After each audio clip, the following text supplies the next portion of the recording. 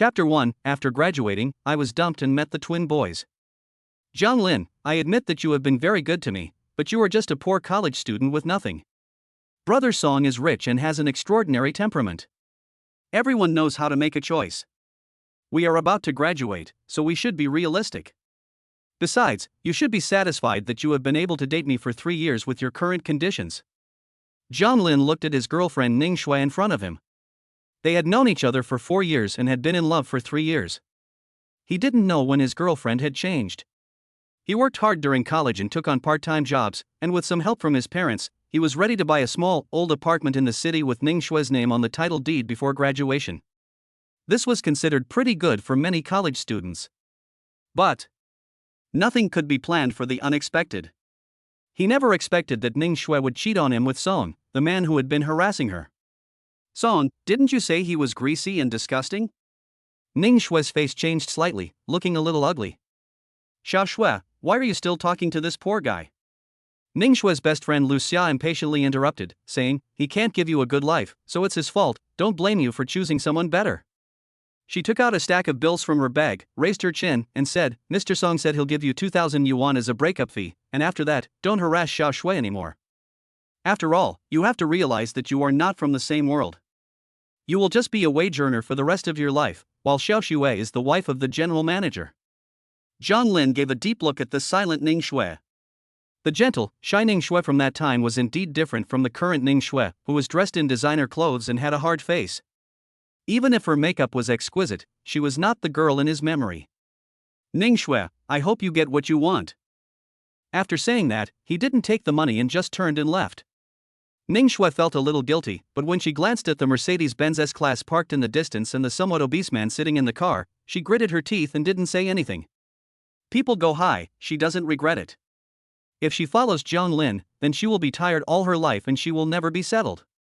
John Lin had a few drinks, and this incident hit him hard. Everyone in the class knew about Ning Shui's situation. After all, she had changed since returning from her internship.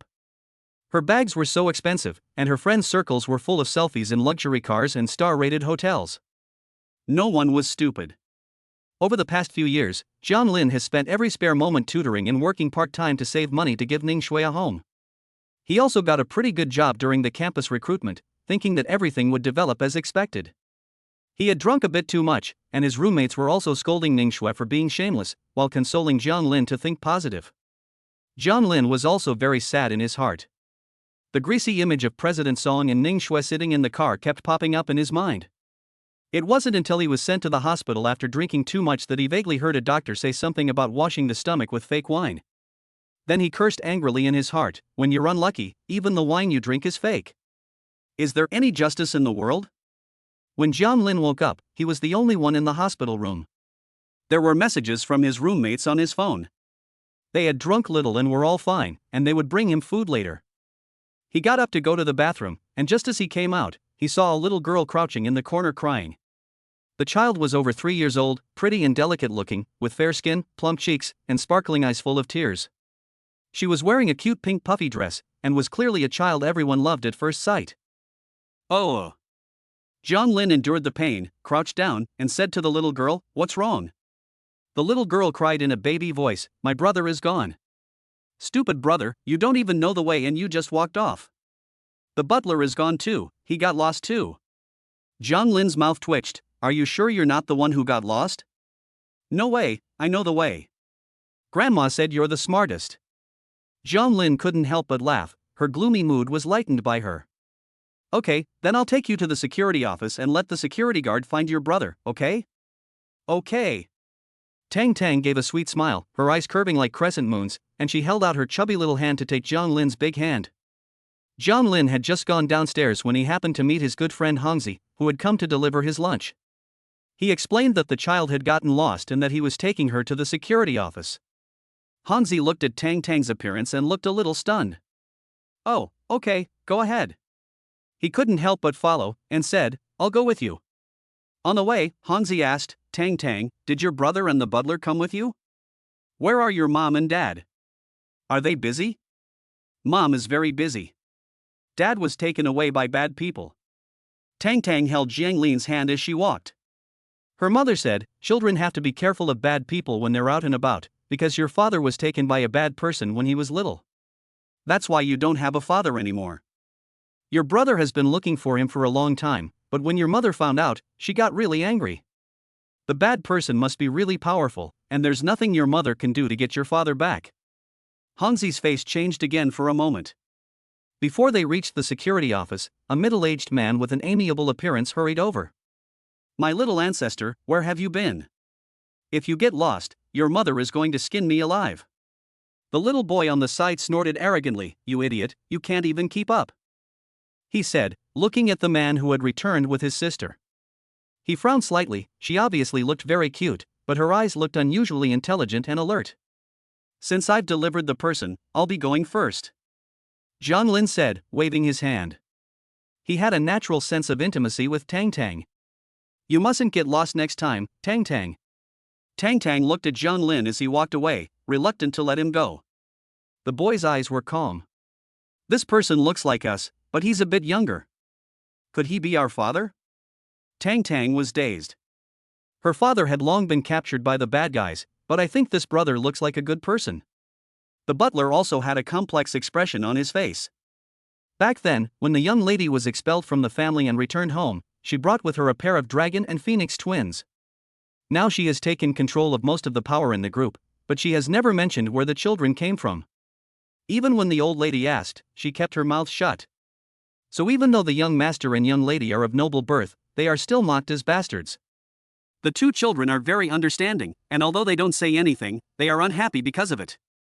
Recently, the old lady in the family has also urged the young lady to find a husband and give the children a father. The boy looked at his sister like an idiot, turned to the housekeeper, and said, "Help me investigate him. Don't let my mother know about this." Chapter 2, Two babies are after him. John Lin was drinking kanji wen. Hansi felt as if her bottom had been burned, unable to sit or stand. John Lin was speechless. "Are you in a hurry? If you're in a hurry, go to the toilet. You don't need me to go with you, do you? No, didn't you notice that the twins just now looked exactly like you? John Lin, do you have two children? Admit it honestly. If those two cute kids are really yours, then I'll be their godfather."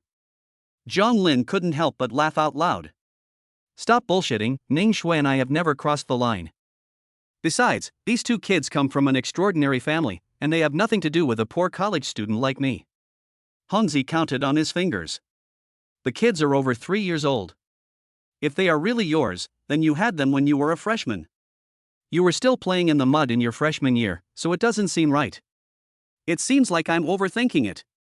Hansi was a little disappointed. Those two cute kids would be the envy of everyone when they went out.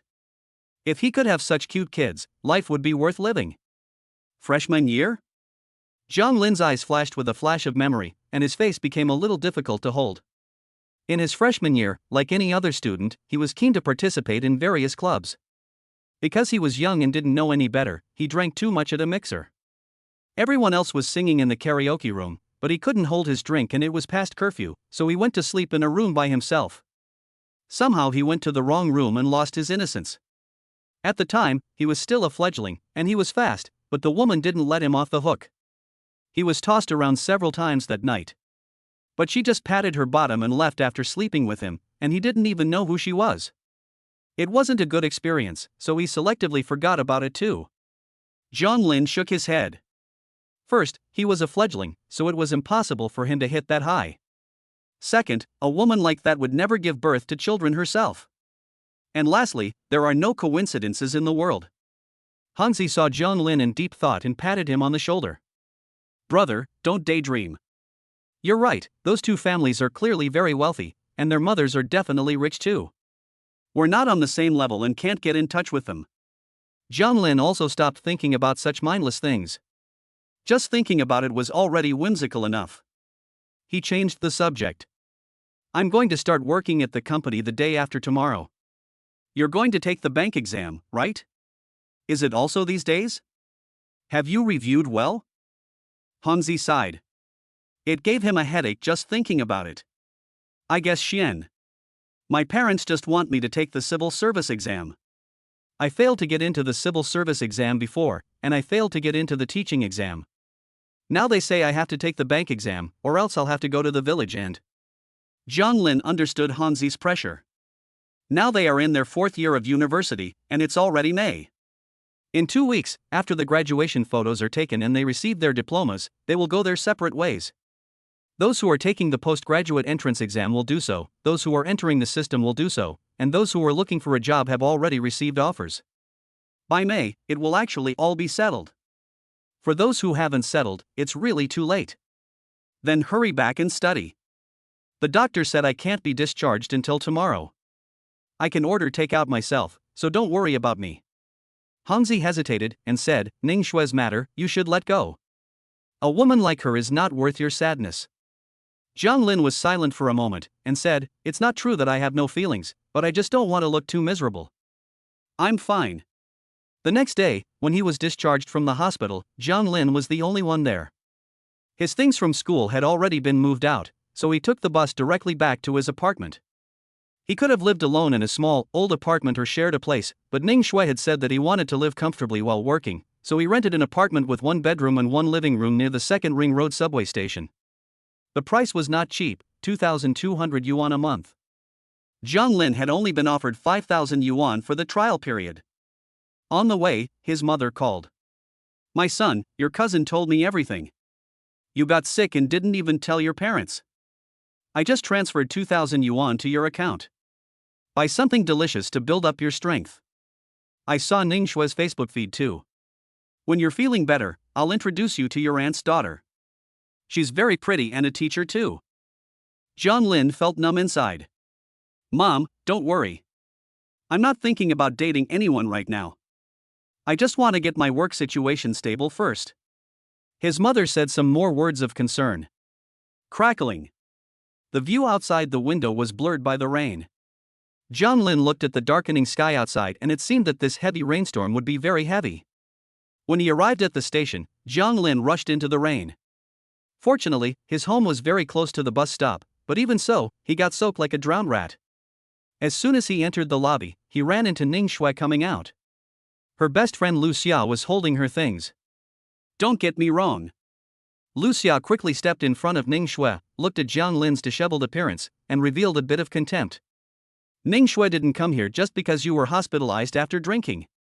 It's just that there are still some files here that I have to take away. By the way, starting today, Xiao Xue will be living with General Song in a Lakeview room at Bishuiyuan. Your little apartment is not even big enough to store Xiao Xue's designer clothes. Jiang Lin's face was grim. He took it and left, without saying another word. You. Lu Xia was about to get angry, but then she laughed. Oh, the defense is broken. You're such a disgrace, and you even got drunk and ended up in the hospital. There's no way you can let go of Xiao Xue. You're not from the same world anymore. You'd better face reality sooner rather than later. Ning Shui hid behind Lu Xia, her face full of mixed emotions, but her eyes also betrayed a hint of disgust. She didn't understand why Jiang Lin was still here pestering her. Didn't she make herself clear enough last time? Jiang Lin sneezed, ignoring them and walking away. She could hear Lu Xia talking behind her. Shui, thank your boss for me. It's not easy to find a good job these days, thanks to your good friend me for arranging it. Jiang Lin didn't listen much and got into the elevator and went home. From a distance, he saw 2 cute milk dolls sitting on either side of the door, just like 2 New Year's dolls. As soon as Tang Tang saw Jiang Lin, he revealed a look of grievance. Daddy. Mommy doesn't want us anymore, we've been kicked out of the house. It's raining so hard outside, Tang Tang is so cold, please take us in. Jiang Lin stumbled, don't scream, I might get caught. Tang Tang turned to his brother, brother, say something quickly. The little boy held back for a while. My name is Daodu, from today on we will get along harmoniously. If you are a qualified father, I will forgive you for abandoning me for so many years. Why did Jiang Lin feel like this was a trap waiting for him to jump? Chapter 3, Taking Care of a Baby for the First Time, the Novice Father. Tang Tang got up and came over to tug at Jiang Lin's coat. Dad, your clothes are soaked, you should go take a bath quickly. Grandma said that getting caught in the rain will give you a cold. Although the 2 children came from strange places and had extraordinary identities, they suddenly felt the temperature drop, and they were both wearing thin clothes, so their little faces turned a little pale from the cold. Jiang Lin was not a heartless person, and his heart softened, so he opened the door and let the 2 children in. What's your mother's phone number? Do you remember? Tang Tang looked guiltily at Dowdu and said, Brother, do you remember? Tang Tang didn't remember. Dowdu reached out and took Jiang Lin's phone, dialed a series of numbers and pressed to call. The phone you have dialed is switched off. Please try again later. Recently, Grandma has been introducing a lot of men to Mom. It's all over the internet, stepdads don't treat us well. Maybe, once Mom gets married, we'll be kicked out of the house and end up on the streets. Tang Tang was about to speak up, but her mother would never do that, and Grandma would never let them go on the streets. But then she remembered what her brother had told her before they came over, to act pitiful. Tang Tang quickly pouted, Daddy, please don't call the police, the housekeeper will come to pick us up for kindergarten in the morning, and we won't disturb you for long. Her face fell, she looked so pitiable, she just missed her daddy too much. Tang Tang had just seen that a girl had come here, she must be Daddy's new wife. Daddy doesn't want us because he has another wife. Dowdu looked at her sister, who was about to burst into tears, and became a little angry. If you don't want to, that's fine, you've abandoned us for so long anyway. Jiang Lin felt very strange. Why did these two children suddenly decide that he was their father? And what new wife? Was she talking about Ning Shui? This made him smile helplessly. He shook his phone. Unless you give your butler uncle a call, I have to make sure your family knows where you are. Tang Tang quickly made the call. The butler's voice was indeed familiar. Hello, Mr. Jiang, our young master and young lady have been without a father since they were young. Because you look similar to them, the children think you are their father. Just for tonight, I hope you can spend some time with them and fulfill the children's one small wish. Money is negotiable. Jiang Lin heard this and realized that it wasn't really about money. The main thing was that the children were so young, and he was afraid that their family would worry if they were out. Since you know about this, come pick up the children tomorrow morning. After thanking the housekeeper, he hung up. Jiang Lin really couldn't figure it out. It seemed that after he met these two children in the hospital, he was being blackmailed. Now, he was being extorted? He was just a penniless graduate, and he was going to start raising a child? Tang Tang saw that Jiang Lin had agreed, and she was very happy. She pounced directly next to Jiang Lin and said, Dad, go take a bath. Dowdu didn't say anything, and walked over to the side to put the TV on and watch it, just as naturally as if he were at home. Jiang Lin thought it was an animation at first glance, but who knew it was actually a news channel? He was a little surprised. This Dodo is really a strange child. Jiang Lin went into the bathroom to take a shower and change into a clean set of clothes. Listening to the lively TV sounds outside and the noisy sounds of Tang Tang, his cold heart felt a little warmer. What a lively place. He had never considered having children before, and it was no wonder that everyone else had children. Having children in a family really made it a lot livelier. Although, it was someone else's child. When Tang Tang saw Jiang Lin poking his head out, she said, Daddy, Tang Tang's hungry. Jiang Lin looked at the clock and realized it was time for dinner. There were still quite a few dishes in the fridge, so he went to the kitchen to cook. Tang Tang crossed her legs and sat on the sofa, taking out a small notebook from her fluffy rabbit bag. The words in pinyin were written in a crooked hand, listing the 100 things she wanted to do with her father. 1. Daddy goes to the toilet after eating. She happily ticked the box. Jiang Lin made a few light dishes, after all, children shouldn't eat too spicy things, a tofu and minced pork soup, a stir-fried loofah, and some meatballs. Tang Tang went over barefoot, smelling the aroma. Daddy's cooking is fantastic. Even better than Auntie Bin's.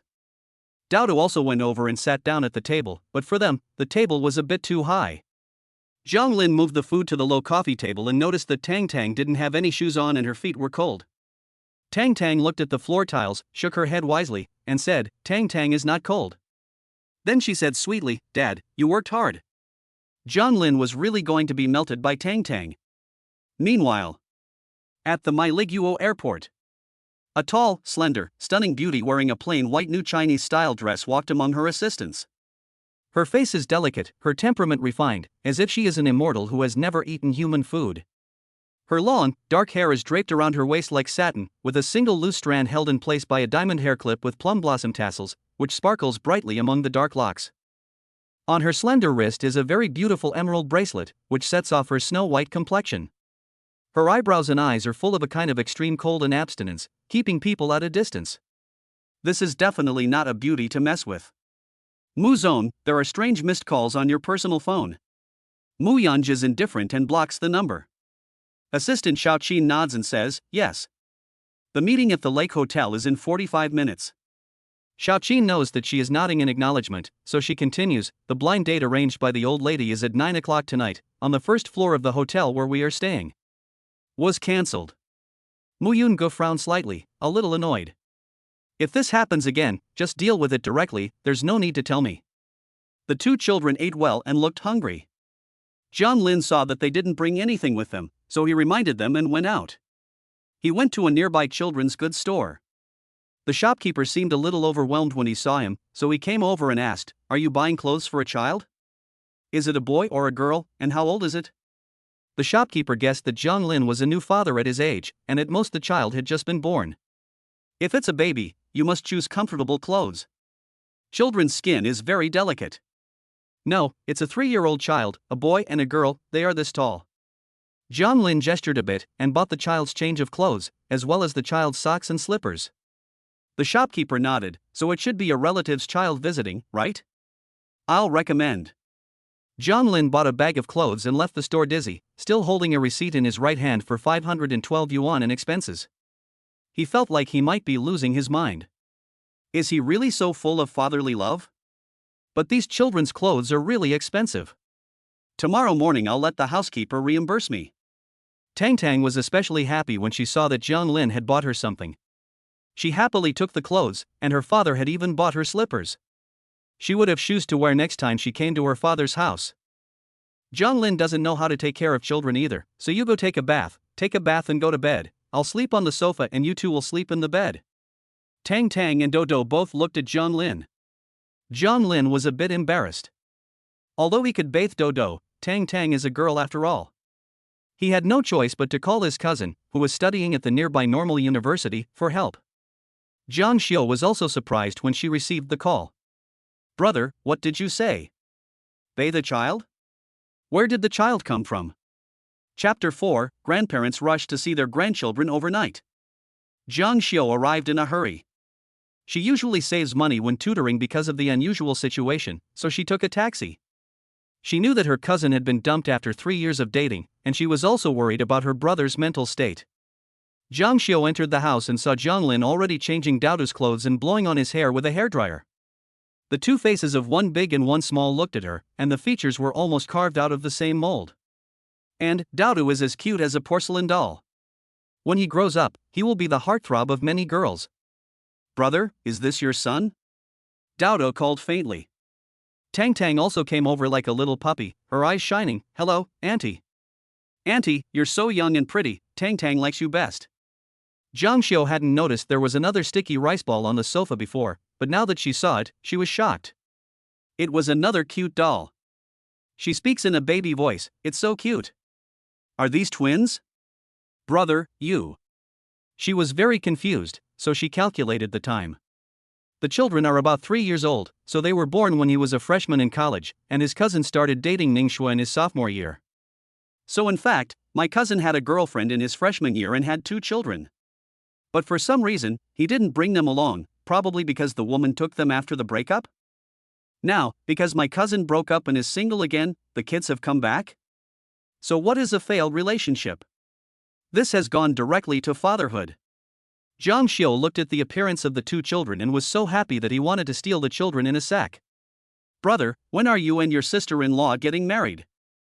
Zhang Lin's mouth twitched. Don't talk nonsense, these are other people's children. Tut tut. Zhang Xiu was speechless. You think I'm blind? Your aunt's phone screen is a picture of you when you were a child, and you look exactly like your son.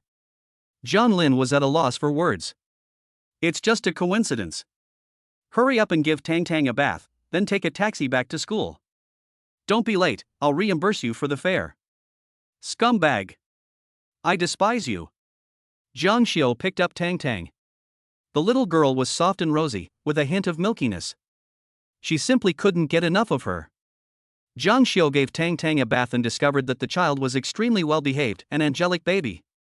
Zhang Lin didn't let her stay long, gave her 100 yuan and let her go. Tang Tang wasn't sleepy and said from her bed, Daddy, tell Tang Tang a story. Daodu also lay obediently, his big eyes looking at Zhang Lin. The child was arrogant, and although he didn't say anything, his expression already betrayed him. John Lin leaned against the bed and wondered what story to tell. How about the story of Snow White?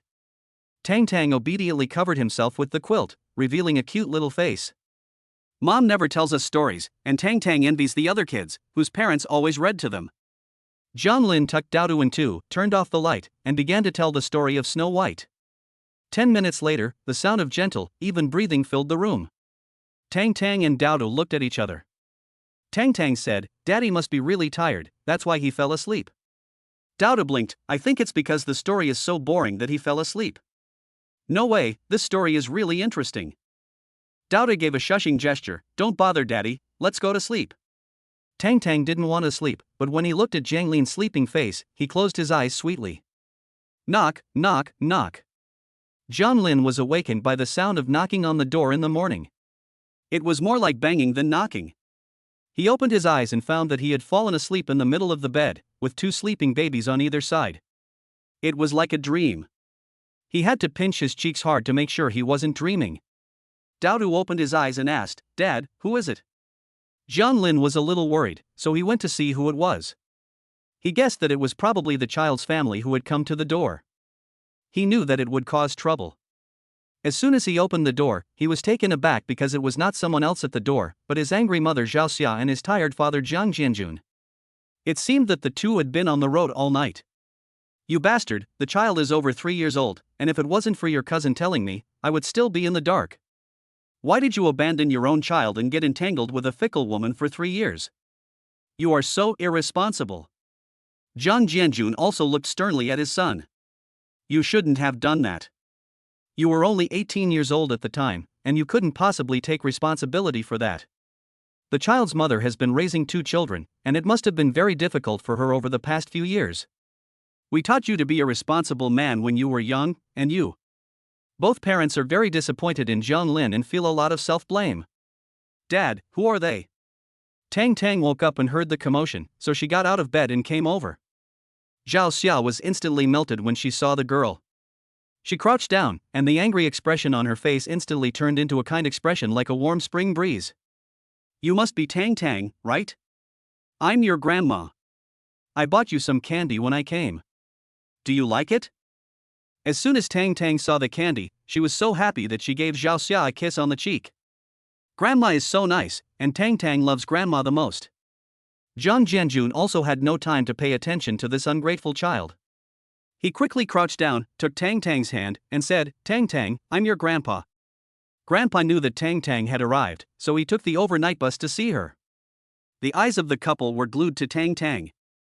They were looking at her as if she were a precious treasure. "Good morning, Grandpa." Jiang Jianjun looked at Tang Tang with a pounding heart. This was his granddaughter. With those big eyes and plump cheeks, how could she be so adorable? He didn't want to leave, he just wanted to stay here and take care of his granddaughter. Dowdu also came over, but she was much calmer. "Hello, Grandpa and Grandma, I'm Dowdu." Jiang Jianjun felt extremely guilty when he saw Dowdu being so sensible. "Dowdu, it's Grandpa and Grandma who are sorry, we've made you suffer." Dowdu glanced at Jiang Lin and said, "Grandpa, the truth is, Dad doesn't want to recognize us." Jiang Jianjun was instantly infuriated. How dare he? After waiting for a while to be reunited with their children, the housekeeper came to take the children to kindergarten. The housekeeper didn't say much. The Jiang family was left alone. Jiang Lin didn't even have time to ask the housekeeper for reimbursement for the clothes. Jiang Lin looked at the cold faces of his parents. He had a hard time explaining. "This child is not mine." Zhao Xia stared at him with wide eyes. "Not yours?" "The child has come to the door. He looks just like you when you were little. You still don't recognize Tang Tang and Dowdu? What do you want?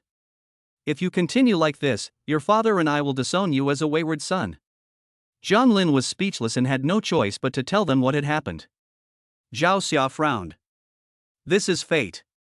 Heaven has sent the 2 children back to you. You should cherish them."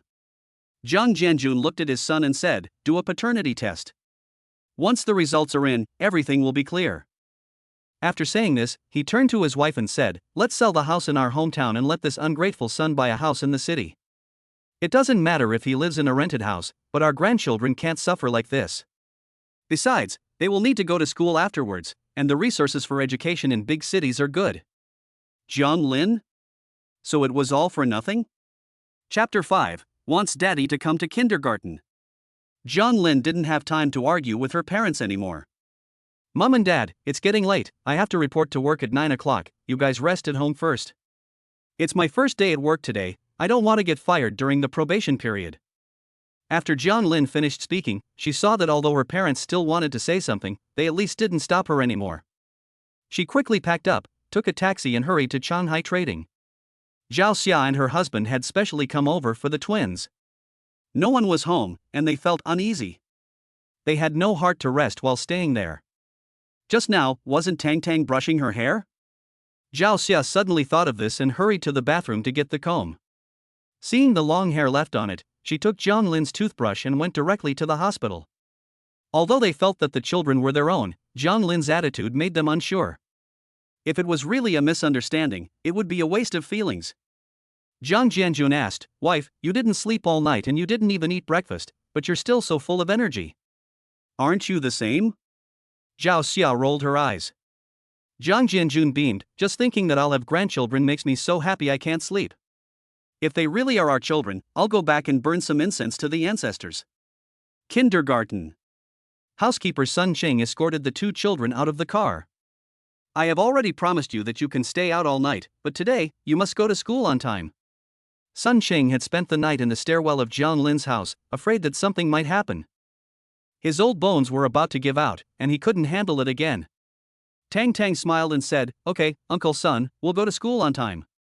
Sun Ching put on a stern face and said, "You two brats, if your mother finds out about this, I'll be in trouble. The outside world is dangerous. Your identities alone are enough to attract people with ulterior motives. You can't do this anymore. Daodu doesn't care at all. As long as you don't tell, Mom won't know. Besides, now Grandma is going to find us a stepdad, but a stepdad won't love us at all." Tang Tang nods eagerly, agreeing. "What are we going to do if Mom has other kids after that? So, we must get Dad back, so we can be a family again." "You're really clever." Sun Ching laughed, "Your mother won't find you a stepdad." Tang Tang pouted, "Why not? Grandma took us to meet that uncle last time, and she really likes him." "But Tang Tang doesn't like that uncle at all." Sun Ching sighed. "The old lady is only looking out for the young lady's best interests. But the young lady's personality. She has had countless suitors since childhood and is a well-known figure in the Beijing social circle, but she has never accepted any man's advances. Back then, when the master passed away, the young lady was ostracized and left the family, and only then did she have these two children. No one knows what she has been through. How could he not wish for the young lady to have a happy family? Unfortunately, he already had someone investigate Jiang Lin yesterday, and it turned out that he is just a university graduate, but from a key school. Although he is not in a key discipline, he is also an outstanding student in both character and studies. He came from a small town to the provincial capital, a city, to study in his freshman year and now works for a financial company. From a personal experience perspective, there is no way he can intersect with the young lady. After all, the young lady left the country 4 years ago and gave birth to her child abroad, while Jiang Lin has never been abroad. The furthest place he has been is a city. Therefore, even if the two little masters are so sure, it is just silly talk from a child. Daodu frowned, "Jiang Lin is our father, I trust my instincts." Sun Chang was amused by his words. Daodu had an extremely high IQ, but after all, he was still just a child of over 3 years old, so what kind of intuition could he possibly have? He didn't say much either. He understood that the child wanted his father. So he changed the subject. The old lady had returned from worshipping Buddha in the mountains today. "You will be picked up from school tonight and taken back to the old house. But don't ever mention Jiang Lin again.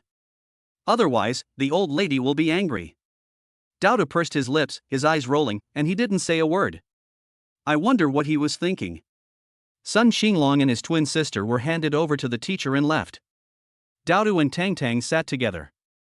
Tang Tang pulled Daodu along and said anxiously, "Brother, can't we go to Dad's house tonight? And not afterwards either? Grandma likes Uncle Li, so will she dislike our dad?" Daodu patted his sister on the head. "Idiot, what does it matter whether Grandma likes Dad or not? He's our dad, no matter what kind of person he is. It's enough that I like Dad.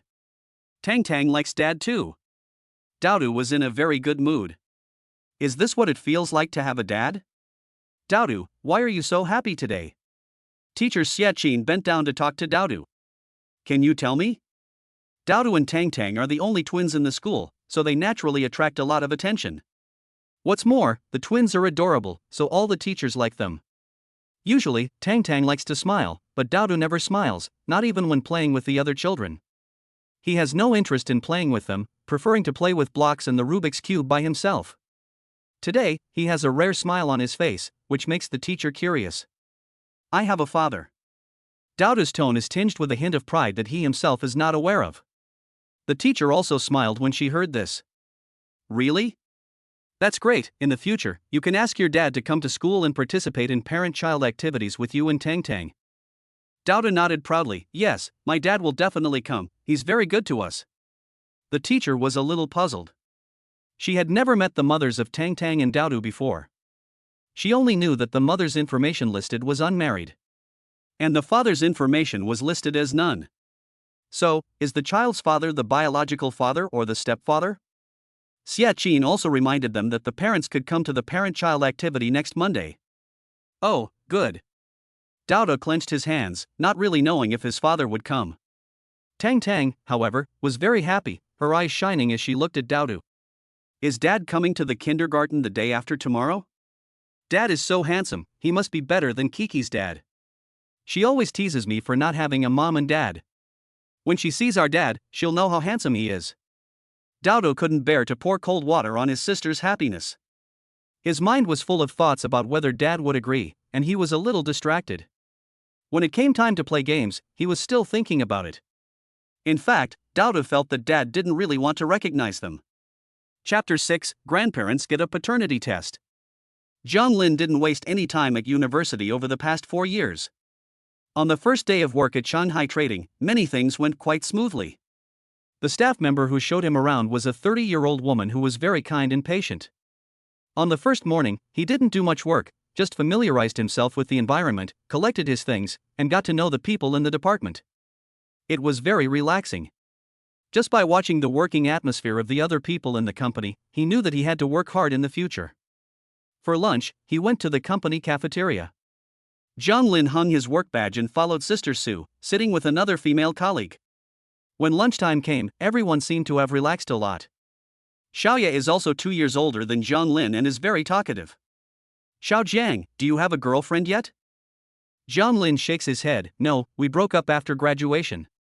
Xiaoya looks at Zhang Lin and says, you're not bad looking, just kidding. You've just started working, you're still young and fresh, but after working for a long time, you'll be seasoned and old. That's why you should find a girlfriend as soon as possible. Find a rich woman and you can save decades of hard work. Su Lan rolled her eyes. Do you think rich women are easy to please? Most rich women don't look good, and it's better to be down to earth and have a healthy relationship. Zhang Lin nodded sincerely. I agree. Xiaoya laughed. What Su said isn't entirely true. I saw President Mu at an event last week, and she is super beautiful. She is the Miss Mu of the Mu Jewelry Group. Even I, a woman, felt my heart racing when I saw her. Unfortunately, she is already a mother of 2. But I don't know who the father is, or if she's married secretly or if she's keeping the child. She lowered her voice again, acting mysterious. I heard that our company's CEO's son, Mr. Liu, was on a blind date with Miss Mu, and yesterday he went abroad to pursue her, but she stood him up. He returned today, his face as dark as the bottom of a pot, and he lost his temper at the company early in the morning. Zhang Lin found it a bit interesting, but he didn't really care. After all, this kind of thing has nothing to do with someone at his level. Su Lan also knew about this matter. Miss Mu is indeed extraordinary in appearance, and with both wealth and freedom, it doesn't matter if she gets married or not. Xiaoya saw that Zhang Lin was so calm, so she took out her phone and opened the photo she had saved from the internet. Look, isn't she the goddess of every man's dreams? Zhang Lin glanced at it and saw that it was a photo taken in the airport. There were many people in the photo, but in the crowd, you could see that woman at a glance. She was indeed a stunning beauty, like a fairy, and even the crowd could not hide her radiance. However, her temperament was quite cold, her eyes rejecting people from afar, as if she could see through everything, without the slightest trace of worldly desires or emotions. Sulan sighed, even if our Lu always chases after her overseas, there is no hope. You're right. Xiaoyao looked at Jiang Lin with a puzzled expression and explained, the Mu family has hundreds of billions of assets and doesn't look down on ordinary people.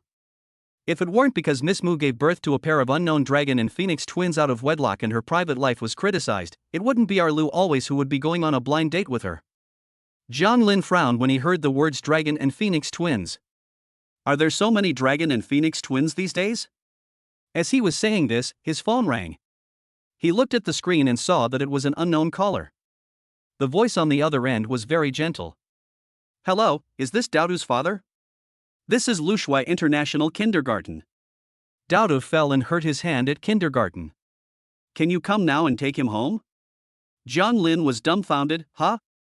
The other end repeated it again. Jiang Lin said, I'm sorry, you have the wrong number.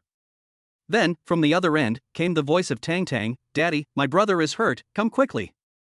Jiang Lin then realized that it was the twins. He was about to refuse when he heard Tang Tang crying anxiously, saying that her brother had been hurt and was bleeding. She was scared, and I was at work. Tang Tang wouldn't take no for an answer, and Jiang Lin had no choice. Where is your housekeeper? I can't get hold of him. Jiang Lin was at his wit's end. Fine, don't argue, I'll ask Grandma to go over there and take a look. He hung up the phone. Jiang Lin noticed that Su Lan and Xiaoyu were both looking at him with strange expressions on their faces. He also had a hard time explaining, and said awkwardly, let's eat. Xiaoyu couldn't help but say, you have children already? 2? That's really something. However, that Lushui International Kindergarten is the most expensive kindergarten here. She guessed that Jiang Lin was now saying that he was single, and that being unmarried and having a child allowed him to send his child to such an expensive kindergarten. Coming here to work, she guessed that he must be a playboy here to experience life. You have to know that people who get married and have children early have financial strength. She, a social animal, dares not get married and have children. So, she couldn't help but give Jiang Lin a high opinion, thinking of something to remind her, you usually drive to work, you can register your license plate number at the company. I don't have a car, I take the subway and bus to work. I got up late today and took a taxi. Xiaoyao was amazed, so low-key. The paternity report would take 3 days to come out. Zhao Xiao was anxious, but there was nothing she could do. She and her husband went to eat a big bowl of rice outside the hospital, but they didn't taste anything. After receiving a message from Jiang Lin, she took a taxi and asked the driver to take her to Yueshue Kindergarten. After work, Jiang Lin returned home. As soon as she opened the door, she smelled the aroma of food. She also heard the sound of the TV, as well as the laughter of her parents and her child. Jiang Lin had barely changed his shoes when he was almost tripped up by a squishy child. Dad's home. Go check on your brother, he fell really hard today. Daodu's face was very tense. On the one hand, he felt ashamed of falling and crying in pain, which made him look unmanly in front of his father. On the other hand, he really wanted his father to care about him. After all, he had been thinking about his father during the day, which is why he had fallen off balance and tripped. Daodu. Jiang Lin walked over to the sofa and sat down. Seeing Daodu's pouting face, he didn't know what to say. After all, he didn't know how to raise a child. What's more, this was someone else's child. Thinking about this, there were more important things to do. He got up abruptly and hurriedly went to the kitchen. Daodu looked at Jiang Lin's back, and his eyes suddenly became moist. He thought his father would care about him. He never expected that he would just walk away. He didn't even look at his hand. It's fine if he doesn't come to kindergarten during the day, but now he's acting like this. He felt extremely downhearted. His father really doesn't like him.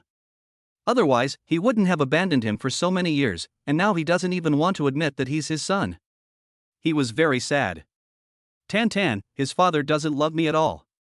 Chapter 7, There is Kids. Jiang Lin slammed the kitchen door and was filled with worry. Even if it was just an ordinary family's child being taken away by a stranger, it would cause a huge commotion, not to mention a family like Tang Tang and Daodu's. Jiang Lin felt a chill run down his spine as he thought about it. Mom, Dad, why did you bring these 2 kids home again? Isn't this child abduction? Their family is extraordinary. If we're held responsible, we can't bear the responsibility. You're the one who told us to take them in. Zhao Xia took the spatula and immediately looked stern. You ungrateful child, you think you can just do whatever you like? Can't you just spend some time with the kids?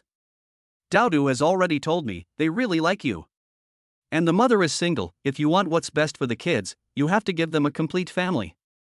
I already told you, I don't know Jiang Lin. Headache. Zhao Xia snorted, thinking that Jiang Lin still couldn't let go of Ning Shui. Don't pretend, we've already paid for the paternity test, and we'll be waiting to see the results in 3 days.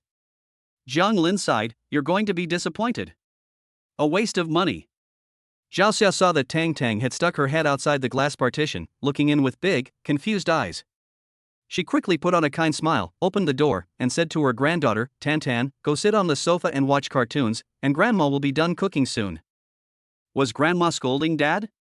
Tan Tan tilted her head and said, Grandma, don't scold Dad, he's busy at work. Jiang Lin felt an indescribable feeling well up in his heart. He sighed and quickly called the housekeeper. Sun Chang arrived with a dark face and took the 2 children with him. At the dinner table, there was a table full of sumptuous dishes. The TV was still playing cartoons, but the mood in the house was very tense. Jiang Lin was also hungry after a day's work, so he took his chopsticks and prepared to tuck in.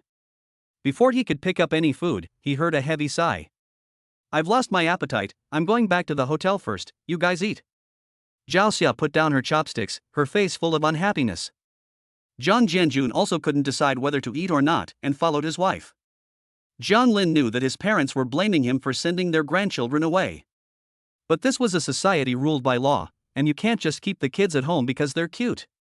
He felt very helpless, and his appetite had also dropped a bit. The 2 or 3 days passed in a flash. It was soon Friday. Jiang Lin no longer worried about the twins. After all, work was back on track, and it was starting to get busy. Where would Jiang Lin find the time to think about unrelated things? It was his parents, who had been living outside the house, who wouldn't give up until they got an answer. They didn't reply to his messages, and they wouldn't go back to their hometown. Jiang Lin had just finished work when he saw his parents waiting at home. They were both silent, as if they were very depressed. There was also a document on the table. The results of the paternity test were out? Jiang Lin couldn't help but laugh. It was a waste of money, wasn't it? Don't be too disappointed. This was just a minor misunderstanding. Just think of it as a trip. Tomorrow is the weekend, I'll take you to the attractions. He said, picked up the information and looked directly at the identification results at the end.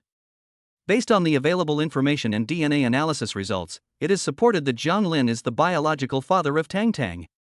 He paused, frowned severely, and looked at the report again, doubting that he had read it wrong. But the words were written in black and white, and that was what it said. He looked a little dazed. Mom and Dad, where did you get a fake report? Although I can understand that you want to hold a grandchild, there's no need to deceive yourself like this. This is a report from a top 3 hospital. Zhao Xia looked coldly at him. I knew from the first moment I saw those 2 children that they were the Jiang family's seed. Jiang Lin looked at the report carefully. It was true. His mind was a mess. He didn't know how he dealt with his parents, and how he left the house and arrived at the restaurant near the school. Hanzi arrived at the restaurant with his 2 roommates and saw Jiang Lin sitting by the window with a dazed expression on his face, not knowing what had happened. Even his roommates had already arrived and hadn't noticed a thing. He was completely absorbed in his own world. Xiao Pingqing pointed at Jiang Lin and whispered, has he not come out of his breakup yet? Is he feeling bad again when he thinks about Ning Shui? No way. Hanzi scratched his head. If he was heartbroken, he should go drinking, not eating. Yang Jie looked up at the name of the restaurant. This is a proper restaurant, so it shouldn't be about a broken heart. Could it be that he was dismissed during the trial period? For students like them, who are about to graduate, what can hit them is nothing but work. The few of them quickly went over and sat down. Hanzi patted Jiang Lin on the shoulder, don't sleepwalk, buddy, no matter what happens, just try to let it go. Whether it's this relationship or work, it's still about fate. Before he could finish, he heard Jiang Lin say, I think I'm going to be a father. Hanzi's eyes nearly popped out of his head. Resisting the urge to ask wildly, he waited for Jiang Lin to speak. Ning Shui is pregnant with your child? You can't let her keep it. Yang Jie spat out a mouthful of water on the table, and almost dropped the teacup in his hand. Women like her are fickle, and you can't be sure whose child is in her belly. You mustn't be confused. Xiao Pingqing, as the head of the dormitory and the class's academic committee, is much more composed. Frowning, he says, children are no small matter. We'd better hear it from Jiang Lin himself. Jiang Lin let out a breath and looked around at his 3 college roommates. They had all been in the same dormitory for several years and were very good friends. So, when this kind of thing happened, the first thing he thought of was to let his roommates come and talk to him. Not Ning Shui, someone else. I don't know who it is. Anyway, I was drunk at the time and don't remember anything about it. It's so embarrassing, that's why I didn't tell anyone. I never thought that we would have kids, and there are even 2 of them. And they are already over 3 years old. After Jiang Lin finished speaking, he felt like he was joking. But this is no joke at all. As soon as Xiao Pingqing heard this, even though he was mature, he was silent. What he thought of was that Ning Shui was pregnant. Or, Jiang Lin got dumped and impulsively had a child on the side. But, more than 3 years old? No matter how calm he appeared on the surface, his heart was in turmoil. Yang Jie took out his phone and looked at the calendar. It wasn't April Fool's Day, was it? It was those 2 from the hospital, right? Hongzi was the quickest to react.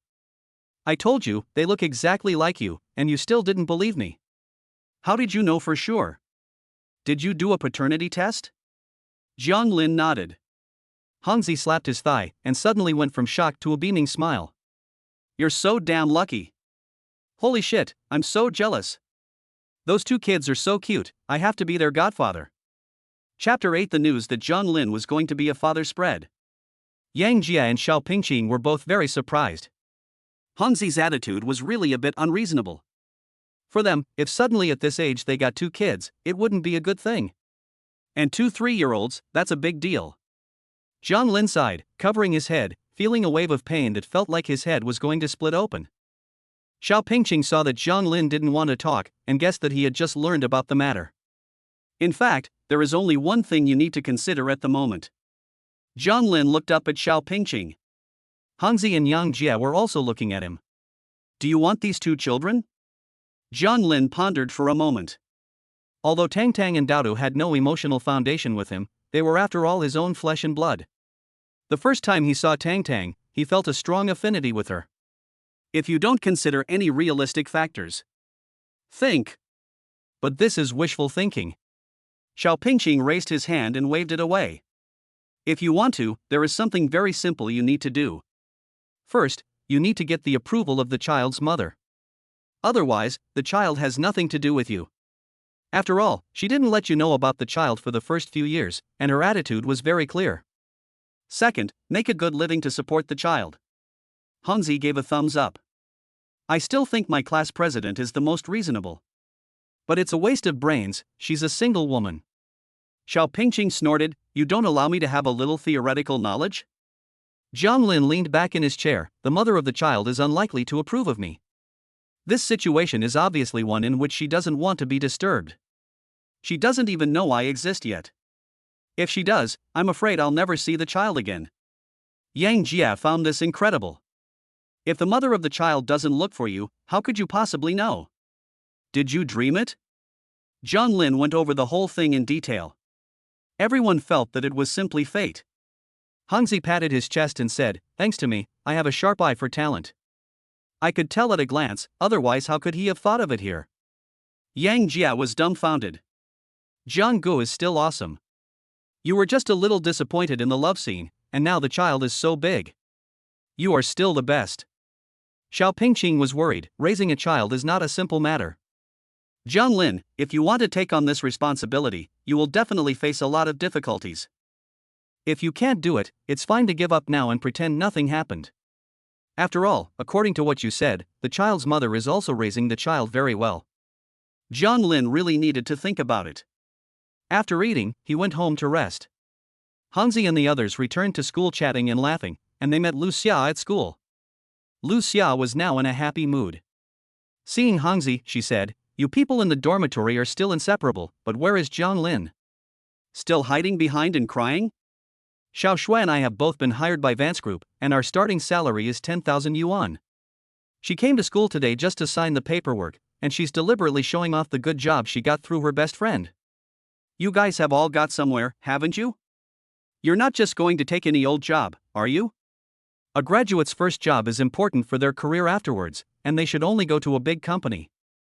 That's like telling a high school student that university is important, but they need to go to a top university.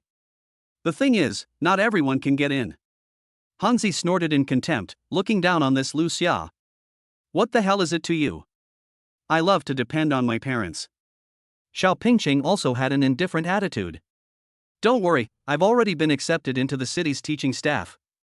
Yang Jia also took the career exam in his hometown and both did very well. Zhang Lin is in Changhai Trading, which is also a very large company.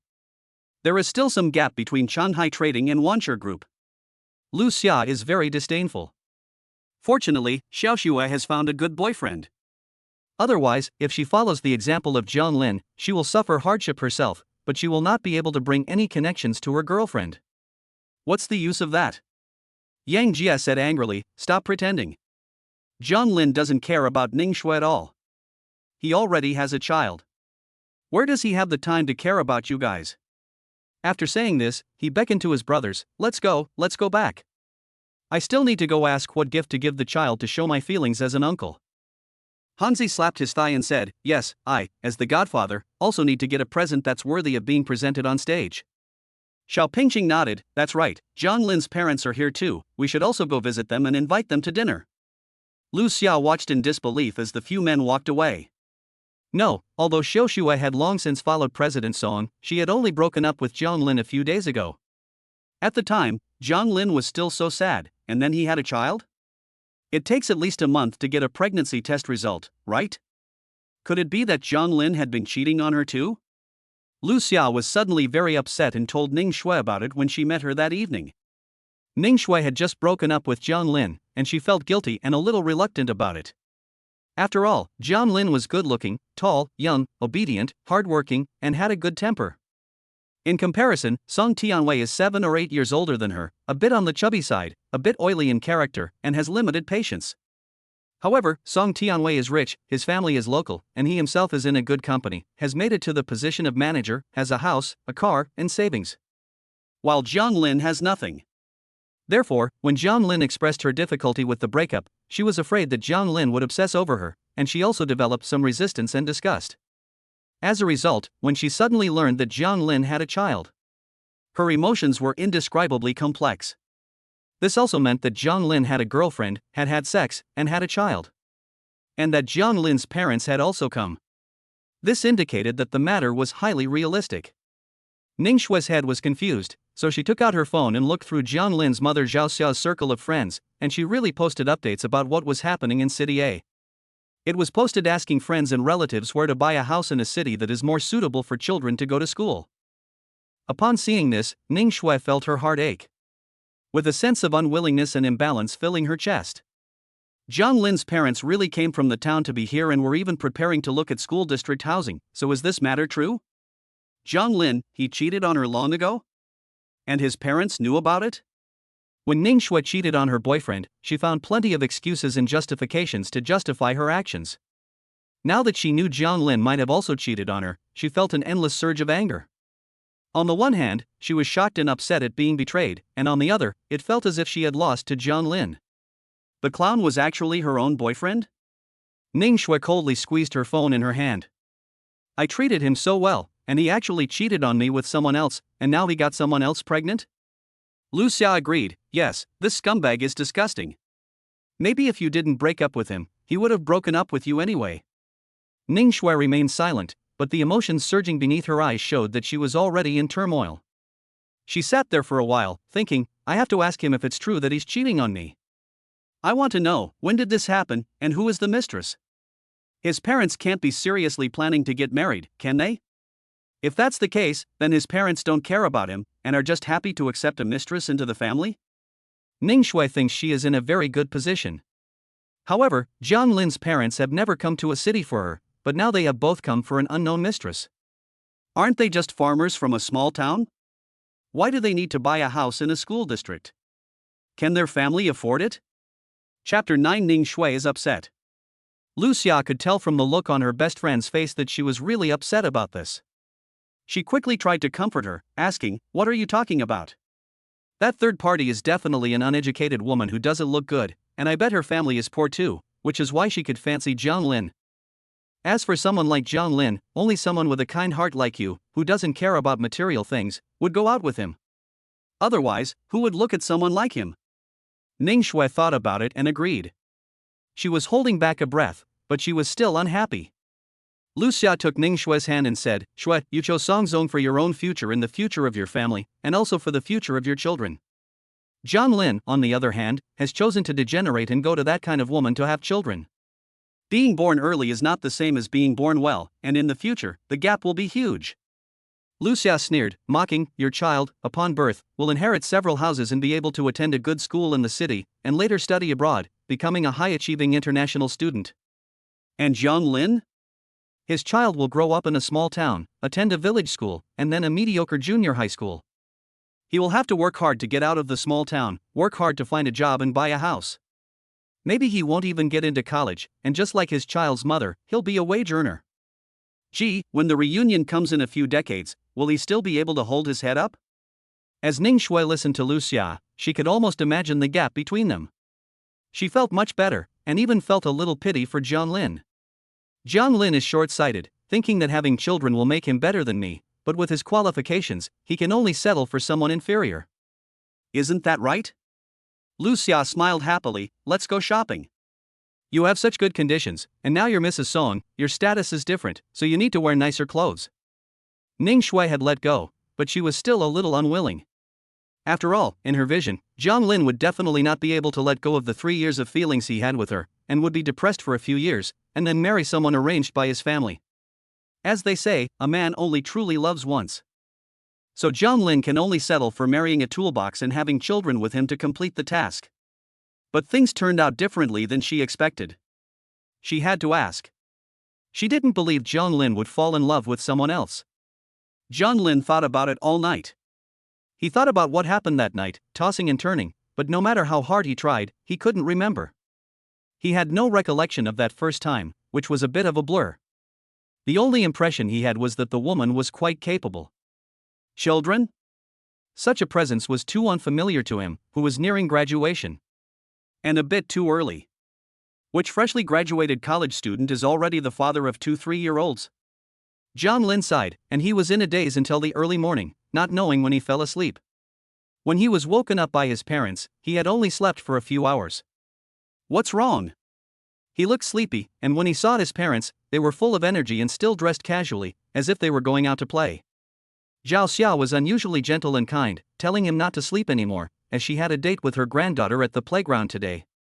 She gave him 5 minutes, telling him not to keep her precious granddaughter waiting. Jiang Lin looked confused. "Tan? Yes." Zhao Xia smiled. "They saved our phone number last time, and called this morning to invite us to the playground. But Daodu has something to do today, so only Tan will be there." Jiang Lin felt very mixed emotions. After learning that Tang was his daughter, this was the first time he met her, but this time in a completely different capacity. After washing up, he followed his parents outside. On the way, he felt a little nervous. He glanced at Jiang Jianjun and realized that he was not mentally prepared to become a father like his own. He could not protect his child from the wind and rain. Zhao Xia and Jiang Jianjun were chatting together with smiles on their faces, as if they did not care about Jiang Lin. The taxi driver listened to their conversation and laughed. They are going to the amusement park with their child, no wonder they are in such a good mood. Zhao Xia responded, "My child is especially cute, well-behaved, and good-looking, I can't get enough of looking at him." Jiang Lin listened and thought, "Mom and Dad, why did you all say I didn't look good before? You didn't look good, you looked like a toad." Zhao Xia sneered, Tan doesn't look like you, he looks like our family genes." The playground was very crowded on Saturday, with a lot of people and cars at the entrance. Tang stood in the square, wearing a cute puffy dress, a bunny rabbit hair band on her head, her 2 pigtails hanging down, and a yellow duck backpack on her back. Standing here, she was very eye-catching. After all, the child was so delicate and cute. If it weren't for the serious middle-aged man standing next to her, someone would want to go up and take a photo with her. "Miss, let's go in first. It's hot in May, you don't want to get heatstroke." Tang held her tongue. Tang Tang had promised her grandmother that she would be here. If she left, her grandmother wouldn't be able to find her. Sun Qing sighed. This morning, Tang Tang wanted to come to the playground, and he accompanied her, only to find out that she was actually still trying to get along with the Jiang family. He didn't know what kind of magic potion the Jiang family had put into the two children. They appeared neither early nor late, but when the eldest daughter started to set up a blind date. In theory, people of this level should not know such news. If someone did it deliberately, finding a man who looks so similar to the child, that would be terrifying. After all, the eldest daughter has been ruthless in recent years, making countless enemies. Many people are waiting to see the eldest daughter fall. It seems that we will have to wait for the eldest daughter to come back and tell us about it. Tong Tong's thoughts were simple. She was looking around when she saw Jiang Lin get out of a taxi. She immediately beamed with joy, her eyes shining. She immediately opened her arms and ran towards them. Dad! Grandma, Grandpa! As soon as Zhao Xia got out of the car, she heard the sound of her baby's voice. She looked in the direction of the sound and saw the cute little ball of fluff running over with short little legs. Tang Tang. Jiang Lin was a little hesitant, or you could say he was at a loss. Tang Tang immediately hugged Jiang Lin's knee and said, Daddy! I knew you would come. It's a pity that my brother can't come out to play today, otherwise he would be very happy too. My brother misses you so much. Jiang Lin crouched down and hesitantly touched Tang Tang's chubby little face. Tang Tang. Jiang Lin had a lot of things he wanted to say, but they were things he couldn't say to a child. After all, a child wouldn't understand his feelings. All the child knew was that she was happy to have her father with her. Daddy, Tang Tang wants to play with the little train on the water. Tang Tang waved her hands, saying that she could only play if an adult was there with her. Jiang Lin was infected by her smile and picked her up, saying, Okay, let's go play with the little train. Tang Tang was even happier, saying, Let's go, let's go. Jiang Lin glanced at Sun Chang and asked, Do you want to come along? Sun Qing's face was impassive, but of course he knew what Jiang Lin was up to. Tang Tang and Dao Du were very independent, and while it was important for children to be happy, their safety was even more important. Moreover, children could be easily deceived, but adults could not. And their families, even more so. Jiang Lin heard the sting in Sun Qing's words and knew that he was warning him. He pursed his lips a little, but didn't say anything. He knew that he absolutely must not say anything about the paternity test, otherwise, if the mother of the child with the sweet face and big eyes found out, she might resolutely hide the child from him and never let him see him again. In that case, the loss would outweigh the gain. His current thoughts were also very simple, just spend some good time with the child. As for anything else, he didn't want to think about it, and just focused on the present. As long as the child was happy, that was all that mattered. You people. Zhao Xia was also a little unhappy to hear this. What could their purpose be? This paternity test is for their own child, their own family, and they don't need an outsider questioning their purpose? However, Jiang Jianjun pulled his wife and said, Don't say any more.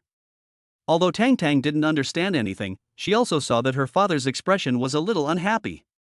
With a voice that carried no deterrent effect, she said, Butler's son, you are not allowed to follow Tang Tang and her father. After Tang Tang finished speaking, she lifted her hand and rubbed Jiang Lin's furrowed brow, saying, Dad, don't be unhappy. Tang Tang will help you get rid of this bad guy. Chapter 10, Taking the Kids on Weekends. Butler's son's face was even blacker than the bottom of a pot. He was responsible for taking care of Tangdo after he turned 3. He had been with the Mu family for many years and was the most loyal. There were not many trustworthy people around Miss Mu, and if it weren't for the fact that they had not yet found someone suitable and reliable, he would not be the one taking care of the two children. He had been with Tangdo for half a year, and the two children were usually the most intelligent and quick-witted, but for some reason, they were just so special to Jiang Lin. He couldn't understand it. He could only blame it on the fact that this person knew how to coax children. Therefore, even though Tang Tang had expressed her dissatisfaction, he still followed from afar, making sure that the child was within his line of sight. Zhao Xia was still a little unhappy. Seeing Jiang Lin hugging Tang Tang, she went with Jiang Jianjun to buy the child some water. What kind of attitude did that person have? You even stopped me from speaking? After all, it was our fault. We never raised the child for a single day. Now that the child is so big, we show up, and of course people don't know us and think we have the wrong intentions. Jiang Jianjun sighed. Besides, our son said that we are not allowed to talk about the paternity test, or we won't be able to see the child. Zhao Xia endured, and in order to see her grandchildren, she felt that she could endure. She thought about how cute her grandchildren were, and if she never saw them again, it would be too hard. Do you think there is any chance that the child's mother is with our son now? Jiang Jianjun smiled bitterly, saying that since Tongtong's family had a housekeeper following them around, they were probably from a wealthy family and not from the same world as us. Zhao Xia felt a little downhearted. There were many stalls in the front square of the playground, all decorated very cute with flowers and little animals, very childlike. Zhang Lin, holding Tang Tang, felt a little over the age of the children here. The child's milk was soft and fluffy, and it was also small, not heavy, with fluffy hair and a snow-white face, just like a glutinous rice cake. As he looked at Tang Tang's curious eyes, a strange feeling grew in his heart. It was a strange, natural love. This was his child. Zhang Lin felt dazed at the thought of this truth. Daddy, Tang Tang wants popcorn. Zhang Lin glanced over and saw that many children were buying popcorn. It was already quite hot, and among the children, Zhang Lin was not at all impatient, but instead felt that they were all very energetic. He also went over and bought a small bucket. The popcorn smelled very good, with each grain golden and fluffy. In the past, Zhang Lin never bought popcorn, except when he went to the movies with his ex-girlfriend. He doesn't really like sweet things. But this time, the person selling the popcorn is his daughter. The taste is completely different. He feels like he's being controlled by paternal love. Daddy is so good. Tang Tang pouts and gives Zhang Lin a kiss on the cheek. Tang Tang loves Daddy the most. Zhang Lin finds that the child has a very sweet mouth. You say you love everyone. No, Tang Tang only loves Mommy and Daddy. What does Tang Tang know about love and affection?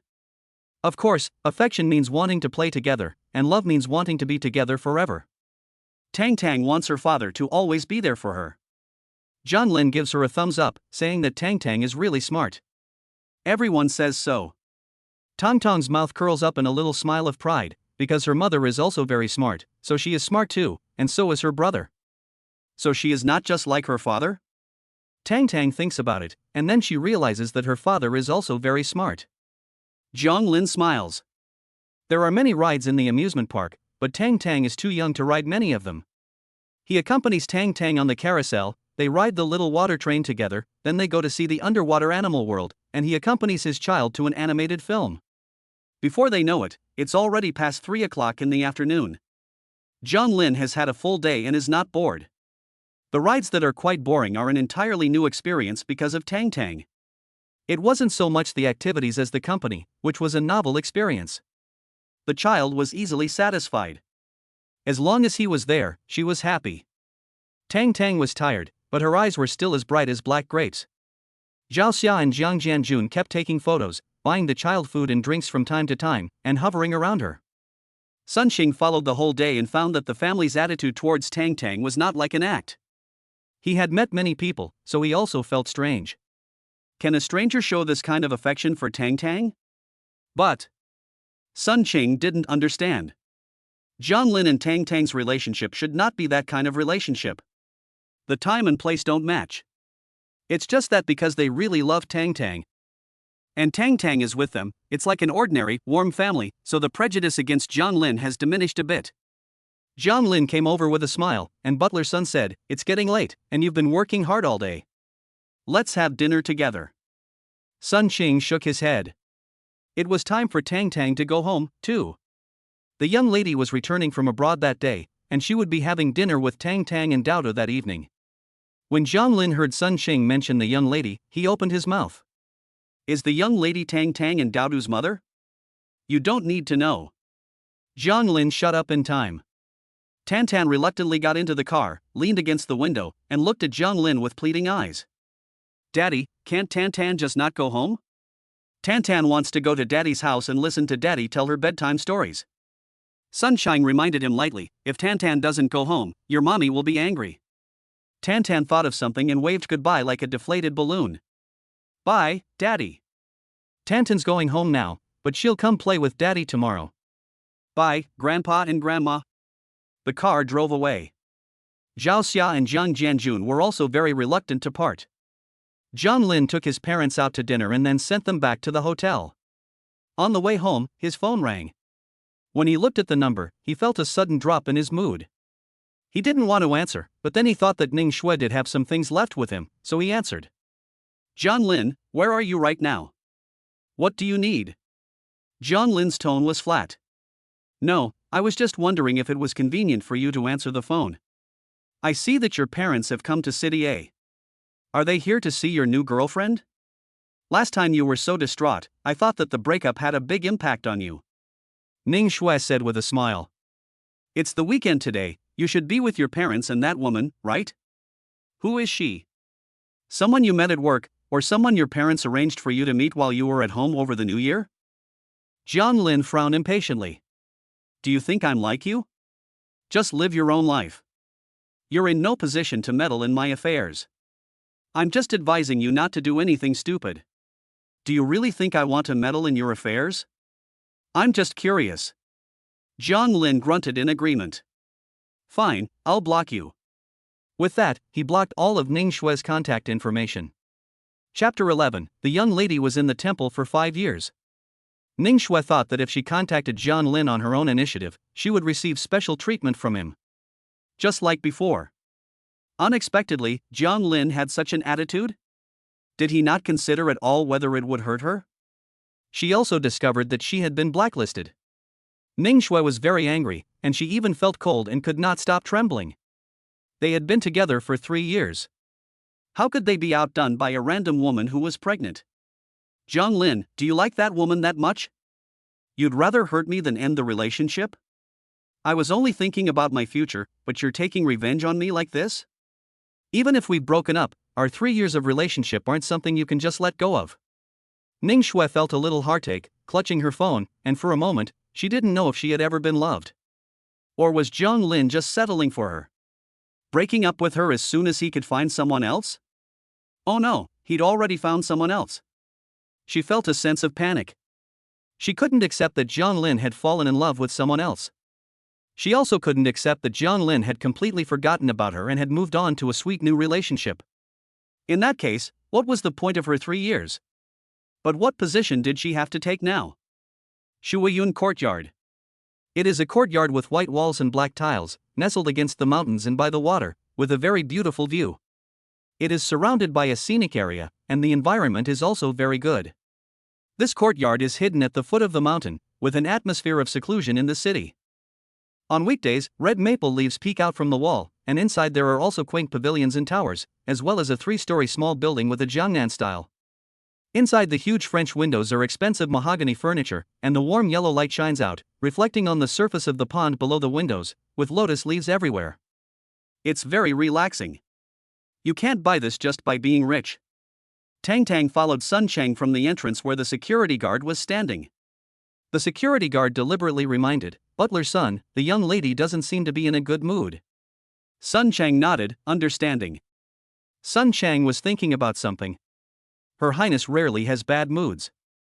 To be precise, Her Highness generally does not have mood swings. Since she was young, she has always been better than all the boys in the family.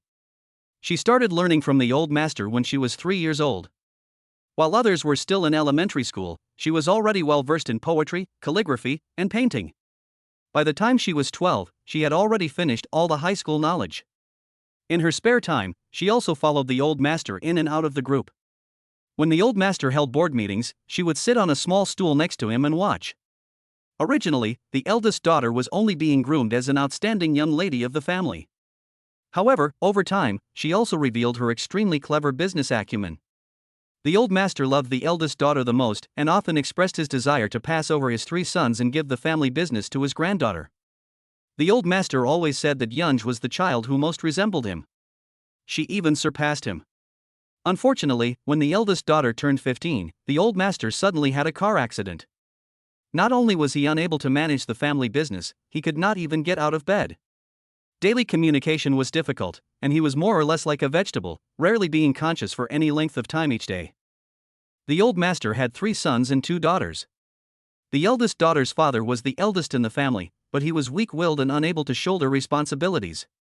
The second and third sons took the opportunity to seize power.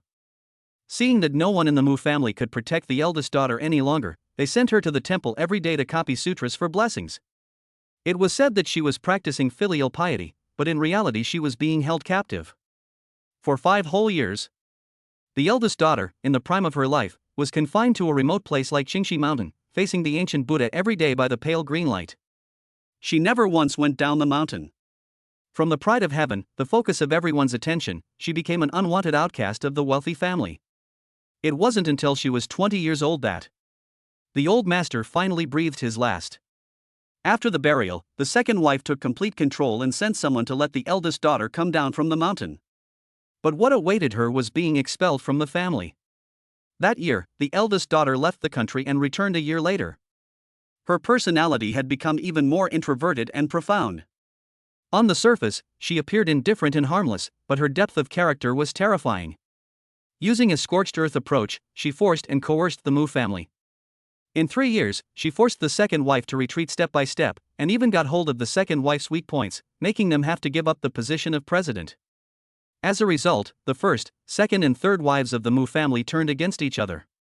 The eldest brother is a weak character who just wants to live in peace. He also blames his daughter for turning his brothers against each other, so he no longer has any contact with her. Now the entire Mu family regards the eldest daughter as a thorn in their side and hates her. The only one who still has contact with her is the eldest daughter's mother, the senior wife. Sun Chang was thinking about the eldest daughter, and before he knew it, he had already walked to the front door of the main building. The door was open, and he coughed once. "Eldest daughter, Come in." a cold voice came from inside. Mu Yunj was sitting on the sofa. There was no TV in the living room, only a wall of calligraphy and paintings, and shelves lined with antique cultural objects. She was wearing a very long skirt made of soft cotton and linen, very plain, and her long black hair was draped over her shoulders, revealing a slender, snow-white neck. On her neck were a pair of long, slender hands with clearly defined joints, and jade bangles that made her wrists look especially precious. Her face is very delicate and beautiful. A melon-shaped face, a high and straight nose, a light-colored lower lip, and those drooping eyes under the distant eyebrows are like a landscape painting, but they carry an endless sense of alienation. If you were to look into her cold eyes, you would not see the slightest warmth, only endless coldness. "Mom." Tang Tang was a little afraid. "Tang Tang is back." "Tang Tang, where did you go today?" "I went to the amusement park." "Really?" Mu Yunj didn't move, looking up at Tang Tang. "You had a good time today, why are you so scared in front of me?" "I'm scary?" Tang Tang lowered her head, timidly saying, "It's not that you're scary, Mom, it's just that you don't smile much." "Tang Tang is scared of you." A trace of sadness flashed in Mu Yunj's eyes, and she raised her hand, beckoning her over. She took Tang Tang's hand, touched her little face, and said, "Mom will never hurt you, Tang Tang, don't be afraid. Be good, go eat, and get some rest early." "Mom." Mu Yunj pulled a wry smile, but it wasn't gentle. "I need to talk to your housekeeper uncle." Tang Tang pursed her lips, and the maid in the family hurried over. "Tang Tang, hurry up and eat, let's go, Auntie Song will take you to wash your hands." Sun Qing felt a bit like a thorn in his back. Looking at the young lady's face, which was as bright as the moon in the light, he couldn't feel the least bit of relief, and his heart was very heavy. The young lady is really very different from the young lady of that year. Even he, who watched her grow up, sometimes fears her. "Butler's son, how many years have you been in the Mu family? I thought you were someone I could trust, but I never imagined that you would also hide things from me." Mu Yunja's mouth corners overflowed with a faint sneer. "You know, my weak points are only my 2 children." Sun Cheng looked up in a panic. "Young lady, are you talking about Jiang Lin?" Chapter 12, Mom, Dao wants Dad. Mu Yunj didn't say anything. Sun Cheng wasn't surprised. After all, the eldest daughter cared most about her 2 children, so it was easy for her to find out about the children's dealings with Jiang Lin. Sun Cheng also explained everything. Mu Yunj frowned. The first thing that came to her mind was that Jiang Lin was someone brought in by the second or third wife? She turned her head, but was a little puzzled. "Where is the information?" Sun Qing quickly pulled out the electronic file of the information and showed it to the young lady. When Mu Yunj saw the photo, her pupils shrank. It was him. Back then, when Mu Yunj was kicked out of the Mu family, she was drugged by the cousin of the third room and had an attack in a hotel. She happened to meet Jiang Lin, who was too drunk to find a room in the corridor. Even if he was soaked in cold water, it was difficult to curb his desire. Therefore, Jiang Lin, who was drunk and had no resistance, was like a lamb sent into the jaws of a tiger. Although she was out of control, her memory was clear. The young man had a good appearance, but he was inexperienced. She bullied him terribly that night. She also knew that the boy was not someone to be trifled with. The next morning, she woke up in a hurry to catch a plane. She was at her wit's end, with an uncertain return date, and she just thought of it as a one-night stand. At that time, she saw his student ID card.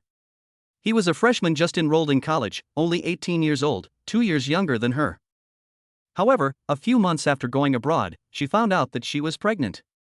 5 years of hatred and the regret of not seeing her grandfather one last time made her carry a deep obsession. She didn't want the child, but it turned out to be twins. She had already made an appointment at the hospital for the operation, but then she felt the babies move, and she couldn't bear to give them up. These past few years have been very difficult, but the children have been the support of her life. My lady, what should we do with this person? Forgive me for butting in, but Dodo and Tang Tang really like him, so it's best to keep it from the children. Mu Yunj looked up. He was indeed the child's biological father. What? Sun Cheng's pupils contracted. Mu Yunj took out his phone and dialed a number, investigating Zhang Lin, an A-level graduate, to see if he had any dealings with the second or third wives. After saying that, he turned to Sun Cheng and said, "Go rest." Sun Cheng's face was stiff, and it was the eldest daughter. Mu Yunj put down his phone and went to the dining room to see that Tang Tang was sulking while eating, and was also using Auntie Song's phone to make a call. Her voice carried a pitiful, coquettish tone. "Daddy, Tang Tang misses you. Can you come to the kindergarten and accompany Tang Tang at activities? Everyone else's parents will be there, but Tang Tang doesn't want to be alone." There was a moment of silence on the other end, and Tang Tang said, "You have to get permission from your family first." But. Mom Tang Tang seemed very discouraged. Mom won't agree. Mom doesn't want Tang Tang to find Dad. Mu Yunj listened to the child's words, and a hint of loneliness and isolation could be seen in her frosty brows and eyes. If she is strong and determined outside, then the children at home are her only source of softness. She never knew that Tang Tang yearned for her father's love so much.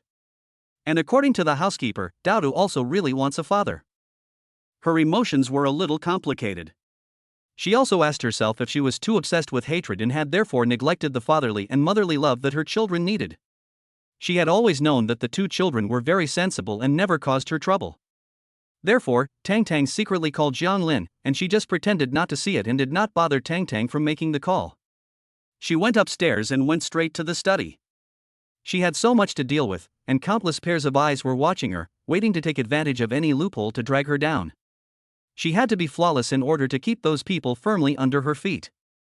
As for this man who had appeared unexpectedly, she hadn't yet decided what to do with him. It was late at night when she finished with her work. Mu Yunj walked downstairs and saw a small figure sneaking around in the living room. She looked closely and saw it was Daodu. The living room was freezing cold, and she didn't know how low the air conditioning had been set. She couldn't help but shiver. "Daodu? What are you doing?" Daodu was startled and stood in the living room, unable to move. Mu Yunj walked quickly over and took Daodu's hand. It was ice cold. She frowned. "It's so cold, she'll catch a cold." Daodu shivered and sneezed. "Mom, I'm not cold, I'm hot, that's why I came down to cool off." "Nonsense." Mu Yunj's tone became a little more serious. She was puzzled by her child's unusual behavior. Why was she doing this? Daodu had always been smart, so she never treated him like an ignorant child. There must be a reason why she is acting so strangely. Daodu wanted to remain silent, but she was still just a child. Under her mother's gaze, she quickly gave up. "Mother, I don't want a stepfather.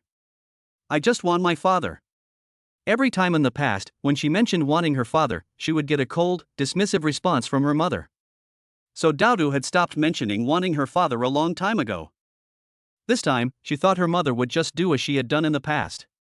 Why did Daodu say that? "Today Grandma took me to class during the day, but the person who accompanied me to class was Uncle Fu. Grandma really likes Uncle Fu, and he is different from the other uncles in the past. Uncle Fu was very nice. He said that he has known my mother since he was a child. Uncle Fu is also going to come to kindergarten to participate in parent-child activities with us." Daodu's eyes rarely revealed vulnerability. "Mom, is Uncle Fu going to become Daodu's stepfather?" "But I don't want Uncle Fu, I just want my dad." Why won't you let me find my dad? Did daddy do something wrong in the past, so mommy hates daddy? Muyunj raised her hand and touched her child's cold cheek. So, you want to get sick from the cold so you can stop Uncle Fu from going to kindergarten with you? Daodu nodded. Daodu, you won't have a stepdad. Muyunj's tone was very self-deprecating. The previous incident with Tang Tang made her aware of her child's needs. And now, Daodu is the same. She also feels that she is a little overwhelmed. She can't properly manage her company and her family. Don't worry, no one will interfere in our family. So, don't hurt yourself anymore. Daodu looked at his mother, knowing that she still didn't want to mention his biological father. He felt a little lost. Muyunj still didn't want her child to be sad. Daodu, you don't need to go to school tomorrow. Go out and play with Tang Tang, and let Uncle Butler accompany you. Eat well, don't run around, and be safe. I will go and talk to Grandma tomorrow and make it clear that she is not to interfere in our family affairs again. Daodu immediately became happy. His mother is so good. Muyunj looked at his bright eyes and sighed. I'm afraid it's not that his mother is so good, it's that they can quietly go to Jiang Lin, so he feels so good. She was a little curious as to why Daodu liked that man, whom he had never met, so much. Was it because of blood ties? But blood ties are the most unreliable, aren't they? Chapter 13: The Child's Mother's Blind Date. The Mu family mansion. In the morning, Su Manhua learned that her daughter was coming, so she hurriedly called Fu Chang, the eldest son of the Fu family.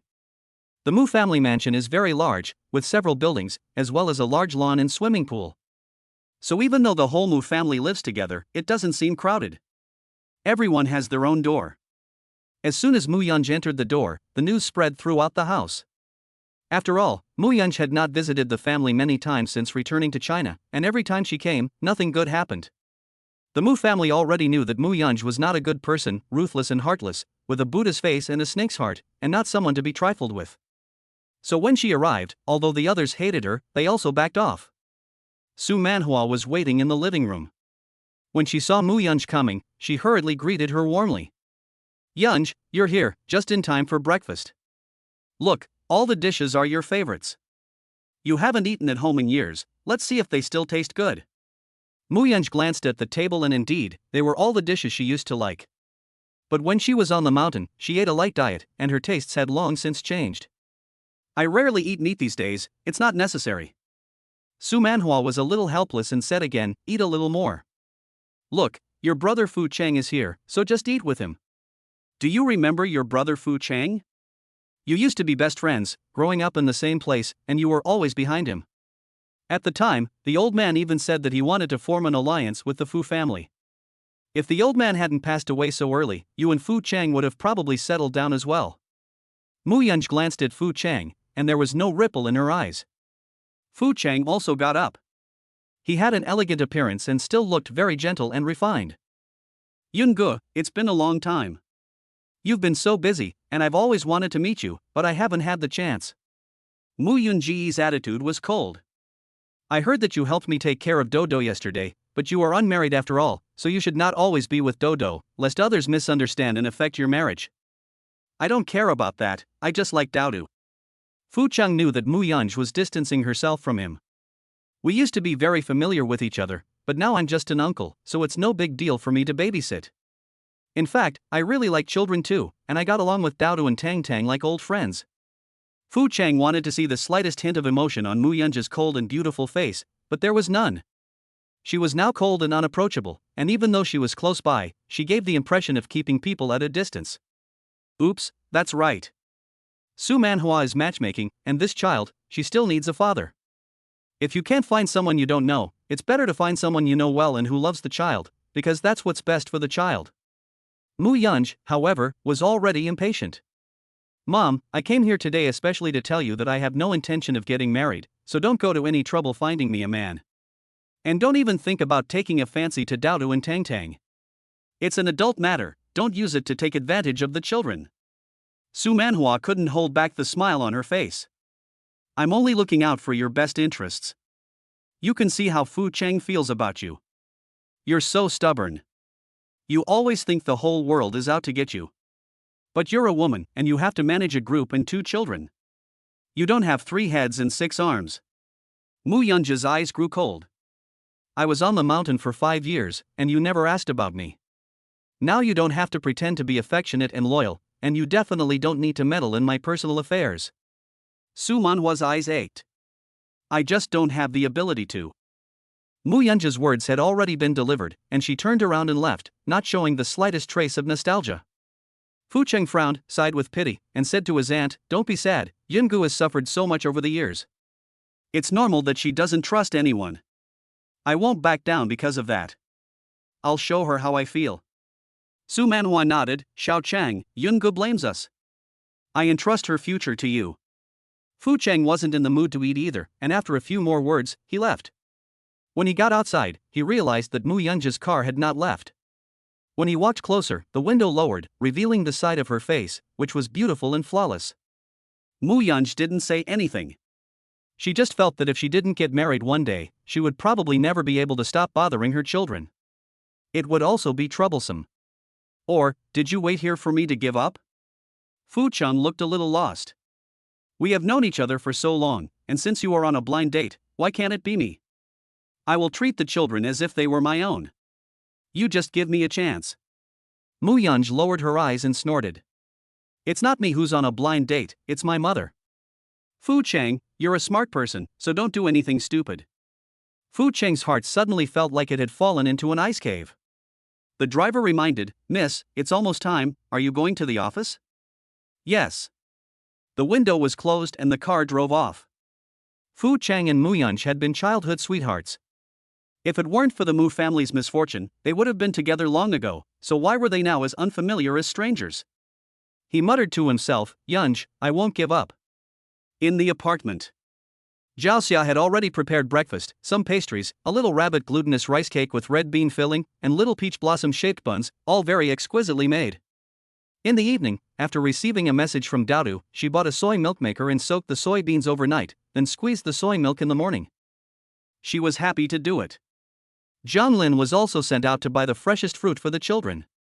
Daodu and Tang Tang were so happy being looked after at home by their grandparents that they didn't want to go back to the orphanage.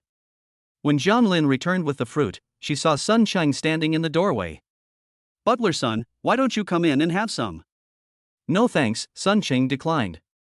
He now knows that the eldest lady has given her permission for the children to come out, and she is also turning a blind eye to Zhang Lin's affairs. Since the eldest lady has no objections, he will have no objections either. He didn't sleep last night, and he just didn't expect that Zhang Lin is actually the father of the 2 children. Zhang Lin is only 22 years old? Butler son, why are you looking at me like that? Nothing, just take good care of Sugar Bean. Of course, don't worry. Zhang Lin was a little surprised. Butler son's attitude towards him had improved a lot. Did he know something? It shouldn't be. If the family of the children knew that they were the biological father, they would not let the children meet him. Zhang Lin was curious. Did the children not need to be with their mother at the weekend? Or was their mother very busy? Sun Cheng replied, "She is quite busy. It is better for you not to ask too much about the eldest daughter." Zhang Lin still doesn't know who the mother is, let alone what she looks like, her surname, or what kind of person she is. However, as both Tang Tang and Dodo are so cute, he believes that the mother can't be all that bad. I heard that the mother has been on a blind date recently? Yes. Butler's son nodded, that was true. Zhang Lin nodded, no wonder Dodo always says that having a stepfather will get him kicked out of the house. The child was born into a single-parent family and still doesn't feel secure. Chapter 14, the young lady decides to give him a chance. Zhang Lin had breakfast with his parents and the child. Zhao Xia suddenly said, "Let's go look at some houses today." We've been asking around about the houses here for the past 2 days, and we've seen some. 3 of them are quite good. Now that the child's status has been determined, you should at least have a place of your own so that you can let the child live a good life. Zhang Lin quickly said, "I have nothing to do with the child's custody, so let's not be in such a hurry to buy a house." We have to buy a house sooner or later.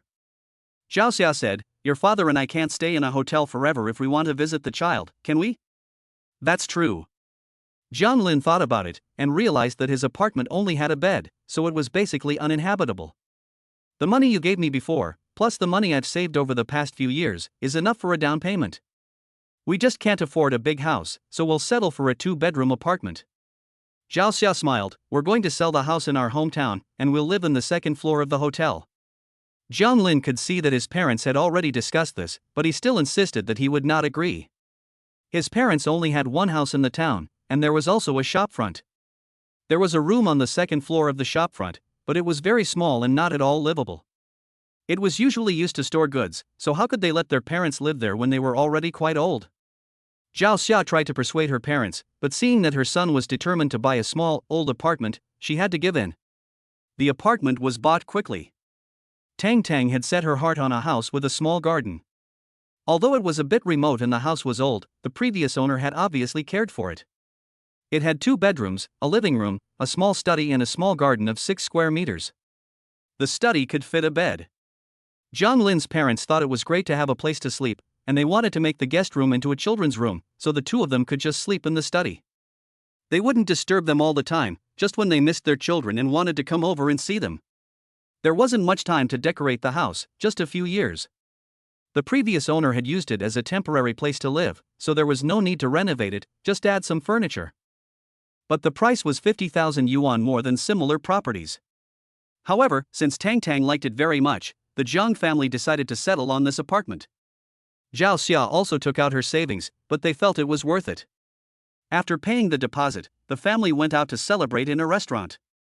Zhang Lin also posted a rare friends circle announcement. He announced that he had a family of his own.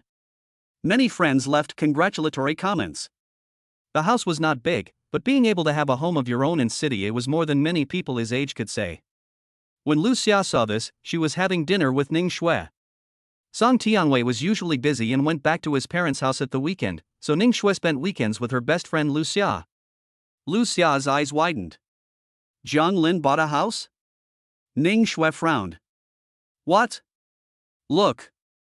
Ning Shui looked at it and felt very uncomfortable. Although she had already started dating Song Tianwei, the house that he had promised her had not yet materialized. Now it turns out that Zhang Lin has a house first. She couldn't help but frown. In the past, when he was dating me, he never said he wanted to buy a house. Now it's fine. This is too surprising. I thought he would go back to his hometown in the countryside. Lu Xia was also a little surprised. Doesn't that mean that he has also settled down in city, eh? Lu Xia herself was not capable of buying a house here, so she was actually feeling a little sour, like she had eaten a lemon. Wasn't his family farmers? How could they afford to buy a house in city A? Even the down payment would cost a lot of money. Ning Shui pursed her lips, for the sake of his wife. After all, there are children. Lu Xia frowned and snorted, Xiao Shui, I really feel that you are not worth it. You have been with him for 3 years, and he has never wanted to give you a home. Now he is giving a home to that wild woman outside. Ning Shui let out a breath. She would go back to school in 10 days or so to receive her diploma, and then she would know. That's right, when the time comes, you will drive Song's car, dress up nicely, carry your fragrant grandmother's bag on your back, and slap him hard in the face. Lu Xia snorted, it's not like it's just an old, small, broken house, and it's worth bragging about. You're already living with Mr. Song, so just flirt with him a little and get him to transfer the title of the house to you. You'll be able to easily outdo Zhang Lin by 10 streets. Ning Shui also had a thought. If she chose Song Tianwei, she wouldn't be able to live as well as Zhang Lin, right? Now, although she lives in a nice house, it ultimately belongs to Song Tianwei, and she doesn't own anything in her own name. If she were to transfer the title of the house to her name, it would prove that she didn't make a mistake, and it would also show that she is much better off than Zhang Lin. After all, she can get a house without having to carry a mortgage and empty the family's coffers. Tomorrow night, I'll have a chat with him. I remember that he has a duplex apartment in his name, which is quite nice and in a good location. I'll ask him to transfer the ownership to me. Lu Xia gave an envious look and said, I want to live there too and bask in the glory. Of course. Ning Shui smiled faintly. Mu Yanj returned home in the evening. The children were still awake, excitedly asking Auntie Song to prepare things for the parent-child activity at kindergarten the next day. If it were normal, she would have glanced at them and gone back to her room to deal with the unfinished business. But thinking about her neglect of the children, she walked into the room. With a slight smile, and asked the 2 children, how was your day? Were you happy? Happy. When Tang Tang saw her mother, she rarely showed a fearless smile. Today, Tang Tang had eaten something delicious. The little buns that Grandma made were so delicious. Tang Tang ate a few of them. Grandma? Dowdo quickly stopped Tang Tang from talking. Yes, it was the grandmother who made the buns. Dowdo was afraid that if his mother found out, she would not let them see their father anymore. After all, he had sensed his mother's attitude cleverly. Mu Yunj frowned and said to Dowdo, "You must not lie to your mother." Dowdo was silent, his hands clutching his clothes, not knowing what to do. Mu Yunj glanced at the nanny, Auntie Song, and said, "You may go now." Auntie Song glanced at the atmosphere, which was not quite right, and went downstairs first. Tang Tang hid behind her brother, her happiness swept away, and she whispered, "Brother, did Tang Tang say the wrong thing?" The two children's cautious manner made Mu Yunj a little uncomfortable. She walked over and knelt in front of the children. Why are the two little beanbags, who are obviously this age, so cautious with themselves? Dowdo, I already know where you went during the day, so don't be afraid, I won't blame you. Mu Yunj looked at Dowdo, who still didn't say anything, and then looked at Tang Tang. How did Jiang Lin treat you? Tang Tang glanced at her brother, afraid not to answer her mother's question. She answered sheepishly, Dad didn't. It's that Jiang Lin is very good to us, and Grandpa and Grandma Jiang are also very nice. Today Jiang Lin took Tang Tang and her brother to buy a small house. There was a very nice room for Tang Tang and her brother to live in. He bought a house? Yes. Tang Tang nodded because Grandma said that Jiang Lin had a child and couldn't always live in rented accommodation. Mu Yunja's silence made the two children worried. Dowdo spoke up, Mom, we will be good in the future, can we see him occasionally?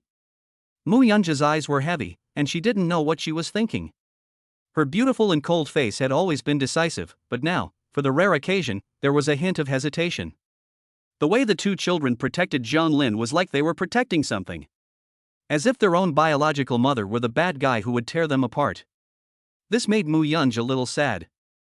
If she was indifferent to the world, her love for her children was warm. After a while, she spoke, if you really like him, I can give him a chance. If he does well, I won't stop you from recognizing him as your father. But you have to promise me one condition. Chapter 15 Parent-Child Activities as Parents. Monday. Jiang Lin took the day off. In the morning, he went to the house to complete the transfer of ownership, had lunch, and then rode a shared bicycle to Lishui Kindergarten. The parents stayed in the house to clean and buy some household items. When he arrived at the entrance of the kindergarten, Jiang Lin saw many luxury cars driving into the parking lot one after the other. He returned the shared bicycle and followed him to the entrance. The security guard stopped him and asked, "Which class is your child in?"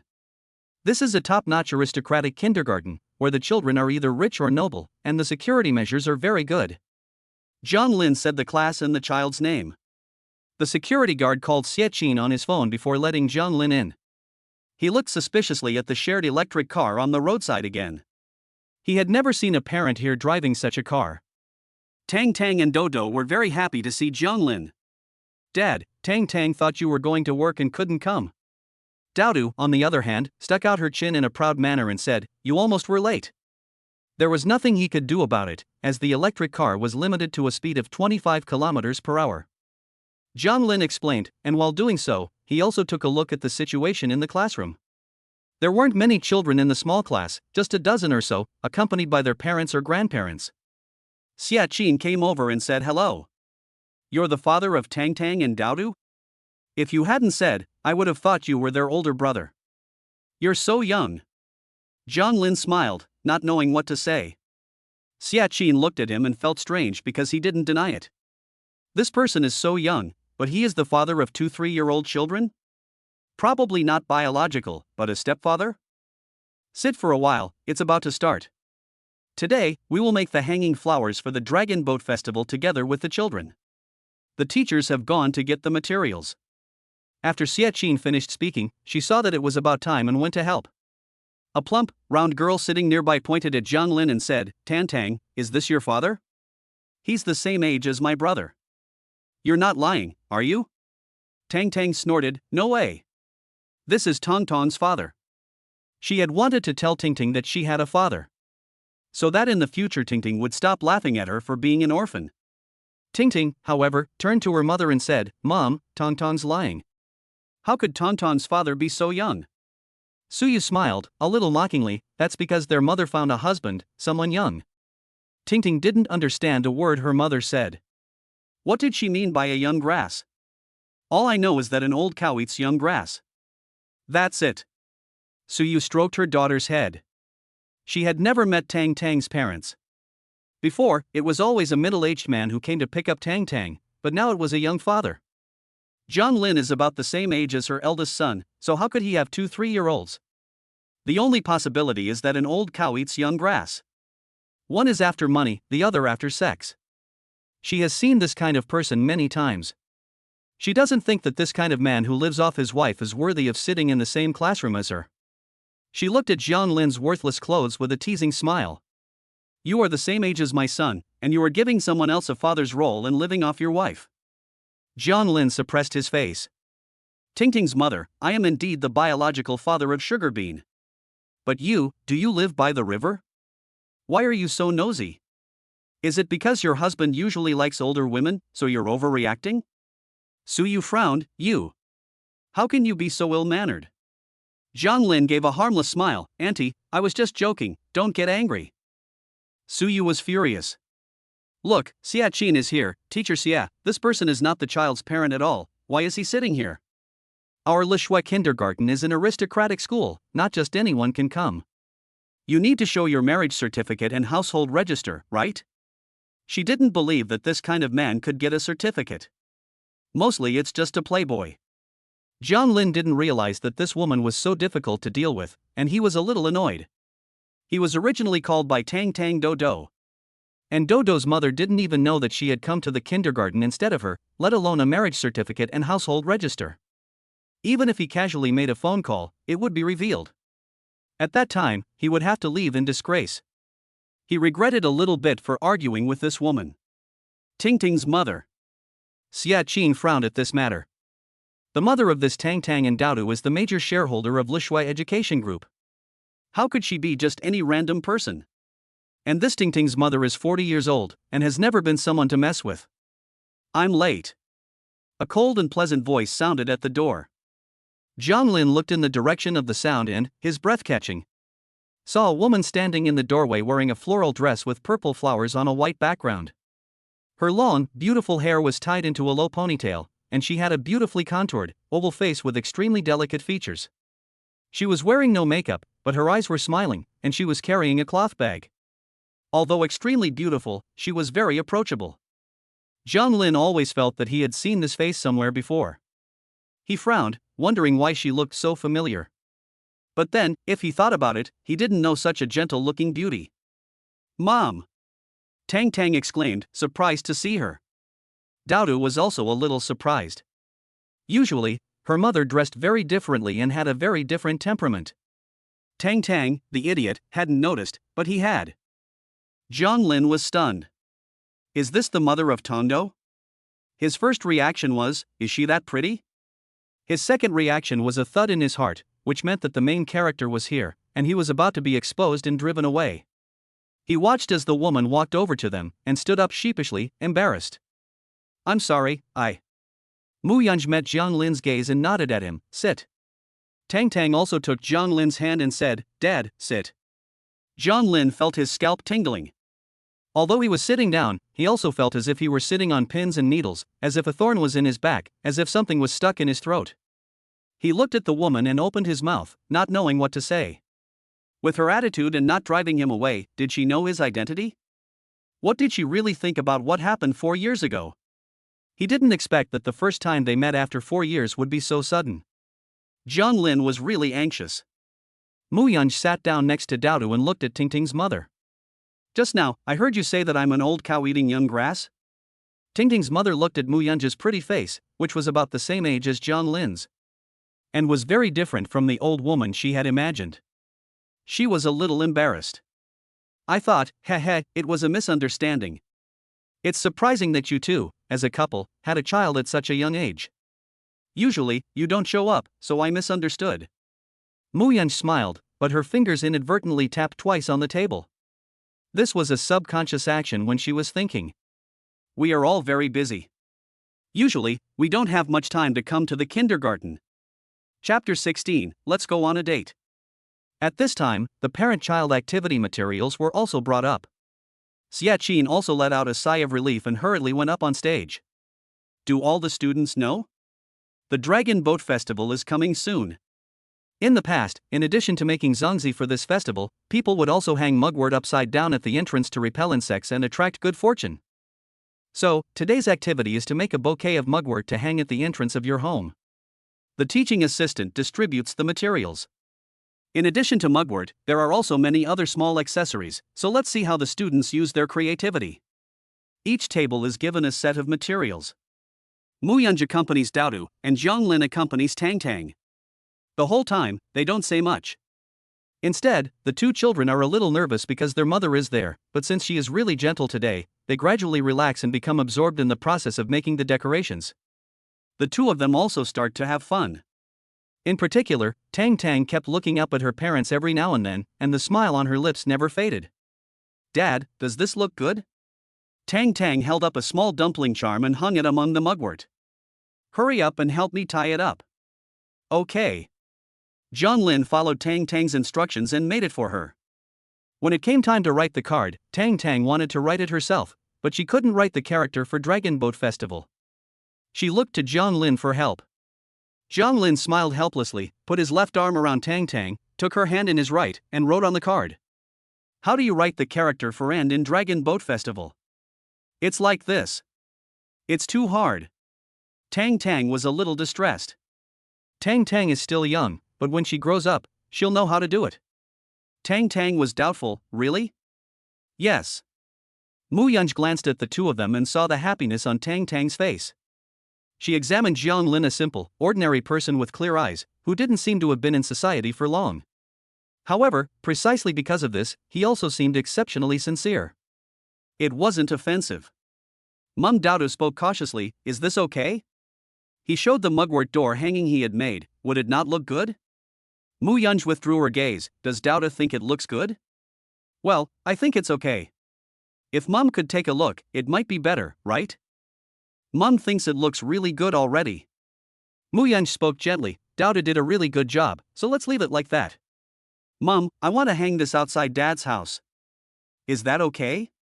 Muyunj raised her hand and touched Daodu's head. Of course it's okay. Daodu's eyes were full of surprise and joy. Thank you, Mum. Muyunj smiled. Daodu felt really happy. Is this what it feels like to have a mum and a dad? I really hope it can always be like this. After the activities were over, the teacher handed out the rice dumplings she had prepared. After eating the dumplings, it was time for school to end. Zhonglin watched as Tang Tang went to the teacher and asked for 2 more dumplings. He was a little curious and asked, Tang Tang, aren't you full? These 2 are for your grandparents. Tang Tang's eyes sparkled as she held the dumplings like they were treasures. It's the Dragon Boat Festival, we have to eat dumplings. Grandpa and Grandma have to eat them too. One after the other, they all returned home after school. Zhonglin and Muyunj walked to the school gate, and already, Butler's son was waiting for them. Muyunj glanced at Zhonglin sideways and said, let's talk alone. Zhonglin nodded, okay. The two went to a nearby tea house and sat facing each other, neither speaking first. Muyunj's posture was very relaxed, but Zhonglin felt a bit awkward. It wasn't until the tea arrived that Muyunj extended her slender, well-defined hands and lifted the white porcelain cup. Her fair complexion was as translucent and delicate as the cup. When she lowered her face, her eyes were also dark and unclear. Do you know who I am? I don't. Zhonglin thought about it for a moment, but it was obvious from the fact that Tang Tang and Daodu had a butler to pick them up that they came from a wealthy family. I think with your attitude today, you should know who I am too. It's only been almost 4 years, and I remember your appearance. Muyunj lowered her eyes, and the aroma of tea made her look a little hazy and indistinct. She protected Tang Tang and Dodo very well. Although some people knew that she had a pair of twins, very few people knew what they looked like, and the media would never know. Therefore, even if many people found the 2 children cute, they would never know that they were Mu's children. She took out a document and placed it in front of Zhonglin. I've been on a few blind dates recently. If you're interested, you can take a look at my situation. Zhonglin took a look and saw that this was Muyunj's personal information. She was 24 years old, and her education level was shown as having dropped out of high school. She had opened some stores, but according to the financial statement, she was losing money. Are you having financial difficulties? Well, if you want to think about filling the hole in your business, the only way is to sell the current house. I heard that you bought a house. In that case, let's live together. Oh? Zhang Lin looked up in surprise. What do you mean? I've been on blind dates, but it's hard to find a partner because I have 2 children. Before, when my financial situation was still good, there were people who came for my money, but now that I'm selling my house, no one will go on a blind date with me anymore.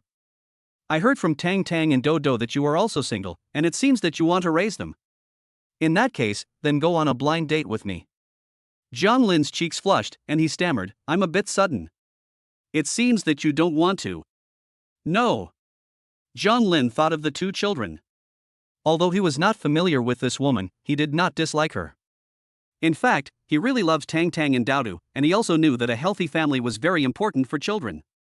However, because of the disparity between their family situations, he did not think much about it. Now that he knows that Tang Tang and Daodu's family has lost so much that they have to sell their house, he dares to think about it. He said sternly, 4 years ago, I'm sorry I entered the wrong room, which led to the mistake. It's not easy for you to raise 2 children alone. It's just that my conditions are quite average, and I'm afraid you won't look at me. Mu Yun smiled, rubbing his thumb on the porcelain cup. He felt a little amused. Don't worry, I sold the house and closed the store, and I won't be in debt. It's just that I failed in my business, and after that I could only find an ordinary job and be an ordinary employee, just like you. Zhang Lin thought seriously. In the past few years, I didn't know I had a child, so I didn't take responsibility for it. But now I know, if you need me, I can take responsibility until the end. Even if it's for the healthy growth of the child. Mu Yun slightly raised her eyebrows. For the child? Chapter 17. The family of 4 began to live together. Then let's try. Mu Yun thought of the pure and kind Zhang Lin from that night 4 years ago, and she wasn't worried that he would bully her.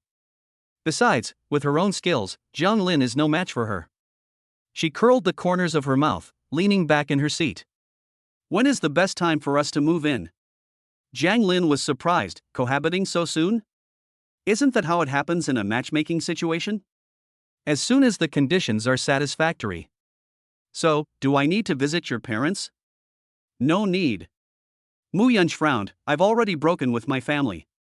Zhang Lin thought for a moment, and knew that the reason a parent would sever ties with their daughter was probably because of an unwed child. Sorry. It has nothing to do with you. Mu Yun exchanged phone numbers with Zhang Lin, got up, and finished as soon as possible. Zhang Lin agreed. Back home, his parents had already prepared dinner in the apartment. There were also 2 dumplings on the table. Tang Tang had just come by, gave me the dumplings and left. Zhao Xia said, worriedly holding Zhang Lin's hand, did you meet Tang Tang's mother today? She went out with you alone, did she let you? Zhao Xia was very afraid. The other party was to keep them away from Tang Tang and Daodu. Although she could understand, she found it a bit hard to accept.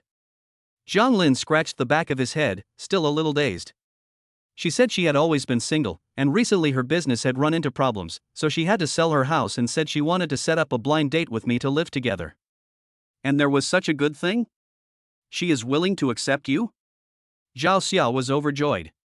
For the sake of 2 such cute children, even if it means going straight to the registry office to get married, it's fine. Well. Zhang Jianjun, however, pondered, is it because her business has failed and she has nowhere to live? Zhang Lin, if you agree to live with them, be prepared to support a family. It's a heavy burden, you need to think carefully. Dad, I know. Zhang Lin nodded, but she was willing to give me the opportunity to live with my child, and I'm already very grateful to her. Zhang Lin didn't know if other people would feel the same way about their children, but anyway. Ever since he found out that Sugar Bean was his child, he had really wanted a family reunion. He likes this life. Not only does he not feel pressured, but he feels motivated. Zhao Xia said, the house over there will probably be ready to move into in 5 days. It's perfect. The master bedroom will be for the mother of the child will stay in the guest bedroom, and you can sleep in the small bed in the study. The 2 of us will go back to our hometown and sell the medicinal herbs grown in the mountains there, and we should have about 100,000 yuan, which you can use for emergencies. Mom and Dad, you should also save some money. Zhang Jianjun waved his hand and said, the child is still young, so spend money on the child first. Zhao Xia sighed and looked at her husband. This is called sweet trouble. Zhang Jianjun smiled happily. Usually when I spend money, I feel a pain in my heart, but this time I feel so happy spending money, so how is this called trouble? Once it turned to Sunday. Zhang Lin cleaned the house early and waited for the minivan to unload the things. He also quickly put everything away in the house. The children's room had 2 beds, for Tang Tang and Daodu. The master bedroom has a large closet, which is for the mother of the children. Zhang Lin has very few things, and they can all fit in a suitcase, so they are kept in the small room. Before long, a domestically produced sedan parked at the door. Tang Tang and Daodu got out of the car and rushed happily towards the house. Dad. Tang Tang was walking in front. Tang Tang is here. Zhang Lin hurried out to greet him, and when he saw Daodu again, he asked, "Where's your mother?" Mom went to park the car. Daodu remembered the promise he and his sister had made to their mother, and said, "Mom, all your expensive cars are gone, and this is the only car left. In the future, we may not even have money to spend." Tang Tang rolled his eyes, and said, "Dad will support us and Mom in the future." 2 pairs of clear eyes looked at him. Zhang Lin felt very overwhelmed. "Of course, Dad will support you." Mu Yunj arrived at the front door of the house just in time.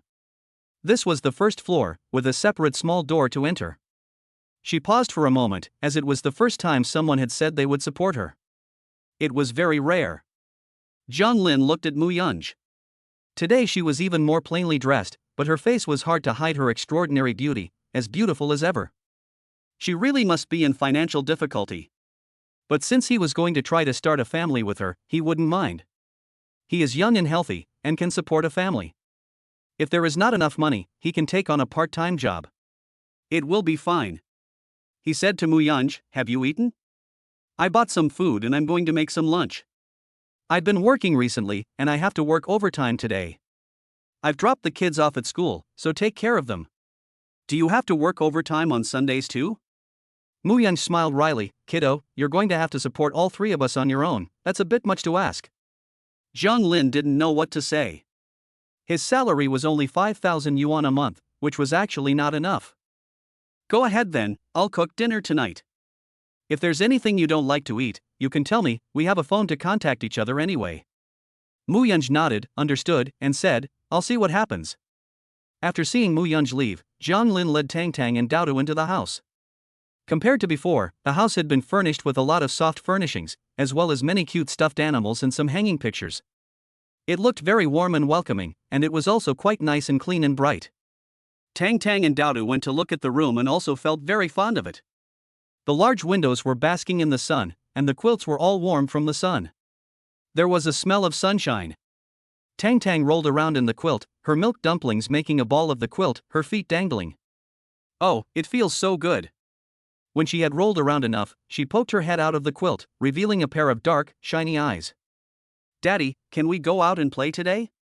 Zhang Lin shook his head. "Today is the first day we move into our new home, and we have to have a family dinner at home.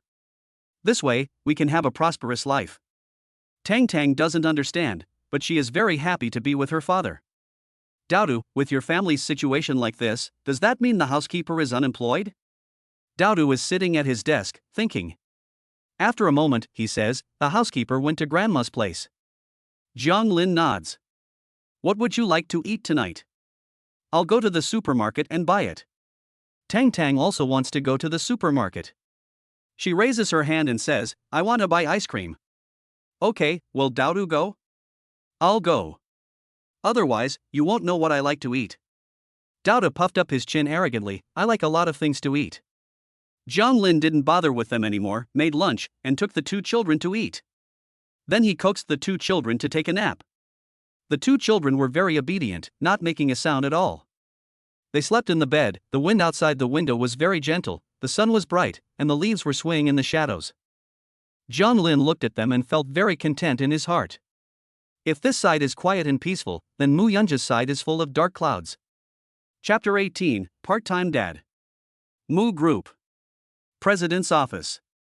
Mu Yunj sat in the armchair with a blank expression, his eyes looking out at the bustling city beyond the huge floor-to-ceiling windows.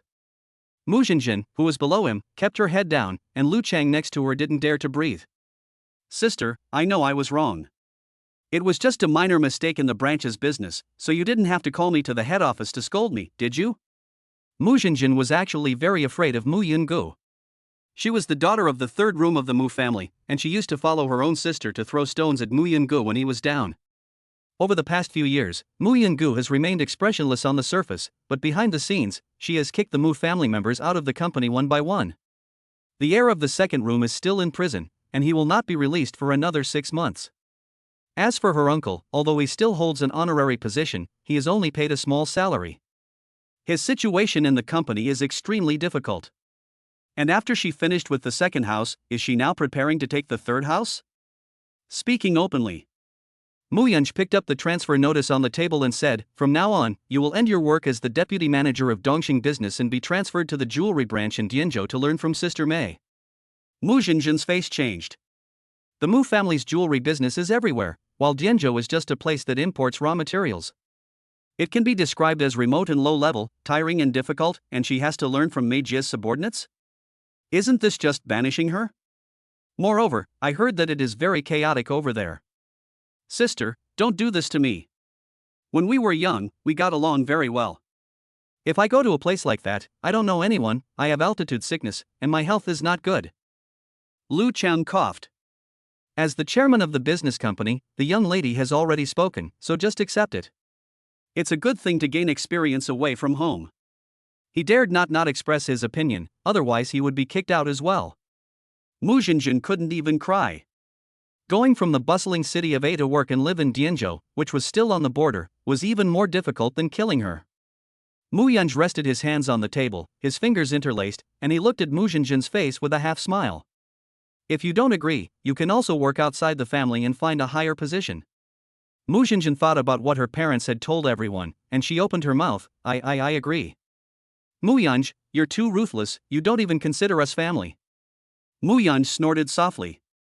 She left Lu Qiang alone. Lu Qiang had witnessed Mu Yunj's ruthless tactics against his family over the past few years, and knew that Mu Yunj also had a huge business overseas, otherwise she would not have been able to defeat the Mu family so easily after returning to the country. Don't look at this young lady, who usually eats vegetarian food and prays to Buddha at every turn. She has been able to get herself into this situation, and she is definitely not a soft-hearted person. Help me recruit someone, and don't let him suspect anything. Lu Qiang was stunned. Yes, young lady. If he is smart, he will immediately realize that the young lady is looking for a reason to kick Mu Jinjin out on one foot, and then recruit someone else on the other foot. Isn't this just moving someone else's position? I just don't know what kind of person can actually get the young lady's appreciation. Mu Yunj's phone vibrated a little, and when she looked, it was Zhang Lin calling. Although she said she wanted to test Zhang Lin, she also wanted to give him enough time to pick up and drop off the kids and have a stable job that could guarantee an income. Otherwise, this child wouldn't be able to afford such heirs. After answering the phone, Zhang Lin's voice came from the other end. Tonight I'll make meatball soup, stir-fried vegetables and minced pork, fried shrimp and cucumber, and pineapple spare ribs. Tang Tang and Douda don't know what you like to eat, so I'm asking you. I hope I'm not disturbing you.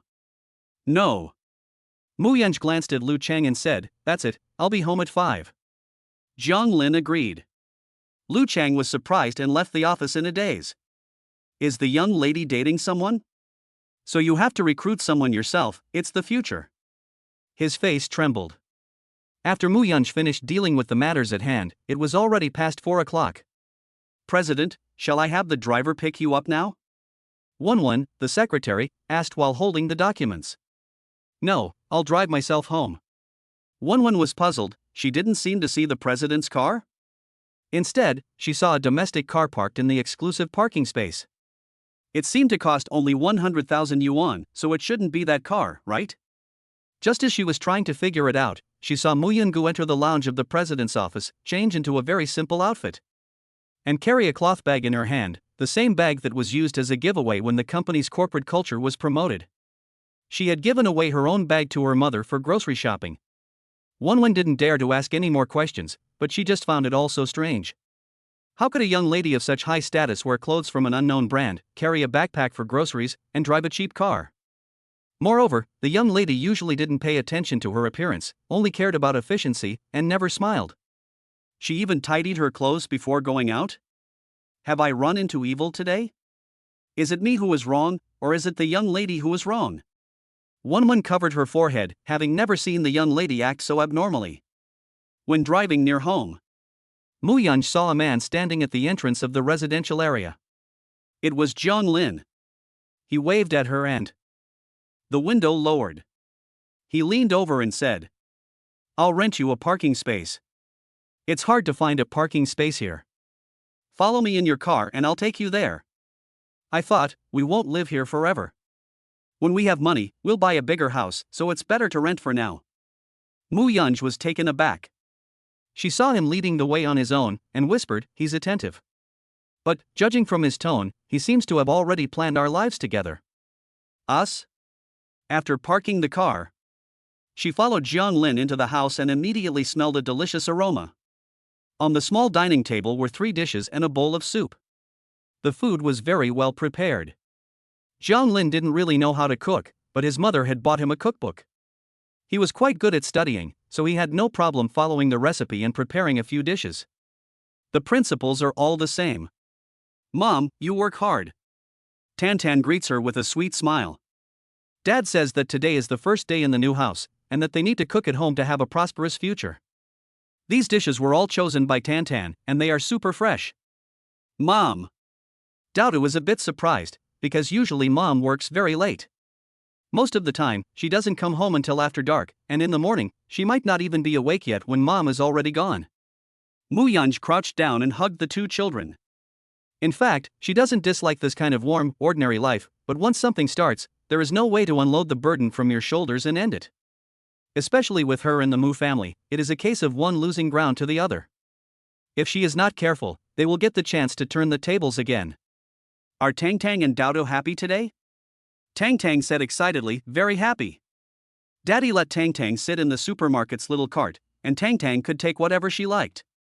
Dad is so strong that he can hold both Tang Tang and Dodo in his arms. Uncle Butler can't do that, he's too old. Muyunj was amused by her words.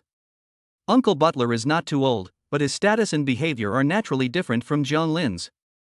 Jiang Lin has already set the rice bowls on the table, so hurry up and eat. You have to work overtime on weekends too, so if you eat early, you can rest properly. What kind of company is this? So heartless? Chapter 19, Sleeping in the Same Bed. Muyunj couldn't say for sure. After all, she was the heartless boss. Dodo didn't need help eating, he was very independent and smart. But Tang Tang still needs to hold a spoon when eating, so when it comes to eating ribs, she is a little overwhelmed. Jiang Lin separates the ribs for her and puts them in her bowl. He knows that the child's teeth are not strong, so he deliberately stewed the meat very soft, so that even Tang Tang can eat it. Jiang Lin really finds it hard to imagine that he was once a student, looking forward to buying a house with his girlfriend and starting a family. It's only been a short time, and here I am, eating with my child and watching over her. It feels like life has been accelerated. After the meal, Jiang Lin went to wash the dishes, and Muyungu also volunteered to go into the kitchen. The kitchen was not big. So if 2 people stood there, they would inevitably touch each other when they turned around. Jiang Lin smelled the faint sandalwood fragrance on her and said, "You go out, I'll wash the dishes alone." Muyunj took the rag in her slender, beautiful hands and said, "You cooked, I'll wash the dishes. It's better to divide up the work. After all, my life is no different from what it was in the beginning, and I have to do a lot of housework myself. I have to get used to it." Jiang Lin looked at her hands and saw that the rag looked out of place in them no matter how he looked at it. "Then go give Tang Tang and Dodo a bath, they sweated from the sun during the day." After saying this, he let the water run and started washing the dishes. His movements were decisive and nimble. Muyunj stood still, her beautiful eyes looking at Jiang Lin's profile, and she couldn't help but smile. She is a very hard-working person. Jiang Lin saw that she was not leaving, and she was almost done washing the dishes. She turned her head and came very close to her. Seeing a stunning beauty in front of her, Jiang Lin felt a little embarrassed. "What's wrong?" Muyunj's gaze was faint. "Where am I going to sleep tonight?" "Oh, you'll sleep in the master bedroom. I forgot to tell you, but this house is small and there is only 1 bathroom." Jiang Lin told her a little about the situation at home. Muyunj saw that Jiang Lin still had to take out the trash, so she left the kitchen and looked around the house. It was quite small, but it was also quite clean and cozy. The house she had lived in on the mountain was not as big. There was a small courtyard outside with a flower stand, and on it was a pot of mimosa. It said Tong Tong's name on it. His own room was very well organized. The suitcase he brought with him had not been touched and was placed in front of the wardrobe. Tan Tan and Daodu's room was also very comfortable. However, the small room he lived in was very simple, with just a bed and an iron clothes rack. Muyunj was curious about how long Zhang Lin could last. Raising children and supporting a family was not an easy task. A passing fancy could only last a short time. If you wanted it to last, you had to take responsibility. Muyunj also gave the children a bath. Tang Tang and Daodu were wearing the same pajamas in different colors, looking very cute, and they were both lying on the big bed in the master bedroom. Muyunj also came out wearing a nightdress and sat by the bed, combing Tang Tang's hair. The family was very warm. Tang Tang really liked the way her mother looked now, and she didn't look scary at all. "Mom, tonight, are we going to sleep together? You want to sleep with your mom? And Daodu and Dad, a family should sleep together, right? Tang Tang is looking forward to it. In that case, she can be with her mother and still hear her father read her a bedtime story.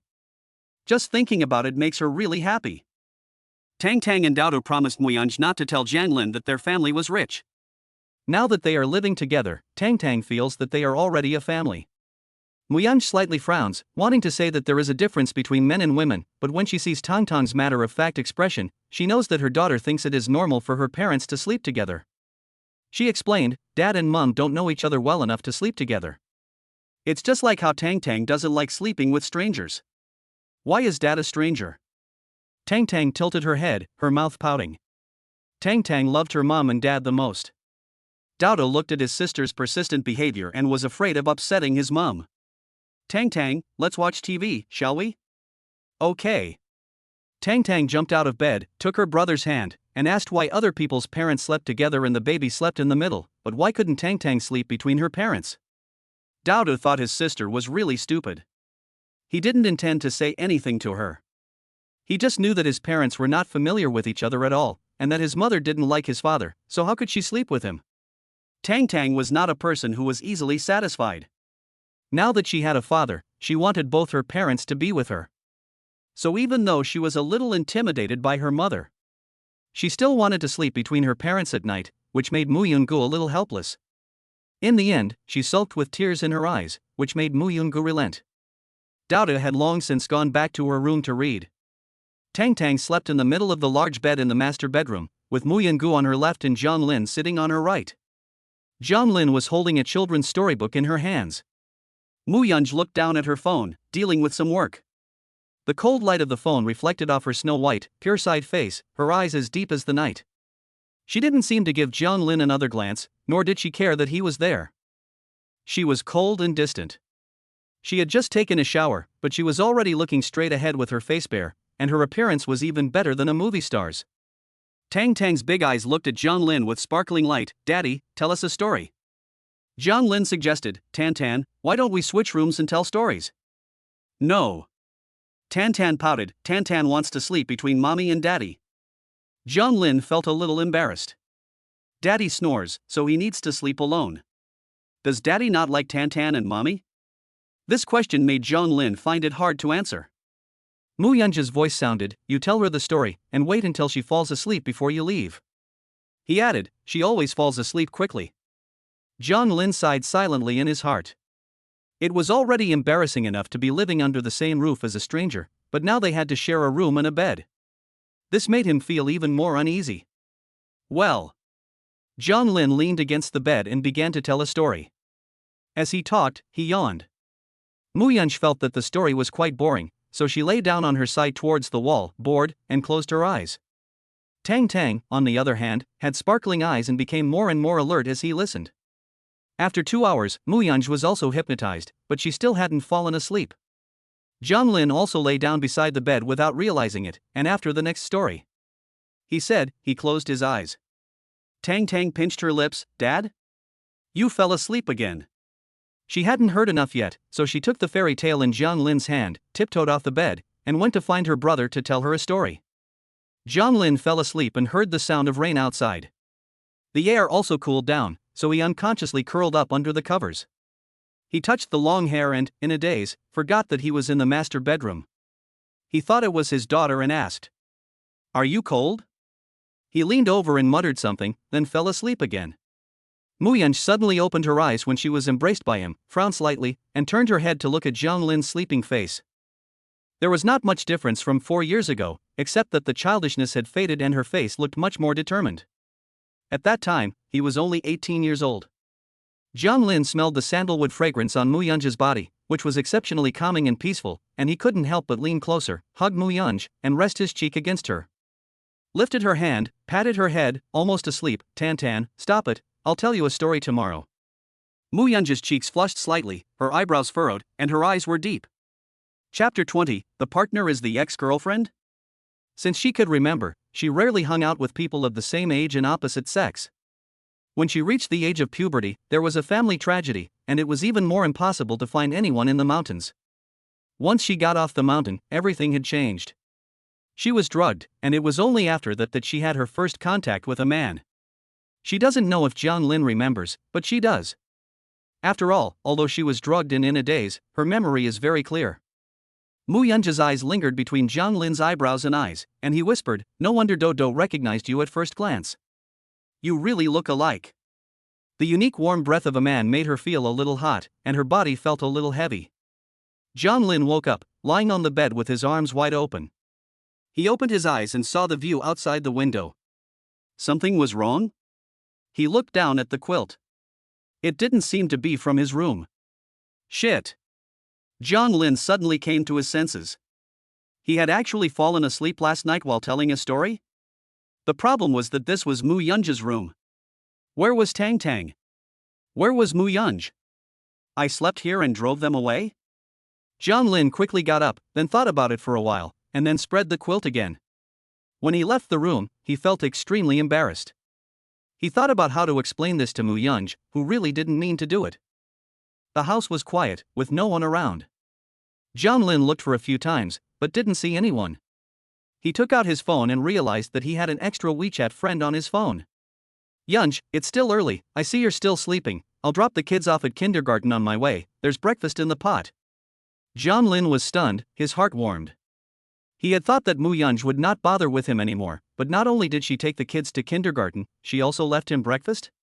He had been with Ning Shui for 3 years, and he had never been taken care of, as he was the one who always bought her breakfast. Jiang Lin hurried to the kitchen, where the corn buns in the pot were still warm, along with a cup of soy milk. Jiang Lin took out his phone and still replied to the message. "Thanks. Am I picking up the kids tonight?"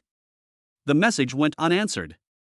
Muyunj was at the company and saw her father Mu Ding waiting for her.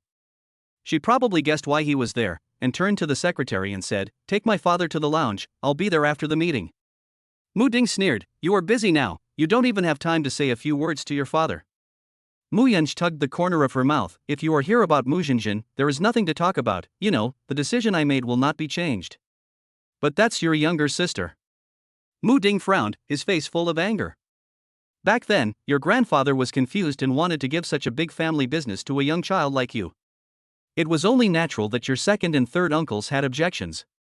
After all, they were elders who had worked hard for the family. It was cruel to just send you to the mountains to cultivate your character for a while, but they didn't really do anything to you because they cared about family ties.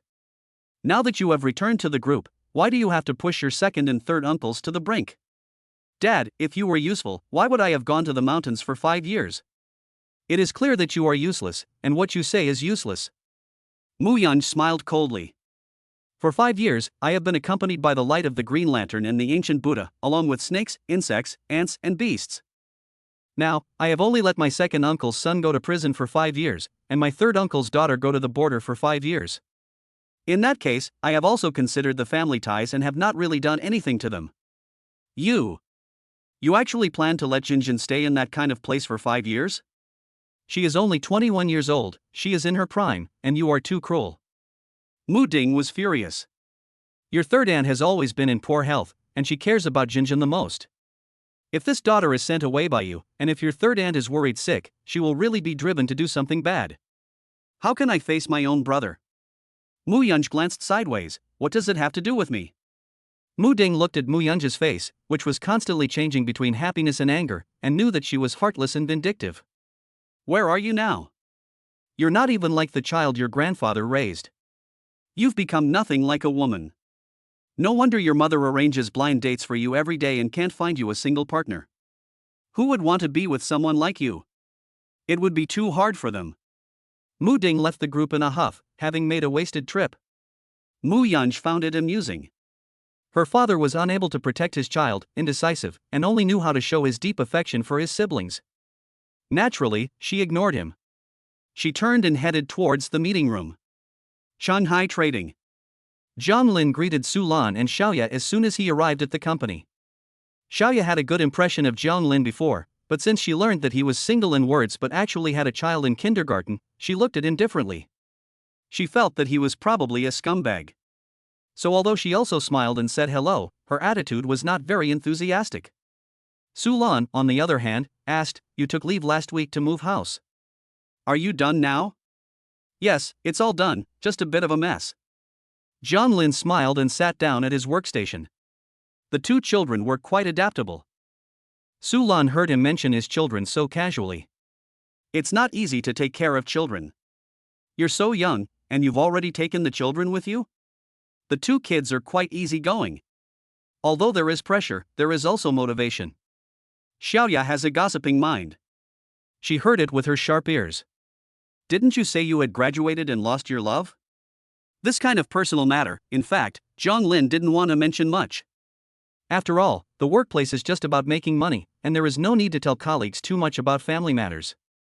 However, because they overheard the phone call last time, they knew that I had just lost my love and the child was going to kindergarten. This can easily lead to unnecessary misunderstandings and prejudices. The explanation is that I had a child when I was a freshman, but I didn't know about it for a few years. I only found out last week, so I took the child to be with me at the weekend. Running with the ball? Xiaoya's eyes lit up at once. You're full of drama. Raising a child is not easy, so just make good money. Xiaoya understood what was going on, and her prejudice against Zhang Lin disappeared. After all, the other person had also mentioned the child with no hesitation, and was also prepared to raise a child, so he wasn't some kind of scumbag. But where is the mother of the child now? Zhang Lin replied that she was at work, and she had dropped the child off at kindergarten this morning. Xiaoya nodded, thinking that it was also quite good, and since they had reconciled, it was also good for the healthy growth of the child. Su Lan said, "Today our department is going to meet with a manager Song from Kongqing Health, and the assistant who follows him seems to be a graduate of your school. When I was liaising with her, I heard her mention your school." Really? An alumna? That's quite a coincidence. Zhang Lin felt that Kongqing Healthcare sounded familiar. It was a sub-brand of a major company, itself a major company. At least it was bigger than Shanghai Trading. Su Lan nodded. Not just an alumna, she was a classmate, called Ning Shui. She said she knew you. Zhang Lin was taken aback. What a small world. The first partner they met during their internship was their ex-girlfriend? Could it be that manager Song was Ning Shui's current boyfriend, Song Tianwei? Chapter 21 Ning Shui's Comparison Complex. Zhang Lin sensed that something was wrong. This kind of meeting with a partner, they shouldn't let me go, right? After all, he was still on a 1-month trial period. He wasn't even a full-time employee. You are classmates and you know each other, so the meeting will be a bit more relaxed, and you may have to work together a lot in the future. Sister Su said, turning to Xiaoya and saying, "You come along too. This is also a good learning opportunity." Zhang Lin sighed silently in his heart. At 10 o'clock in the morning, Su Lan took some documents and called a few people to go to the office together. As soon as Zhang Lin entered, he saw that the department manager Wang Shan was already there, having a good chat with Song Tianwei, while Ning Shui was sitting next to Song Tianwei, wearing a dress with a very nice texture and exquisite makeup, looking like a very young and beautiful career woman. The bag and accessories on her body showed that they were not cheap. She was wearing delicate little high heels, very feminine. Zhang Lin felt very strange. Song is always so nice. Su Lan greeted him with a smile, and Assistant Ning is also very nice. Song Tianwei shook Su Lan's hand, then glanced at Zhang Lin, but his eyes didn't linger on him for long. After all, he was a manager, and he wouldn't pay too much attention to a small intern. It would look cheap to deliberately mention it. Ning Shui gave Su Lan a slight smile, then sat down. She didn't look at Jiang Lin either, but instead looked down at the documents, looking very professional. The negotiations went very smoothly. After all, the details had already been finalized before, and it was just a matter of formally signing the contract. No one paid any attention to Jiang Lin throughout the entire process, and he was like a transparent person, sitting at the end. When it was over, the two managers went out together, and Su Lan laughed before saying, "Assistant Ning has just graduated, and at such a young age she is already an assistant manager. She is truly accomplished, has such strong work ability, and is also very pretty." Ning Shui smiled and said, "I was an intern at Kongsheng before, and I stayed on after graduation. It just so happened that Mr. Song needed an assistant, so I got lucky. I'm not really young and accomplished." Jiang Lin finished packing and was about to go out. Ning Shui suddenly said, "Speaking of which, Jiang Lin and I were in the same class. I always got good grades in class and received a scholarship every year." Jiang Lin pulled the corners of his mouth and glanced at Ning Shui. The scholarship at school was just a small achievement. When you really enter society, you can't compare to Miss Ning's boundless prospects. Ning Shui looked at Jiang Lin's detached appearance. She had always been bothered by the fact that he already had a child and had a new girlfriend. Today, she had specially dressed up nicely, with a bag worth tens of thousands of dollars. Unexpectedly, during the meeting, Jiang Lin not only did not show any regret or reluctance, but also did not even look at her properly. This made her feel a little out of control and a sense of disparity. It was as if he no longer saw her in his eyes. "You already have a child, a girlfriend, and a house. I'm the one who is not as good as you. Who among your peers is faster than you?" Su Lan thought it was just a casual greeting between classmates. Having a child is stressful, and it comes with a lot of responsibility. You also have to take care of your family when you work. Being single also has its advantages. You can devote yourself to your work without any burdens. Ning Shui just looked at Jiang Lin and waited for him to speak. Jiang Lin frowned, not liking to talk about family matters. "There's nothing here, so I'll leave first. Jiang Lin, Mr. Song, and Mr. Wang still want to go to the lounge for a chat." "Aren't you going to show me around your company?" "I'll be in charge of the follow-up of the cooperation, so I'll come here often. Besides, it's almost lunchtime, and I heard that the canteen at Shanghai Trading tastes very good." "It really is good." Su Lan thought that Ning Shui wanted to have lunch here. "Xiaoya, go get Jiang Lin his meal card. There's not much work to do in the morning." "Jiang Lin, just take good care of Assistant Ning." After saying this, Su Lan packed up her things and left. Jiang Lin took Ning Shui out and showed her around, but the whole time they were just being professional. "Jiang Lin, why are you being so polite? If we can't be lovers, we can be good friends. We've known each other for so long, we don't have to be so formal. Before, it was you who told me not to pester you, Assistant Ning, have you forgotten?" Before Xia Xia spoke harshly, Ning Shui felt a little guilty. "I'm just concerned about you, you work here, where's your girlfriend?" "She's pregnant, I think she's quit her job to take care of the baby." "You're under a lot of pressure, earning so little money a month, your quality of life is too low." Jiang Lin listened to what she said, and the fact that she had contacted him before was a deliberate inquiry into his personal affairs. He found it quite meaningless, they had broken up, and it was useless for you to know this. "I'm just curious." "I'm not curious about you either.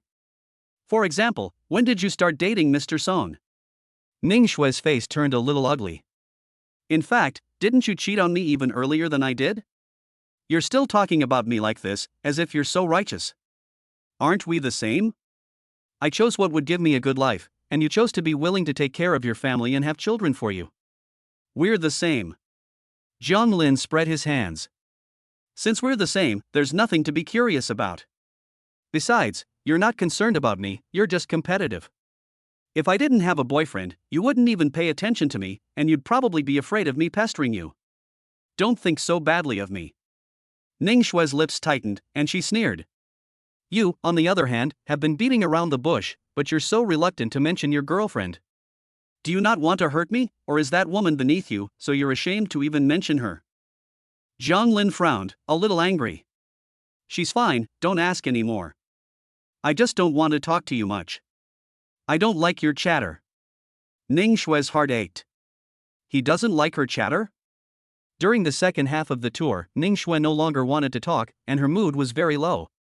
When they arrived at the cafeteria, she saw the plump figure of Song Tianwei appear in the distance.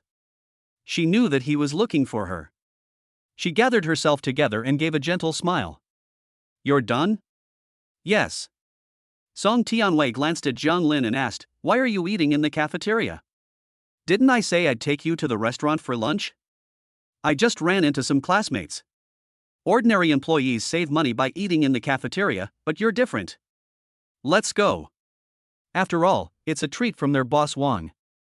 Song Tianwei patted his beer belly and said, "Besides, you're young, and it's most important to accumulate connections. If you hang out with the bosses more often, you can learn a lot. They're just classmates, so there's no need to waste time here." "I understand." Ning Shui glanced at Zhang Lin and walked away without looking back. She thought to herself, "You're right, even if Zhang Lin were to get married, it would just be a marriage between two people from different backgrounds. What's there to be upset about? She's with Song Tianwei, and they move in different circles, but Zhang Lin? He's just a transparent sidekick at any event they're at. If he weren't her ex-boyfriend, she wouldn't even give him a second glance. What's more, he's got a loser for a boyfriend. He has already hit rock bottom." They arrived at the garage and got into the car. Song Tianwei sat in the driver's seat and said with a smug smile, "You saw it, if you had chosen this kind of man in the beginning, you would have to live a life of humiliation." After saying that, he stroked Ning Shui's leg and said, "Follow me, I will not let you suffer. Even other people will look up to you. After all, you are my assistant." "I know." Ning Shui smiled in agreement, "And it is also my luck to meet a valuable person like you." Song Tianwei smiled happily, very satisfied with Ning Shui's flattery. Chapter 22, President Mu Knows How to Live. Zhang Lin had just finished eating and returned to his workstation when he received a call from Mu Yunj. "Hello?" Mu Yunj's clear and pleasant voice came over the line. "Zhang Lin, I'm going on a 2-day business trip. Take care of the kids and send me your card number, I'll transfer you the living expenses for May." Zhang Lin heard this and said, "No need, aren't you in a bad financial situation? You still need to keep some money on you when you're traveling, so that you don't run out of money in an emergency." Mu Yunj seemed to be silent for a moment, "And the baby needs to buy milk powder this month, so I'll transfer the money to you. If you can't spend it, just save it." Zhang Lin didn't refuse when he heard this. He didn't know that a child over 3 years old still needs to drink milk powder.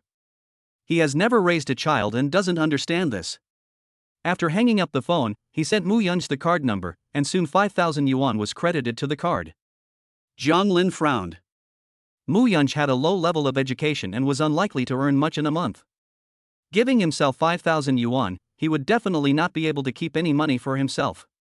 He had a 211 undergraduate degree. But his official salary was only 5,000 yuan, and with various subsidies it was 5,800 yuan. However, the salary of other classmates is almost 6,000 yuan. Unless they go to a coastal city with high pressure and a sales nature, the salary is much higher, but the pressure is also great. He also considered that Shanghai Trading is a big company with a stable 9-to-5 workday and weekends off, so he came here to work. He began to think, is this job really suitable for him? If he wants to raise a child, the salary feels a bit too low. But if I look for a job with a higher salary, I won't have time to take care of the baby. When it really comes to taking care of the family, when you calculate the cost of living, there are really expenses everywhere. Sister Su came over with a cup of hot water. "Zhang Lin, what are you daydreaming about?" Zhang Lin put aside his messy thoughts. Right now, he still needs to work steadily, otherwise he won't get paid, let alone raise the baby. "Sister Su, I just learned that children over 3 years old still need to drink milk powder?" Of course. After the age of 3, children enter a period of rapid growth, and with kindergarten, the outside environment is complicated. They need to take calcium supplements and boost their immunity. If children are picky eaters, they are more likely to become malnourished. Sister Su said with a smile, but it also depends on the specific situation of the family, so there is no need to dwell on this. Zhang Lin also understood. He thought that Mu Yunj used to own a business, and now that it has collapsed, she is working overtime on Sundays and traveling on Mondays. She must also be doing sales-related work, which is very stressful. It's too hard for a woman to work so hard for her child. Zhang Lin sighed, knowing that it was not easy for her. He sent Mu Yunj a message. "Take care of your health, don't work too hard, I'll cook something delicious for you when you come back." Then he went to work with peace of mind, preparing to pick up his child from kindergarten after work. Muyunj was sitting in first class, and just before she turned off her phone, she saw Zhang Lin's message. She pulled the corners of her mouth and didn't reply. This was the first time she had flown on a plane, and someone had sent her this kind of message. It was rare. She never asked about the expenses for the child, but she could think of a lot of money in a month. And she was also curious if Zhang Lin could support the child well. Wenwen glanced at Muyunj's smile, didn't dare to say much, and continued to process the documents for this trip to Shanghai. She always felt that the president was strange.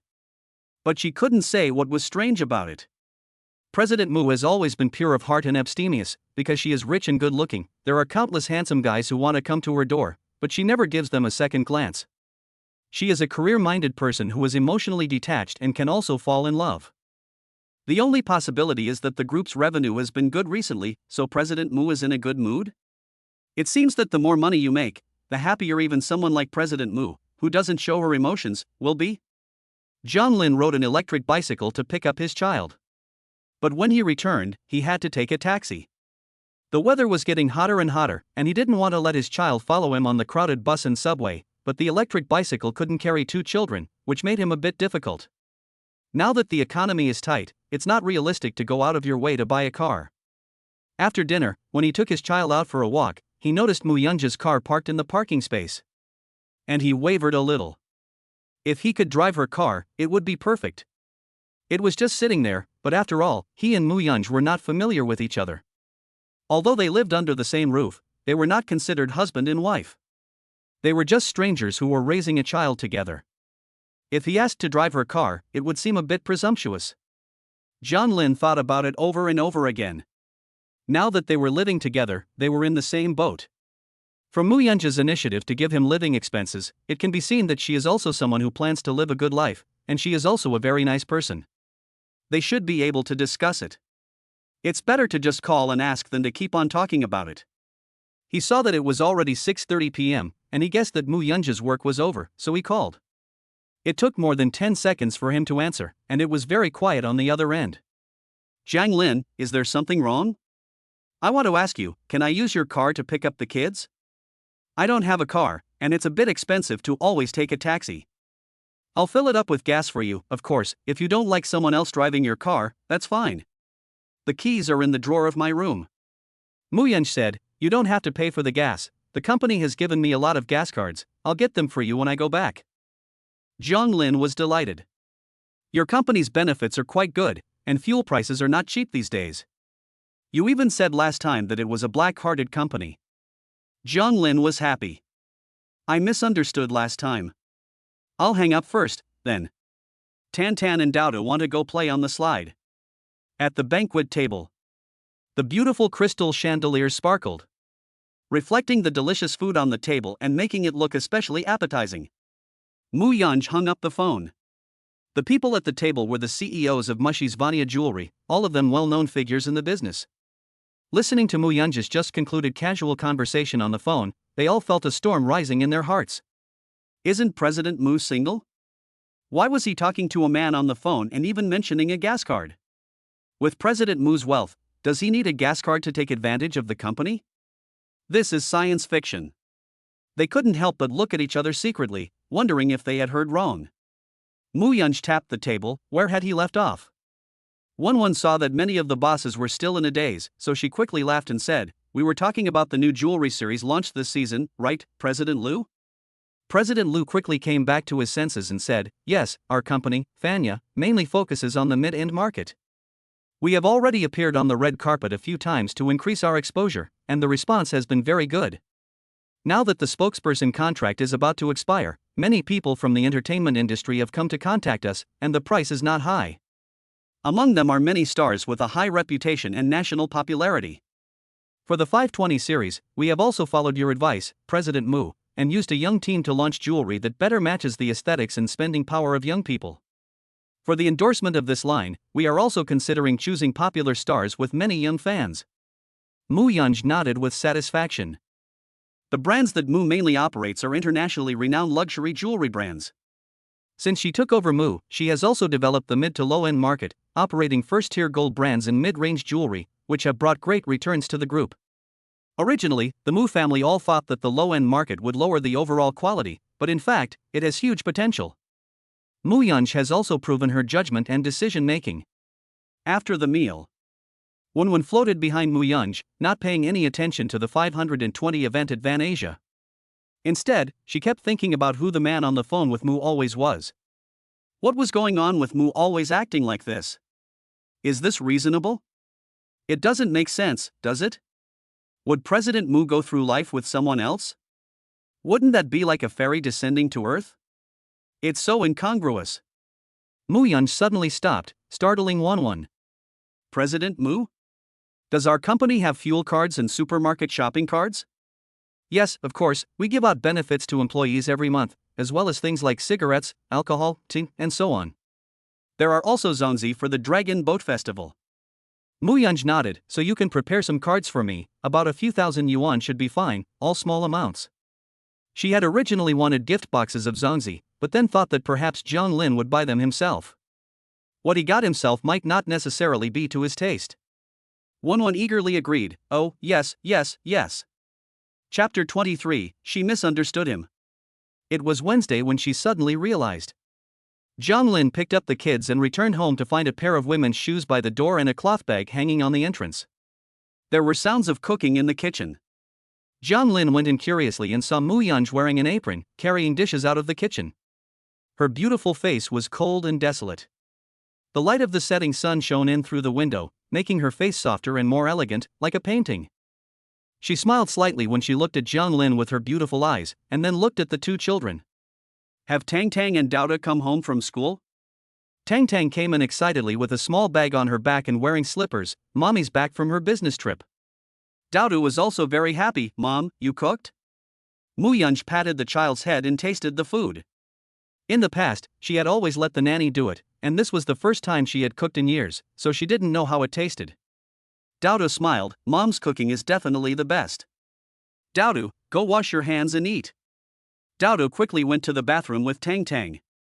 Jiang Lin also put away his things and went to wash his hands. You came back so quickly. I thought you were only coming back on Thursday. I finished up today's business and came back early. Mu Yunj explained. The company isn't busy either. The dishes on the table were all relatively light. Jiang Lin sat down and tasted them. They looked light, and now they tasted light too. He smiled. They're quite healthy. Tang Tang took a bite and found that her mother's cooking was not as delicious as her father's. However, her teacher had said that you should praise the food even if it's not good, so that you can improve. So she gave her mother a thumbs up, saying, "Your cooking is beautiful." Dauda nodded as well. The combination is very healthy. Mu Yunj was no fool. From the tone of their voices, he feared that the children didn't think the food tasted very good. Sure enough, Tang Tang and Dauda put down their bowls and chopsticks after not having eaten much. Jiang Lin picked up the dishes and utensils. When they came out, they saw Mu Yunj sitting on the sofa. You just got back from a business trip. Go take a shower and get some rest, okay? Luckily, I don't usually sleep much. Mu Yunj pointed at the cards on the table and said, "Keep them. You can save some money." Jiang Lin sat down and picked up the cards. They were all 100-200 yuan gas cards and supermarket shopping cards. These cards should be enough to fill up the car for a long time. Okay, I'll get you more next month. You've just started working here, are you sure it's okay to take so many cards? Jiang Lin is a little worried. It's fine, I'm not bad at my job, and there aren't as many rules in a small company. The boss is very nice, and he takes care of me because he sees that I'm having a hard time. Jiang Lin nods. So your boss is quite nice. Yes, she's a woman boss, and she's very nice. Jiang Lin packs up her things. I'll take the kids out for a walk after dinner and play with them a bit. Do you want to come? You go ahead. Mu Yunj waited until they had gone out before returning to the room, taking out his computer from the suitcase and continuing to deal with unfinished business. Jiang Lin sat on a park bench, talking to his parents on video call. Watching Tang Tang and Dauda playing, while Mu Yunj rested at home. He felt that this life was just like that of an ordinary family of four. It was very ordinary, with the daily necessities, but also very fulfilling. Zhao Xia, on the other end of the video call, smiles and says, "My grandchildren are just so cute. Look at how energetic they are. This child still wants to live with his mom and dad. Look at how much more active Dauda has become.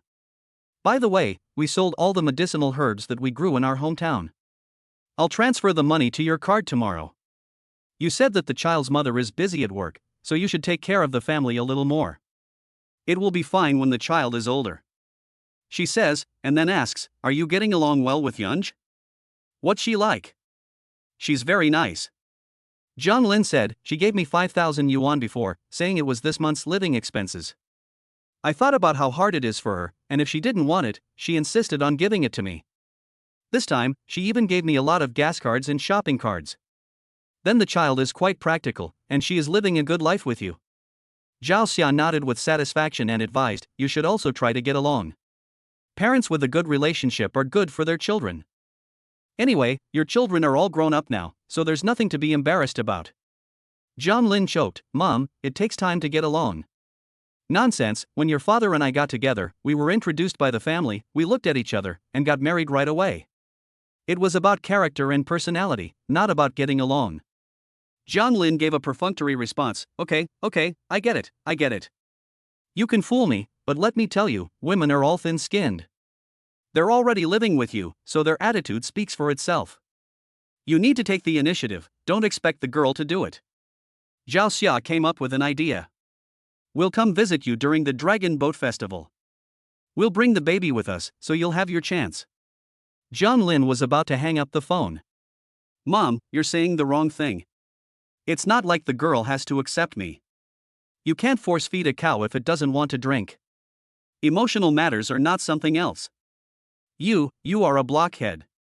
Zhao Xia also didn't want to tell Zhang Lin everything too bluntly, so she could only wait until the Dragon Boat Festival and let Jiang Jianjun go point Zhang Lin out a little.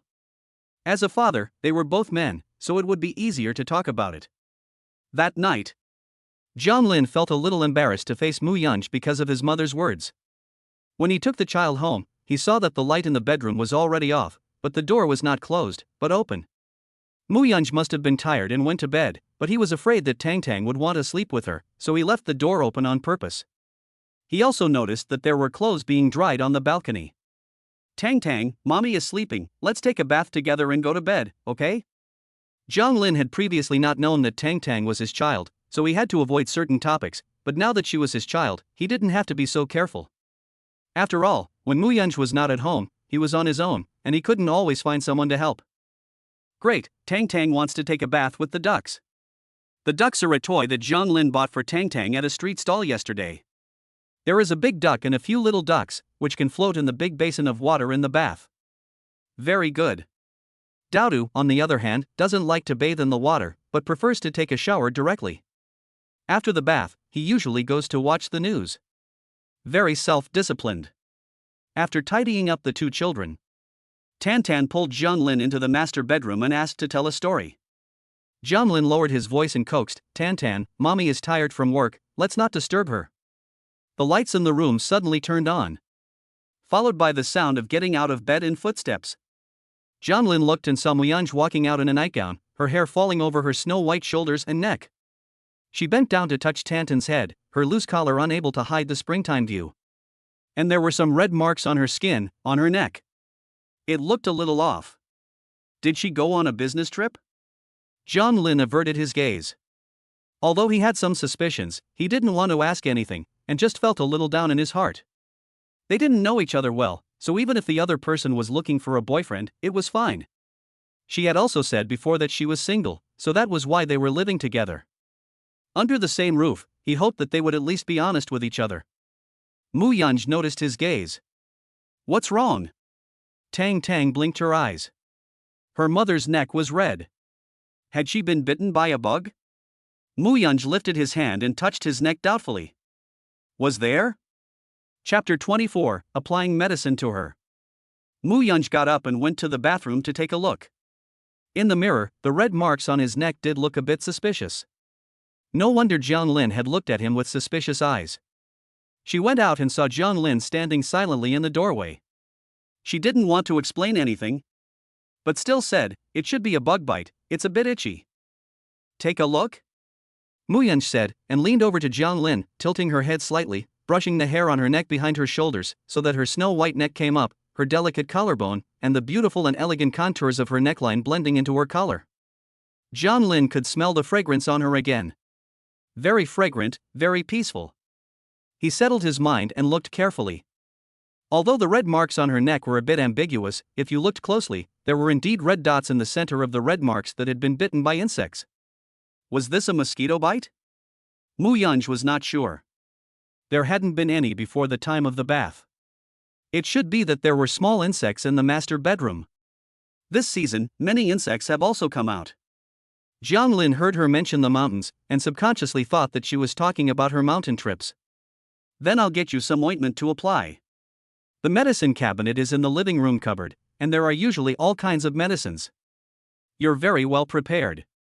No, my mother bought it. I usually don't know much about life, and I have to learn slowly. Jiang Lin said, and went to get the ointment, handed it to Mu Yunj, and said, no, it will stop itching if you apply it. Mu Yunj took the ointment, but when Jiang Lin turned around, he grabbed his hand. Help me. Jiang Lin was stunned. What?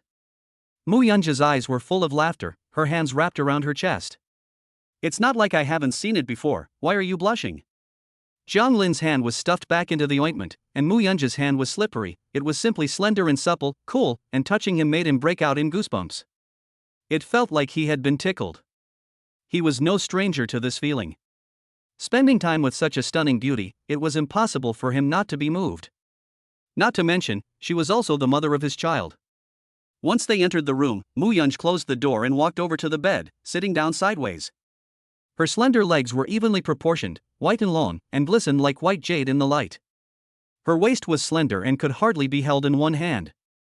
Her long, dark hair was gathered behind her. Her plain face had drooping eyebrows and eyes, very serene and cold. When she looked at Jiang Lin, it made him feel like a cool moonlight shower. What are you still doing? Oh. Jiang Lin walked over with a sense of hindsight, unscrewed the lid of the medicine, squeezed some cool ointment on his index finger, bent down, and looked intently at Mu Yunj's neck.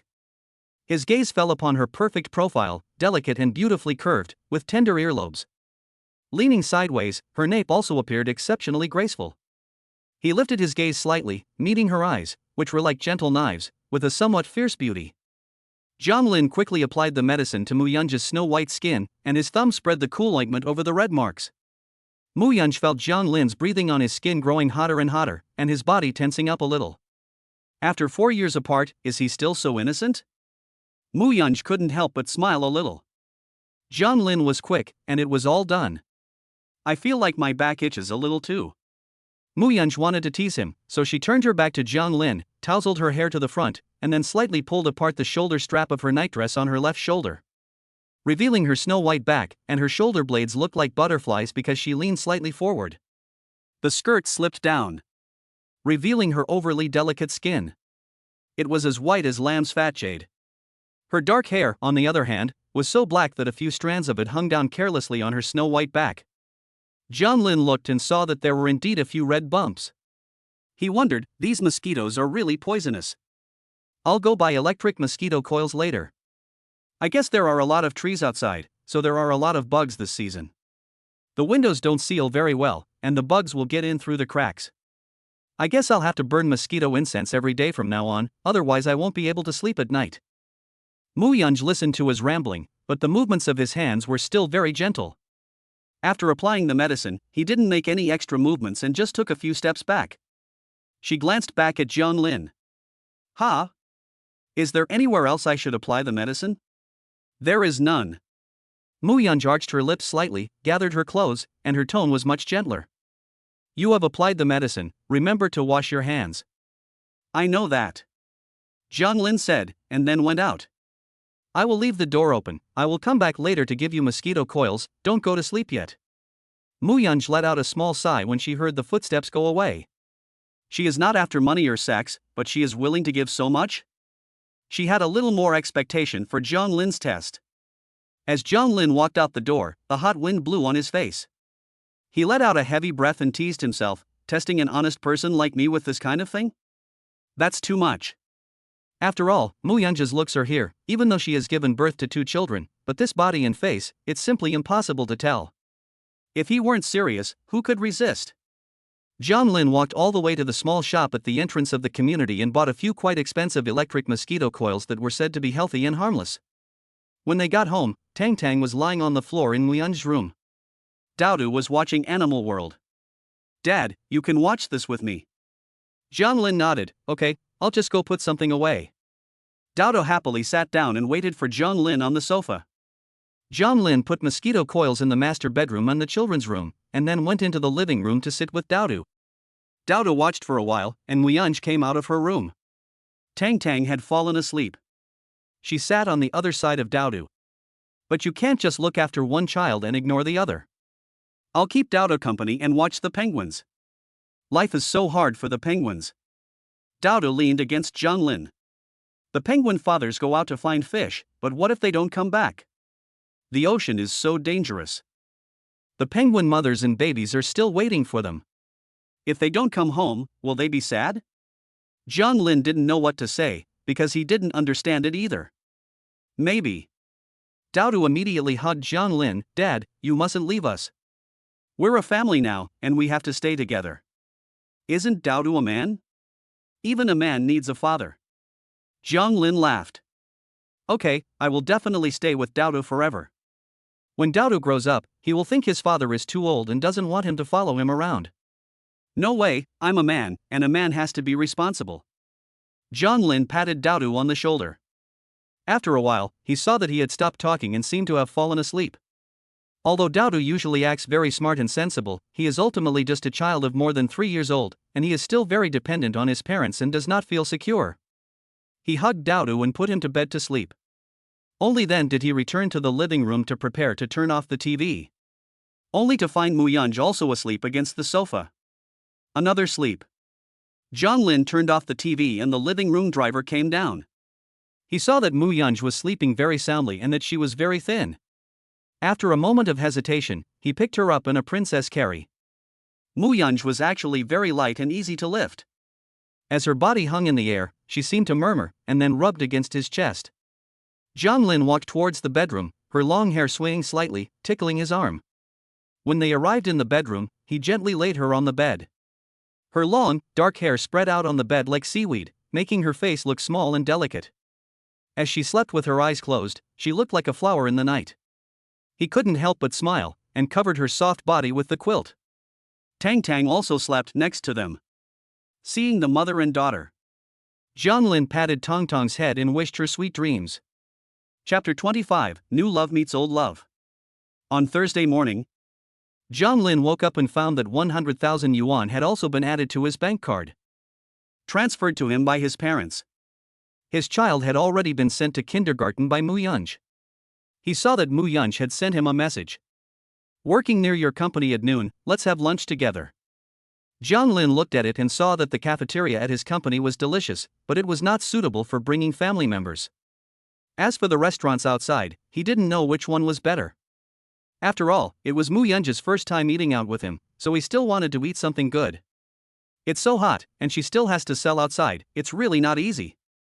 Thinking of Muyunj's snow-white skin, he felt that she suffered quite a lot from the wind and sun. The morning work quickly came to an end. Jiang Lin saw Song Tianwei come to the company again with Ning Shui, but this time they didn't stay, and went out at mealtime. He just went to the department manager's office. Su Lan looked at the time. It was time to go. Shall we go to the cafeteria together? Sure. Xiaoya came over with a milk tea. But I'm not very hungry today, I just want to eat some noodles or something. Sister Lan, it's so sunny right now, I'm going to buy some sunscreen on Taobao this time. Do you want to share the order? It's much cheaper. No. Su Lan waved her hand, I'm usually too lazy to protect myself from the sun. Jiang Lin heard this and thought of Muyunj's table, which didn't have any skincare products, so he quickly said, I'll split the order with you, but I won't buy it. If you buy it, can I transfer the money to you? Oh, is it for your boyfriend? Yes. Jiang Lin nodded, and I've made lunch plans with her, so I'll go first. Xiaoya was a little curious, and when she saw Jiang Lin go out, she followed him. Until she saw Jiang Lin leave the company, she didn't see his boyfriend, so her curiosity was somewhat dampened. Muyunj was waiting under the office building of Shanghai Trading, which happened to be a shady place. She was wearing a long white dress, her hair tied in a loose low ponytail, and a turquoise bracelet on her wrist. People walking by couldn't help but stare at her. When Zhang Lin arrived, she waved her hand. Zhang Lin, this way. How long have you been waiting? It's so sunny here, why don't you go into the coffee shop and sit and enjoy the air conditioning for a while? It's hot, isn't it? It's okay, I just got here.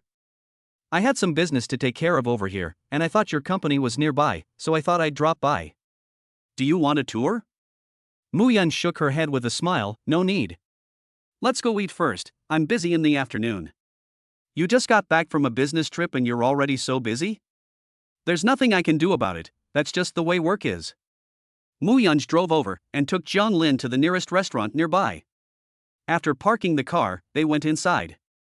At the entrance were two very quaint water tanks, with flowing water, the sound of water dripping, lotus leaves growing thickly, small pink stamens standing tall among the greenery, and red little carp swimming about. It made people feel carefree and happy as soon as they entered. The environment here is really nice. Zhang Lin praised. Well, our boss recommended it, and the price is very affordable. Mu Yunj took the lead and whispered, we have a card, so we can eat for free. Zhang Lin couldn't believe his ears. Mu Yunj couldn't help smiling when she saw his expression. She lifted her delicate finger and pointed at his forehead, don't feel too much financial pressure. We'll get through this together. Zhang Lin was stunned for a moment. Mu Yunj had already asked the waiter to show them to a table by the window. Zhang Lin followed, and felt that the two of them, it seemed, were not so unfamiliar with each other after all. Instead, their mannerisms were much more familiar. Mu Yunj ordered a few home-style dishes. His movements were natural and unrestrained. Zhang Lin looked at the prices on the menu and the fancy names of the dishes, and felt a little emotional. Mu Yunj had been rich at one time or another, so he had more experience than Zhang Lin, and naturally knew how to go out. If it were him, he would not be willing to eat such expensive dishes. A plate of stir-fried water spinach, with a fancy name, costs 46 yuan, which is enough to buy a lot of water spinach at the supermarket. While waiting for the food, Mu Yunj looked out the window at the office building where Zhang Lin worked. It was very tall and could be seen from here. Are your parents coming for the Dragon Boat Festival? Well, they might come, but there's no room at home, so they said they'll go to a hotel. Zhang Lin added after that, you might not be familiar with my parents and it might be a bit uncomfortable, but we'll take the kids out to play and won't bother you. Mu Yunj smiled faintly, we already live together, there's no need to be so polite. Your parents are coming, we should entertain them properly. I'll take Tang Tang and Dao to bed, and there's no need to go to a hotel specially. It's hard to book a hotel during the holidays, and the prices are expensive. Zhang Lin heard this and naturally agreed that was better. After all, parents just come to see their children, not to have fun, and they can better spend time with their children at home. Mu Yunj picked up the teapot, lifted her wrist slightly, and poured Zhang Lin a cup of tea. I may not be free on the Dragon Boat Festival. If I'm not at home, I'll have to trouble you to take care of the house. Do you have to work overtime on the Dragon Boat Festival? No, I may have to go home for a while, but you don't need to worry about it, I can handle it myself. Zhang Lin had originally wanted to ask if she should buy some gifts, but since Mu Yunj had already said that, she gave up. After all, her relationship with her family was tense because of her having a child out of wedlock. It's better if I don't ask. The food was quickly served. Just as she was about to finish eating, Zhang Lin suddenly heard a familiar voice. Isn't that Zhang Lin? Lu Xia came out of the private room and pointed to the window seat. Xiao Xue, look, it's Zhang Lin. There's a woman with him too.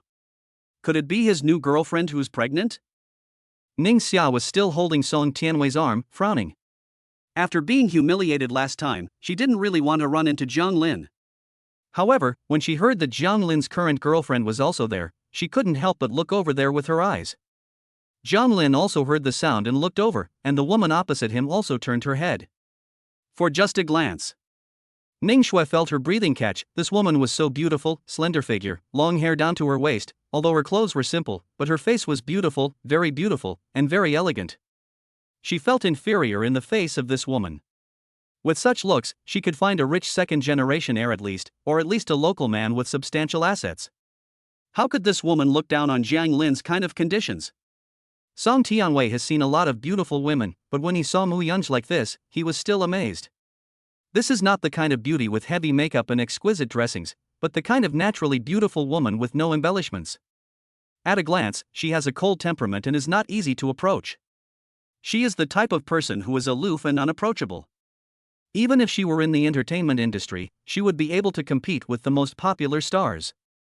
Song Tianwei understands very well that a successful man often needs beautiful women around him to decorate him. And beautiful women also need to be around successful men to make them seem even more valuable. As for John Lin, he has somewhat lowered the standard of beautiful women. He feels a bit sorry for him, thinking that he is a flower that has not been placed in a good vase. He deliberately asked, "Isn't this Xia Xue's ex-boyfriend? What a coincidence. You've met again. What was his name again? Jiang? Jiang Yan? It's John Lin." Ning Shui corrected. Song Tianwei smiled and said, "Oops, after all, he was just a little intern, so he didn't remember clearly. When I went to their company, President Wang didn't introduce him specifically. Jiang Lin, right? Are you guys here for dinner too?" Chapter 26, Defending Mu Yunj. Jiang Lin had no intention of getting close to them. After all, their statuses were not harmonious. He didn't even move from his chair. "Mr. Song, Assistant Ning, are you ready to leave after dinner?" The implication was, you eat and leave, don't talk here anymore. However, Ning Shui seemed to have not understood, staring at Jiang Lin fixedly. "Jiang Lin, we're old classmates, don't you want to introduce us to you?" Lu Xia also agreed, "Yes, don't be embarrassed to introduce him." Jiang Lin glanced at Mu Yunj.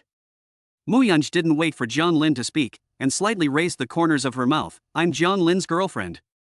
Ning Shui was still a little dazed when she heard Mu Yunj admit their relationship in person. Lu Xia saw Ning Shui's expression and knew that her best friend was a little upset. After all, they both thought that Jiang Lin was compatible with her, but they never expected that after he left Ning Shui, he would be able to find someone else. She was also a little jealous of Mu Yunj's face. It was too good looking, wasn't it? What did Jiang Lin have? Most likely, the woman's other conditions were not good. Lu Xia deliberately said, "You're about the same age as us, so why did you get pregnant and get married so early? You should have just graduated and entered society, but you haven't even worked for long and you want to have a baby full time? I don't know if Jiang Lin's salary is enough to support you and the baby. You should know that the cost of living in City A is not low." Mu Yunj smiled faintly, not taking this provocation seriously at all. Their thoughts were written on their faces, and it was too easy to see through them. It was all just going with the flow. Lu Xia looked at Mu Yunj, who looked calm and collected, indifferent to everything, and didn't seem to care about the people around her. It was like she was looking for a fight but had kicked the wrong person. It's just that the woman is simply dressed, with a backpack made of cheap cloth, and the phone and car keys on the table are also of a cheap type. She let out a sigh of relief, guessing that she is just all show. "I don't know, what university did you graduate from? Where do you work now?" Jiang Lin felt that Lu Xia was a bit offensive. "These are all my personal matters. I don't think we need to tell you, do we? After all, the only situation we will come into contact with is at the company." Lu Xia knew from his reluctance to talk that he must be a woman with no education and no job. She was not on the same level as these new age women with high education and good jobs. No wonder he would fall for Jiang Lin. She gave a derisive smile and said, "If you don't want to mention it, just don't. You're just afraid of being embarrassed." Jiang Lin's face turned even more unsightly. Ning Shui saw her best friend get back at him and her face softened a lot. "Xiao Shui, your ex-boyfriend still has too low an emotional quotient." Song Tianwei deliberately defended Ning Shui and Lu Xia, looking down on Jiang Lin from a position of superiority. "You and Xiao Shui are classmates, otherwise we would not have brought an intern like you to the occasion of the cooperation between Kongqing Health and Shanghai Trade. You really don't understand the rules of the workplace, and you don't appreciate it at all. You have to know that having more friends means more opportunities. Don't be pretentious and narrow your own path. We are all adults, but you still have the childishness of a child. How can you support your family?" Ning Shui listened to Song Tianwei's words and also felt that Jiang Lin was ungrateful. Jiang Lin's lips were pursed tightly. If it were any other day, he would not waste his breath on these people. But today, the way they were acting, they were ostensibly talking to him, but in fact they were openly and secretly scrutinizing Mu Yunj. In particular, Ning Shui and Lu Xia, weren't they just trying to prove that they were on the decline after being dumped by Ning Shui? Therefore, they went to great lengths to also trample on the outsider Mu Yunj to prove that she is not as good as they are. However, he did not pester her after breaking up with Ning Shui, but instead he is bothering an innocent person like Mu Yunj like this, which is really too much. He looked at Ning Shui. Ning Shui, I told you last time, we have broken up. You don't need to be curious about my private life anymore, and I don't want my family to become the subject of your conversations and a tool for comparison. Let's stop here. Otherwise, I will only find you ridiculous. Ning Shui was hit right on the spot, and her face suddenly turned pale. She was a little embarrassed and couldn't extricate herself from the situation. Family? So, he thinks he is making fun of his family? He would let himself get hurt like this for a woman he just met? If this woman is his family, then what about his 3 years? Jiang Lin looked at Song Tianwei again. And you, Mr. Song, you are the manager, you have a few years more experience than me, and you are a few years older. However, you can lecture your girlfriend at home, you don't need to be so good at teaching others, and you still come and lecture me. Song Tianwei suddenly looked ugly. You really don't want to give me face. Lu Xia hurriedly reprimanded Jiang Lin in order to curry favor. Jiang Lin, you've gone too far. Song always and Xiao Shui are considerate and have given you two face, so don't make things difficult for yourself. Do you know what Song's position is? What position is Xiao Shui in now? She's already given you face by speaking to you on her own initiative. Even if your boss Wang came, he would have to politely invite Song to dinner, so what are you? The noisy argument here. The employees in the store have also noticed, and other guests have also seen it, and they are somewhat dissatisfied. Mu Yanj didn't expect it. She simply came to have dinner with Jiang Lin, but she unexpectedly ran into this kind of thing. It seems that Jiang Lin, an old love, and Song Zong, a new love, have run into each other. For the sake of a woman, they are now at each other's throats. Mu Yanj found it a bit interesting. She looked at Song Tianwei's dominant. After the others left, the woman bowed apologetically. We are sorry for the poor service in our restaurant. How about we give you a new table for free? The dishes will all be our restaurant's signature dishes. We can't finish all of it. Jiang Lin hurriedly said, I'm already about 70% full. Sir, you can take it to go. Please accept our apologies. Jiang Lin felt a little strange. Even if there was a conflict between people in the restaurant wouldn't stoop so low, would it? This was the first time he had encountered such a thing. Moreover, they had even driven away a big customer like Song Tianwei. He was a little at a loss and looked at Mu Yanj. Mu Yanj's tone was light. You decide. Sir, we'll pack it up and your table will be free of charge. This is the least we can do to apologize. Please don't refuse anymore. Jiang Lin hadn't had a chance to say anything when the person had already left. He was still confused, and was a little curious. How did you know to record in advance that this Song Tianwei came to cause trouble? Also, this waitress called you Miss Mu, does she know you? The attitude of this restaurant is a bit too good, isn't it? First of all, the recording thing, I scared them. Mu Yanj explained that there was no need to actually record such people. It was enough to bluff them, to dampen their arrogance. Jiang Lin gave her a thumbs up, admiring her from the bottom of his heart. I thought it was real, but you really do your own business, and you have experience dealing with these people. The way you just acted looked really impressive, and I guess they were fooled by you. Usually, he couldn't be as tough as Mu Yanj. Although she looks soft, she is really not a pushover. She has a bottom line, is very smart, emotionally stable, and really good in every way. Mu Yanj continued to explain, also, the owner of this restaurant is my friend, and he usually has money to spare. He is not afraid of losing a customer, so he is on my side. I see. Jiang Lin understood. No wonder the attitude was so good. Mu Yanj lowered her eyes, took a small sip of tea with her pretty hands, and said slowly, those people obviously came for you, but you didn't say much and you tore your face off with them. I heard your conversation. That person knows your leader. Although he has suffered a loss now, he may trip you up behind your back. I'm afraid this matter will not end well. Jiang Lin fell silent. Even if that's the case, I have no regrets about breaking with them. Mu Yanj raised the corners of her mouth and looked at him with anticipation. Why? Just because I'm your family? Jiang Lin, do you really consider me your family too? Jiang Lin looked into Mu Yanj's eyes and suddenly felt a little embarrassed. It seemed that he had just said that she was his family. But at the time, his mouth had just run away with him. He didn't know why he had said that. Perhaps he had already accepted in his heart the idea of living with Mu Yanj and raising children together. If that was the case, how could they not be family? However, he also knew that it was just his wishful thinking, and it didn't mean that the other person felt the same way. Mu Yunj reassured him, saying that it was just work and that it was fine to lose it, and that there might even be a better arrangement. Upon hearing this, Zhang Lin's worries dissipated. Although Mu Yunj usually doesn't say much, she is a very understanding and down-to-earth person, and is indeed a very good woman. When she was in business before, she must have been a strong woman who could stand on her own. You are so nice. Mu Yunj was a little surprised. Since she returned to China, no one has ever said that she is nice. Generally speaking, she is said to be vindictive and ruthless. Mu Yunj smiled. Zhang Lin looked at her smile and said, "I'm not just saying this because you're nice." After packing her things and leaving the hotel, she put them in Mu Yunj's car. Zhang Lin returned to work at the company. Nothing happened in the afternoon, but because of Mu Yunj's reminder, he also had some concerns. He was also afraid that Song Tianwei would cause trouble and suddenly make him lose his job. If he wasn't prepared, the situation could get really bad.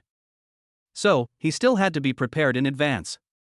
During his break, he secretly checked the job listings on the recruitment software in the pantry. He was surprised to find an offer of employment lying in his mailbox. He frowned. Is this an interview invitation from Dongxing Trading? Did I ever submit a resume to this company? He knew that Dongxing Trading was not smaller than Shanghai Trading. Moreover, Dongxing Trading did domestic and foreign exports, mainly to the Middle East. Although it did not trade with developed countries, it was very profitable. The Middle East has a huge market with abundant resources, so it has high potential. Not many people are recruited each year, so it's not easy to get in. He opened it and saw that the invitation had been sent a few days ago, recruiting staff for the Dongxing city headquarters, but the starting salary was 8,000, which was very generous. He had thought that they were recruiting someone to go abroad, but it was in City A, which was so good that he was a little tempted. Chapter 28, The Rival Puts a Spoiler on Things. Zhang Lin returned to his workstation and continued working without a change in expression. It was almost time to go off duty. Su Lan went to President Wan's office, and when she came out, her face did not look good. She glanced at Zhang Lin and said, "You come with me." Zhang Lin's heart sank, and he guessed roughly what was going on. Su Lan was a bit reluctant to speak up. After all, Zhang Lin had performed very well and had a good education, so there was no reason why he should not be transferred. But just now, Wang Chang told her to find a reason to persuade Zhang Lin to resign. She didn't understand why. Unless Mr. Wang didn't like Zhang Lin, otherwise, he would not inexplicably dismiss a qualified intern. Zhang Lin, I have something to tell you, so get ready. Sister Lan, I know. Zhang Lin let out a breath. So I still want to be paid for the past few days, right? Yes. Su Lan was a little surprised at his attitude. Do you know why you were fired? I offended that Mr. Song. Su Lan thought, Mr. Song, it can only be Song Tianwei, who has been in contact recently. How could this happen? It's okay, Lan, when do I go to HR? Tomorrow morning. Su Lan finished, and then comfortingly patted Zhang Lin on the shoulder. Don't be discouraged, your work ability is very good, we all like you very much, and you can work just as well in another place. Su Lan watched Zhang Lin go back to his workstation. She frowned, still feeling rather strange. After all, Song's assistant was Zhang Lin's classmate, and they were all acquaintances and friends, so how could they pull such a stunt? A manager actually making things difficult for a junior intern. It was a bit too ugly. However, it also showed that junior employees have no human rights. Even if they do a good job, they can still lose their job because of a few words from someone else. It's a pity. Zhang Lin also had no desire to go to work. While goofing off, he got in touch with Dongsheng by phone. The person who answered the phone was Yao Shueha, the head of the Human Resources Department. Her voice was very gentle. Zhang Lin? Yes. We saw your resume online and sent you an interview invitation to the email address you left. We are very satisfied with your qualifications. When can you start working? Zhang Lin was dumbfounded. Start working directly? What about the interview? He had gone through 3 rounds of interviews to get the job at Shanghai Trading. Dongsheng Trading is even more profitable than Shanghai Trading, so how could they just hire me? Could it be that I've met a liar? It's like this. We originally recruited a few management trainees, but for some reason someone left, and now there are a lot of personnel changes within the group, so there is a shortage of people. I've also read your resume. You received a lot of scholarships while you were in school, which is very good, so you can be hired directly. If you don't believe me, you can come to our company to have a look later. Zhang Lin agreed, so can I come now? Of course you can. Yao Shua has smiled, her attitude was very good. I'll add you on WeChat and send you the address. Dongsheng Trading is just a few blocks from Shanghai Trading, both are in this area, so Zhang Lin only needs 10 minutes to get there. He tidied up the desk a bit, said goodbye to Su Lan, and left first. Following the location sent by Yao Shueha, he actually arrived at the bottom of the Dongxing Trade Building. Looking at the towering office building, which was much newer than the buildings in Shanghai, he wondered if it was really true. I've hit the jackpot? Entering the lobby, he was also subject to access control. Zhang Lin said to the receptionist, "Hello, I'm here for the interview. Is this Mr. Jian?" The receptionist smiled and took out a temporary staff card. "This was prepared for you by Manager Yao. Just go straight to the 10th floor." Zhang Lin hung his staff card and walked into the elevator hall. The elevators were all resplendent, with golden mirrors. It was said that Dongxing was rich, and it really was. He got into the elevator and arrived on the 10th floor.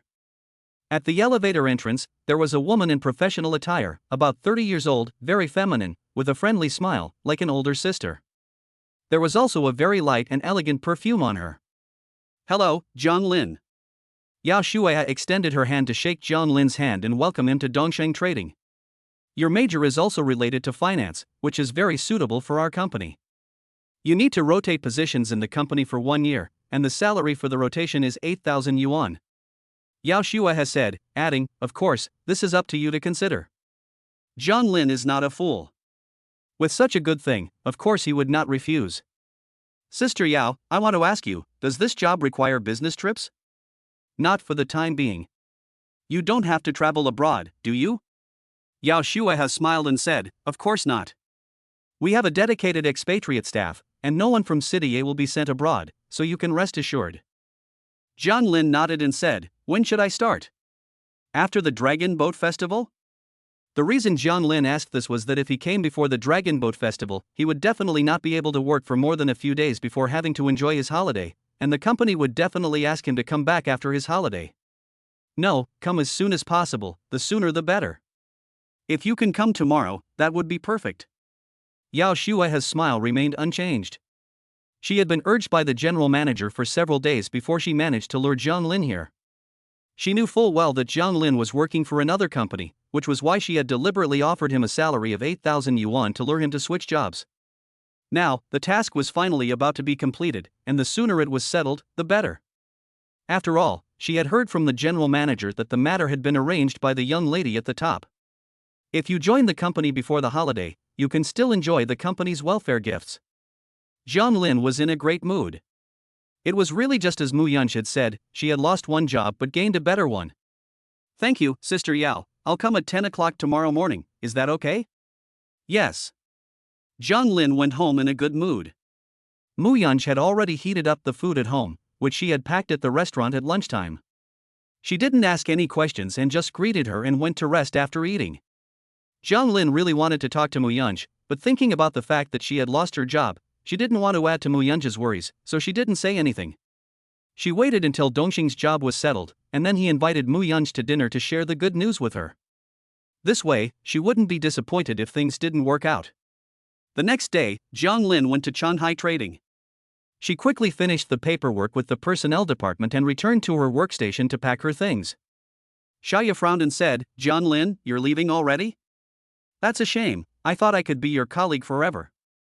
Su Lan was afraid that Zhang Lin was in a bad mood, so she comforted him, saying, "It's okay, just think of it as taking a few days off. After all, it's the holiday season, so it's good to spend time with your children. You're still young, so it's easy to find a new job." Zhang Lin looked at the way they comforted themselves. "It's fine. After I finish cleaning up here, I'll go to work. If you want to invite me to dinner, it's very convenient, I'm at Dongxing Trading, it's very close, it's only a 3-minute ride if you ride an electric bicycle." Chapter 29, thinking he was the lady's right-hand man. "Dongsheng Trading? You're amazing, the salary and benefits there are pretty good." Xiaodia had been sympathetic with Zhang Lin's unemployment, but now it was fine, he wasn't unemployed, he had just gone to a better place. Su Lan was surprised. Dongxing Trading's campus recruitment for this year had already ended a long time ago, and it didn't seem like they were doing any social recruitment either. She couldn't help but take another look at Zhang Lin. Was it an expatriate position, or? It's a management trainee position. Zhang Lin said, no need to travel. Su Lan nodded, and indeed, if you're capable, it doesn't matter where you go. Even if you leave from Shanghai, you can find a job so quickly. Young people are amazing. Is the salary higher than here? Xiaoya asked secretly, lowering her voice.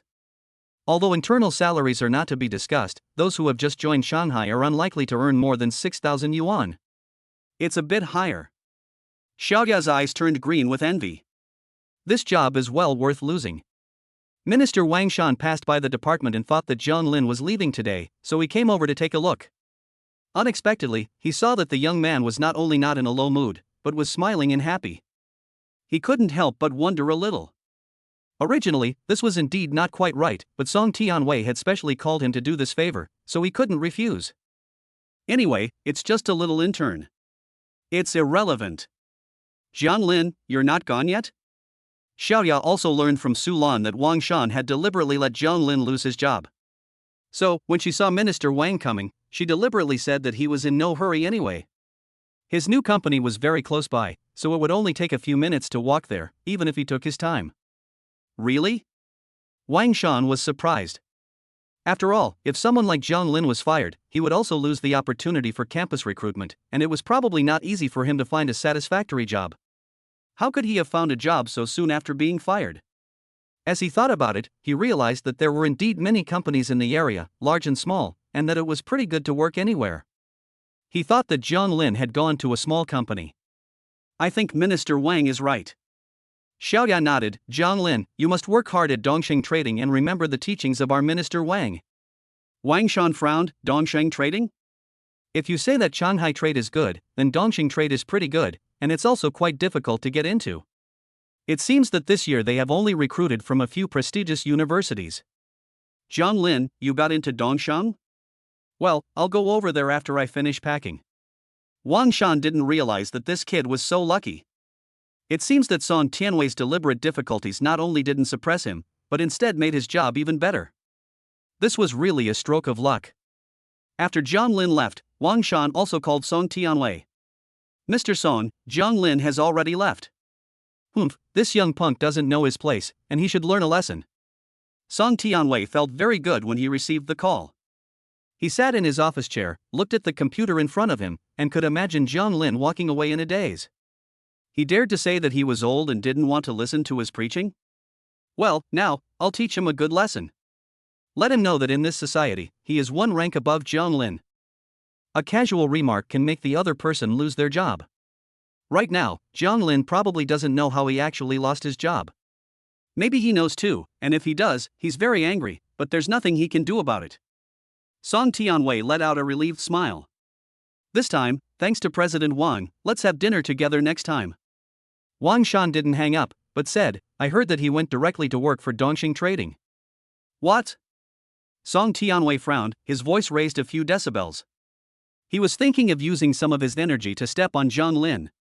But it was a step in the wrong direction. Dongxing Trading, why would they hire someone like Zhang Lin? Don't they do background checks? They want someone you fired? I don't know, I can't interfere with the personnel matters at Dongxing Trading. Song Tianwei hung up the phone, sat up in his chair, and his good mood vanished in an instant. Ning Shui came in with a teapot, wearing a graceful dress. Mr. Song, here's your tea. Shui, does that Zhang Lin have any background? Zhang Lin? His family is from a small town, and his parents still have rural household registration. Ning Shui thought back, and her tone could not help but be a little contemptuous. His family has been farmers for 3 generations, so what background does he have? Song Tianwei nodded, and didn't say much more. After all, he had failed to fix Zhang Lin, and it would be a shame to talk about it, so there was no need for Ning Shui to know. He thought back and felt that Zhang Lin was too lucky. However, he couldn't be lucky forever, so we'll see. Ning Shui softened her voice and put her hand on Song Tianwei's shoulder. Tianwei, my parents called to ask me if you were going to my hometown for the Dragon Boat Festival. We have been together for a long time, so shouldn't we visit your parents?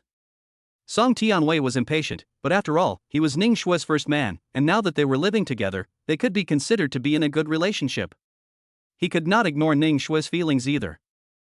This time, I won't go, but I will transfer a few thousand yuan to you, and you can send it to your parents, saying that it is from me. I'm busy during the Dragon Boat Festival, and as you know, my career comes first. Ning Shue was a little disappointed. The house that had been agreed upon had not been finalized, and there was no rush to meet her parents and settle down. She had no idea what Song Tianwei was thinking. Song Tianwei coaxed her, "Don't be upset. I'll give you a few thousand more, and you can go on a trip with your best friend." Ning Shue finally broke into a smile and said, "Okay then." Dongsheng Trading. After Zhang Lin put his things away at his workstation, Yao Shueha came over to show him around. This personnel manager should normally be very busy, but she took good care of him. As they walked, she took him to the general manager's office. There was no one in the office. Zhang Lin's eyebrows shot up. "Sister Yao, this is the general manager's office? Do you still have something to do? Otherwise, I'll go to work first." "It's fine, just wait a while, the manager is in a meeting, it will be over soon." Yao Shueha asked Zhang Lin to sit on the sofa. "He said he wanted to meet you." Zhang Lin frowned, secretly thinking that although Dongsheng Trading is very high-end, the management inside is very approachable. A general manager still wants to meet an ordinary employee like himself? It's too down to earth. Just as he was thinking, there was a sound of footsteps outside, and then a man appeared in the doorway. He looked to be in his 30s or 40s, wearing a suit. He wasn't tall, but his face was quite handsome, and he looked very serious. Lu Chang carefully sized up Jiang Lin, wondering. He had thought that Jiang Lin was the young lady's right-hand man, a deep person with a lot of hidden depths, someone who might say one thing but mean something completely different. He had been worried for several days, not sleeping well, for fear that he too would be pushed aside by the newcomer. But he looked at Jiang Lin and saw that she seemed to be someone arranged by the young lady. How could she be so clear and simple? Her eyes looked so pure, like those of a college student. He then reacted, and on the information, Jiang Lin was indeed a college student. Lu Chang frowned and, looking at Jiang Lin's smiling face, admonished himself not to be careless. Maybe she was also a smiling tiger. Jiang Lin was very strange. This general manager, why did he look at her with increasingly serious and solemn eyes? Was there something wrong with her? Chapter 30, she invited him for a drink. Lu Chang said to Jiang Lin, "If you have any difficulties adjusting to the company, you can talk to the Human Resources Department. Work hard, I have great expectations for your abilities." Jiang Lin smiled, said a few complimentary things, and left. Yao Shueha stayed in the office. "Lu Zong, why do you look so serious? This person is not simple, don't underestimate him." Lu Chang sat down, his tone very serious. Back then, the young lady also seemed kind and weak, but in fact, most of the people she arranged were just like her. Yao Shueha thought about it and realized that it was true. She knew very little about what was going on upstairs, and usually she only knew about Dongsheng's affairs. In fact, if you think about it, the young lady suddenly got rid of Mu Jinjin and then parachuted in such a college student. He seems harmless, but in fact, I guess the young lady has other plans. She couldn't help but sigh. A lowly person like me can only go along with the flow and be a loyal worker. I don't need to think too much about the arrangements made by the higher-ups, lest I strain my brain. Mu's group. On Mu Yunji's desk was information about Ning Shue. Previously, she had not deliberately tried to find out about Jiang Lin's romantic experiences, and had only investigated whether he had been in contact with the Mu family. After getting the answer, she did not pay much attention to it. One was a little surprised. She wondered what value this ordinary girl Ning Shue had that was worth the young lady investigating her. She said, "President Mu, Ning Shue's background is very simple, and her personal abilities are just so-so. It is said that there are other reasons why she was able to become an assistant at Concheng Health. As for her private life, President Mu shouldn't care too much." "Who says I don't care?" Mu Yunj flipped through the information. "What I want to know is her love life." She looked through the inconspicuous information and saw what she wanted to see. Ning Shue fell in love with Jiang Lin during her sophomore year and it ended on the eve of graduation. Now she is living with Song Tianwei, the marketing manager of Concheng Health. Mu Yunja's eyes were full of thought. She met Jiang Lin when he was a freshman. At that time, he probably wasn't in a relationship. After all, the information said that Ning Shui and Jiang Lin were each other's first love. This first love still lost to the future. Mu Yunj felt a little sympathy for Jiang Lin. They had a serious relationship for 3 years, but it didn't work out. The boy was still so innocent, no wonder he was always bullied. Wen saw the young lady looking at the information carefully, which was a bit messy. What was wrong with the young lady that she would care about the love life of a college student? Usually, the young lady only looked at things worth tens of millions in the business world. The world was a bit abstract. But Wen still maintained her composure and smiled. Missy, do we still need to investigate this Ning Shui in depth? No need. Mu Yunj already knows about Jiang Lin's past with those people. She cares about Jiang Lin, not other unrelated people. She already knows that Jiang Lin is still as pure as he was 4 years ago. Recently, he has been reducing his appearances in public, as I want to reduce his exposure. Yes, President Mu. When Jiang Lin returned home, she went to the market to buy groceries. Mu Yunj was at home, so she drove the children around and it was convenient for her to ride her electric bicycle. After buying some meat and vegetables, she returned home. And Mu Yunj happened to be driving back as well. What a coincidence! Jiang Lin greeted them. Tang Tang, Daodu, Daddy is going to cook something delicious for you tonight. Tang Tang put her hands up in the air. Daddy's cooking is the best, Tang Tang loves it. Daodu also looked curiously. Daddy, you bought a lot of food. Is today a special day? It doesn't seem to be a holiday. Jiang Lin gave a mysterious smile. Today is a day for celebration. Mu Yunj took Daodu's hand, while Jiang Lin held Tang Tang. And the two walked home side by side. The family of 4 was exceptionally close. Did you make money? Mu Yunj asked. Jiang Lin replied, more or less. I changed jobs and now I'm making 8,000 yuan. I'm quite happy about it, it feels like I've hit the jackpot. Mu Yunj thought for a moment. Since there's so much to celebrate, I'll buy you a nice drink tonight. No, there's no need for alcohol, I still have to take care of the kids, Jiang Lin said.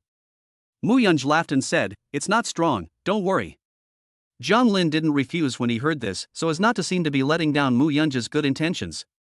At home. Jiang Lin put on an apron and went into the kitchen, where he made taro and pork ribs, mushroom chicken soup, stir-fried amaranth, and a cold cucumber salad. Mu Yunj also tidied up all the toys the children had messed up. And watered the plants in the small garden. Each busy with their own tasks. Jiang Lin saw Mu Yunj carefully watering the plants with a watering can as he carried the dishes from the kitchen. He felt that this life was simply peaceful and good. It's time to eat. Tang Tang also puts down the toy in his hands, runs over happily, sits down on the stool by himself, and says, Dad, the food you made smells so good. Tang Tang can eat 2 bowls of rice tonight. You can talk about eating more after you've eaten. Daodu says politely, walks into the kitchen, and helps his father take the food out. With his little arms and legs, he looks just like a little adult. He's very understanding. He speaks in a well-organized way, always with a serious look. Jiang Lin said, I'll see who eats more tonight, Tang Tang or Daodu. Daodu raised his chin. I'll definitely eat more, because if I eat a lot, I'll grow taller. I want to grow taller quickly so I can become an adult. Mu Yunj laughed. Daodu, isn't it nice to be a child? Daodu thought about it for a moment, and decided that it was better to be an adult. Adults can do a lot of things. The meal was delicious, and both Tang Tang and Daodu ate a lot. But after they had eaten their fill, the 2 children went to play with their toys in their room. Mu Yunj went to the kitchen. And in no time at all, she was carrying 2 glasses of wine with ice in them and setting them on the small table next to the garden. Because the wine was cold, a thin layer of ice fog condensed in the glasses as they were poured. It looked very refreshing. The sunset was beautiful, with a slight reddish cloud floating in the sky. Jiang Lin followed, sat on a small bench, and lifted the cold glass of wine. It was quite pleasant, and it was Friday, so he could rest for 2 days again. Drinking some wine to relax, maybe he could sleep well tonight and sleep in tomorrow. Mu Yunj smiled faintly and asked, how is your drinking capacity? Jiang Lin wanted to say that his drinking capacity was still quite good, that he could drink a lot of beer and could also drink a lot of fake wine. But then he thought about how he had been treated so casually by Mu Yunj just 4 years ago because he had drunk too much. He wondered, how much alcohol is there in this drink? It's hard to say. It's brandy with a little ice and some fruit juice. Jiang Lin saw the ice in the glass and thought that it should be fine. The smell is like drinking a soft drink. Muyunj smiled. The wine was over 40 degrees, so for himself, it might as well be like drinking a beverage. But for Jiang Lin, it was hard to judge. She wanted to test his alcohol tolerance. To see if he really couldn't hold his alcohol, and if he really couldn't, then it would still be the same as she remembered. If his alcohol tolerance was still okay, then it would mean that 4 years ago, he was purely half-hearted in hitting on her. Chapter 31, Holding Her and Crying After Drinking. Muyunj picked up the wine glass and raised it, trying to taste. Jiang Lin didn't argue, and took a sip. It was very refreshing. You're right, this weather calls for something cold. After finishing the glass of wine, Muyunj's eyes wandered over to his face. Do you want another glass? No, if I drink too much, I'll be too lazy to go to the bathroom at night. Jiang Lin waved his hand. Before long, he felt a little dizzy. He shook his head and closed his eyes to try to relieve the situation. But it didn't seem to help much. In fact, Jiang Lin has always had a poor tolerance for alcohol. Probably because of family genetics and his constitution, he has never seen his father drink since he can remember. Usually, he doesn't touch a drop of alcohol during the New Year and other holidays. He asked his mother, and she said that it was because when he got married, he toasted his father-in-law with a drink, and then disappeared in the evening. Everyone was scared and looked everywhere, thinking something had happened to him. In the end, they found him by the stream, sound asleep on a few pieces of banana leaf, snoring like a thunderstorm. He was carried back to the new house. He is still being teased about it. As the father's biological son, Jiang Lin naturally inherited this gene as well. Muyunj reached out and helped Jiang Lin up. Are you okay? You're a little red. Jiang Lin leaned against the wall and looked at Muyunj. Her eyebrows and eyes were clearly very delicate and beautiful, but her eyes always gave people a feeling of gentleness, without any aggression. But sometimes, a trace of indifference would show. It made people wonder what she was really thinking. Even though they lived under the same roof, she hadn't opened up to them, had she? It was just that she had temporarily gone bankrupt and needed a place to live. That was why she was living with them. When she got over her difficulties, would she take the child away without mercy? Jiang Lin is a bit pessimistic. I'm fine. I'm a bit sleepy, I'll go to bed first. What's wrong with you? Are you unhappy? Jiang Lin doesn't know why, but whenever he drinks, he gets all sorts of crazy ideas in his head. It's nothing. When he woke up in the morning, Jiang Lin felt his butt was warm. He looked down and saw that the sun had already reached the room.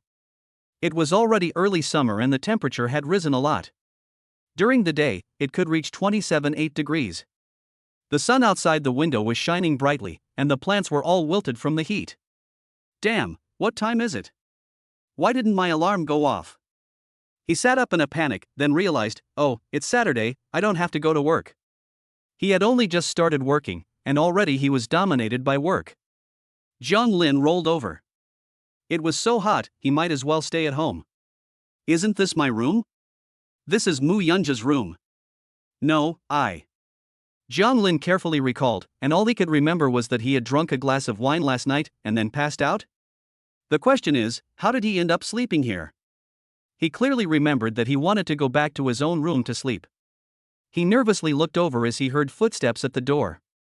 It was Tang Tang. Tang Tang was wearing a little blue dress, with her hair tied up in 2 little buns with blue ribbons, very cute. Her face was soft and plump, just like a sticky rice cake. He let out a sigh of relief. Sugar, it's you. Are we going out to play? We're going to Grandma's house today. Sugar explained, Mom said to prepare something for Dad to eat, so that you remember to eat. Where's Mom? Mom went to get the car. Jiang Lin couldn't solve the mystery in his heart anymore when he heard this, but Muyungu was so calm, so that meant he hadn't done anything either. Sugar, do you know why Dad is sleeping in this room? Tang Tang tilted her head, her round eyes full of thought. Because Daddy was drunk and kept talking to Mummy while hugging her, and he even cried, so Mummy took you to your room to go to sleep. She couldn't help but say, Tang Tang doesn't even cry, but Daddy cried, so that's embarrassing. I cried? Jiang Lin raised her voice, me? Why would I cry? Why? Dad said he was miserable, that he had been drinking fake wine and so on. He also said that he couldn't remember anything from work. Tang Tang wrinkled her nose, her cute little face serious. Dad, if you're unhappy, you can tell Tang Tang and Daodu, don't always keep it inside. That's not good. Zhang Lin was like a tomato that had been hit by frost. Tang Tang waved her hand. Dad, Tang Tang is going now, see you tonight. After saying this, she skipped out the door. Zhang Lin was also a little restless at home. After this incident, he finally understood why his father stopped drinking. After going out, Zhang Lin went to a restaurant near the university. Hangzi also arrived quickly. Seeing Jiang Lin's somewhat defeated appearance, he asked, "Why are you having a hard time again, buddy?" I heard from my fellow villager that you're no longer working at Shanghai Trading? What's going on? Zhang Lin didn't realize that Hang Zi knew as well. He gave a casual explanation. Song Tianwei must have done it because Ning Shui doesn't get along with you. This petty trick is disgusting.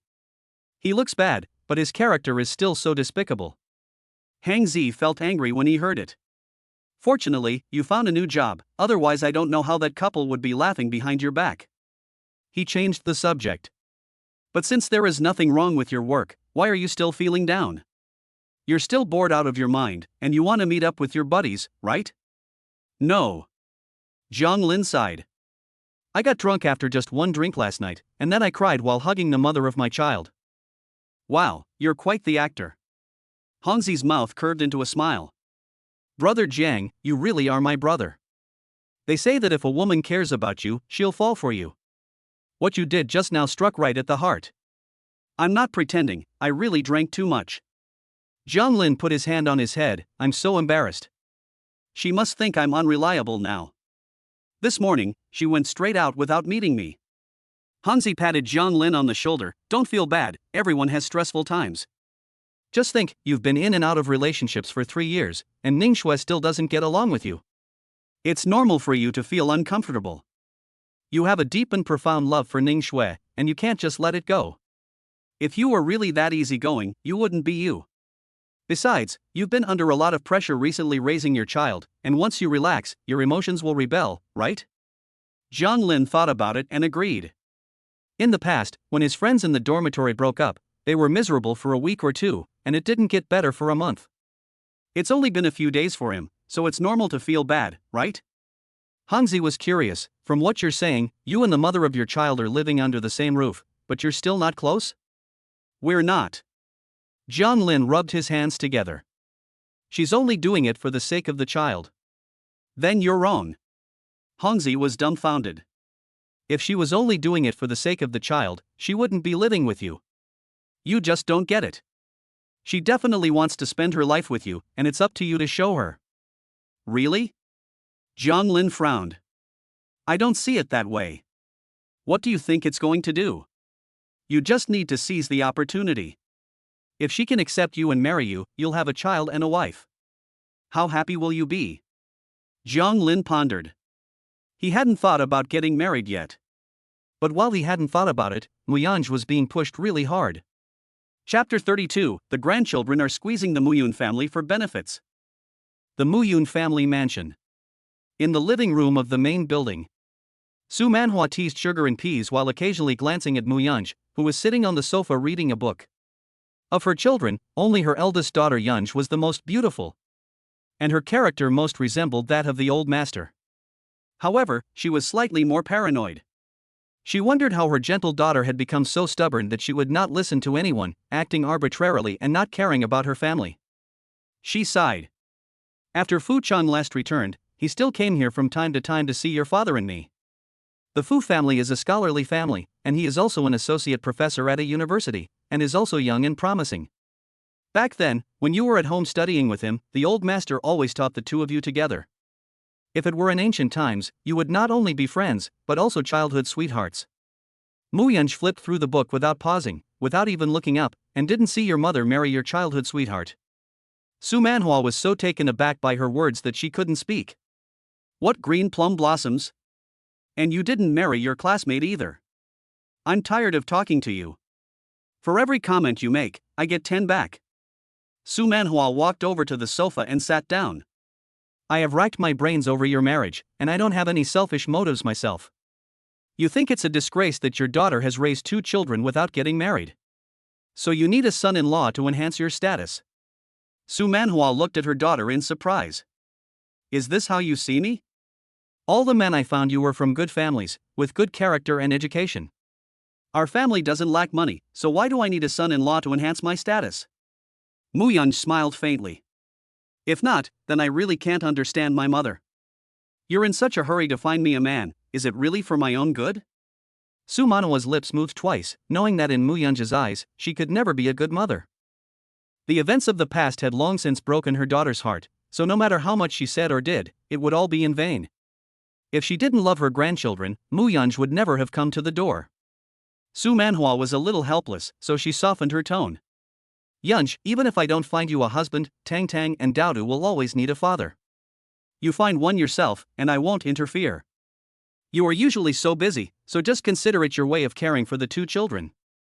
Wouldn't it be good to give them a complete family? After a short silence, you are right. Mu Yunj didn't stop her this time. Tang Tang and Daodu really like their father. Even if I, as their mother, love them more, I cannot make up for the lack of their father's love. Su Manhua was overjoyed. Fu Cheng is knowledgeable and gentle, and is the most suitable person to be a father. Mu Yunj interrupted her, saying that Tang Tang and Daodu already had a father.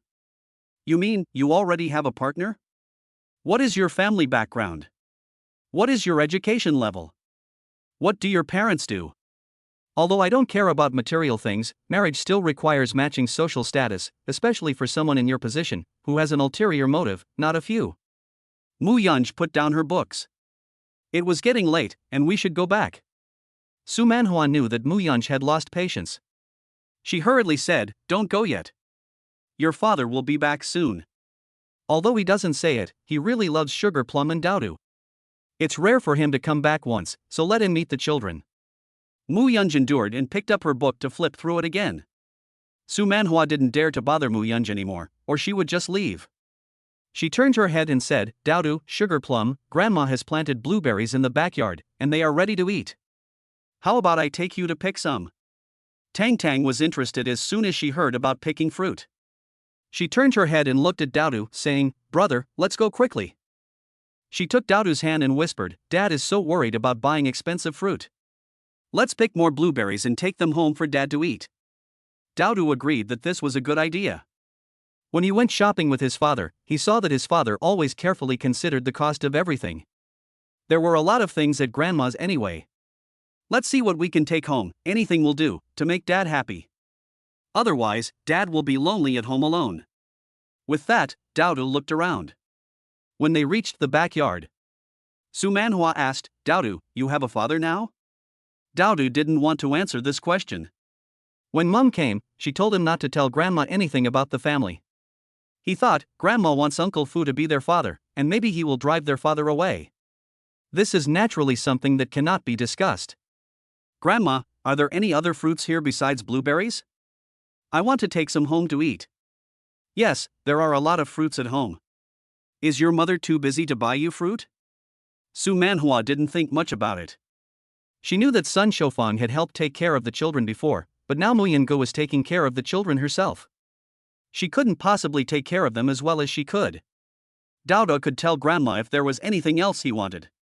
Daodu thought about what the family was lacking, but after all, he was just a child, and he couldn't think of everything. After a thorough sweep, he had brought back a lot of things. He had packed up expensive oils, imported fruits, and very practical things like the family's robot vacuum cleaner. When Mu Ding returned, Daodu took the computer from his study. Grandpa didn't use it anyway, and it was replaced once a year. This one was the new one. It's just gathering dust, so it might as well be used by Dad. After all, it seems like Dad's computer is always stuck. Daodu really cares about his father. Mu Ding also couldn't help but twitch at the corners of his mouth. He pretended to be indifferent in front of Mu Yunj, but in the study, he hugged Daodu and said, My dear grandson, did you make your mother angry and that's why you don't have any pocket money? Grandpa will give you a big red envelope. Next time you run out of money, just tell Grandpa and he'll transfer some to you. There's no need to go to all this trouble. You'll be tired carrying something worthless. Grandpa, I'm not tired. I'll come back for more next time. Daodu blinked his intelligent eyes. Grandpa, do you have anything else of value? Why don't you just give it all to me? Mu Ding looked at his grandson's face. How could such a cute child be like a shrewish debt collector? Grandpa, here. This painting is quite beautiful, I like it, can I have it? Daodu pointed at the calligraphy and painting on the wall of the study. My dear grandson, this one is a bit too eye-catching. Grandpa, you're not going to give it to me? Mu Ding endured the pain in his heart. This was his favorite painting, although it was only worth millions, it had been hanging there for years, and it was his favorite painting in recent years. When it was afternoon, Mu Yunj looked at the trunk of the car, which was full of things, and fell into deep thought. There were all kinds of things. Daodu, what are you doing? Daodu hadn't said anything yet. Tang Tang spoke first. Mom, Dad doesn't have any money, so we need to bring him more things back so that he doesn't have to worry about saving money every day. My brother said that this way Dad will be very happy. Tang Tang took her mother's hand and cooed, Mom, Dad was so sad last night, so Mom should comfort Dad just like she comforts Tang Tang. When Tang Tang is unhappy, she'll be happy with a present, and Dad is the same. Mu Yunj sighed, her heart had been calm for many years, but for the first time, she felt a little ashamed. Chapter 33, My roommates came to visit, and I was jealous. John Lin finished eating with Hongzi. And Hongzi asked him to hang out together. After all, Hongzi had finished his exams and could take a 2-day break to relax. However, John Lin thought about his home in the old residential area, with its many trees, and the recent increase in insects, so insecticide was needed. So he declined. Hongzi thought that he had never been to Jiang Lin's house before, so he offered to help out as a handyman. The two went to the flower market together and bought some green plants, which Hongzi paid for as a gift for moving into the new place. When they returned home with the plants, John Lin closed all the windows, smoked insecticide, and went to the door with Hongzi to buy 2 ice creams and sit and chat. After 2 hours, John Lin went home to prepare to open the windows. A car pulled in and stopped in front of them. The window rolled down, revealing Mu Yunj's pretty face. Her eyebrows and eyes were cold, her luxuriant black hair was scattered about, and her skin looked even whiter. She glanced at the two of them sideways. She had friends over today, but they didn't say anything. It's so hot, what are you doing sitting here? I brought some food over, just in case I want to entertain my friends tonight. This is my roommate, Hongzi. John Lin listened to Mu Yunj's words and explained, I just smoked insecticide, so don't go inside yet. I'll go back and let the smell dissipate. Didn't you get bitten by bugs the other day? I thought it would be better to fumigate. Mu Yunj nodded, I'll park in front of the house first. I brought a lot of things today, they're all in the trunk. You take the things back to the house. John Lin agreed and took Hongzi home. John Lin went into the house first to open the windows to let in some fresh air. The two children got out of the car and obediently stood aside while Hongzi helped unload the things. After everything was unloaded from the car, Mu Yunj drove to the parking space and parked the car. John Lin settled the children and also came out to get things. John Lin, you honestly tell me. Hongzi grabbed John Lin by the arm. Was that beautiful woman just now the mother of Tang Tang and Daodu? Are you sure she wasn't some older sister, younger sister-in-law, or something? She is the mother of the child, her name is Mu Yunj. Hongzi was jealous and wanted to roll his eyes.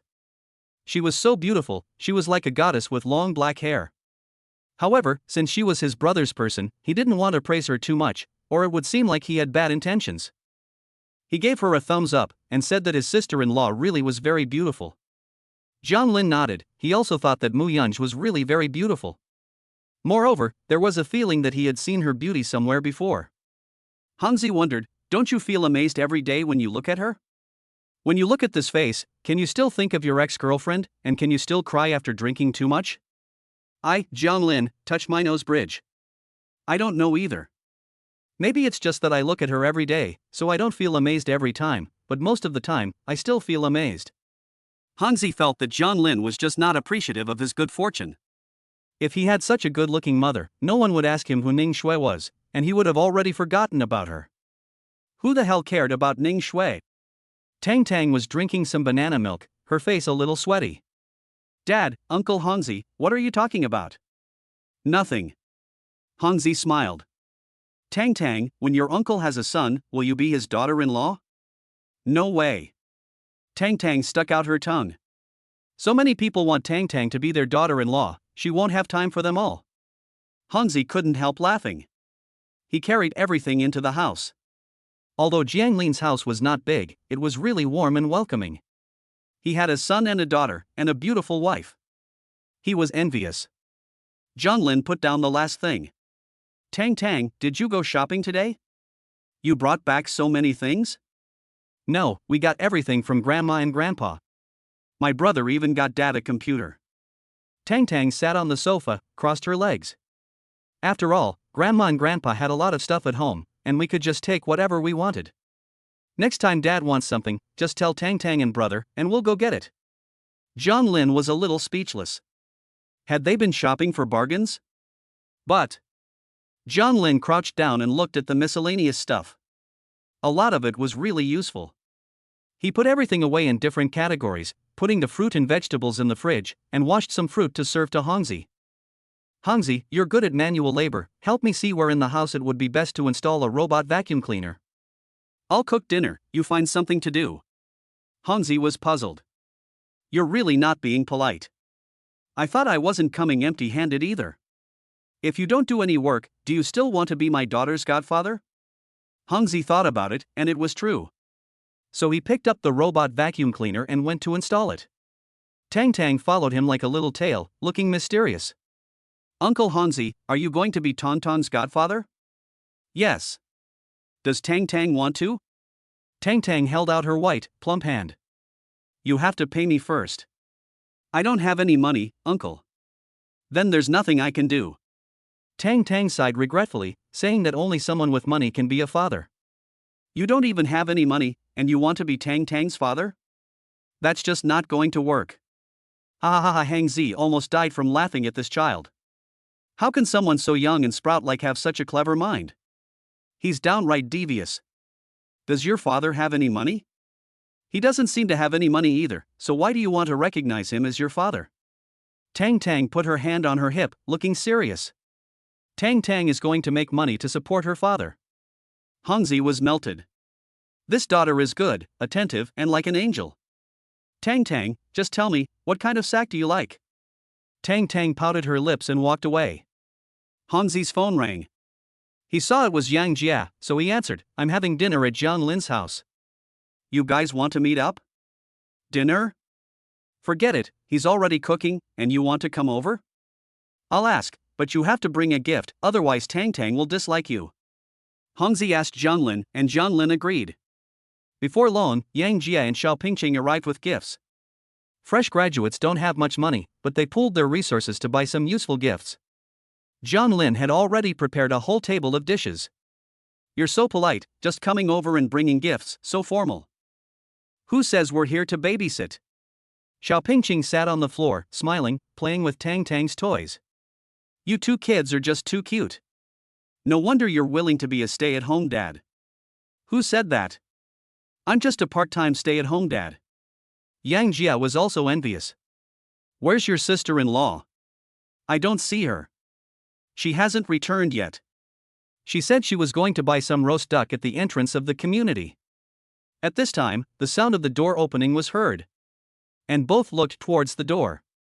They didn't say a word, just because Mu Yungu was just too good-looking. Even though she was carrying roast duck in her hands and was dressed very simply, it was hard to hide her stunning appearance. This face value, even if she was wearing a torn rag, it would still look good. They both suspected that they had seen her wrong. After all, Jiang Lin had never said that his child's mother was so good-looking. Yang Jia muttered to himself, is this for sure not a big star? This face is too great, damn it, Jiang Lin is really lucky. Xiao Pingqing couldn't take his eyes off her either. No wonder Tang Tang and Daodu were so good-looking, the genes make sense. Hongzi looked at their stunned expressions and secretly gloated. He had been mentally prepared for this, so he wasn't as surprised as they were, which made him seem very calm. You've worked hard, sister-in-law. Hongzi spoke, and there was enough food to eat, so there was no need to go out and buy more. Chapter 34. She's so good at it. Yang Jia followed suit, sister-in-law, my name is Yang Jia. I'm in the same dormitory as Jiang Gu, and we have a good relationship. I'm Xiao Pingqing, I'm the oldest in the dormitory, but you're a little older than me, so we'll each mind our own business, and I'll call you sister-in-law. Mu Yunj couldn't help but smile. She thought that these young people were quite interesting. I am Mu Yunj. You can call me Yunj. You don't need to call me sister-in-law on purpose. Come to our house to play often in the future. Yang Jie felt like a spring breeze brushing his face, like the melting of winter snow. Mu Yunj's face was almost as white as if it had its own light. She was so beautiful. Moreover, there was a fragrance in every movement of sister-in-law's hands and feet, like a very zen fragrance. It makes people feel that they can only look at it from afar, but not touch it. You guys sit on the sofa for a while, I'll go help in the kitchen, Mu Yunj said, and then carried her things into the kitchen. The three of them couldn't help but follow her to the edge of the kitchen, staring blankly at the stunning beauty inside who was lifting her hands to plate the roast duck. The beauty's fair wrists looked as if they were covered in frost and snow, and a green bracelet, which looked expensive, was on one of the wrists. Yang Jie was looking at it when he suddenly saw Mu Yunj turn around and look at him. He hurriedly stuttered, "Sister-in-law, your bracelet is really pretty, it can't be cheap." Zhang Lin took the spatula and glanced at it as well. Sometimes Mu Yunj wore the bracelet, and sometimes she didn't. It shouldn't be very expensive, right? Otherwise, she would wear it all the time. Mu Yunj thought about it and smiled as she replied, "I bought it at a scenic spot, it was only a little over 1,000 yuan. That's quite worth it." Yang Jie nodded. In fact, he didn't care how much the bracelet cost. He just felt that as long as it was on his wife, it was very expensive. Maybe that's just charisma? Zhang Lin couldn't help but come out and drive people away. Can you all stop crowding around the kitchen door? Are you sick in the head? Hurry up and go sit down. Hanzi and the others hurriedly went and sat down. Yang Jie praised, "Sister-in-law, you are the most beautiful person I have ever seen in real life. Even if you took some random photos and posted them online, you would be an internet celebrity. Don't compare her to those photoshopped beauties, okay?" Hanzi was unimpressed. If she entered the entertainment industry, she would be an instant hit. Xiao Pingqing sighed, "Before, I was worried that Zhang Lin would be unable to get over his breakup. Now that I hear that he has a child, I'm afraid that he entered into marriage on impulse." Yang Jie slaps his thigh, "I'm just jealous. It makes me so sad. I shouldn't have come today. I won't be able to sleep tonight. I'll be tossing and turning, thinking, why can't I have this good fortune? I'm more self-aware." Hangzi smiles, "I can't find a wife as pretty as her, but I'll get on good terms with Zhang Lin now, so that my son can marry Tang Tang as his wife in the future." "Won't that be a blessing for my son?" Yang Jie said, "You're still the one who thinks of everything. Then I'll have a daughter marry Dodo in the future, and by the time my grandson's generation comes along, won't their appearance be very high as well?" Xiao Pingqing was amused by their bantering. Who can say for sure what will happen in the future? They've all been swept away by beauty. Zhang Lin cooked dinner. In addition to the roast duck, he also made a few other hard dishes. His roommates didn't know that his cooking was actually so good, and they kept praising him. After dinner, they all wanted to be Zhang Lin's son-in-law and daughter-in-law, like candied beans, and they also wanted Zhang Lin and Mu Yunj to be like in-laws. Zhang Lin was annoyed and sent them all out, and then things quieted down. Only the family of four remained. After Zhang Lin went to clean up the mess, he saw Mu Yunj carrying fruit in and washing it. He said, "My friends were quite rowdy, weren't they? You went out today, came back and entertained my friends, you must be tired too. Go to bed early, I'll take care of the kids." "It's fine, it's been a long time since it was so lively, and your friends are all very nice. Besides, aren't your friends also my friends?" Mu Yunj smiled and looked at Zhang Lin with a fruit in her hand. Zhang Lin tasted it and his face turned red. He hurriedly said, "You're right. We're all family now, we shouldn't be so careful about each other." Mu Yunj raised his hand and tapped Zhang Lin's forehead. "Now he's smart? Last night, when you were crying in my arms, you weren't like this." Zhang Lin was originally immersed in the ambiguous atmosphere, but suddenly, his heartbeat evened out, flatter than a straight line. His face turned even redder, and I wondered why I was such a bad drinker. "Did I mention my ex to you? I should have let go of it already, but maybe I've been under a bit of pressure lately?" "Don't worry, I won't mix my personal life with our family." "Are you explaining yourself to me?" Mu Yunj leaned against the marble countertop in the kitchen, her posture very relaxed. Her eyes were smiling, looking at Zhang Lin, like a pool of spring water, making people unable to help but get carried away. Zhang Lin's nose was full of the faint fragrance on her body. "I'm explaining to you because I actually feel that life is very good right now, and I'm willing to keep living like this forever, and if you're willing to, that would be even better." Zhonglin, confessions are not like this. Muyunj picked up the fruit and said, when you've thought it over, come back and talk to me. With that, she turned around and left the kitchen. Zhonglin looked at her slender back and couldn't help but ponder, what did she mean? It wasn't a rejection, but she didn't say yes either. She really is. She's been acting indifferent the whole time, and she's already caught my eye without doing anything. She's only 2 years older than me, but why is she so deep? Zhonglin touched his mouth. I'm a human, where's the crooked mouth? He shook his head, put the kitchen in order, and then went to pack up the family's things. Tang Tang and Dowdu had brought back so much wool, and they were waiting for Zhonglin's praise. Especially Tang Tang, who said everything directly, took Zhonglin's hand, and pouted, Daddy, Tang Tang and brother brought you so many things back, and you don't even know to kiss us and praise us. Tang Tang even saw Daddy cry. Let Mummy comfort you. Just now, Mummy was in the kitchen talking to Daddy, so she must have comforted him. Otherwise, why would Daddy be so happy? Zhonglin bent down and kissed Tang Tang on the cheek as soon as he heard this. Tang Tang is so good. He looked at Dowdu again. Dowdu is also very clever. He even went out and missed Daddy. It seems that Dowdu was Daddy's little sweetheart too. Dowdu grunted, his cheeks puffed up, a little unhappy. Zhonglin kissed him. He then beamed with joy. In fact, I don't necessarily want my father to kiss me, but he can't just kiss my younger sister and not me. Zhonglin nodded, yes, Dowdu is right, my father should treat everyone equally. Chapter 35, she takes the initiative to get close. Zhonglin hugged the 2 children and played with them for a while. Muyunj came out of the shower, wearing a plain-colored dress. She bent down to hug Tang Tang. And when she looked up, her eyes met Zhonglin's. Zhonglin couldn't help but stare into her eyes. However, Muyunj quickly lowered her eyes, picked up the toy on the ground, and said to Tang Tang, Mommy is here to play with you, okay? Tang Tang twisted her body and hugged Muyunj's neck. Mom, let's all 4 of us play together. Dowdu also sat down next to Zhonglin. Dad, let's play together. Muyunj smiled at Zhonglin, as if to say, I'm going to make you miss your daily walk after dinner. Zhonglin didn't mind. Dowdu said, that's right, every day after dinner, Dad takes us for a walk. Let's not play with toys, let's go for a walk. Dad even promised to buy me another ice cream to eat today. Tang Tang agreed, saying that yes, Daddy was going to buy her a new fairy tale book to read to her, as she had already finished the previous ones. The family of 4 went out. And Tang Tang and Dowdu quickly went to play on the slides in the children's playground, leaving Muyunj and Zhonglin standing outside, watching the 2 of them play. However, the 2 of them stood far apart, several body lengths between them. Zhonglin, here you are again. A young woman came up to them. I knew you would be out here with the kids today because the weather is nice.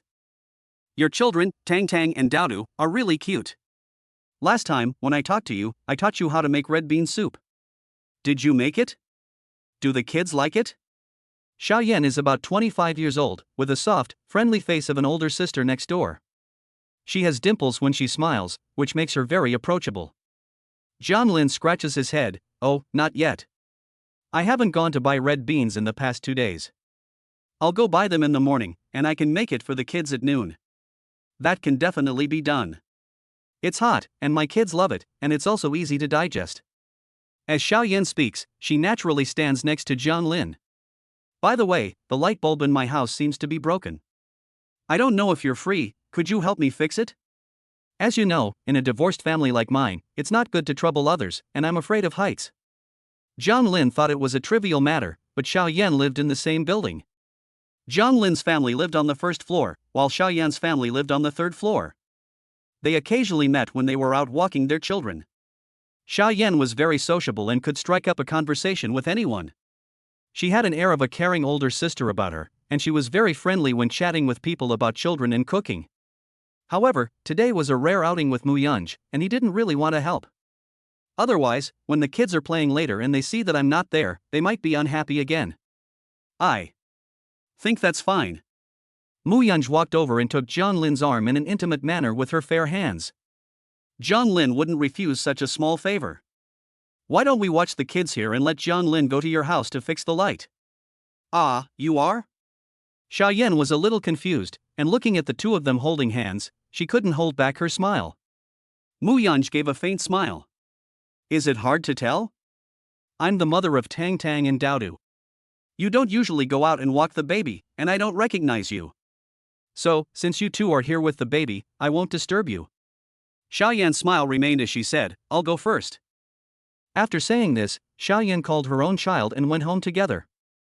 John Lin didn't care when he saw the people leave. After all, at this time, Mu Yunj was holding his hand. John Lin felt quite strange. Why did he suddenly come over and hold his hand? Mu Yunj looked at him in a daze and asked, What's wrong? Nothing. John Lin coughed and said, You're so pale. Usually, you get a tan easily when you're running sales. My former colleague and I split a sunscreen, and I put it in the drawer by your bedside. See if you're used to using it, because I don't know. Mu Yunj raised an eyebrow. Running sales?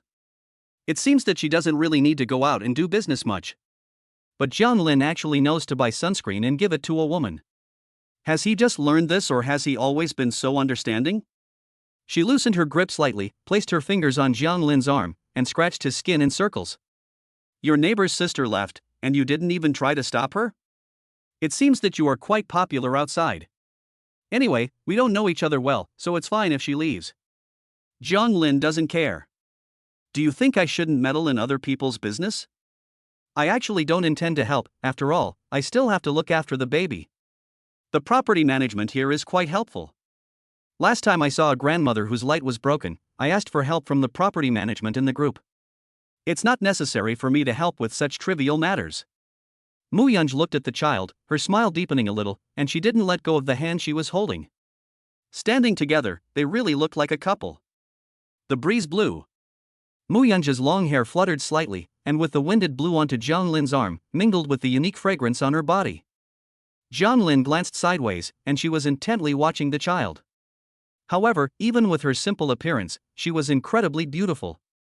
John Lin thought to himself, if she has no interest in me, then there is no way she will take the initiative.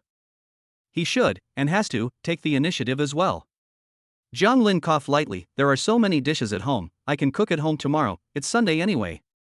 Mu Yunj answered, I think I have to work overtime tomorrow, I have to go early in the morning, and I won't be done until after 3 p.m. I can only eat something casual in the company cafeteria. Then I'll cook more and deliver it to you. John Lin smiled, anyway, my parents are coming over tomorrow, they want to take Tang Tang and Dao Dao out to play, I'm free, I'll deliver your lunch. Mu Yunj's hand stiffened. This proposal didn't seem very good. She glanced at John Lin's eager, expectant eyes, as if he really hoped she would say yes. Mu Yunj thought to herself, it's rare for him to take the initiative, and if she refuses, he'll probably just hug her and cry. Okay. But my company has a strict system, so you can just deliver it to the reception desk. John Lin let out a sigh of relief. Okay, just send me the location and I'll deliver it to you on time. Mu Yunj nodded. She remembered last night, after John Lin got drunk, he hugged her and cried, saying that she was not Ning Shui, but asking if she just wanted to raise the kids with him, and when the financial situation improved, she would abandon him just like Ning Shui. He also said that he didn't want to lose Tan Tan and Dao Dao, and he didn't want to lose this family. He has put a lot of effort into this family. Mu Yunj also thought about it seriously. She had come to test whether John Lin was a qualified good person, but when she asked herself, she wondered if she didn't want to give her child a home. Now, she was also wondering if she should give her family a home too. She was not heartless and could not see John Lin's true feelings. Mu Yunj murmured, John Lin, you mustn't let me down. John Lin thought she was talking about lunch and immediately smiled, don't worry, I've learned 2 new dishes that you'll definitely like. Chapter 36, the first time he delivered her lunch. Dao Dao ran up from afar, Mom, Dad. John Lin bent down first, looking Dao Dao in the eye, what's wrong, Dao Dao? My hands are dirty. John Lin smiled and took out a pack of wet wipes from his pocket, okay, let me wipe your hands. Mu Yunj smiled, John Lin is improving. He is trying hard to be a good father. Dao Dao, on the other hand, stopped being so independent and strong, and instead became soft and gradually became a child who needed to rely on his parents. Brother idiot. Don't wait for Sugar. Sugar ran over angrily, looking small and weak, and she didn't seem to have any killing power. Dad, ignore brother, he's a bad guy. Dao Dao held back John Lin, me a bad guy? You're the bad guy. John Lin waved his hands, stop fighting, tomorrow morning I'll make you both preserved eggs to eat. The 2 children stopped fighting. On the way home together, Tang Tang put her arms around her waist and said, "Dad, I saw you holding hands with Mum just now, why aren't you holding hands now?" She took Daodu's hand and said, "Me and my brother are holding hands." Zhang Lin felt a little embarrassed and turned around, holding out his hand to Mu Yungu. Mu Yungu hesitated for a moment, but in the expectant eyes of Tang Tang, he reluctantly covered her hand with his. Tang Tang happily bounced around, running ahead with Daodu. After she had gone far away, she asked, "Brother, do you really think this will work?" "Of course it will." Daodu was sure of himself. "Dad and Mum are just too shy. We have to help Dad. I've seen it in TV dramas. This is the only way to fall in love." Tang Tang tilted her head. "Brother, don't you just watch the news? You also watch TV dramas?" "Mum doesn't let us watch them. I watch them secretly, silly." On Sunday morning, Zhang Lin got up early. Hearing a noise, he hurried out of the room and saw Mu Yunj carrying a cloth bag at the entrance. "Going to work?" "Yes. You'll have a hard time at home today." Zhang Lin smiled at her quiet smile. "Don't worry about going to work, I'll take care of the house." Zhang Lin only withdrew his gaze after seeing Mu Yunj go out. She really has a hard time, having to work overtime on weekends. Running a business is indeed not easy. Therefore, Zhang Lin also treasures the family's money extra. It's not that she's so poor that she has to be careful with every penny, but the money is hard earned. She's a woman and she doesn't keep much money on her person, all for the sake of earning money to raise her children. As the family steward, he naturally has to take care of the household. He saw on his phone that his parents had already sent a message saying that they were taking a taxi over, so he didn't delay any longer. He quickly finished washing up and went to the kitchen to prepare some food to welcome them. By the time his parents arrived, the two children had already started to get up from bed. Zhao Xia saw that her son was busy, so she went to wash her hands and hurriedly went into the children's room. "Tan Tan, Daodu, it's time to get up. Let Grandma see if my two little treasures have put on weight." Zhang Jianjun also smiled happily, put down the specialty products he brought from his hometown, and took the old hens into the kitchen. "Your mother specially brought 2 old hens for you to make soup. Mom and Dad, you came here for a visit. Taking the high-speed train is tiring enough, why did you bring so much stuff?" Zhang Lin couldn't help but say, "There's no shortage of food and drink in the city. If it's just you, see if your mother brings you anything." Zhang Lin was helpless. "Well, having grandchildren has made you forget your son." Zhang Jianjun looked around the house and saw that everything was in order. "You usually take on more of the workload, and since Yungu is busy at work, you can help out more. It's fine. Men shouldn't be macho. Whoever has time does the housework." "Dad, don't worry, I'm happy doing it." Zhang Lin smirked, "I have a son and a daughter now, taking care of my own children, what complaints do I have? I chose this path myself." "Look at me, you're just being paranoid." Zhang Jianjun couldn't help but tease him, You're a father now, what's there for me not to trust you?" Zhao Xia finished washing up with the two children, and it was time to eat. At the dinner table, Zhao Xia also talked about Zhang Lin's recent situation. After learning that everything was fine at home, she felt much more relieved. She also chatted with Zhang Lin about her experiences raising children. Zhang Lin said, "Mom, these are different times now, and we emphasize raising children scientifically. I don't care if you do it scientifically or not. If you dare to let my grandchildren starve and get thin, just wait and see, I'll fix you." Zhang Lin couldn't help but laugh helplessly. After the meal, the two elderly people took Tang Tang and Daodu out to play. Zhang Lin tidied up the table a bit, washed all the clothes, swept the floor again with the sweeper, and then went to the nearby vegetable market to buy some vegetables to prepare for lunch. He was busy all morning, and after eating a mouthful of lunch, he saw that his parents were not going to come home for dinner, so he set off with his lunchbox. Zhang Lin swept an electric car and saw that the location sent by Mu Yunj was in the south of the city, which was not very far, so he set off.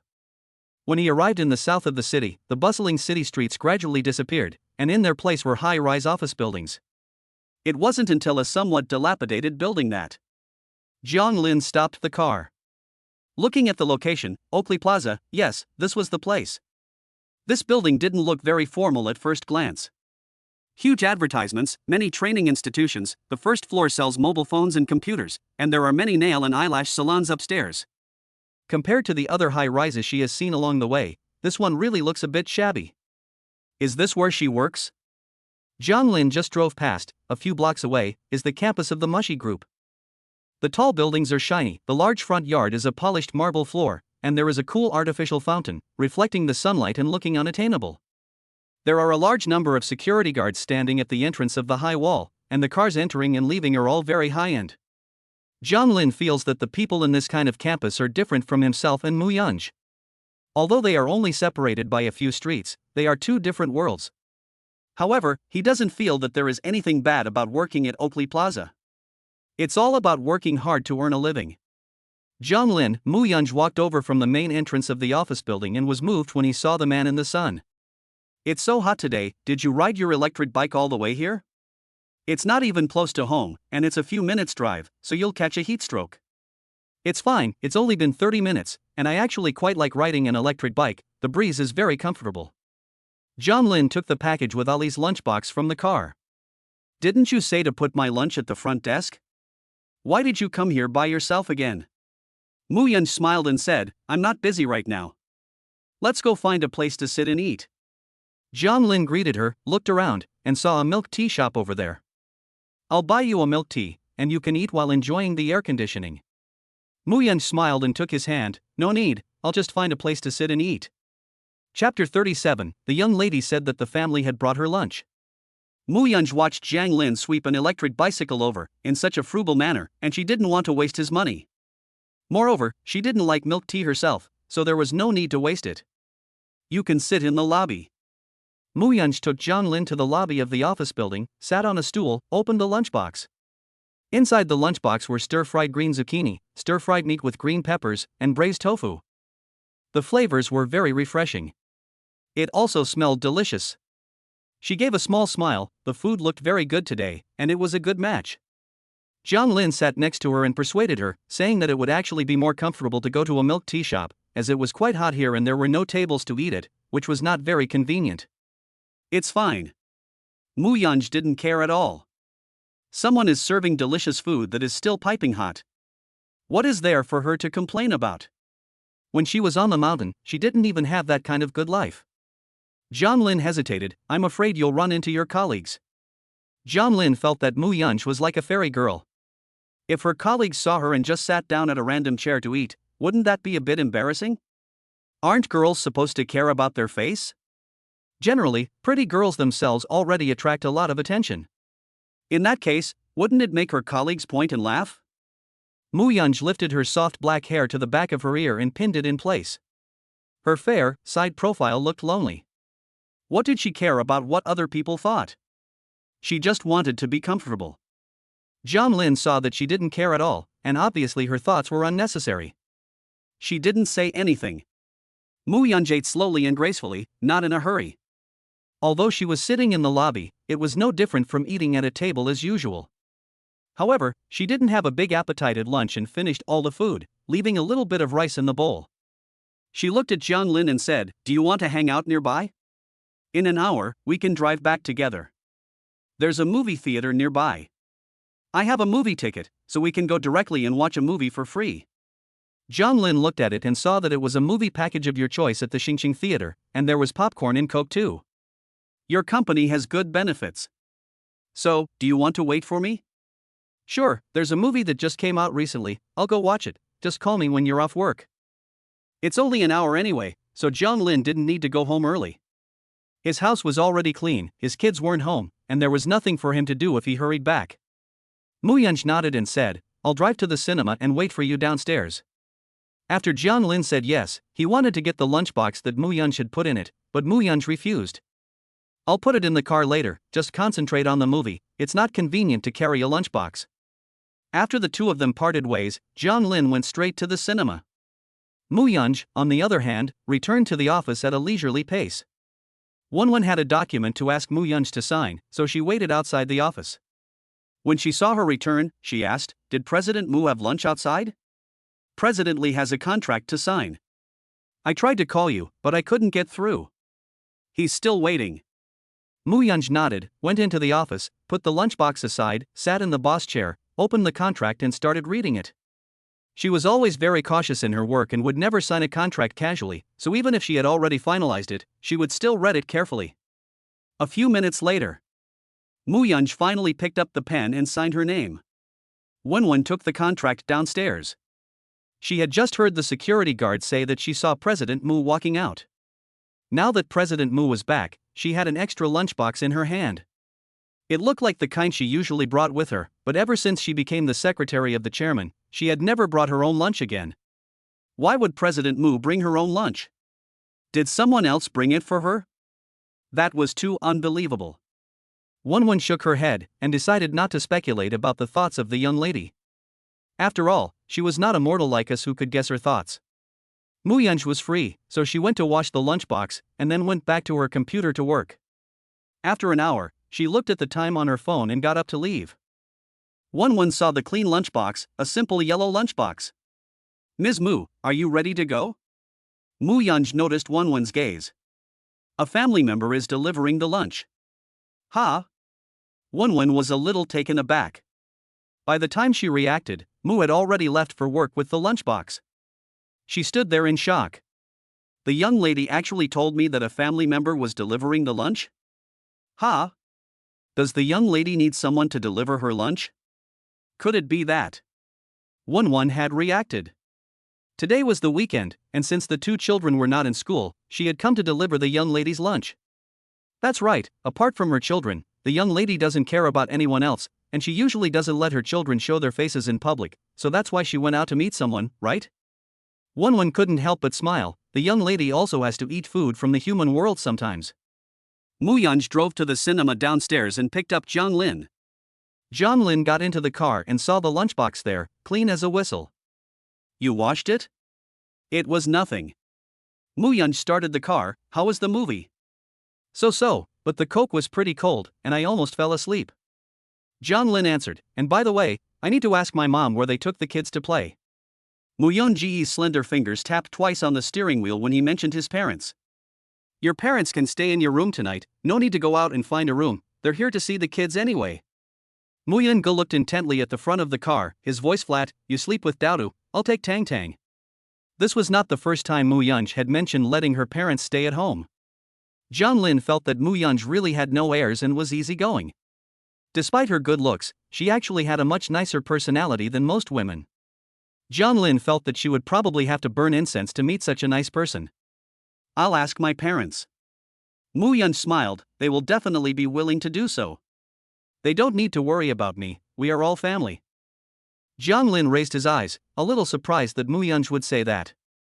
Everyone online says that it's best not to live together if you have conflicts with your mother-in-law. You haven't even gotten along, so how do you know we'll have conflicts? Mu Yunge didn't care at all, and besides, I'm not even your wife yet, so there's even less chance of conflicts with your mother-in-law. Jiang Lin was silent and shut up. Right, what is he getting into? This is still a long way from happening.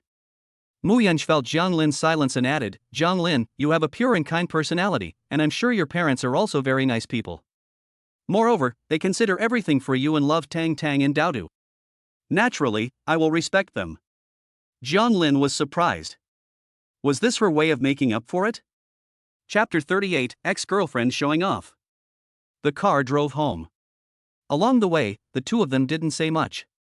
Jiang Lin went into the kitchen to prepare dinner, and Mu Yungu followed after changing into a new outfit. The small kitchen seemed even more cramped. What are you doing in here? Go outside and blow on the air conditioner, it's hot. Mu Yungu looked at the box of mushrooms on the cutting board and said, while opening them and putting them in a bowl, I'll help you, but you can't do all the work around the house by yourself. When I'm not busy, we'll do it together. Jiang Lin thought for a moment, then said, you help me wash the vegetables, and I've been stewing the chicken all afternoon, so you can just add the mushrooms before taking it off the heat. Mu Yunge did as she asked.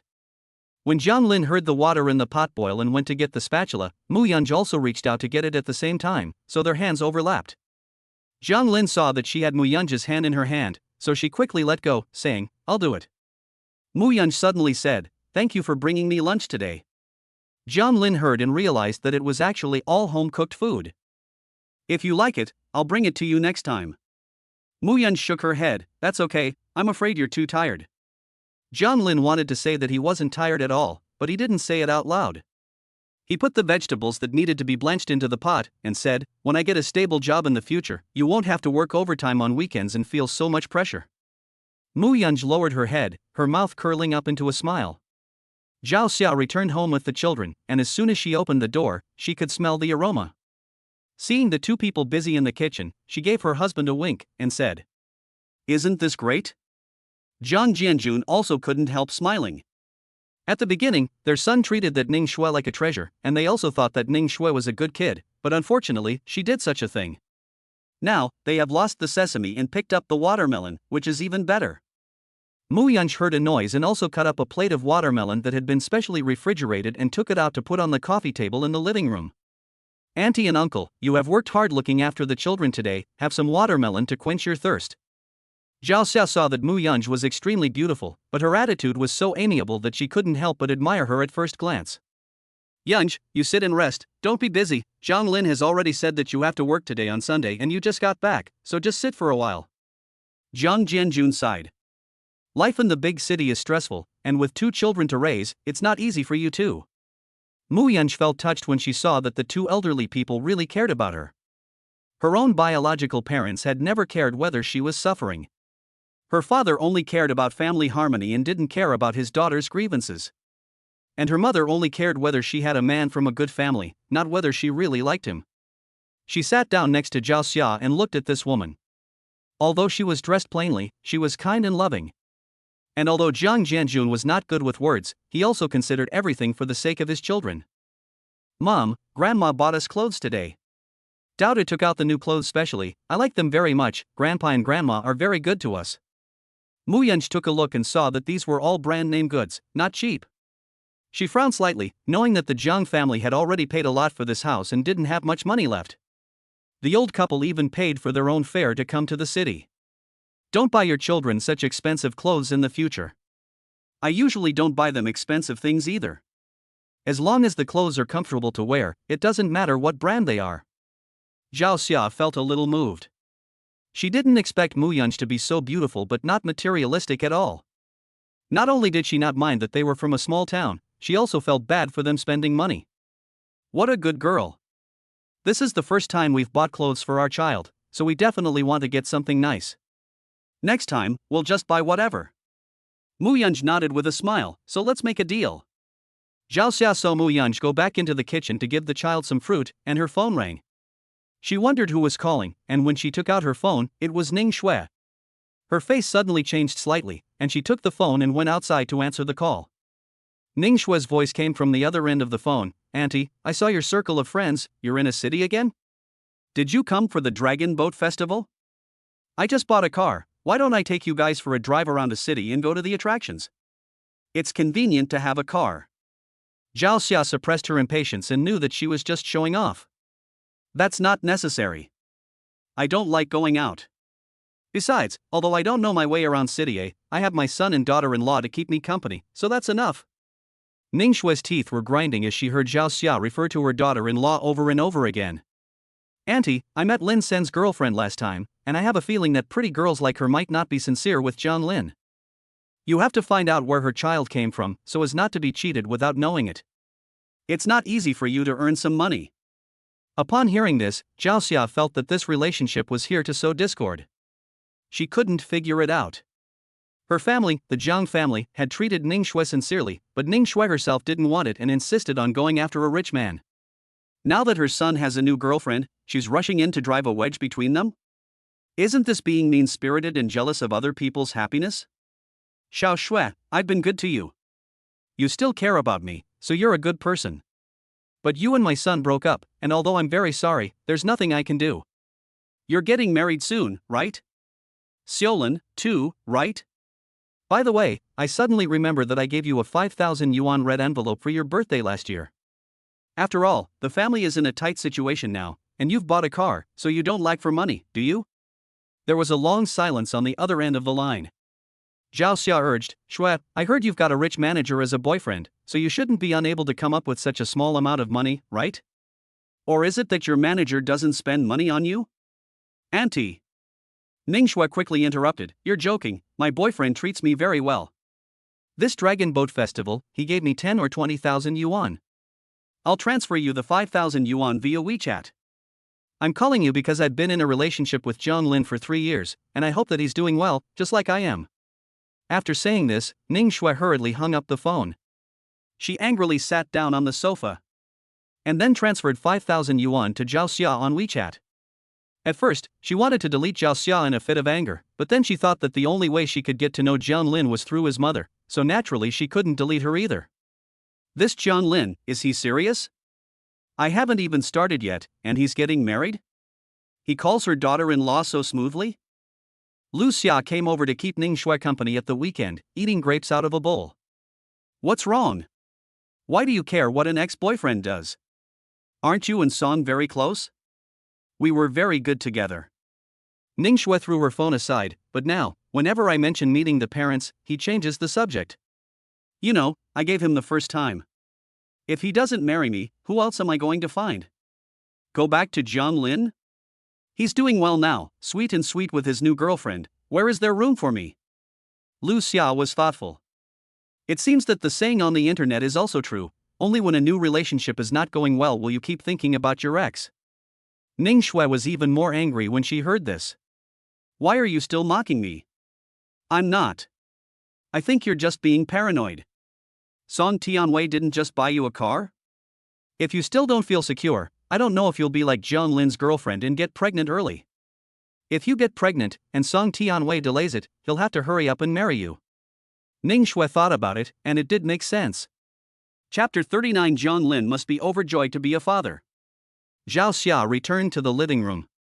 Tang Tang pulled her and asked, Grandma, it's almost time to eat, where have you been? Don't sneak away, okay?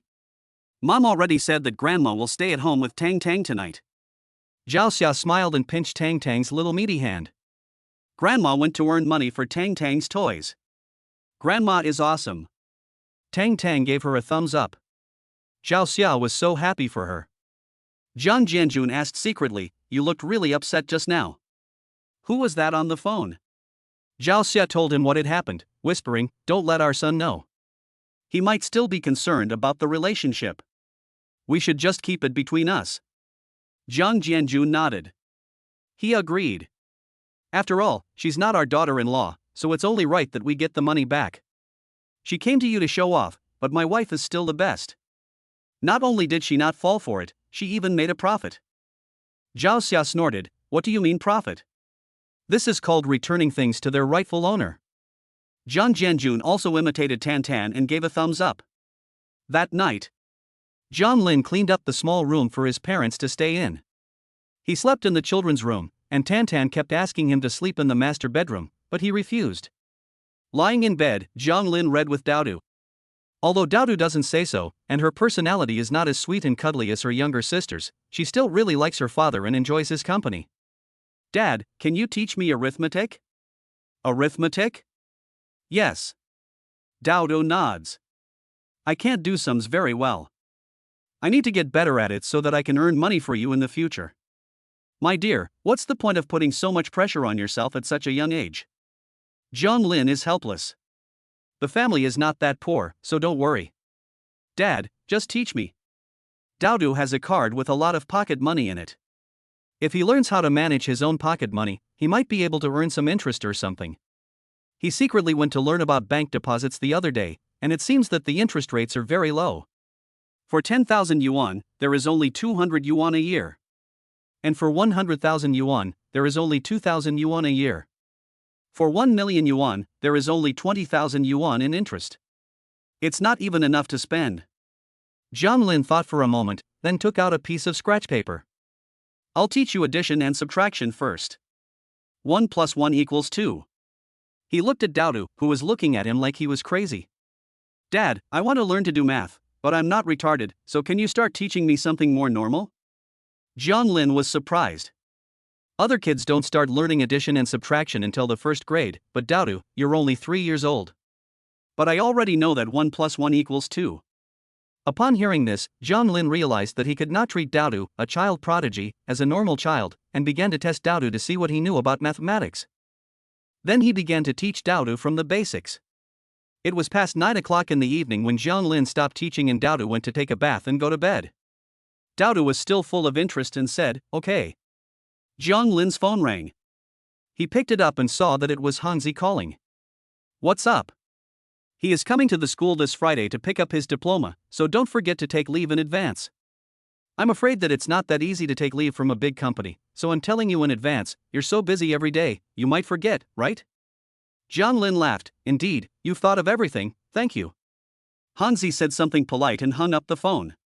Mu Yunj was outside and happened to hear the content of their phone conversation. He wondered if he would go back to school on Friday. Then he would probably meet his ex-girlfriend again.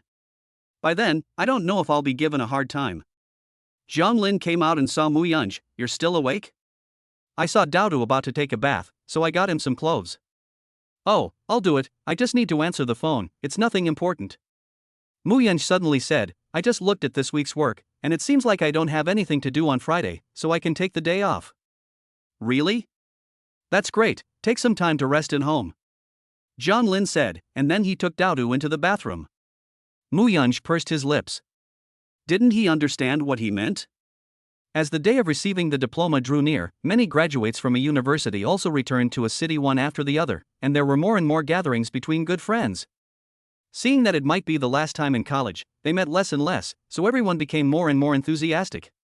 Moreover, everyone's work had been settled for the season, and they were actually all curious about each other's prospects. Zhang Lin, a social animal, works during the day and takes care of the baby at night. He has been repeatedly postponed, but finally on Wednesday night, several roommates from the same dormitory who are good friends got together, and the time was set for 8 p.m., which did not involve working hours at all. Zhang Lin had no choice but to go out and have a late-night snack with them. Mu Yunj promised to stay at home and take care of the baby, and since the old couple did not go back, there was nothing to worry about. He took the subway to a popular food stall in the city center. As soon as he entered, he saw a large table with a dozen people, all of them his closest university friends, already seated. Zhang Lin, you little rascal, you're so late, how about you punish yourself by drinking 3 cups? Class monitor Song Shanglong slammed the table and stood up. You've ignored us, and you never showed up when we asked you out. I'm not like you guys, I'm busy as hell. Zhang Lin sat down, but he couldn't drink. I'll only be able to take 1 cup. Hongzi laughed, and I can testify to this. He really can't. He was hospitalized last time after drinking fake wine, and his stomach is probably still not fully recovered. Zhang Daxiang said, I heard about it too. You're so unlucky, bro, right? Other people cry and drink after a breakup, but you went to the hospital after a breakup. This is amazing. It's all over the class. Who doesn't know about it? Zhang Lin let out a deep breath. This is so embarrassing. The past need not be mentioned. I've moved on. Song Shanglong took out his phone and said, You really got over it? I see that your ex-girlfriend is doing well. She showed off her car today. Usually she shows off cosmetics or bags. She has a colorful life. Are you sure you've gotten over it? Otherwise, I'll introduce you to my younger sister. She's my real sister and a really nice person. Zhang Daxiang exclaimed, This is a good friend, he actually wants to be your brother. But his sister weighs more than 150 pounds and is strangely broad-shouldered and plump. Zhang Lin was amused by their teasing, but said, Stop joking. I have a girlfriend and a child. You should be more worried about yourselves than me. Song Shanglong and Zhang Daqiang exchanged glances. There was no sign of happiness in their eyes for Zhang Lin, but rather a worried look. The mood suddenly turned cold. Zhang Lin realized something was wrong. What's wrong?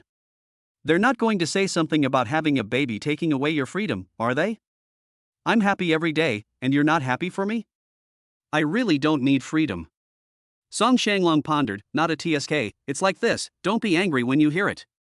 In fact, we also heard about you getting a child out of a broken relationship. We asked you to come out today just to ask you. It was a girls' night out on Monday night, and that Lu Xia said that you got a child out of a broken relationship just a few days ago, so you're a happy father, right? Chapter 40, she said it was inconvenient, not that it was impossible. Zhang Daxiang nodded. Not only that, she also said that Zhang Lin had cheated first and that Ning Shui had broken up with Zhang Lin long ago. She said that Ning Shui was the White Lotus and that Zhang Lin was to blame for everything. Zhang Daxiang said this with full sarcasm in his tone. He didn't believe a word of Lu Xia's either. After all, the truth was obvious to everyone. It was absolutely abominable to confuse right and wrong like this. Zhang Lin's face immediately turned cold. Ning Shui and Lu Xia had been annoying, but now they were even spreading rumors about their own child behind his back? He was furious. But before he could react, with a loud bang, Hongzi stood up with a thump on the table. You believe what Lu Xia said? The child has already had a paternity test, so how can he be a happy father?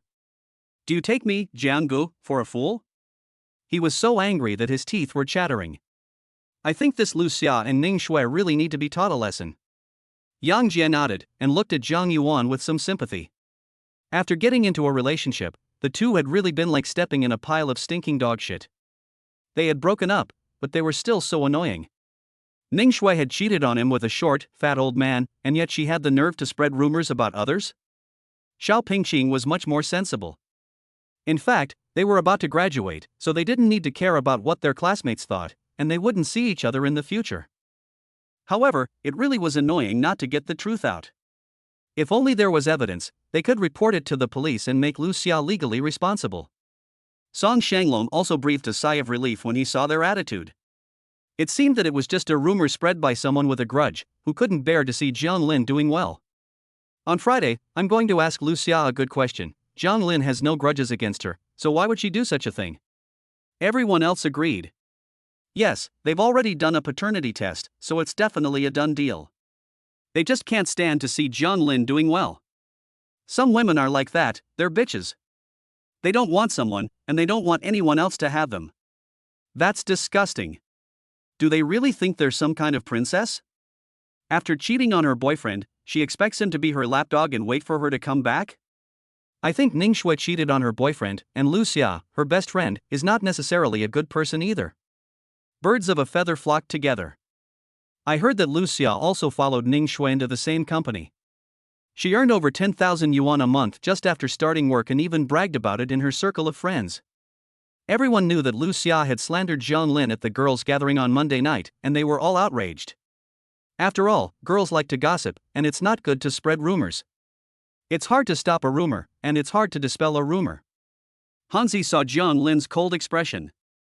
Jiang Lin, don't be angry. We'll help you vent your anger when you go back to school on Friday.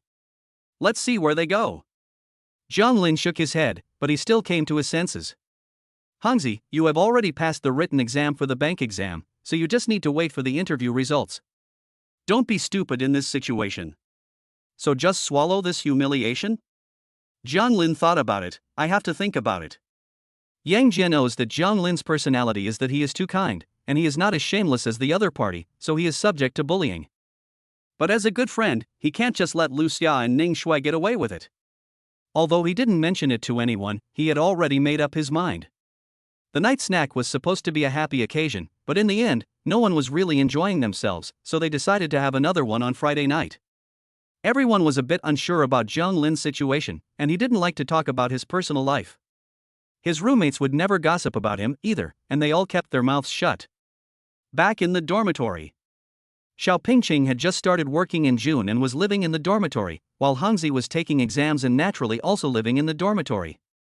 Yang Jie liked to hang out with them in the dormitory, and as a single guy, he wasn't in a hurry to move away. When brothers encounter such things, Hongzi couldn't swallow the insult. His sister-in-law was so beautiful, and their two children looked exactly like Jiang Lin. Why was Lu Xia such a bitch? Why did she have to make such a mess behind his back? Humph, Yang Jie swiveled his chair a little. Do you guys know about PPT literature? When Jiang Lin broke up with Ning Shui, the day he drank himself into a stupor, didn't he specifically back up a copy of the chat history before deleting it? If we just make a PPT of the chat history and the timeline of Ning Shui's cheating and release it to a few local Weibo accounts, won't that make them look like backstabbers? Hongzi frowned. The idea was not bad, but the problem was, how could we have the chat logs that he had backed up? We couldn't let him know about this, or he wouldn't necessarily agree. He slapped his thigh in frustration, hating the fact that we were such good friends. Yang Jie opened the computer's Dunyang cloud disk. Hey, last time I wanted to transfer something, I borrowed Jiang Lin's cloud disk. After all, he had a membership, so I didn't want to waste the 25 yuan membership fee, and I forgot to log out. The chat history is all there. Hanzi looked at Xiao Pingqing and said, "What are you doing?" Xiao Pingqing nodded and said, "We men don't know about this. I'll ask my junior to come over and let her take care of it." We need to sort out the time clues and not leave any loopholes. She usually likes to read gossip and knows how to incite emotions. Oh, a junior? Hongzi teased, I thought you wouldn't agree. Xiao Pingqing's eyes were cold. It wasn't as if it was going to get out of hand, but people were bullying her, and if she didn't say anything, it wouldn't be good. Although her influence was limited, a city was a big place, but really, when it came to the university circle, it was really small. As long as everyone knew that Ning Shui was in the wrong, that would be fine. Jiang Lin's house. It was dark. At night, Jiang Lin still hadn't gone to sleep. He looked at the report letter written on the computer, touched his chin, and hesitated about whether or not to go this far. Because he was afraid of disturbing the baby's sleep, he had Do go to the master bedroom and go to sleep with Mu Yunj. There was only the light from the computer screen in the room. A slight sound of footsteps could be heard. And a hand gently rested on his shoulder. Still not asleep? With a pop, Jiang Lin subconsciously closed the computer and looked back at Mu Yunj's face. Why did you come over? He said, explaining, I don't feel sleepy tonight. It's Thursday, and I've already taken Friday off, so I don't need to sleep yet. So, I'll just use the computer for a while. Mu Yunj sat down on the bed nearby, her tone gentle. The faint light from the computer illuminated her soft, contoured face, with long eyelashes falling down, a straight nose, and rosy lips slightly pursed. I saw what you wrote. Who are you going to report? I, Jiang Lin, can't hide it, so I'll tell the truth. I want to report Song Tianwei for using his connections to get Ning Shui and Lu Xia into Concheng Health. In public, they pretend to be superior and subordinate, and I don't think they dare let anyone know about their relationship. Luckily, I also have photos here to prove that their relationship is unusual, so. Jiang Lin was afraid that Mu Yunj would feel that what she was doing was inappropriate. I was actually just considering it, I hadn't actually done it yet. Mu Yunj stood up, raised her hand and gently touched Jiang Lin's head. You've finally grown up and know how to fight back against those who bully you. Isn't that great? In fact, Mu Yunj's style of doing things has always been to take revenge.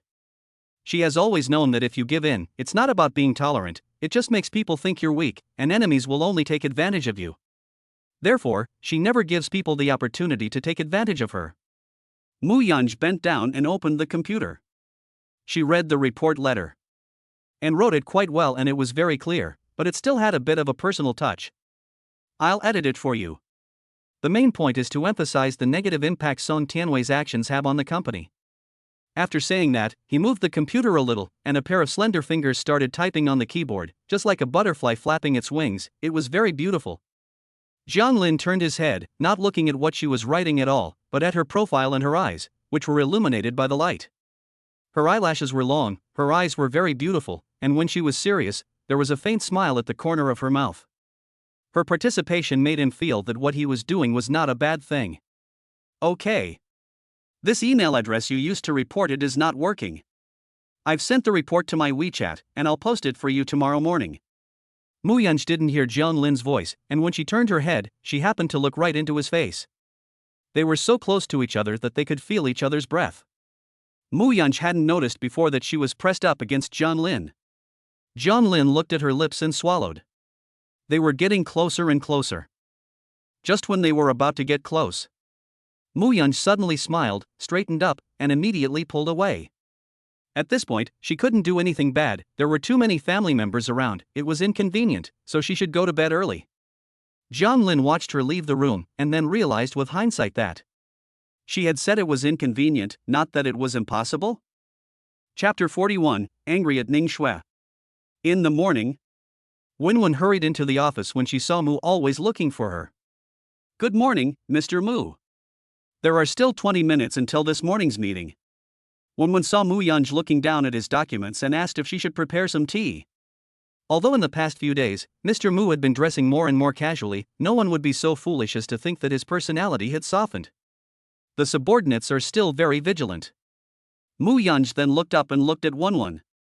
What is the email address of the chairman of Concheng Health? Ha? Mu Yunj sat up, frowned slightly, and said, You haven't been working well lately?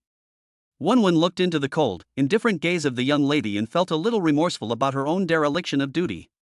Yes. I'll send you the email address of the chairman of Concheng Health right away. Mu Yunj nodded and said, Don't sleepwalk. Sleepwalking? One pursed her lips. Was the young lady joking with her? It was quite cold, she could only feel a cold breeze on her neck. After immediately doing as she was told, she then pursed her lips and retreated to prepare the tea. Muyunj originally wanted to send the report using her large email account, but then she thought, this email account is like a virtual identity for me. It's not appropriate to use it. What if my virtual identity is exposed and Zhang Lin finds out my real identity? After a moment of hesitation, she registered a small email account and sent the report. One came over with the tea. So Muyunj didn't pay any further attention to this matter and started preparing to read the proposals for the meeting. She suddenly remembered something, her eyes a little playful. Is the eldest daughter of my third uncle's family not returning from medical assistance in the West African desert these few days? It seems so. One thought about it, but she should be very low-key upon her return and would not hold any celebration banquets. Muyunj's mouth twitched. It's not low-key, but Mu Miao Miao dares not. Back then, this third cousin was the most high-profile person in the family, excelling in everything from clothing to housing, surrounded by friends every day, wearing luxury brands, and generous with her money. After she returned to China, the third cousin saw what happened to the second cousin, and quickly made Mu Miao Miao scurry off to escape the country, with the noble excuse of going to support medical care in developing countries. Everyone praised the young lady of the Mu family for her kind heart.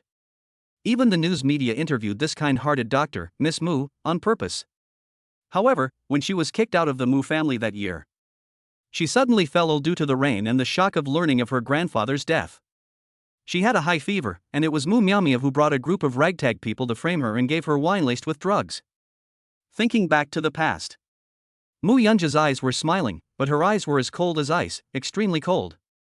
Back then, when she was escaping, she met Zhang Lin and was able to break free from the control of the drugs.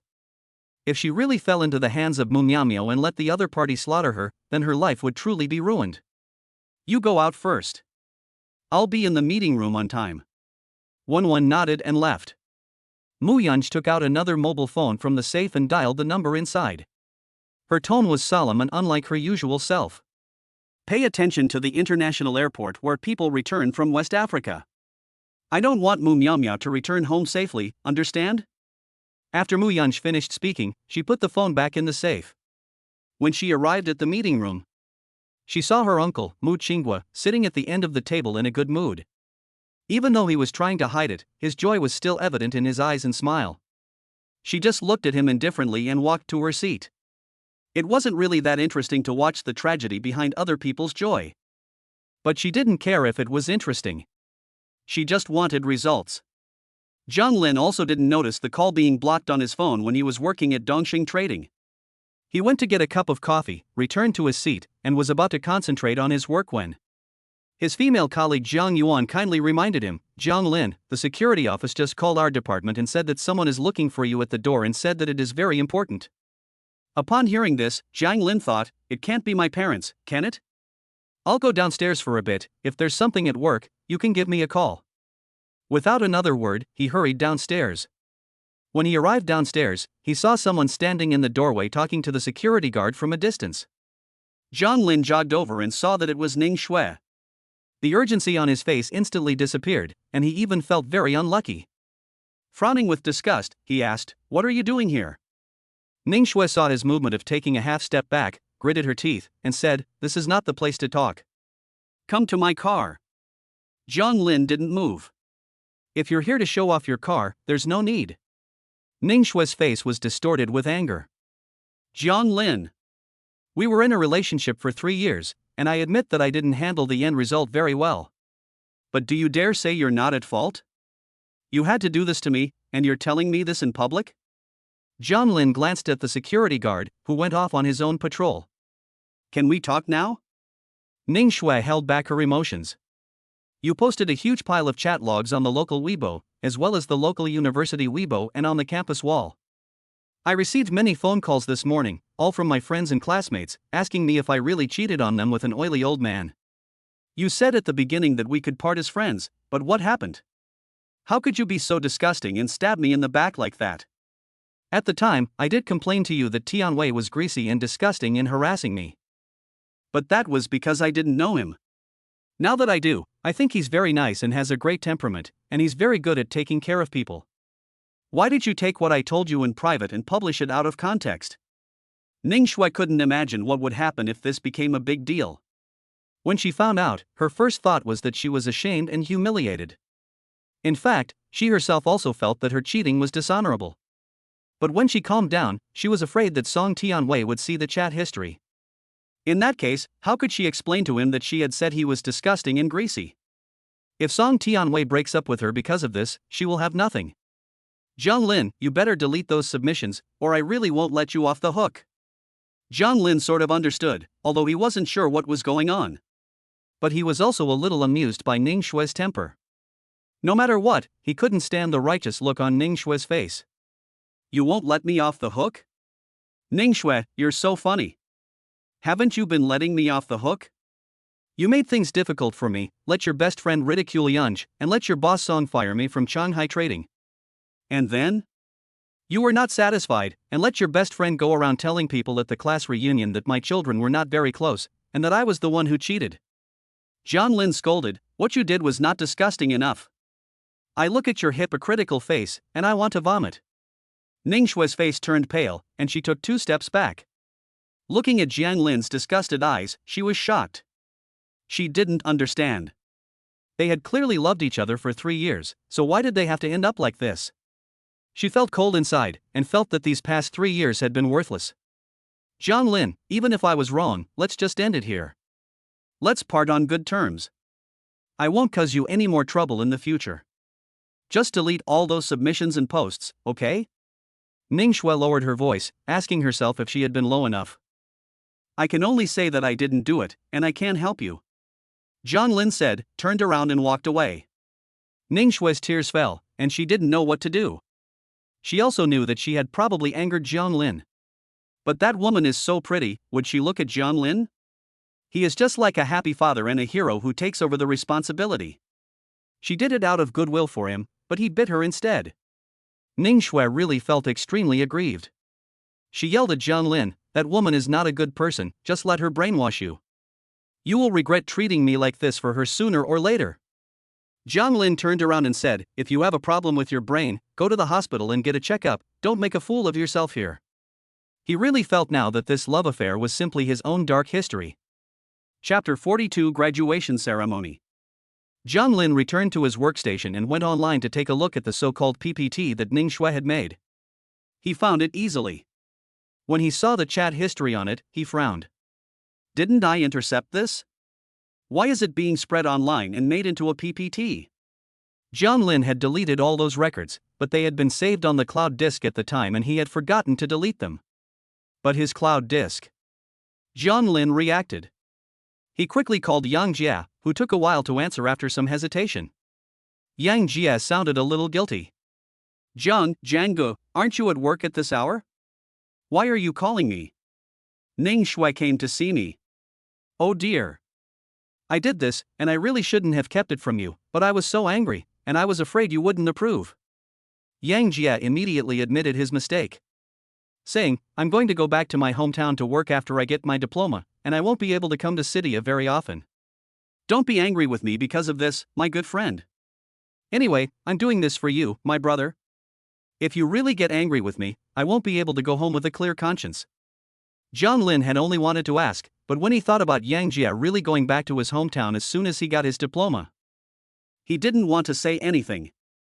Otherwise, it would look like he didn't appreciate the situation. I was just asking, what's your hurry? The main thing is that you're invading my privacy a bit. This PowerPoint presentation makes it seem like I'm the aggrieved party. Zhang Lin felt that it was quite embarrassing. Yang Jia said with a smirk, you don't feel like a big wronged person when you're in the middle of it, but in fact, objectively speaking, you are a big wronged person. Zhang Lin choked. Yang Jia added, that Lu Xia has been setting you up behind your back, and we're just letting the truth out for everyone to see, without adding any embellishments. As for what other people think, that's their business, don't you agree? After the call was hung up, Zhang Lin thought about it for a while and sighed.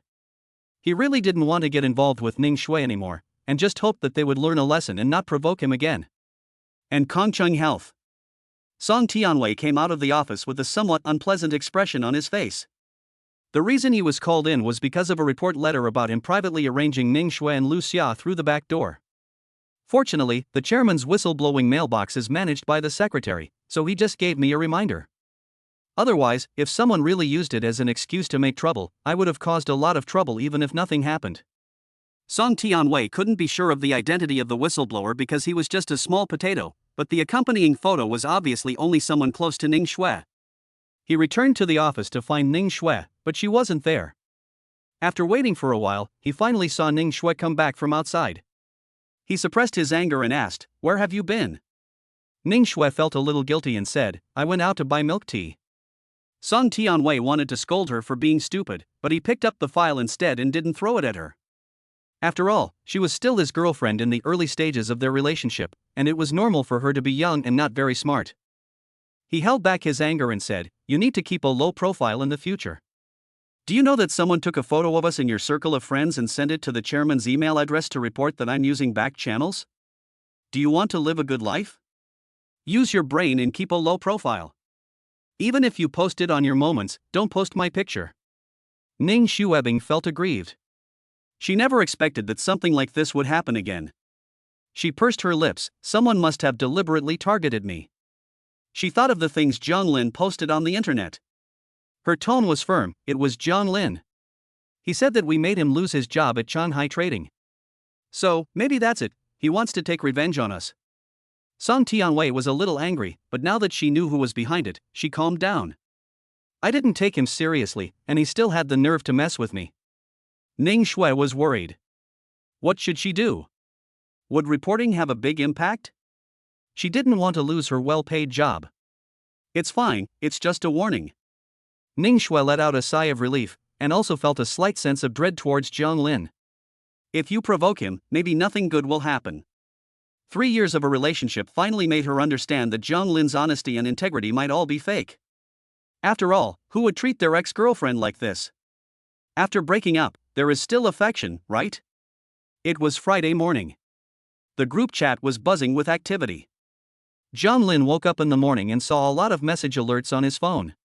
He saw that the people in the group were still chatting at 2 or 3 o'clock in the morning. In fact, in his previous routine, he would stay up late sometimes playing games. However, since having children now, his routine is more or less the same as theirs. Young people are amazing, they can stay up late. When he casually glanced around, he saw that they were all just chatting. In fact, if you're more introverted, you won't be in the group much, and it's just a few extroverts chatting. Zhang Lin got up to wash up and thought that Mu Yunj was taking a hard-earned day off today, and he also wanted her to relax and sleep in. So he went and lifted the 2 children out of bed, washed them up, tidied up, and after saying goodbye to Mu Yunj, he was ready to take the children to kindergarten. Mu Yunj responded, leaning out of the room. Her long hair fluttered slightly, and some dark hair was scattered around her snow-white neck. Her snow-white calves were slender and long, hidden beneath her skirt, and she didn't wear shoes, as if she had hurried out of bed. I forgot to tell you. She smiled at Zhang Lin. Tang Tang and Daodu aren't going to kindergarten today. You go back to school and take my car. I'm off today and don't need it. Zhang Lin could tell that she was in a good mood today, so he didn't ask any more questions. Okay, I'll go to the school to pick up the graduation certificates and attend the graduation ceremony. I shouldn't be very late, but I might have to have a farewell dinner with the kids tonight, so I won't be home for dinner. But how come I didn't know that the kids are on holiday? I almost sent them to school again. Daoda tilted his head. He didn't know about this either? Tang Tang blinked his eyes, still sleepwalking even though he hadn't slept enough. Mu Yunj looked at him with a smile and nodded. Yes, you should hurry and go. The weather is nice today, so you can have a good time with your classmates. Zhang Lin patted Dodo on the arm and said, study hard at home today. Remember the homework I left for you. Dodo was very happy that his father still cared about him. He said haughtily, I know, Dad is too nosy. Mu Yunj watched Zhang Lin leave the house and then looked away, putting the 2 children back in their room. Then she took out her phone and called 11 to contact a university. I'll go there today to attend their graduation ceremony. At a university's graduation ceremony, family members are not allowed to attend. That's why she needs to give advance notice, so that she won't have to trouble others to make a big fuss if she can't get in. She doesn't like to be the center of attention, so it's enough to just go in and have a look. Chapter 43, Someone on the Rich List. Wen was puzzled, but she thought about what the young lady had taught her last time and obediently said, "Yes, young lady, shall I arrange for a car to pick you up? President Xiao also seems to have graduated from University A, and I heard that he will be there today. I will go alone and come back at a good time to pick you up, and I will bring the baby with me." After hanging up the phone, Wen was once again at a loss. With the Mu family's wealth, they were ranked among the top domestic wealthy families last year, and they have received invitations from many universities. A university is just a well-recognized 211 university. Wen is not looking down on it, but compared to it, there are too many invitations from more outstanding top universities, and the young lady has not once appeared at any of the universities. You have to know that the young lady did not study in China, but studied management at a top university abroad, which is ranked first in the world for management. So, logically speaking, the young lady shouldn't have any feelings for this a university, should she? Strange, really strange, every day is so strange. Wen shook her head and entered the elevator, where she encountered Special Assistant Xie Jingwei. Secretary Li has these moments of absent-mindedness too? Today, President Mu is not here, and your mind is wandering? Wen frowned, and Special Assistant Xie was also so absent-minded? Are you kidding me? Didn't President Mu ask you to coordinate the project? And you're back already?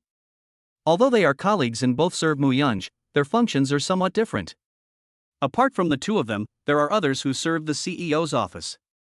Xie Jingwei nodded.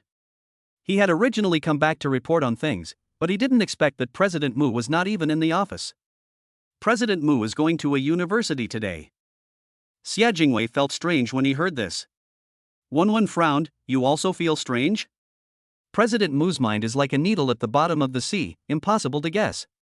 Xie Jingwei thought carefully. It might have something to do with Mu's next strategic plan. Mu always thinks much further ahead than we do, and she never does anything pointless. Wen was a little impressed. She is indeed a special assistant, she is smart. How come I didn't think of that? Mu has already run the company so well, and she is still thinking about how to make progress and take every step carefully. Xie Jingwei sighed. That's why she is the president, we can't guess her thoughts. Wen nodded, agreeing wholeheartedly. On campus, Zhang Lin arrived at the large classroom where the gathering was to take place, and most of the people in her class had already arrived. This time, the few classes supervised by the counselor were gathering together, so there were a lot of people and it was very lively. Everyone they knew and were familiar with sat together chatting, sharing their experiences of entering society for the first time. Each face was full of youthful exuberance, and they all looked radiant, without any signs of fatigue. Zhang Lin. Hangzi waved at Zhang Lin, came over and sat down, saving you a seat. Zhang Lin saw his roommates and went over to sit down. He glanced at the counselor on the stage, who was holding his phone and looking miserable. He wondered what was going on. Had Lao Niu had another argument with his wife? And why was he looking so miserable? Hangzi shook his head. No, it seems that someone on the rich list is coming to our school to attend the ceremony today, and Lao Niu is quite upset. Isn't that a good thing? The school can promote itself again. Hangzi explained, tut, it's that mushy, you know? It's that jewelry group, the really awesome one. Lao Niu thinks that the recruitment for the school has already passed, so if they come at this time, the next year's students might benefit, but our year won't get any of the benefits. Zhang Lin nodded, knowing that Lao Niu was a person who especially thinks about students. Just as he was talking, Niu Shuyi adjusted his heavy black-rimmed glasses and sighed. You guys are really unlucky. It's strange that they didn't come earlier, but they're only coming now. During the campus recruitment, Mushi never came to our school to give a talk. It seems that starting from the next year, there will be an additional good way out for outstanding graduates. He was feeling sorry for himself, thinking that if he was lucky enough to get into Mushi, it would be really good, and it wasn't the kind of internet job that would make you work yourself to death. Hangzi was curious. Mr. Niu, is it still not too late for me to send in my resume? You've already passed the bank interview, so don't show off. Just do your job well and don't think too much. Niu Shuyi pointed at Hangzi. Don't be fooled by the name counselor, he's actually only 28 years old. He graduated from graduate school and came to work here right away. He was the first student that Zhang Lin and the others were taught by. So he has a lot of affection for the students. Yang Jia didn't care at all, chatting with Zhang Lin and Xiao Pingqing. Companies like Mu's are not for everyone, only a handful of talented people can get in. The people on the rich list were probably invited because of their connections to the school. But saying it like that is so sad, as if we can just send in our resumes and get in? Xiao Pingqing nodded. Yes, in finance, they always recruit graduates from the top schools, as well as international students from foreign universities. In other areas, we can't even get close. However, he does know a little about Mu's affairs. There are many Mu Holdings companies. I read the company information before and saw that one of Mu's subsidiaries is in the financial sector, which is Dongxing Trading, where Zhang Lin works. However, it is also very difficult to get in. I heard from my seniors that they are all recruiting for expatriates to go abroad, which is quite dangerous, but the salary is quite high. Zhang Lin didn't know about this, but he knew that Dongxing Trading was quite big and had money to spare. It was generous with salaries, and it was usually busy in the office. Now, the employees they were recruiting basically had to master a foreign language. However, Zhang Lin thought that his rotational position was a more leisurely one, so perhaps the requirements were lower? Then I'm in luck. I heard from the company's HR manager that it seems like I was lucky to have my resume picked up. I can only say that my luck is really quite good. Yang Jia envied him. Luck is also part of strength. Unlike me, my parents are urging me to go back to the old hometown, where they have bought me a house in the city, and I will settle there in the future. Zhang Lin listened to him and patted his shoulder. Thank you for helping me out. Tomorrow is Saturday, I'll treat you all to dinner. Forget it, I'll treat you. Yang Jia waved his hand. You're under a lot of pressure raising a child right now. Who said you have to treat? Yang Jia lowered his voice and gave Zhang Lin a wink. Look over there. Zhang Lin glanced back and saw Lu Xia and Ning Shui sitting by the window. Lu Xia was chatting and laughing with the girl next to him, but Ning Shui's face looked very bad. It seemed that she hadn't rested well, her face wasn't too good, and she didn't seem as spirited as before, looking a little dispirited and awkward. Zhang Lin knew that it was probably because of those things on the internet. However, after Yang Jia and the others had hung up for a day, they had contacted the bloggers and had the posts deleted. However, everyone who needed to know already knew the whole story. Chapter 44, It seems that he saw Mu Yunj? Lu Xia nudged Ning Shui with her elbow, saying, Zhang Lin just peeked at you. Poof. A flash of disgust crossed Ning Shui's eyes. Although he deleted the post, the impact on me was already so great.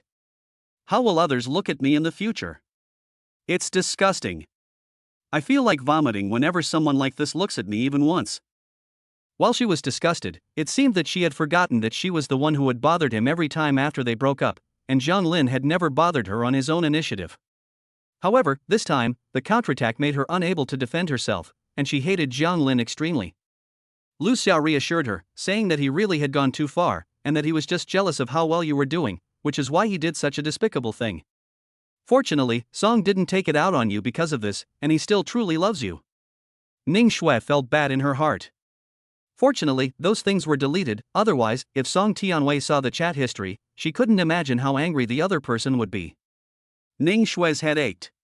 Someone asked, Shui, you work in a big company, and your starting salary is over 10,000 yuan, and it will definitely be even higher afterwards, right? Lu Xia said, of course, Shui's fiancé is an executive at Kongqing Health, so he will pave the way for her. And he even bought her a car the other day. I rode in it today, and it was very comfortable. After the engagement, he will also transfer the house to Shui. Lu Xia's tone was full of envy and pride. How could a man who was rich and spoiled his wife not raise her salary? Ning Shui's face changed a little when she heard Lu Xia bring up such a sensitive topic. She was a little afraid of being looked at with strange eyes, but she never expected the other person to say, Wow, I'm so envious. It's so lucky to find a high-level executive fiancé. Yes, he has a house and a car, and he can even arrange a job for me. He's really reliable. Ning Shui felt a little more comfortable when she heard their tone of envy. Her inferiority complex receded a little, and she straightened her back. She pretended to be humble and said, he treats me very well and is very generous. Otherwise, I wouldn't be with him. The people around her were shocked. No wonder, someone like Zhang Lin should reflect on himself and ask if he hasn't been working hard enough, instead of blaming the world and the girls for not loving him enough.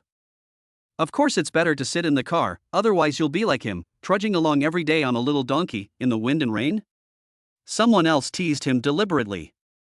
I remember that in the past, he used to always bring shoshue breakfast, 1 yuan buns, and he was willing to buy just one every day, so embarrassing.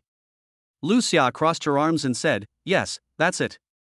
He even had the nerve to make a PowerPoint presentation and post it online to annoy Xiaoxue.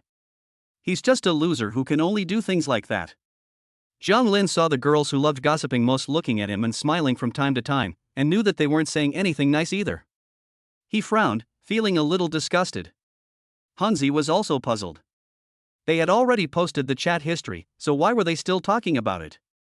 Yang Jia was very calm. "You don't understand. Nowadays, some women are very materialistic. Money is everything. Whoever has money has a good life, whoever is right. Isn't that what they say? If you're poor, don't fall in love, you'll be a burden on your children and grandchildren."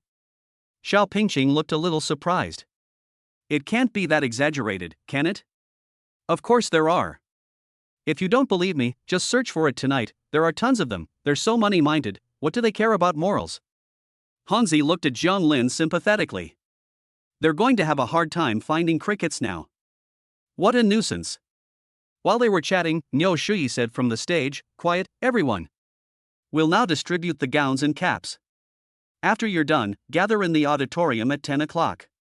Zhang Lin didn't want to let this kind of person ruin his mood, so he left to go to the monitor to get his gown. He followed his roommates over, and Ning Shui followed a few girls over to collect her clothes as well. She deliberately made disgusted expressions, trying to taunt and strike back a little. But Zhang Lin didn't even look at her, and just walked past. She had to swallow the words that were on the tip of her tongue. She was even more infuriated. The graduation ceremony was held in the auditorium. The people sitting in the first few rows were all the leaders who came to attend the ceremony. Zhang Lin and Hanzi sat in their class, both in academic dress. After the outstanding graduates had gone up on stage to have their tassels removed, they were going to have their graduation photos taken. After everyone had taken their seats, the leaders gradually entered and took their seats. Zhang Lin was talking to Hanzi when he glanced down at the entrance of the auditorium and saw a familiar figure walking past. The back was very familiar, with long black hair that stood out like a halo, and he looked like he didn't belong in the same world as the people around him. However, when he looked more closely, he didn't see anyone. What was he looking at? Zhang Lin narrowed his eyes. There were too many people, and he might have been mistaken. It's fine. He was a little surprised. He had only been out for a short while, so why did he have hallucinations? He didn't miss Mu Yunj that much, did he? He didn't usually act like this. However, Mu Yunj had only finished high school and had never attended university. His job has nothing to do with a university, so there is no way he would be here. Xiao Pingqing looked in the direction of Zhang Lin, and it seemed that the people sitting over there were executives from some big companies. Zhang Lin nodded and said, "That has nothing to do with us. Speaking of which, you are an outstanding student, and you will be on stage to receive your graduation cap. I will take photos for you." Xiao Pingqing felt a little embarrassed. Every year at the graduation ceremony, there is the custom of school leaders placing graduation caps, but not everyone can go on stage. Only a very small number of outstanding graduates go on stage. Otherwise, if thousands of students go up, the school leaders' hands will cramp up. In the front row, people were moving around. Xiao Liang sat in his seat and smiled respectfully at the beautiful and cold woman next to him. "President Mu, if I had known you were coming, I wouldn't have come. With you here, I'm just being redundant." "There's no need to say that." Mu Yunj leaned back in her seat. "I came for personal reasons, not because of business. Since you are a graduate of University A, it is only right that you come to your alma mater to attend the ceremony. It is only reasonable that you go up on stage to give your younger schoolmates your blessings." After she finished speaking, she looked intently at the stage and didn't say another word. Xiao Liang smiled to ease the awkwardness, feeling a little uncomfortable sitting there. No one had told him that President Mu would also be there. No one at the company had mentioned it either. Didn't President Mu never attend these kinds of events before? As a result, when he met Mu Yunj just now, he was still dumbfounded. The school leaders on stage began to speak, followed by speeches from outstanding graduates and talks from the big shots. One after the other, the students went up on stage to remove their graduation caps. The atmosphere of graduation was strong, a bit chaotic and hurried, with loud voices and applause falling like thunder. Mu Yunj watched until the end, but she didn't see Zhang Lin, and she couldn't help feeling a little regretful. Chapter 45. The children attended his graduation ceremony. It's true that since she came to the school, many people have come to talk to her, and she is too lazy to socialize and has to make a few perfunctory remarks. However, she has never seen the person she wants to see. After the graduation ceremony was over, she took out her phone and read the WeChat message from Jiang Lin, and then went out the front door. President Mu also arrived at dinner time. Xiao Liang was torn between whether to invite Mu Yunj to dinner. After all, he was an old student of a university and considered a half-host. But as soon as he turned his head, the person was gone. Looking at the empty seat, he sighed. This President Mu really came and left in a hurry. It seems that she really came for personal matters. The students gradually dispersed to take group photos. The principal stepped down and looked at Xiao Liang. You were reluctant to come up and say a few words, and now that your CEO is here, you don't want to show your face. Your mushy group is really. Xiao Liang is very humorous. The CEO is here, and she doesn't want to go on stage. How can I, a manager, go on stage? Wouldn't that be turning the tables? The principal couldn't help but laugh. Where is CEO Mu? Let's have a casual meal together and take a group photo to remember this moment? Xiao Liang smiled awkwardly, probably because she went to visit the school by herself. After taking a group photo at the finance college, they went to the school gate to take a class photo at the school's iconic gate. After taking the photo in the hot sun, everyone was sweating. The girls complained a lot and went aside to retouch their makeup. Many of the girls had specially brought bouquets and were dressed up nicely. It was a little after 1 p.m. It was time for free photos. Because after the photos were taken, the bachelor's gowns still had to be returned, and everyone had to go together to get their diplomas and degree certificates, so no one went far. Everyone stayed in the square to take photos. The class used the remaining class fees to hire a personal photographer, who charged by the day to take photos of their class. Jiang Lin was a little tired and sat on the steps drinking ice water. Song Shanglong came over and pulled him, "Quickly come and take a photo together, don't run, in the future if you want to take a photo you won't have the chance to get together." Okay.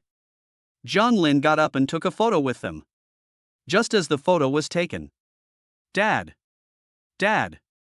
Two cute childish voices rang out. Jiang Lin heard familiar voices and looked closely, only to see that two little bean sprouts were running towards him, each holding a bouquet of flowers in their hands. Just like the dolls in the New Year pictures. They were simply adorable, and as soon as they appeared, they attracted the attention of many girls. Oh my, how cute! Whose kids are they? They're so adorable. I want to grab them in a sack. Jiang Lin was surprised. Tantan and Daodu, how did you get in here? Actually, family members were allowed to come to the graduation ceremony in the past, to give their children flowers. However, in the past 2 years, a university has tightened its management, and no family members have come to attend the graduation ceremony. Jiang Lin bent down and caught Tang Tang and Daodu. Seeing the sweat on their foreheads, he felt very distressed. It's so hot, why did you come? Don't get heat stroke. Dad graduated today, just like Tang Tang will graduate from kindergarten. Tang Tang hugged Jiang Lin's arm. So, Tang Tang wants to give Dad a present to wish him a happy graduation. Daodu nods too. Happy graduation, Dad. I picked the flowers with Sugar Plum at the florist's, and we paid for them with our pocket money. Sugar Plum nods eagerly, and hands her father a small bouquet of hydrangeas. The florist lady said that hydrangeas are for graduations because they represent a bright future. Daodu can't help but sneer, "Idiot, it's a bright future, not a hydrangea future." He also handed the bouquet in his hand to Jiang Lin. "Mine is a branch of prosperity, wishing Dad good fortune." Jiang Lin was very surprised that they would come. He thought about the back he saw in a daze in the auditorium, and his heart was vaguely happy. Could it be that he hadn't seen it wrong? Mu Yunj really came? She took a special day off, not just to rest, and the children weren't just on holiday. But she planned to come to the school to watch her graduation ceremony? Tantan and Daodu, did your mother bring you here? Where is she? But before the children could answer, people from many classes gathered around. Zhang Daqian's eyes widened. Jiang Lin, are these your younger siblings? Aren't they cute? They even came to give you a graduation bouquet. So sweet. They look just like you. Your family has some strong genes. Jiang Lin was interrupted and didn't know what to ask next. Holding one child in each hand, he said, "You all know I have children, don't you?" These are my son and daughter, Daodu and Tang Tang, both over 3 years old. Zhang Daqiang is stunned. Your children are already this big? I thought they were just conceived. Zhang Lin smiles happily. Hanzi also comes over. My dear son-in-law and daughter-in-law, come, take a photo with your godfather. Daodu says with a sneer, Uncle Hanzi, you always get the generations wrong, you're so stupid. Hanzi can't hold back his laughter. The whole class was captivated by Tang Tang and Daodu, and they all gathered around to tease the children. They were also amazed that Zhang Lin was so quick. But seeing the children so cute, many people were extremely envious. Ning Shui was so angry that her teeth were itching. Her face was full of anger and unwillingness. Lu Xia was also extremely shocked. Shui, this Zhang Lin seems like a pretty decent and honest person, but I didn't expect him to already have a child before he started dating you. Luckily you didn't have anything with him, otherwise now you're a stepmother, it's miserable. The female classmates around them did not agree with what the two were saying, but instead were praising, aren't they cute? These two children look just like Zhang Lin, they're practically carved from the same mold, there's no need for a paternity test, it's obvious they're related. Right, who started the rumor that Zhang Lin was a happy father before? How could anyone say such a thing? It's just so upsetting. Xiaonan, who is usually very outgoing in class, put down her selfie-taking phone. She has an unusual relationship with Hanzi, so she also has a good impression of Zhang Lin. Hearing everyone mention it, she deliberately pouted and raised her voice. Didn't Lu Xia say it? I remember that on Monday night, Lu Xia kept talking about Zhang Lin's gossip. What did she say? Zhang Lin is a happy father, and his wife is very beautiful. It's obvious that she's not a decent person. Xiaonan comes from a good family and has long been sick of Ning Shui and Lu Xia acting like little tyrants. She deliberately leaned closer and said, Lu Xia, you're spreading rumors, aren't you going to be legally responsible? Huang Ting took Xiaonan's arm and said, yes, that night, someone else said that nothing had been confirmed. After all, it's other people's family business. I told you not to talk nonsense, but you went on and on about it. Chapter 46, Is Mom sitting in the leader's row? Lu Xia never thought that. It was just Zhang Lin's child who had come, and he really looked like he was born to him at first glance. She turned her head and began to accuse herself. What does it have to do with me? I said it, you had to believe it, what can I do? I just misunderstood it. However, Lu Xia's words simply could not stop people from gossiping. And the people around them all chimed in. What a lack of morals. Those two babies are so cute, and yet someone would still want to gossip about them. I felt my heart melt when I saw them. What cute twins! Why would she slander Zhang Lin like that? Don't you know? Ning Shui used to date Zhang Lin, and then she dumped him, didn't she? Backstabbing like that behind his back, that's just not right. Ning Shui is the one who cheated on him. Didn't you see all those PowerPoint slides? My cousin even asked me about Ning Shui yesterday. I know about this. She said Zhang Lin comforted her when she said some greasy, creepy guy was harassing her, and even gave her a red envelope. But then she moved in with that greasy guy. That's disgusting. What a terrible person. Although they were in the same university class. But in the 4 years, except for the compulsory courses, they all took the same classes together, and the other classes were also taken together with other colleges. In addition, the classrooms at the university were not fixed, and basically after class they all went back to their respective dormitories. Who had any excessive friendship? It is possible that after 4 years of university, you can't even recognize the names of your classmates. Therefore, regarding Ning Shui's situation, apart from Lu Xia and a group of people who share the same views as her, who are her closest friends, no one else will stand on her side. After all, they had just graduated from university and were still young, so they looked down on people like her who committed to greasy men and stabbed their exes in the back. Ning Shui heard the other people pointing and talking about her, although they were keeping their voices down. But the strange looks made her feel like a thorn in her back and a lump in her throat. She glanced at Zhang Lin, who was not far away, holding her child. She could no longer tell whether she felt indignation or hatred. Her face went from green to white, and she lowered her head and went silent. She went over to a tree and sat down. If she didn't have to pick up her certificate later, she would have just left. Especially when she heard the children laughing, she didn't dare to look twice. Those were Zhang Lin's children. That meant she had been the joke for the past 3 years. She was the loser, the clown who had lost completely. Lu Xia also felt a little ashamed, and chased after her. Seeing Ning Xue's reddened eyes, she quickly comforted her. Xuer, don't listen to what they say. They only earn a few dollars a month. Haven't you seen the statistics on the class's graduation salary? Ours is the highest, and they're just jealous of you. This is nothing. Wait until 3, 5, or 10 years from now. They'll all be carrying mortgages, supporting their families, and being miserable housewives, while you'll still be happily married to the manager. They'll only envy you. She said this with some resentment, pretending to be noble now, but she has still not been beaten by society. However, this time Ning Xue did not buy her brainwashing like comfort. She looked at Lu Xia and said, "Why did you gossip about our gathering on Monday? Some things are fine if we just talk about them behind each other's backs, but you went and told the whole class of girls? Don't you know that everyone just wants to laugh? Now that Zhang Lin is all grown up, it's obvious that he's the father. Everyone will just think that I'm jealous of him and slandering him. I'm just looking out for your best interests." Lu Xia stamped her foot. "I'm just trying to protect your reputation. So many people are saying that you're cheating on him, and I couldn't stand listening to it anymore, so..." Ning Xue clenched the phone in her hand. She had indeed cheated on him, but that was because she was weak-willed and didn't want to hurt Zhang Lin. What she regrets most now is that she didn't cut the Gordian knot and break up with Zhang Lin directly, which has led to her current reputation. Moreover, she feels very uncomfortable when people say that she chose a greasy and slightly creepy man for money. Ning Xue's eyelashes trembled.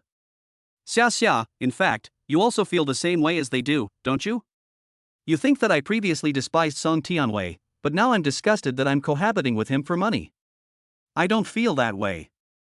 Lu Xia's eyes were very serious, but unfortunately, Mr. Song doesn't like me, otherwise I would be happy to.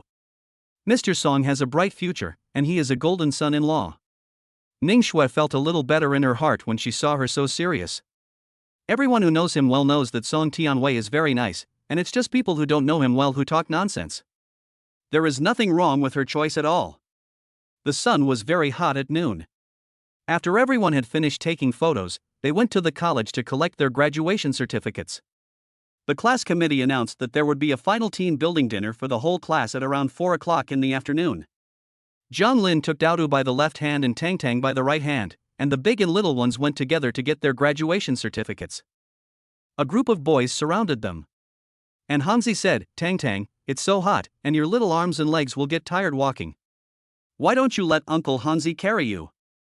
"No way," Tang Tang resolutely refused, saying that Uncle Hanzi was a university student, and that after she graduated from kindergarten, she would become a primary school student.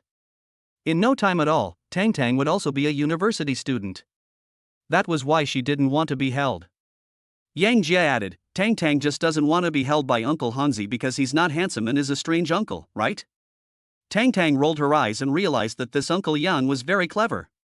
Zhang Lin looked at Tang Tang, who was giggling, and knew that Yang Jie was right. "Tang Tang, you're such a face-obsessed person, even at such a young age." Everyone couldn't help but laugh. When they arrived at the academy, the counselor, Lao Niu, was already waiting. When he heard from the girls that Zhang Lin had brought his child, he felt a bit of pity when he heard that Zhang Lin was already the father of a 3-year-old child.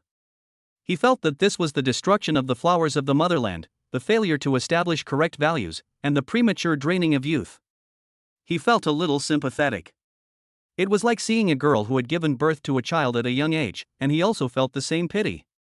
But when he saw the child Zhang Lin was carrying, the sympathy and pity in his heart suddenly turned into envy, and he was really jealous.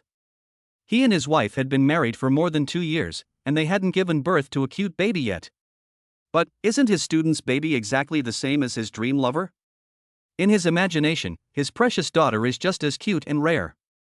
"Zhang Lin, I think your daughter looks very familiar, like my long-lost baby girl." Zhang Lin hurriedly said, "Mr. Niu, you can't do that, a gentleman doesn't take what is not his." The surrounding classmates laughed. "Mr. Niu, you see how cute the child is, you want to take it, don't you?" "Not to mention you, Mr. Niu, I want to take it too. It's really so cute. The people in the same dormitory are very proud." Hongzi waved his hand, "And you can only think about it. We have the right to be the first godfather." Teacher Niu laughed and said, "Didn't the baby's mother come? Is she from our school?" This topic is of great interest to everyone. After all, there is really a lot of gossip about Zhang Lin's affairs. Lu Xia said that the baby's mother is very, very beautiful. They don't know how beautiful she really is, and they want to see for themselves. Zhang Lin was also a little confused. I don't know either. Tang Tang blinked her eyes, and her mother was here. When we were in the auditorium, her mother was sitting in the middle of the first row. Dad, didn't you see her? Niu Shuyi was a little confused when he heard this. Aren't the people sitting in the first row of the auditorium all big leaders? Chapter 47, Zhang Lin's wife is a rich woman? How could Zhang Lin's wife be a big leader? The age doesn't match either. This is a bit too far-fetched. Everyone was a little confused. Is there anyone in the first row of the auditorium who is the right age? No. Besides, no one in the first row is ordinary. The middle of the first row? What kind of status would that be? Impossible. Xia Anan stepped forward and said, Tang Tang is only 3.5 years old, so it's normal for her to make a mistake. She probably meant to say something else. Don't speculate. When the child's mother arrives, we'll know for sure. Niu Shuyi smiled and said, yes, Tang Tang is still young. But you grown-ups are about to get your graduation certificates. I know you want to go out for a meal afterwards. Niu Shuyi changed the subject. It was just a casual chat. Tang Tang pressed her lips together and whispered to her brother, Tang Tang wasn't wrong. When we went for ice cream with the driver, Mom was sitting in the front row of the auditorium. Daodu shook his head, not sure. While Daodu and Tang Tang were waiting. Ning Shui had already received her diploma and came out first. She looked down on the two children from a lofty position, her eyes a little dark. You are Zhang Lin's children. You came here specially for the graduation ceremony. Your mother deliberately wanted you to appear here today, didn't she? Ning Shui knew that woman was definitely calculating. She was afraid that Zhang Lin would get involved with someone else of the opposite sex, so she deliberately made the children come here to declare their ownership. That was a really low-level tactic. When did you and Zhang Lin recognize each other? Was it when I was away for the New Year? Auntie, what's it got to do with you? Daodu crossed her arms and could feel her hostility. This auntie, he remembered, had been to Dad's house before. Could she be Dad's ex-girlfriend? He could say that he didn't have a good impression of this auntie. After all, she would compete with him for Dad. That was too dangerous. He should be on guard against this woman and defend his family. Tang Tang was puzzled. Dad had only met us in the hospital a few days ago, and at New Year's, we didn't even know we had a dad yet. Brother, what does this auntie mean? Daodu took his sister's hand and told her to ignore her, she was a bad woman. Tang Tang thought of the bad woman and suddenly remembered, Tang Tang remembered, she was the auntie who had been to Dad's house. She also remembered this auntie, and her attitude was really bad. When they were at the elevator, it was this auntie and the other auntie who told the two brats to get lost. Ning Shui frowned, looking at the two children. She also remembered what happened that day. It was you two? At that time, Zhang Lin's attitude towards me was still fine, but it was only after you two appeared that he changed his attitude. You met him at the hospital when he was hospitalized after drinking, and that was the first time you met? As she spoke, she tried to grab Tang Tang's hand and ask for clarification. It hurts. Auntie, let go. Ning Shui was about to loosen her grip before a sudden burst of strength pushed her away. She stumbled and fell to the ground, where she sat, facing Zhang Lin's face. Ning Shui, what are you doing? Zhang Lin's rebuke sounded, his face full of tension and anger and fear. I warn you, if you dare to touch my son or daughter, even if your boss Song comes, I will settle scores with you to the end. Hangzi followed closely behind, having seen the scene and heard Tang Tang cry out in pain. She quickly protected the child, exclaiming, Damn it, Ning Shui, you crazy bitch, you slandered the child before, and now you want to lay hands on him? Everyone heard the commotion and came out. Ning Shui, you can't be serious. The child is so young, even if you can't bear to see Zhang Lin well, you shouldn't hit the child, right? This is too much, I can't believe I went to school with someone like this. I could hear Tang Tang screaming in pain. Ning Shui has absolutely no conscience. Ning Shui sat on the ground, feeling very aggrieved. She wanted to get up, but her ankle hurt a little, and she had actually sprained it. She leaned against the wall, looking at Zhang Lin with tears in her eyes. I thought you had a deep relationship with the children. You just met them a few days ago, and you did this to me for their sake? We have known each other for 3 years. Don't mention those 3 years to me. When you betrayed me, it was already completely over. Jiang Lin felt extremely disgusted. He hugged Tang Tang and checked her to make sure she wasn't hurt before he felt relieved. Otherwise, he would really feel sorry for Tang Tang and also for Mu Yunji's trust in him. Dad, Tang Tang is fine, it doesn't hurt anymore. Tang Tang still explained honestly. After all, just now, the aunt did hold her hand a little, but it doesn't hurt anymore now. This auntie even cried when she fell to the ground, and Tang Tang felt a bit sorry for her. Lu Xia came out and quickly helped Ning Shui up. Are you okay, Shui? Xiao Pingqing sighed and said something fair. Ning Shui, Lu Xia, you should probably just let it go. They are all classmates, there are so many people here, if they keep fighting, they will only embarrass each other. Besides, there are people from other classes here, they are all here to laugh at the joke. Ning Shui, however, was relentless, glaring fiercely at Jiang Lin. Since you love your child so much, why did the mother of your child deliberately send the child here but not show up herself? What do you really want to know? Yang Jia couldn't help but complain. You wanted to break up with Jiang Lin, and now you keep staring at him. Are you a little bit crazy? Hang Zi rolled his eyes. Yes, our sister-in-law is very pretty, so what do you care? Xianan smiled and saw through her at once. She just felt that even if she didn't want him, she should still be his lapdog. She couldn't accept that Jiang Lin liked someone else. Maybe she still liked Jiang Lin, too, but she liked money more. Ning Shui heard this and said, what do you know? I stopped liking Jiang Lin a long time ago. Xianan stared at her and said, so what are you really clinging to? It's just that you're not willing to accept it, isn't it? Because someone wants Jiang Lin, so you're panicking. If Jiang Lin still liked you as much as before, you wouldn't even look at him twice. Xianan spoke with certainty. After all, they were both women, so what was the point in pretending to be subtle? Hangzi gave her a thumbs up, saying, Anan really knows how to talk. At that moment, Jiang Lin's phone rang. He looked at the screen and saw it was Mu Yunji calling. He guessed she was asking where the children were. Jiang Lin, where are you? The driver said the children saw you and went looking for you, so they must have disturbed you. I'll wait on the road outside your college. You bring them over. The voice on the phone was very clear and pleasant. Moreover, the tone was very gentle. Someone heard that it was outside the college and curiously looked outside.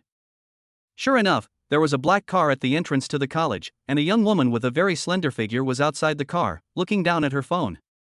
From a distance, it was hard to make out her face, but she was wearing a plain dress, her long hair was as black as ink, and her temperament was extraordinary at first glance.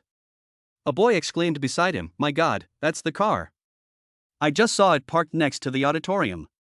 It's so cool, it must cost millions. Our company's president drives this car, it's not common in China. Jiang Lin, is your wife really the rich woman sitting in the middle of the front row? Chapter 48, A Stunning Beauty. Jiang Lin thought of the familiar back he saw in the first row, but shook his head and denied himself. He spent every day with Mu Yunji and knew her very well. She came from an ordinary family and was not some rich woman. Sun Liang continued, how is that possible? That car is really expensive. Jiang Lin shook his head. It's not her car. It's a car worth more than 100,000 yuan. It's not our family's car. If Mu Yunji really had a car worth millions, would she still be willing to share a small house with her parents and sit in the lobby eating her own lunch? A person worth millions would definitely be living a very good life and would not be doing that. If hypothetically, there really was some rich person who could do that, they would really have to be determined. Yang Jie thought about Ning Shui and Lu Xiao's slander against his sister-in-law, and his sister-in-law was so beautiful, who wouldn't say she was a stunning beauty when they saw her? The thought arose in his mind, since this might be the last time they would be together. He might as well save Jiang Lin's face. Tang Tang, let's go say hello to your mother. Why don't you introduce the uncles and aunts you met today to your mother? Tang Tang thought about it for a moment and said, okay. It's reasonable to introduce Dad's friends to Mom. Mom should like to meet new friends too, right? Dao had a problem with that Ning Shui. If Mom really pursued Dad seriously, where would that leave her? He said proudly, my mom is the most beautiful person. Everyone had received their graduation certificates, and they were going to the place where the team building dinner was later, so they were all ready to go and see how beautiful Jiang Lin's wife really was. Moreover, Lu Xia had said that she didn't look like a decent person. They were curious. Zhang Lin didn't want to disturb Mu Yunj, and she wasn't the type of person who liked to make friends.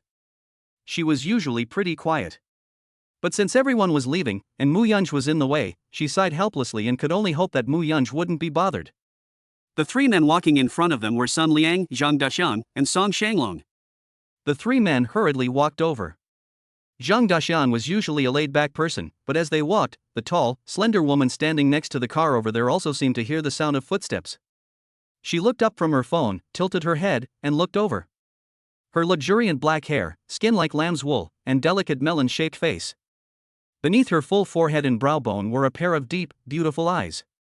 Those eyes were cold and clear, and when she looked at someone, she clearly looked cold, but there was a kind of ethereal temperament about her, as if she were untouched by the world. Her nose was straight and delicate, and her lips were a pale color. Her neck was long and white, and her temperament was quite noble and ethereal. Even though she was wearing very simple clothes, one could tell at a glance that she was no ordinary person. Zhang Dajiang gasped. Zhang Liang and Song Shanglong both stopped in their tracks, dumbfounded. In reality, could there be someone that beautiful? This was the thought shared by the three of them. The others had also come over, and they had all seen the tall and beautiful woman by the car, with her long, straight black hair and simple clothes. What's even more attractive is her temperament. Yunge, I'm sorry, my classmates are full of curiosity. Zhang Lin quickly came over to apologize. Hang Zi greeted, hello, sister-in-law. Mu Yunge smiled faintly, you are all young people, and there are arrangements later, so I will take the children away first, and come again for dinner next time. Hanzi smiled and agreed, then looked at the amazement on the faces of the people around him. He was secretly happy. See, my sister-in-law is as beautiful as a flower, and I can be so calm about it. I've made great progress. Men are all visual animals. When they see such a stunningly beautiful woman, they know that she is someone to be admired from afar. And this kind of sister who brings an air of superiority has already been taken away by Zhang Lin. It's so infuriating. The girls were all amazed at Mu Yunja's beauty. And, as fellow girls, they were the only ones who knew just how beautiful Mu Yunja's face was without any makeup. Moreover, it was very natural, and at first glance it looked like a natural face. They had all put on makeup for the graduation photo shoot today, with a thick layer of makeup, sunscreen, foundation, and concealer, and when you looked closely, it wasn't that natural. Compared to Mu Yunj, they look a little pretty, but also a little immature. Xia Ainan's eyes shone. Sister-in-law, you look so good, your skin is so good, how do you take care of it? You haven't put on any makeup, how come you're so white? Mu Yunj smiled faintly, drink more water, eat more vegetables, and exercise more. Then I'll start doing this today and see if I can get white. Huang Ting also muttered, my goodness, she's so pretty, if she enters the entertainment industry, she'll definitely become an overnight sensation. Who would have thought she'd be Zhang Lin's wife? Zhang Lin is so lucky. Everyone suddenly didn't know whether to envy Mu Yunj or Zhang Lin. Ning Shui and Lu Xia stood at the back of the crowd, feeling miserable. All the limelight had been stolen by Zhang Lin's family, and the embarrassment was left to them. Dodo raised her chin, full of pride, I told you, my mom is the most beautiful person.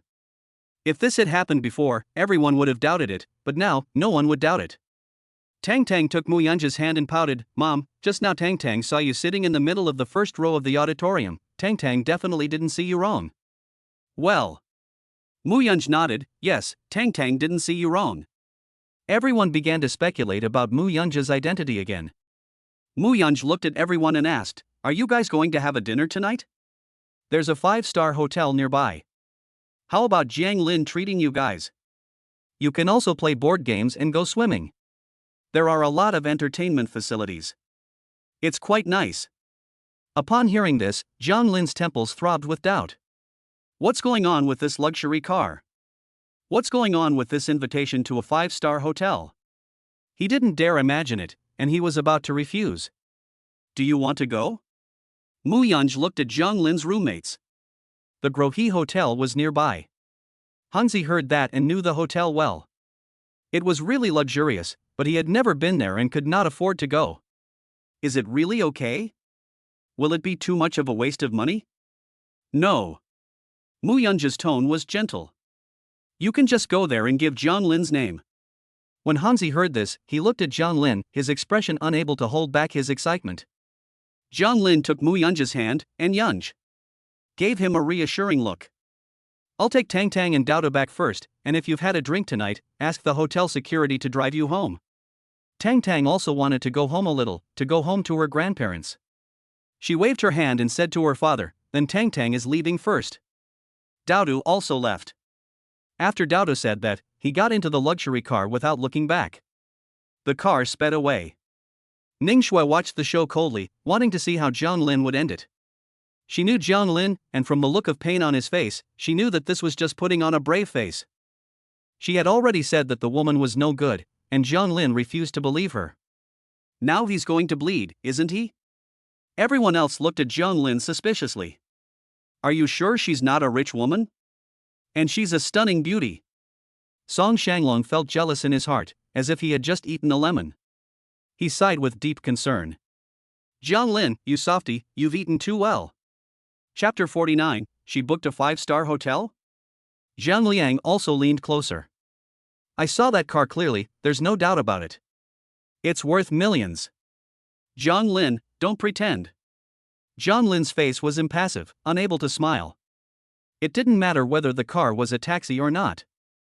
After all, who knows, maybe some local tyrant was bored and came out to drive a taxi. This is also explainable. He was thinking about the 5-star hotel, and his heart ached, wondering how much it would cost. He really didn't understand why Muyunj wanted to dig such a deep hole for herself. The others greeted him and said, let's go. Everyone wanted to go to the Growler Lake Hotel to have fun.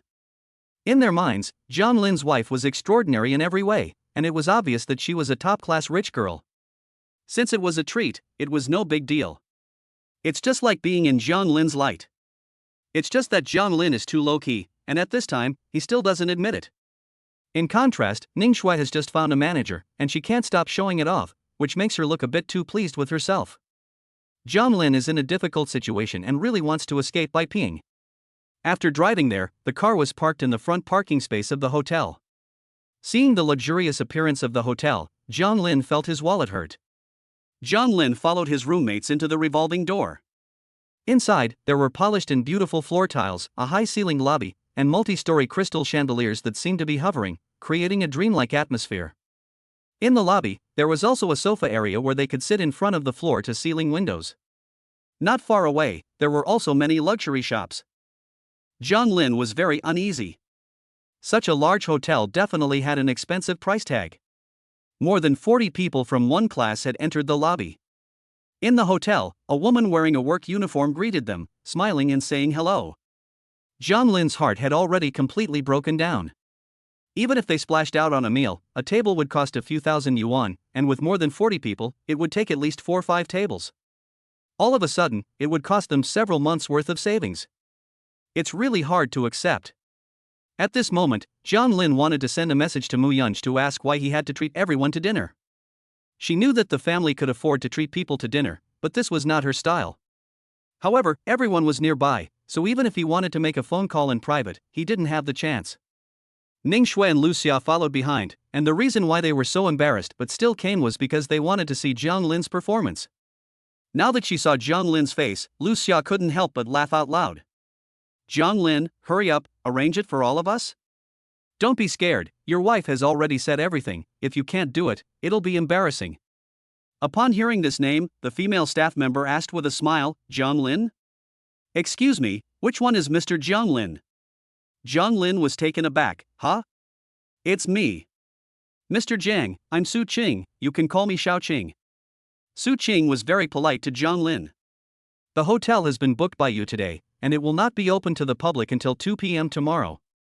You and your friends can enjoy all the hotel facilities here. The seafood restaurant, the swimming pool on the first basement floor, board games, and the karaoke upstairs are all available. Jiang Lin was dumbfounded. He rented the whole place? A hotel that big, all to himself? Is he crazy? The others couldn't help cheering. Jiang Lin, your wife is so generous.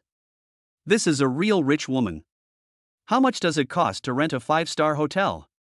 It's probably more than our monthly salary. I haven't experienced it yet, I want to go swimming. Everyone was very happy. Lu Xia heard and said, you really rented it? Yes, miss. Su Qing answered with a smile. Ning Shui frowned and whispered in Lu Xia's ear, is he crazy? How much is this going to cost? How is he going to pay for it? How is he going to pay for it when the time comes to settle the bill? Who cares? If he wants to pretend, let him pretend until the end. Lu Xia snorted. Let's go eat. Ning Shui struggled a little, but was dragged by Lu Xia to a very high-end seafood restaurant. Other waiters came over. Hello, do you need directions? No one wanted to stand around and watch, so they were relieved to see that the restaurant had indeed been booked and followed the waiter to a different floor to have fun. Hanzi was also a little confused. Instead of rushing off, he waited until everyone else had left. Then he took Zhang Lin's arm, lowered his voice, and frowned disapprovingly. Wow, are you crazy? How much is this going to cost? Are you not going to raise your child? I'm not sure. Zhang Lin also had a headache and a heavy heart. Hearing the two of them talking, Su Qing laughed and explained, Mr. Jiang, don't worry, all the expenses have been settled. Unless you spend in the luxury goods store in this hotel, otherwise, there are no additional fees. Zhang Lin was puzzled. It's all settled? Who settled it?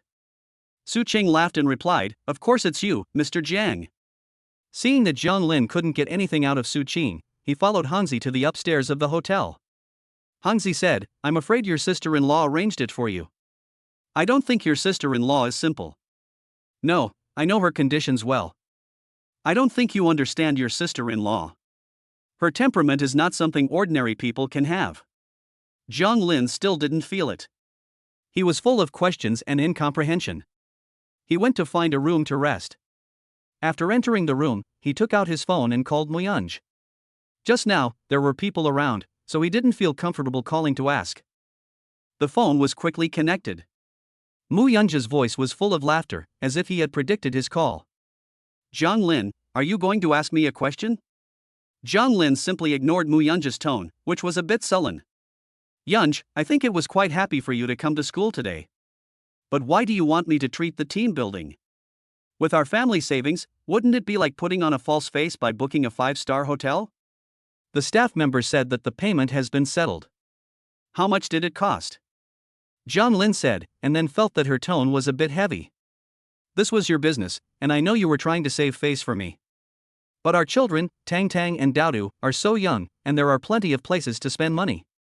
Compared to saving face, I would rather my children eat well and live well. As she spoke, Zhang Lin's tone had become a little regretful and guilty. Muyunj didn't get angry when Zhang Lin spoke, but instead, she laughed softly. What are you laughing at? Zhang Lin was very puzzled. I'm laughing at you for misunderstanding me. I wouldn't spend money to save face. Muyunj explained slowly, I went to a university today, but I couldn't get in. Who knew that I happened to run into my old friend, Mu's CEO Xiao? He and I are friends. He is where he is today because I helped him before, so he has always been grateful to me. Today, I followed him in and got a front row seat in the auditorium.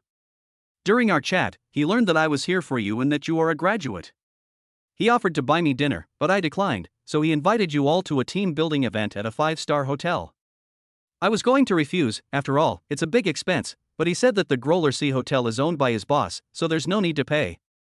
Zhang Lin also understood, so the luxury car belongs to that Xiao Zone, and the hotel was paid for free? But this is a big favor, right? How can we repay it? You're wrong.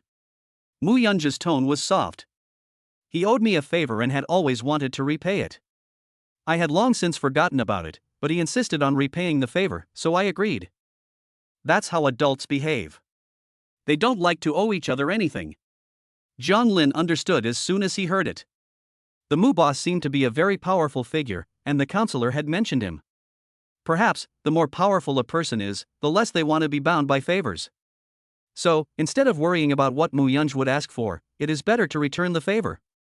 Perhaps, this is the rule between adults? He didn't know that Muyunj actually knew such a powerful person, but even if she is in a low point in her career, she would not ask for help from others. That's still pretty good. With the opposite sex, there is a sense of boundaries, and she doesn't look at them differently just because they are rich and powerful. I misunderstood you, I'm sorry, you meant well, and I questioned you like this. Muyunj said it's okay, then you have fun, it's free anyway, you don't have to be polite, I heard the buffet over there is pretty good, you can try it. Zhang Lin let out a sigh of relief, and the heavy sense of guilt in his heart finally disappeared. He just knew that Mu Yunj was a good person, had a sense of boundaries with the opposite sex, had principles, and was not good at losing face. And most importantly, she really treated him well. He joked, "Now my classmates still mistakenly think you're a rich woman. This is a big misunderstanding." Mu Yunj seemed to be silent for a moment, curiously asking, "So do you want me to be?" Chapter 50. Lu Xia opened a bottle of 30,000 yuan wine? Jiang Lin was just joking, but when Mu Yunj asked him back, he thought about it seriously. Previously, Mu Yunj had done very well in business, supporting 2 children on her own and knowing people from the Mu family. It was estimated that she had also been a wealthy woman. Her joking remark must have put pressure on her, which was why she had asked the question. "Yunj, whether you make a comeback or stay as you are, I will always consider you as a very important family member. Money is important, but it is not everything in life." After hanging up the phone, Jiang Lin sat in his room for a while. When he heard a knock on the door, he opened it and saw Hanzi and Yang Jie come in. Hanzi saw that Jiang Lin was in a bad mood, so he said to his friend, "Brother, what are you doing cooped up in your room? Let's go swimming. The money's already been spent, so let's enjoy ourselves. I'm in a good mood." Jiang Lin's mood had changed from heavy to happy. Hanzi looked at him and said, "Then what were you so heavy about just now?" "No, I was just a little tired.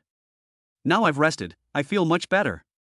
Hanzi had been with Jiang Lin for 4 years, and seeing that he was in a good mood, she felt relieved.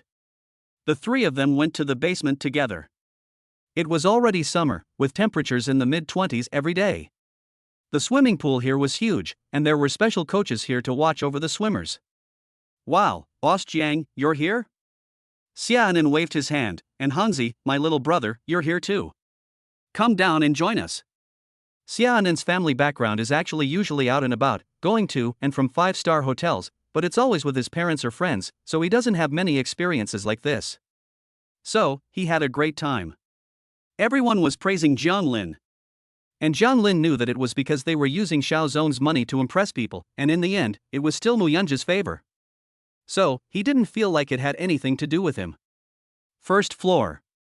Ning Shui was already sitting with Lu Xia by the window, having ordered Boston lobster, filet steak, and wine. The environment was very comfortable, with just the 2 of them in the entire restaurant, and many chefs and waiters. Lu Xia felt that it was almost like they had the place to themselves. However, they did have the place to themselves. Lu Xia saw the price of the single buffet written at the door, which was indeed not cheap. Usually, when you stay at the hotel, you have to pay extra to eat the buffet here, but surprisingly, you can eat for free if you book the whole hotel. It must have cost a lot. Ning Shui leaned back in her seat.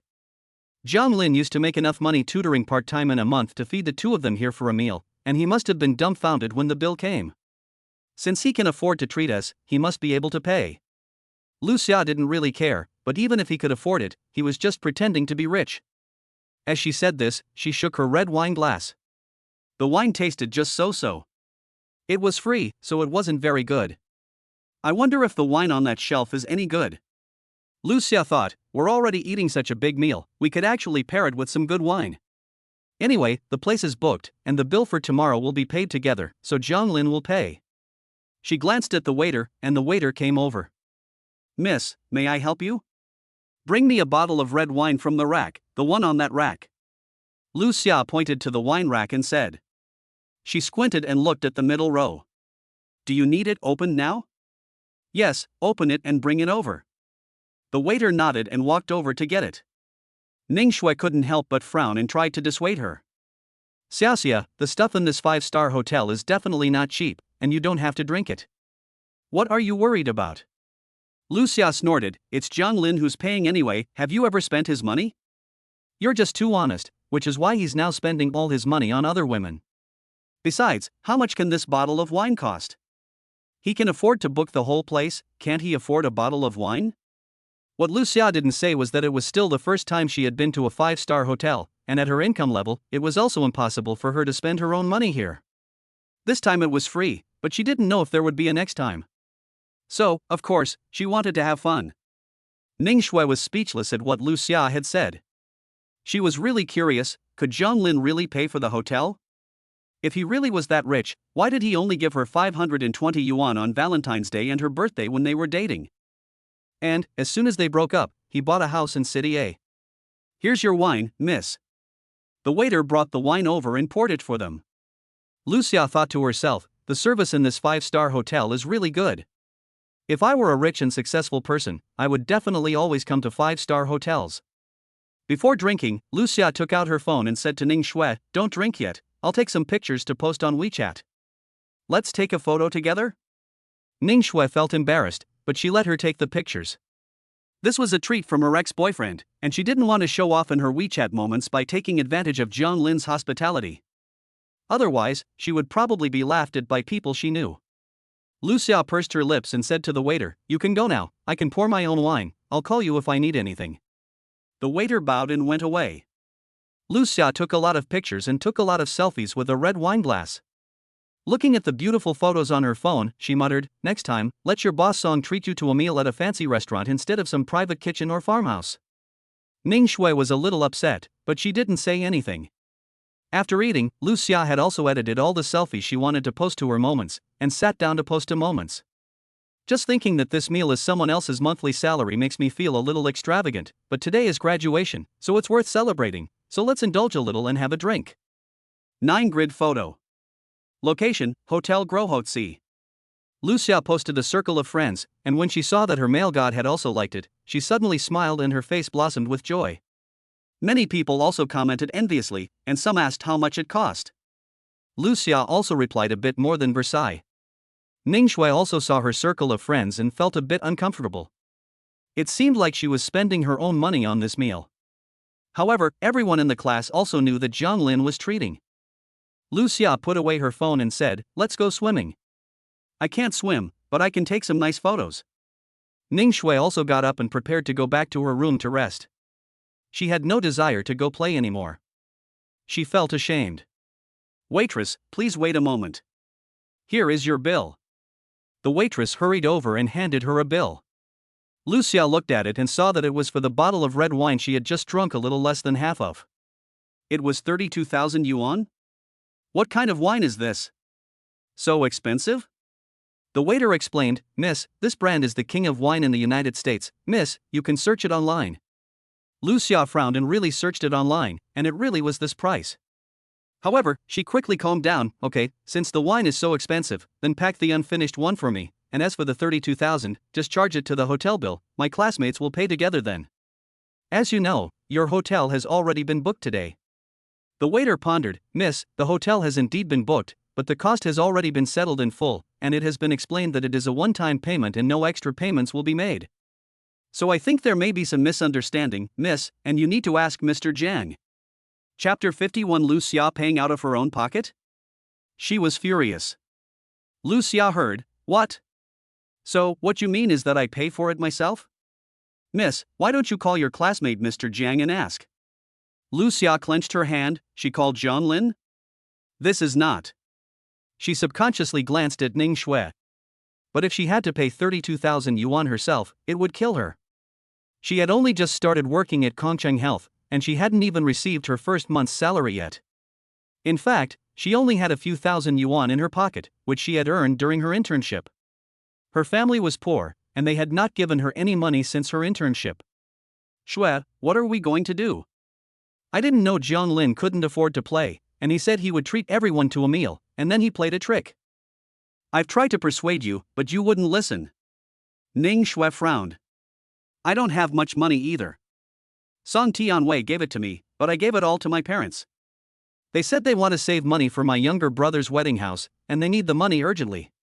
Even if I have it in my bank account, I don't have that much left. Every month, as soon as my salary is paid, my mom saves it all up." Lucia also didn't expect that Ning Shui didn't have any money either. She took out her phone and hesitated before calling Zhang Lin. The call was quickly answered. "Zhang Lin, it's Lucia." "What? You're Xia Anan? Zhang Lin is swimming?" "Then tell him to pick up the phone, I need to talk to him." "I really need to talk to him, don't hang up, let him listen to me first."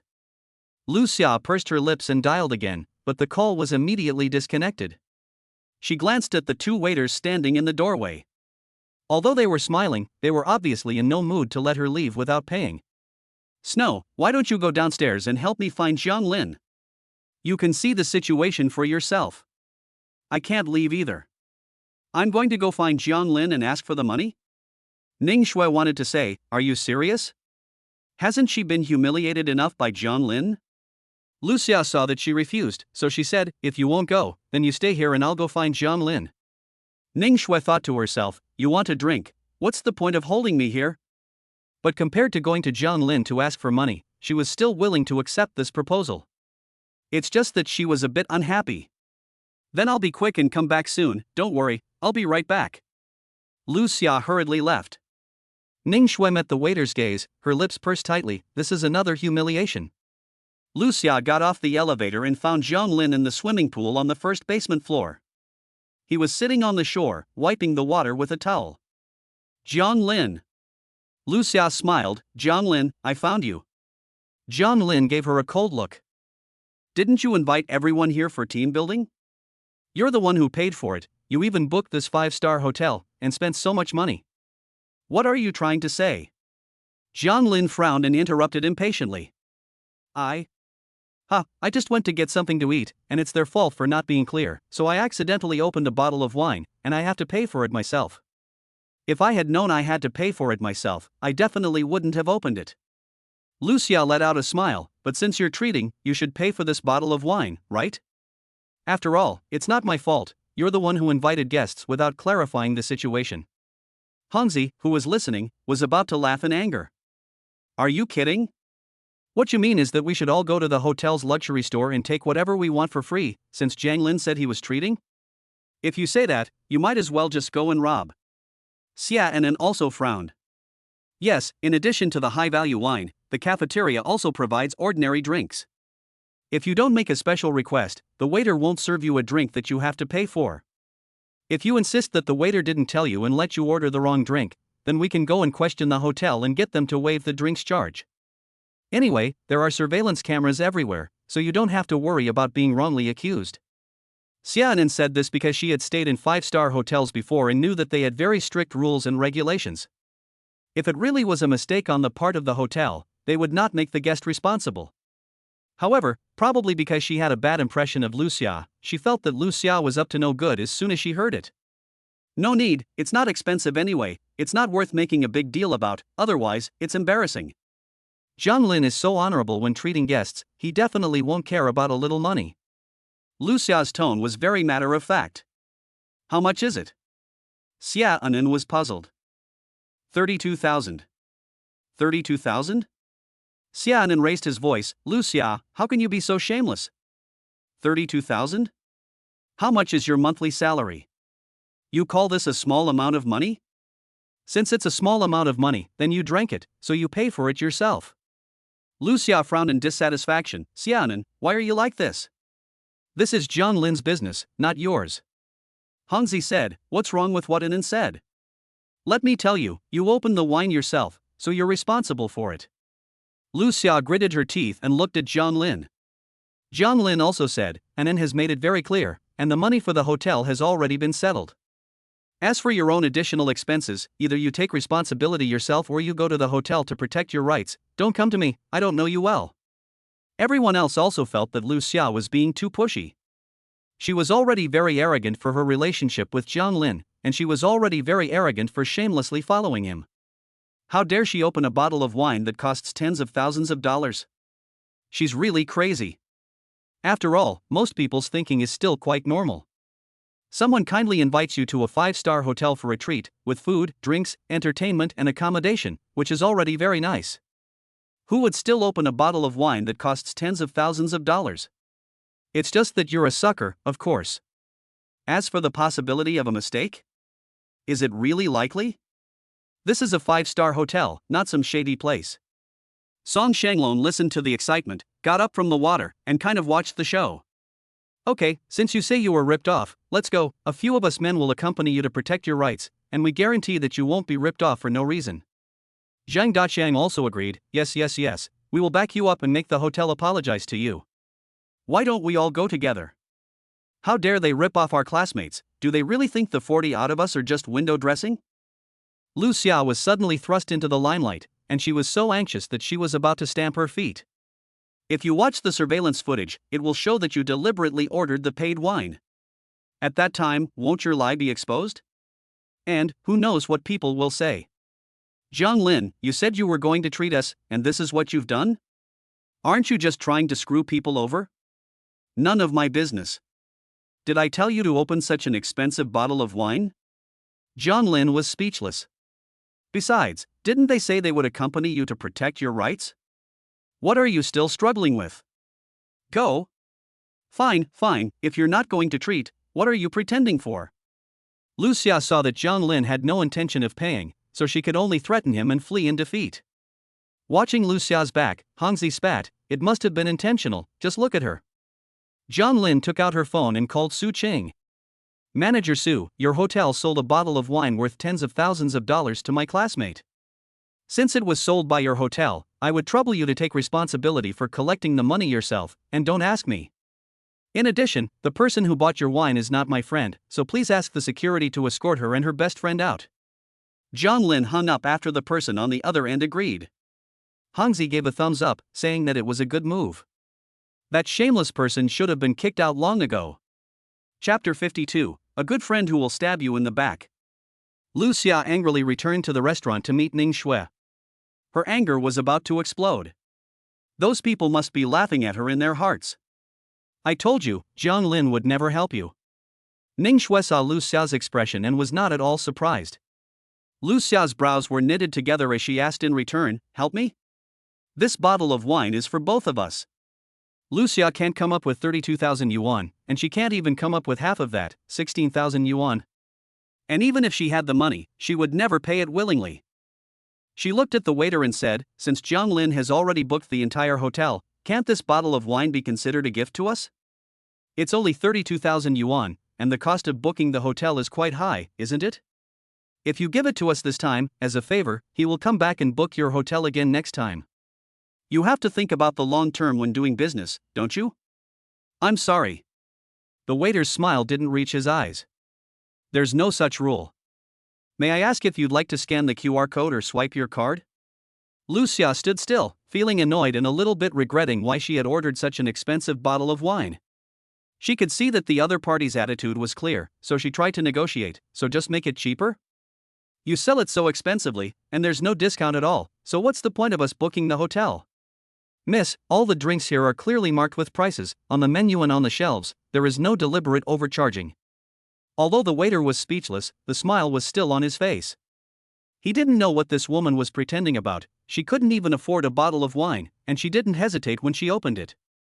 What's going on? Su Qing arrived at this time. Manager Su, these two ladies opened a bottle of 32,000 yuan wine during dinner. Su Qing looked at the two of them with a warm smile. So, shall I settle the bill for the two new ladies? These two ladies are young and beautiful, and they have good taste. Lu Xia looked at this woman and realized that she was the one who had received Zhang Lin. Moreover, the waiter also called her Manager Su. Manager Su, as I said, this bottle of wine is not expensive, and it's all included in the hotel bill anyway, so can you give it to us for free? We're just college students, we've just graduated, where would we get that kind of money? I know, the difference between the purchase price and the marked price of the wine is probably more than 10 times, so just do us a favor? Su Qing couldn't help but laugh when she heard her speak so arrogantly. Miss, you're joking, since you said the wine is not expensive, it must be within your means. My monthly salary is not enough to cover the loss of this bottle of wine, so don't make things difficult for us. Besides, I can see that you have already packed up the drinks, so you must be satisfied with our wine. Lu Xia could see that there was no way to reason with this woman, and she was really getting impatient. At worst, she would just say that she had to go to the bathroom and then run away. The hotel would always find someone to pay, and by then, Zhang Lin would have to pay even if he didn't want to. I'm sorry, but I have a bit of a stomachache, so I'd like to go to the bathroom first. After I've used the bathroom, I'll come back to pay, okay? Of course you can go to the bathroom, young lady, but it seems you're not satisfied with the price. The police station is right next to my hotel, so I think I can ask the officers there to mediate, don't you think? But for now, I'll go with you to the bathroom. Upon hearing this, Lu Xia wondered if she was being threatened. She also had some doubts. After all, 32,000 yuan was enough to file a case, right? She countered defensively, I'm your customer, and your attitude is terrible. I'm just going to the bathroom, and you're threatening me? Miss, as far as I know, you are not our customer. Mr. Jiang already said that you and the young lady beside you are not his guests, so please leave after checking out. Zhang Lin actually said that? Lu Xia's eyebrows knitted together, and she was suddenly extremely ashamed. He insisted on treating, and now he wants to get rid of me?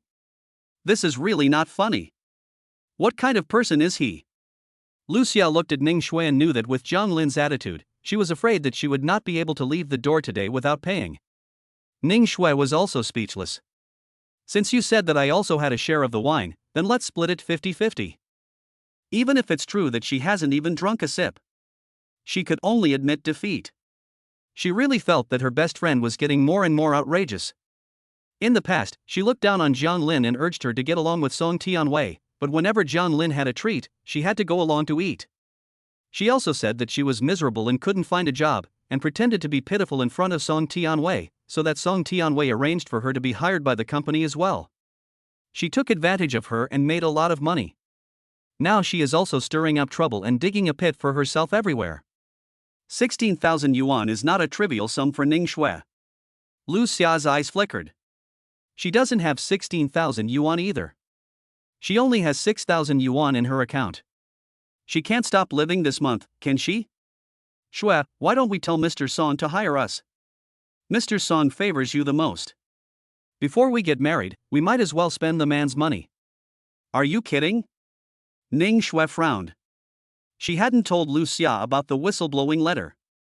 You see, Song Tianwei had not given her a good face yesterday because of the whistleblowing letter. Lu Xia softened his voice. 32,000 is not a small sum of money for us, but Song always drinks Mao Tai and smokes Huazi at dinner parties? He won't think it's expensive. As Lu Xia spoke, he took out his phone and directly dialed a call to Song Tianwei. Ning Shui looked displeased as she tried to stop him, but the call was already connected. Hello? What's up? Lu Xia quickly dodged Ning Shui's intercept and cooed, Brother Song, Shui and I were having dinner at the restaurant and had a little wine. When we were paying the bill, I realized that we didn't have enough money. Can you please treat us? We had a little wine, but it's still quite expensive. Song Tianwei heard this on the other end and said, Really? Then I'll transfer 3,000 yuan to Xiuxue, which should be enough for you to eat and drink. It's not quite enough. How much do you need? 32,000 yuan. What? Song Tianwei raised his voice, You. Brother Song, Xiuxue already said it, you're the best, and I've always envied Xiuxue for having such a good boyfriend as you. Song Tianwei endured, and after a few minutes of silence. Brother Song, you're the richest, you won't say no, will you? If you refuse, then I'll have to stay here and wash dishes with Xiuxue. I don't mind washing dishes, but it's mainly Xiuxue, she's the manager's wife. How can she wash dishes to pay off the debt? Song Tianwei was so angry that his eyes were glowing with gold. Fine, I'll transfer the money to Ning Shui. With that, he hung up. Ning Shui looked at her phone and sure enough, 32,000 yuan had been transferred, along with a sentence that made her tremble a little. Now hurry up and get your ass home. I'll show you what I'll do when I get back from work. Ning Shui knew that this was no flirty WeChat message, but that Song Tianwei was really angry. Chapter 53 Ning Shui was beaten and regretted breaking up. Lu Xia saw the transfer and let out a sigh of relief. She hurriedly urged, Shui, hurry up and pay. Seeing Lu Xia like this, Ning Shui also paid with a stuffy breath. Then, a few security guards came up. Su Qing made a gesture of invitation and said, Thank you very much for spending at our hotel today, ladies. Please come again some other time. Lu Xia took Ning Shui by the hand and they went out in a somewhat disheveled manner. After all, there were so many security guards here, they couldn't not leave. After waiting for them to leave, the waiter said, Manager Su, in that case, I don't think the two of them will come back to spend in our hotel again, right? They weren't originally our hotel's target customers, and besides, Su Qing's eyes flickered for a moment, not looking at the surname of the owner of this hotel. Outside the hotel, Ning Shui didn't even speak to Lu Xia, and she just took a taxi and left. Although Lu Xia was dissatisfied, he also knew that the incident was caused by himself, so he didn't say much and went to the subway station to go home. Ning Shui went back uneasily, and because she was guilty, she deliberately prepared a table of food. She just waited at home, and kept waiting until the sound of the door opening came from home. She quickly got up and gave a flattering smile. Tianwei. Slapped. A slap came from the front. Ning Shui fell to the ground after being hit, her cheeks numb, her head a little blank. It hurt, but more than that was humiliation and disbelief. She looked up at Song Tianwei's dark face and dark eyes. You hit me? What if I hit you? Can you move your pig's brain all day long? Save me some trouble? Song Tianwei pointed at Ning Shui's nose and spat, his eyes contemptuous and disgusted. How much money do you have in your pocket? How dare you drink a 30,000 yuan bottle of wine? Do you really think you're special? Your family is from the countryside, and I usually don't say anything when you help your younger brother, but you take advantage of my kindness and spend money like that? Let me tell you, I don't lack those few dollars, but I'm going to beat you until you recognize your own status. Ning Shui's heart fell into an ice cave when she heard such malicious words. It wasn't me, it was Lu Xia. Don't pretend with me, you just want to take advantage of me, don't you? Song Tianwei also didn't bother to pretend with her anymore. You are a recent college graduate from a 211 university, young, and still a virgin. You are dating me because I see that you are young and pure, but if you still dare to make me unhappy like this, I'll see if I'll break up with you or not. Song Tianwei is the manager of a company, and his family is still local, with several houses. He also has millions in savings. However, he is also very clear about his own situation. He is not a rich second generation, so he doesn't go after young models or internet celebrities. He can't afford it. He knows that he will only go after girls from less well-off families to enjoy their youth and innocence, and it won't cost much. But if Ning Shui really wants to live the life of a rich wife, then she is really wrong. Ning Shui lowered her head, her face streaked with tears. She couldn't tell if she was feeling pain or fear. She understood what Song Tianwei meant. He was rich and could afford to buy wine at this price, but he didn't think he deserved such expensive wine. Ning Shui felt very bitter. I'm sorry, I was wrong, I won't do it again. Then you'd better reflect on what you've done. After saying that, Song Tianwei left directly. Ning Shui looked at the table of food, got up, sat down on the sofa and curled up, still in shock and unable to come back to her senses. She had only been in 2 relationships, the first with Jiang Lin, and the second with Song Tianwei. Now, faced with Song Tianwei's temper, she remembered the good things about Jiang Lin. Song Tianwei had over 10 million in assets combined with his savings and house, but he bought himself a 30,000 yuan bottle of wine and just verbally abused her. However, when Jiang Lin was a sophomore, she earned 6,000 yuan tutoring during the summer vacation, but he was willing to give her 3,000 yuan to buy a mobile phone. Then he spent another 1,000 yuan taking her out to eat many delicious meals. Her parents were patriarchal and favored sons over daughters. Even though she was in college, he bought her a 728 yuan budget phone, but all her classmates had Huawei or Apple phones. Jiang Lin saw that her phone had a small memory and the photos were blurry. Sometimes the signal was poor, which was a big time waster. So he took her to a phone store and she asked for a phone that the girls liked and that took good photos. The phone also had a nice appearance. After using it for a few years, at the beginning of this year, when she went out on a date with Song Tianwei, he gave her the phone she had wanted, so she replaced the phone Jiang Lin had given her.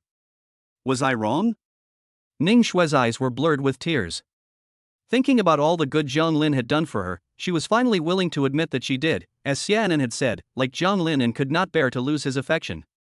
However, she also found it hard to refuse Song Tianwei's financial resources. She had always been inferior and secretly compared herself to her former high school classmates. She didn't want to be worse off than anyone. So, she thought that by following Song Tianwei, she could live the life that everyone envied, but now, the future is bleak. She may have abandoned the man who was best for her. Ning Shui felt a little remorseful. But compared to that woman, does she really still have an advantage? Should she save herself for later and take her back?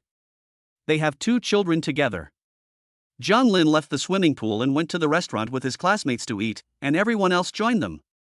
After all, it was the last dinner before graduation. The whole class was there, except for Ning Shui and Lu Xia. Xianan sat next to Hang Zi. She waved curiously and asked the waitress, the girl who had ordered the 30,000 yuan bottle of wine earlier, had she paid? Yes, she had. The waitress replied with a smile, as if it was the boyfriend of another lady who had paid. Xianan held her tongue. I knew Lu Xia wouldn't pay. Ning Shui's new boyfriend, another big victim? No way. Hanzi said while ordering food, that guy is no good.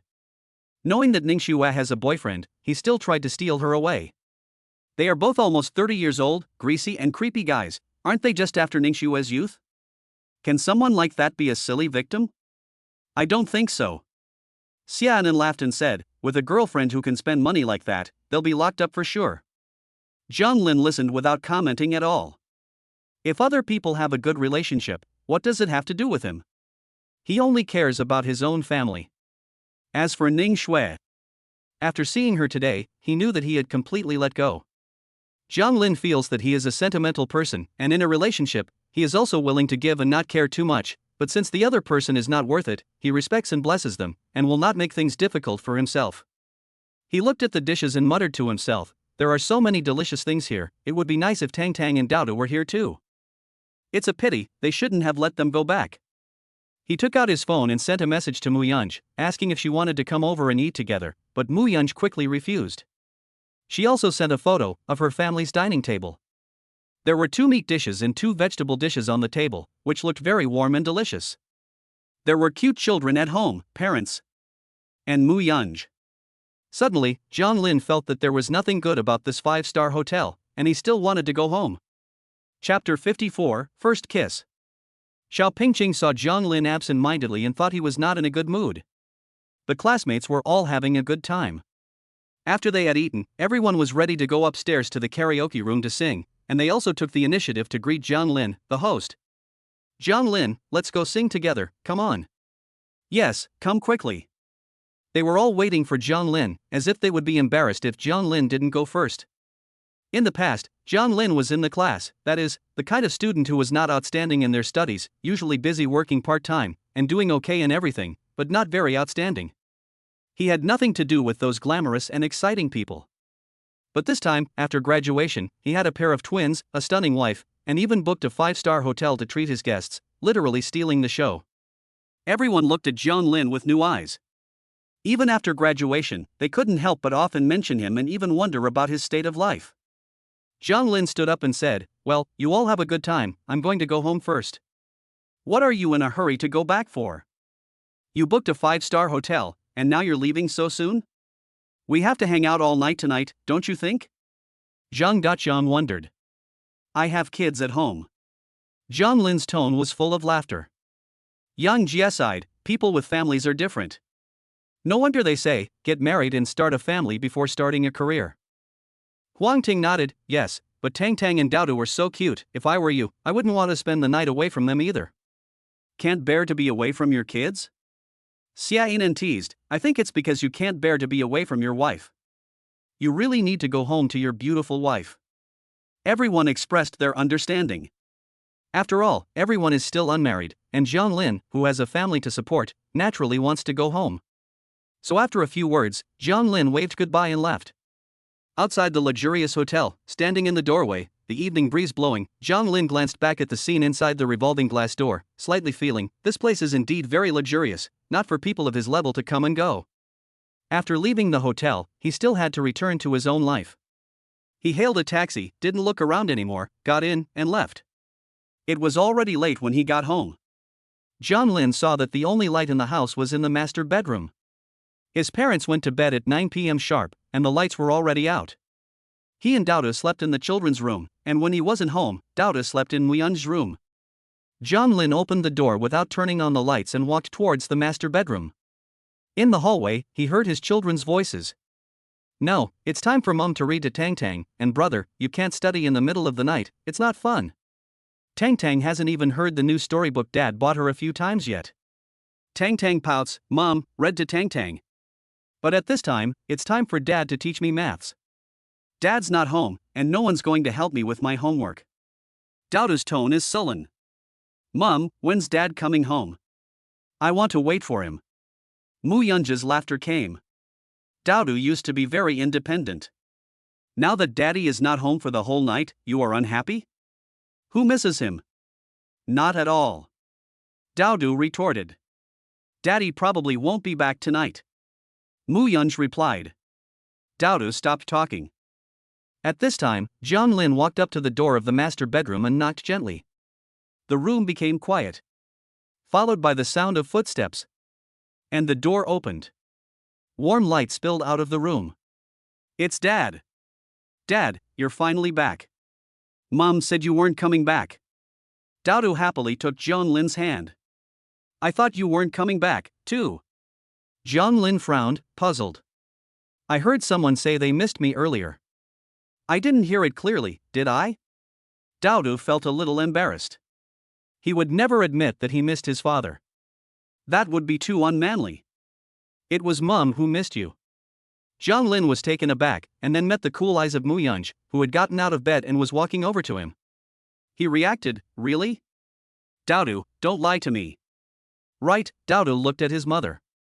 Mu Yunj twitched the corners of her mouth, yes. Dodo smiled, Dad, you see, I wouldn't lie to you. Mu Yunj asked Dodo to go into the room, and went to the children's room alone with John Lin. She turned on the light, sat in a chair, crossed her long legs, put her hands around her chest, let her black hair fall over her shoulders, and looked lazily at John Lin, who was standing. Why did you come back at this time? You don't want to scold her, do you? Your eyes are shining. You want the child, don't you? I have a home to go to, why would I spend the night out? John Lin touched his nose, and said, no matter how good the hotel is, it's not as comfortable as living in your own home. Mu Yunj smiled slightly, stood up, leaned close to John Lin, and sniffed John Lin's neck on tiptoe. There was no smell of alcohol, you didn't drink? At the graduation dinner, you didn't touch a drop of wine? My tolerance for alcohol is a bit lacking. John Lin felt guilty, and besides, I came straight home after dinner and didn't really have much fun. Mu Yunj stared steadily into John Lin's eyes, long eyelashes casting a shadow in the light, the emotions beneath her eyes obscure and unknown. When she had returned home before, although she was as calm as usual, she had been in her room dealing with work on the computer, inexplicably wondering if John Lin was at that very moment chatting with that Ning Shui about old feelings in private. She also thought, John Lin's 3-year infatuation with Ning Shui will not be easily let go, and Ning Shui obviously is not heartless as she pays so much attention to John Lin. Even when talking to her subordinates, she was a little distracted. Although she didn't want to admit it, she did rarely make such mistakes. This feeling made her feel both novel and a little ridiculous. After all, she has experienced so many setbacks and major events that, logically speaking, her temperament should have long since become unruffled by adversity, yet she would once again be caught up in the whirlpool over John Lin. John Lin, you met your ex-girlfriend today, didn't you want to catch up? How could that be? John Lin retorted without thinking, we're long over. It's over, period. We can't even be friends, let alone catch up. Besides, we're tired of each other now. I really don't know how we could have been a couple before. John Lin added, in the afternoon, I asked the hotel staff to ask her and her best friend to leave the hotel. Although I used Xiao Zong's influence, I invited them in name. Mu Yunj's eyes drooped slightly, a smile appeared at the corner of her mouth, and she didn't speak for a long time. When John Lin looked at her, she said slowly, John Lin, now that you have graduated too, you have a good job and a good income. Your parents are very kind and affable, I can tell that you live in a loving family. Although we have only spent a short time together, you really are a very family-oriented person. The main thing is that the child likes you and you are good to the child. She looked up and said seriously, so, we can give it a try. John Lin heard her words, which were all praising herself and also showing a desire to develop further. However, he couldn't be happy no matter what. Because every single thing Mu Yunj said was objective, not because she had the slightest bit of a good impression of herself. Yunj, He was about to speak when the hand that had been hanging by his side was suddenly grasped by her cold hand. Then, she patted her foot and gave a shallow peck on her own lips. It was like a dragonfly's touch on the water. Like an illusion. John Lin doubted that he was hallucinating. But the sweet fragrance filled his nose, so it wasn't his imagination. Mu Yunj stood there, her beautiful face expressionless, her pretty fingertips touching her lower lip. She looked at the kiss as if she were savoring it, and then commented objectively. Not bad, I don't reject intimate contact with you, do you? John Lin looked into her eyes, his whole body burning with heat. He hadn't even drunk any alcohol, so why was he so tipsy? I might need to take a cold shower. Chapter 55, It's time to fall in love, isn't it? After John Lin went to the bathroom and the sound of water came from inside, Mu Yunj felt a little embarrassed. Thinking about what she had just said and the kiss she had just received, she was a little dazed. It was simply a move made by a ghost. As for saying such a large number of reasons, it was simply because while working from home in the afternoon, that little bit of strangeness in her heart prompted her to do so. It was simply because, for Jiang Lin, some different feelings had sprouted. She was distracted and felt that the situation was out of control, out of her control. She took out her phone and dialed a number.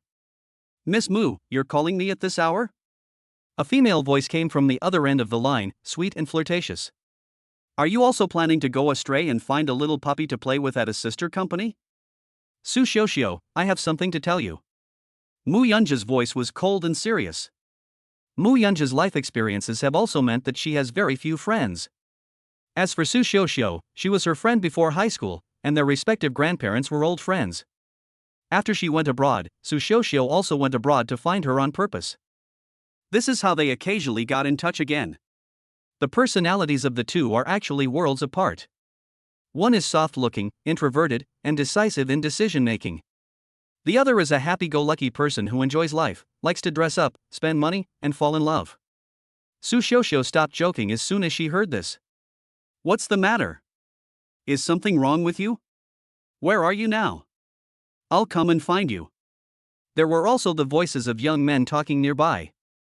But Su Xiuxiu reprimanded them with a sentence, "You have 3 seconds to get dressed and get out." Then there were rustling sounds, and soon there was complete silence. Mu Yunji was helpless. "I kissed a man." "What?" Su Xiuxiu's tone was stunned. Although for herself, kissing a man was no big deal, she had kissed so many that she couldn't count them. But Mu Yunji kissed a man? Did she dream this? "Yunji, I really hope that you find a boyfriend, so when I dream that you are in a relationship." "Never mind, I'd better go back to sleep." Mu Yunji sneered, "I really mean it." "Why? Did you drink too much?" Or, "That shouldn't be the case, you're not interested in men." "Could it be that you've been possessed?" Mu Yunji pondered, "He's not quite the same." Su Xiuxiu licked her lips. "Okay, he's different. Let's get back to the topic. Just because you kissed him, it doesn't mean you're a couple, right? So, what was his reaction? What was your reaction? What are you going to do? Pretend it never happened, or take it further?" "He went for a cold shower, and as for me, I felt my heart beat a little faster and my cheeks turn a little red. It was like the feeling I get when I run." Mu Yunji added, "After I kissed him, I also expressed my attitude. I told him that it wasn't bad and I wasn't rejecting him." "Miss Mu, you're rare, it's like a blooming iron tree, but this bloom is like an anaconda flower." Su Xiuxiu couldn't help but complain, "Are you in a relationship or in a meeting? Is this how you express your attitude?" Mu Yunji sighed. "Don't waste any more words, just tell me, why am I like this?" "Because, you're in love." Su Xiuxiu concluded with certainty, knowing that Mu Yunji would ask himself why. Clearing his throat, he explained in the way Mu Yunji usually spoke. "First, you've never been interested in men. You're so pure and unworldly that you could become a monk, but the fact that you kissed him on your own initiative shows that you have impulses for him. Second, the fact that you even asked me to discuss this matter shows that you really care about him, and that you're not just acting on impulse and then ignoring him. Finally, the fact that you're even wondering whether or not to pursue things shows that you're serious about him. I'll be honest with you, as long as you want it, no man can resist you." "So, you're finally in love. What makes you think so?"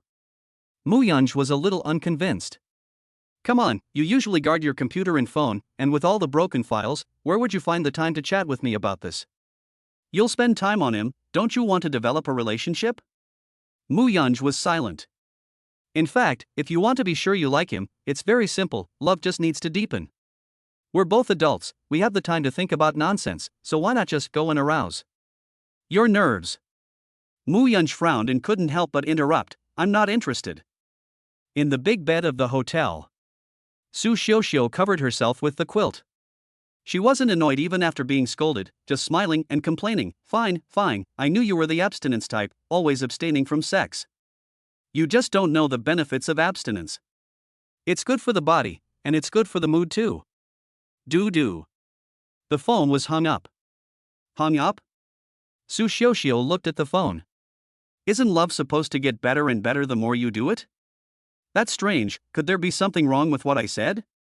Su Xiuxiu was curious. That was Mu Yunji, who had had countless suitors since childhood, and had been the subject of endless marriage proposals. She was also very pretty. It was no exaggeration to say that she had had countless suitors and had seen a lot of men. Who on earth was she? How incredibly handsome was he? How could he have piqued her interest? I have to go and take a look, too. Zhang Lin realized after taking a shower that he had forgotten to take his clothes, and couldn't help feeling a little annoyed. He really was, all of a sudden, not thinking clearly. He had to wrap a bath towel around his waist, thinking that at this time, everyone had already gone back to bed anyway, so it was fine to just go out like that. He opened the door a crack, and it seemed that there was no one outside. So he let out a sigh of relief, pushed the door open, and walked out, heading towards the children's room. Cough. A cough. Zhang Lin turned around, and it was Mu Yunj who was looking at him. He hurriedly explained, "Oh, I'm sorry, I forgot to get dressed, I'll go get dressed now." Mu Yunj let out a sound of exasperation, but his eyes couldn't help but wander over Zhang Lin's chest. What are you looking at me like that for? Zhang Lin covered his chest. It's nothing, I'm just worried that you'll catch a cold without a shirt on, so hurry up and get dressed before you catch a cold. Mu Yunj casually explained, but after he finished speaking, he thought that the temperature was now approaching 30 degrees, and his words were a bit irrelevant. He quickly added that after all, he still had to support his family, and good health was the most important thing. That's true. Zhang Lin pointed to the bathroom. I'm done already, you're probably waiting to go to the bathroom, right? You hurry up and go. After Zhang Lin said that, he went into the children's room and closed the door behind him. Mu Yunj frowned as she looked at the closed door. It was even more secretive than protecting oneself from a sexual assault, and it even had a hint of fleeing. Is he afraid of me? Mu Yunj couldn't help but think about 4 years ago, when she was under the influence of drugs, and what she did to Zhang Lin that night. For Zhang Lin, that kind of tossing and turning should not have been pleasant at all, and he was also suffering a lot. Her eyes were unpredictable, and her mood suddenly became a little bad. In fact, that was not her intention. It was just that Zhang Lin did not mention it, and she did not want to bring up that night again. As a result, they both kept silent about the past. Chapter 56, Showing Off by Taking the Child Back to His Hometown. Zhang Lin hurriedly got dressed in the room. He was really afraid that Mu Yunj would misunderstand him and think that he was not a decent person. He sent a message to Mu Yunj asking if she wanted to bring Dao with her to sleep, but there was no reply from her. Zhang Lin lay on the bed, her eyes fixed on the ceiling, her thoughts racing, and she was not at all sleepy. She had just kissed her. And she said she didn't reject intimate contact. But the way she acted was no different from kissing a piece of wood or a stone, and she definitely didn't have any good feelings for me, right? Was it just because it was business? Zhang Lin's rising joy suddenly cooled. For someone like Mu Yunj, does she really need feelings? But if she is unwilling to accept Mu Yunj's way of getting along, objectively, Mu Yunj still needs a man, and the children need a father. If he is not good enough, naturally there are others who are willing. Zhang Lin thought about it, and with a pair of twins and a good-natured wife, even if she doesn't like him, it's still okay. After all, he has feelings for Mu Yunj. In the older generation, not many people are in love with each other. More often than not, it is just a matter of time. Zhang Lin didn't know what he was struggling with, but after thinking it through, his heart suddenly felt clear. The next day was Saturday. Zhang Lin received messages from his classmates as soon as he got up, but he didn't pay much attention to them. Hearing the sound of the master bedroom door opening, he hurried out and just happened to run into Mu Yunj, who was coming out. What's wrong? Mu Yunj tilted her head slightly, puzzled. I've thought about it, and I think it's time I went to visit your parents. Since we've decided to take things further, I should try to fit into your life. Mu Yunj's gaze fell, her breath a little heavier. We can handle things between us ourselves. I told you before, I've already cut off ties with my family. Zhang Lin heard her say this and said, I'm sorry, it's all because of me that your unmarried child has been misunderstood by your family. I can go and explain this to them, I can take responsibility. Mu Yunj's eyes flickered a little, so Zhang Lin thought that the reason why she had severed ties with her family was because she had given birth to 2 children? Is that why she wanted to go and apologize to her parents? He is still too innocent, thinking that things in the world will be that simple. Perhaps in Zhang Lin's eyes, even a tiger is reluctant to eat its own cubs? Unfortunately, this social rule does not work in the wealthy family. The interests are intertwined in the wealthy family, and for the sake of money and power, even blood relatives can devour each other. She felt funny. Don't think about it, I have to go on a business trip for 2 days, and my aunt and uncle also mentioned yesterday about going back to your hometown for the Dragon Boat Festival. If you are not busy, you can also take the children to your hometown. It is said that your family has a lot of fruit trees, which Daudu was very interested in. I will leave you my car, so it will be more convenient for you to travel. You're leaving already? But this is a 3-day holiday, and if you go out for 2 days and come back on Monday, it will be the Dragon Boat Festival, and we'll all be back in our hometowns. Will you be alone? Zhang Lin frowned. He had been thinking of asking her out for the weekend. However, during the 3-day holiday, she hadn't even mentioned the fact that she had to go out of town again. Well, the company is very busy. We'll talk about Monday on Monday. Zhang Lin felt a little complicated. You take care of yourself, eat well, and remember to buy a zongzi to eat when you're out. Thinking that Mu Yunj was treating her like a roommate, she couldn't help but say, next time there's work to be arranged, can you tell me in advance? Mu Yunj was momentarily stunned. She hadn't thought of that. Okay. Seeing Zhang Lin's disappointed expression, Mu Yunj raised her hand and gently patted Zhang Lin's cheek. She spoke gently and soothingly, I'll transfer 5,000 yuan to your Alipay account, so you can have some extra money during the holiday. Don't always make your uncles and aunts pay. Then he asked softly in return, got it? Zhang Lin looked at her like this, just like telling her own little pet dog to behave, and she couldn't help but feel a little uncomfortable. However, she knew that she didn't have romantic feelings for him, so she guessed he would just treat her like a younger brother. Got it, but where do you have any money left? It's the company bonus, don't worry, I still have some money on me, don't worry about me. Zhang Lin saw Mu Yunj off to the entrance of the residential area, and watched her use her phone to hail a taxi to the airport. Standing on the roadside, he thought that although he had clearly said that he would support the family, he had not even received his first month's salary, while Mu Yunj had already supported the family twice. He felt that Mu Yunj, although cold and indifferent, was indeed working hard for the family. He still wasn't working hard enough. Mu Yunj said, the taxi's here, I'm leaving. Goodbye, Zhang Lin. Zhang Lin watched her get into the taxi, waved, smiled at her, and watched the taxi drive away, a little reluctant. He won't see her for a few days. When he gets home, Daudu has already woken up. Zhang Lin says, Daudu, today mommy is going on a business trip. Why don't you go out and play with daddy and grandma and grandpa for a few days? Okay. Daudu is not at all surprised. After all, his mother is always on business trips, and even when she is not, she is always busy working. Most of the time, he falls asleep and wakes up without seeing her, and he doesn't even know if she has come home. He can only find out from his aunt that his mother had come back. Now at least his mother is home every night, and she is accompanied by his father, which is already very good. Daudu is very happy when he thinks about going out to play. Dad, let's go today. Do grandparents just like picking fruit? It's a bit far away, it's a 4-hour drive. It's fine, we can leave now. Daudu raised his hand and said, I'll go wake up my sister now. After saying this, Daudu went to the master bedroom. Zhang Lin heard his parents open their room door and come out. Mom and Dad, are we going back to the old house today for the Dragon Boat Festival? Mu Yunj is on a business trip. Upon hearing this, his parents were also very happy. After all, they had recently been acting very mysterious in City A, which made their friends and relatives in the town very confused. They didn't say much about their child, and they didn't dare post anything on their moments, for fear that Mu Yunj would be unhappy and take the child away. By then, their son would already have a child, and it would be difficult for him to find a new partner. This time, seeing Mu Yunj's attitude, they felt that it should be fine. Mu Yunj also very much approved of the child's father, and was also very nice to them, and was also quite down to earth.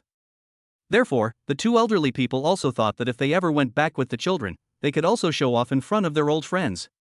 After packing the children's things, Zhang Lin set off home in the car. On the way, the two children kept looking at the scenery outside the window. Daudu was fine, but Tang Tang was very curious and a bit of a glutton, so they bought a lot of fruit snacks on the way to the highway. After eating and drinking to her heart's content, Tang Tang fell fast asleep, her rosy feet dangling, her face nestled in her grandmother's arms, pink and rosy from sleep. It was so fragrant and soft. Zhang Jianjun teased, like a little fragrant pig. It made Zhang Lin laugh.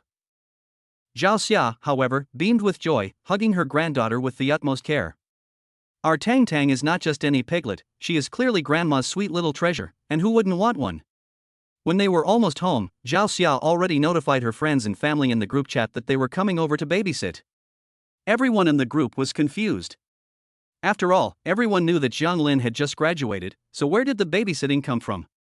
Chapter 57, Cute Kids Make Money for Their Parents. Jiang Lin's family used to grow medicinal herbs in the village and work very hard. Now they run a small business with their wife in the town, earning more than 100,000 yuan a year. Although it's not a lot, they still live a good life in the town. They have a 2-story self-built house in the village, a shop in the town, and a small apartment. Previously, Zhao Xia had discussed with her husband selling the house so that their son could buy a house in the city with the full payment. But Jiang Lin insisted on refusing. So they had to give up. Many of the Jiang family's relatives live in the same community. Therefore, after receiving the news, they all gathered at the home of Jiang Jiqing, the eldest son of the family. Jiang Jiqing saw that there were a lot of people in the family, all relatives and friends, and they were all asking questions non-stop. He had a late start and was very annoyed. He didn't understand what they were talking about. So he told his wife Li Hongmei to entertain them and have them sit down for some tea and fruit. Li Hongmei went to the kitchen and then turned around and complained to her daughter in a low voice, "Are your second aunt and uncle crazy? They called so many people over, and now they're all sitting in our house. Isn't that annoying? They're always looking for trouble." Jiang Qiqi carried the fruit, expressionless. I read the group message, and it seems to say that Auntie Air told everyone to go to their house to watch the baby. But where did they get a baby from? Didn't Jiang Lin just graduate? And he's an only child. Jiang Qiqi suddenly revealed a sneer. "Oh, I know, it's probably because Jiang Lin is home. They've always liked to brag about their son going to a 211 university. He's back for the Dragon Boat Festival after graduating this time, and it looks like they're bragging about the baby." Li Hongmei frowned. "That's possible, isn't it just a 211 university? What's so great about it? Your brother is only 3 years older than Jiang Lin, and although he didn't get into a bachelor's program, he got into a big company and now makes over 10,000 yuan a month. I don't know which Jiang Lin graduated with, but I heard it was a few thousand yuan, which is still pretty low compared to my brother." Jiang Qiqi crossed her arms. "I heard that it was a few thousand yuan, which is still pretty low compared to my brother. And didn't your aunt say she had a well-educated daughter-in-law? It turned out that she was dumped by Jiang Lin before she graduated. Judging from her circle of friends, she's found a rich boss. So miserable?" Li Hongmei couldn't help laughing. "Your brother is bringing his girlfriend home tonight. I'll go tease your auntie and ask her where her daughter-in-law is." Jiang Qiqi was secretly delighted. She'll be so angry. When they left the kitchen, everyone was still discussing curiously. Not sure what Xiajie meant by the child she mentioned in the group. Jiang Lin had been dating someone for a few years, right? Did she have a baby? It's possible. Although they just graduated, it's good for their health to have a baby early. Could it be that Jianjun and Zhao Xia are going to be grandparents so soon? That would be enviable. My daughter-in-law says she doesn't want to have children. She says it costs $1 million to have a baby, or she won't have one. I'm so angry. My son is 24 and still can't find a girlfriend." Jiang Qiqi put down the fruit. "My brother is bringing his girlfriend home tonight, and maybe Jiang Lin is bringing his back too. That would be great, double happiness for your family." Su Chunhua slapped her thigh, and indeed they should celebrate. Lu Xiaoqing also said, "Jiang Lin and Jiang Kaisheng are about the same age. When they were kids, they were always competing, and now, in the blink of an eye, they're both getting married. Let's see who has found a better daughter-in-law." Li Hongmei smiles. "Jiang Lin is a top student, and he has also found a top student for his daughter-in-law, so it must be our second daughter-in-law who is better." Jiang Qiqi, however, says, "That's not necessarily the case, Mum. My sister-in-law seems to have opened her own shop, which is starting a business, and she makes a lot of money a month. You can't just look at educational qualifications, either. There are undergraduates everywhere these days, and the internet is full of stories about undergraduates working as security guards." Su Chunhua agrees, "That's true. It's still about earning power." Jiang Jiqing listens to them talking without saying a word. He is the eldest son of the Jiang family, has studied the most, and also joined a local government unit. He is now retired and living a good life every day. He is not on the same level as his younger brother Jiang Jianjun, who runs a small business. Just as they are talking, there is news in the group again. Lu Xiaoqing said, "They've arrived home. Let's go and see the child they were talking about." Zhang Lin got off the bus with Zhang Lin holding Tang Tang and went home. Tang Tang had not yet woken up, so he put her on the sofa and covered her with a small blanket. Tang Tang asked in a drowsy, indistinct voice, "Daddy, where is this?" Tang Tang didn't know this place. "It's Grandpa and Grandma's house." "There's no fruit tree at Grandma and Grandpa's house," Grandma lied, rolled over and fell asleep, her furry noggin facing Zhang Lin, sleeping in a heap. Zhang Lin's parents' house is a 4-bedroom, 2-living-room house. House prices in the small town are cheap, so they bought a spacious home. Zhang Jianjun took Daodu to wash his hands and gave him some milk to drink. "Daodu, you must be hungry, right? Grandpa will cook you a big hen and vermicelli stew." "Grandpa, I'm not hungry yet." Daodu sips the milk, and Grandpa says, "Let's go catch the hen." Zhang Jianjun can't help but laugh. The hen is frozen in the refrigerator, so there's no need to catch it. There's a knock at the door. Zhao Xia puts down her things and says, "It must be the relatives. I'll ask them to come and watch the baby." Daodu, wait a minute and tell the relatives to give you a red envelope. Daodu's eyes lit up. Is he going to get some more wool? His father is very poor, so if he can get his relatives to give him money, it will relieve his father's pressure. So even though Daodu is usually very standoffish at the Mu family's home, at this moment he decides to do some good business. Zhang Jicheng stands in the doorway, followed by his relatives. The sound of the door opening was heard. The door opened, but no one was seen. Looking down, a little baby doll was standing in the doorway. It was a little boy, with a delicate appearance and very good-looking features. At first glance, he would definitely be a handsome man when he grew up. His eyes were big, like grapes, and very intelligent. Daodu looked at Zhang Jicheng and said, "Hello, uncle. I'm Zhang Lin's son, Dodo. I'm 3.5 years old." Dodo wishes his uncles and aunts a happy Dragon Boat Festival, good health, a happy family, and good fortune. With that, he held out his meaty, white hands, which were holding Zhang Lin's phone, with the WeChat payment code open. Zhang Jicheng was taken aback. He was overwhelmed by the child's cuteness. Although he usually looked down on people, even his own younger brother, he still found Daodu adorable when she stared at him. Perhaps this was the result of the generation gap? Moreover, seeing Daodu, he remembered the scenes of his son playing with Zhang Lin when they were young. He couldn't help but feel a little sad. So many years had passed. Moreover, as the best person in the Zhang family, he could not possibly not express his gratitude. He could not lose face. Li Hongmei frowned, not believing it. "Daodu, you said your father is Zhang Lin?" "Zhang Lin has just graduated, how could he have a child over 3 years old?" Zhang Jicheng, however, took out his phone. "This child, at first glance, is obviously the Zhang family's seed, and he looks exactly like Zhang Lin when he was a child." After saying that, he scanned the QR code for the 800 yuan red envelope. "Wow, Uncle gave Daodu 800 yuan, which can buy a lot of snacks." "You're so nice, Uncle, Daodu loves you." Daodu imitated what Tang Tang usually does and drew a heart. But was thinking to himself, selling cuteness is so effective, no wonder Tang Tang likes to do it. It seems that this little idiot is not very stupid after all, and there is something worth learning from him. Hee, Daddy went to the bathroom, so I'll make some cool money for Daddy to spend." Li Hongmei looked at it and saw that she had just given 800 yuan without asking any questions. Is she crazy? Daodu looked at the other relatives again, holding the QR code for the mobile phone in her hand, just like a cute puppy, her eyes shining, so cute. Chapter 58, My Zhang Lin Has Twins. Everyone thought Dodo was really cute. The child was very good looking, and compared to those child models, he was even better. Zhao Xia came over, pretending to be helpless. "Oh, my dear grandson, why are you stopping all the relatives from getting red envelopes? This is really..." Although she said this, she didn't stop them, but instead looked at them with a spoilt look that said, "I really can't do anything about it." After all, what's wrong with the baby grandchild asking for red envelopes? There have been so many exchanges over the years, and their family didn't even hold a graduation banquet for Zhang Lin. 4 decades. There have only been red envelopes given out, never any coming back. Don't mind us, this baby grandchild of ours was born when our Zhang Lin was a freshman in college, and we only found out about it then.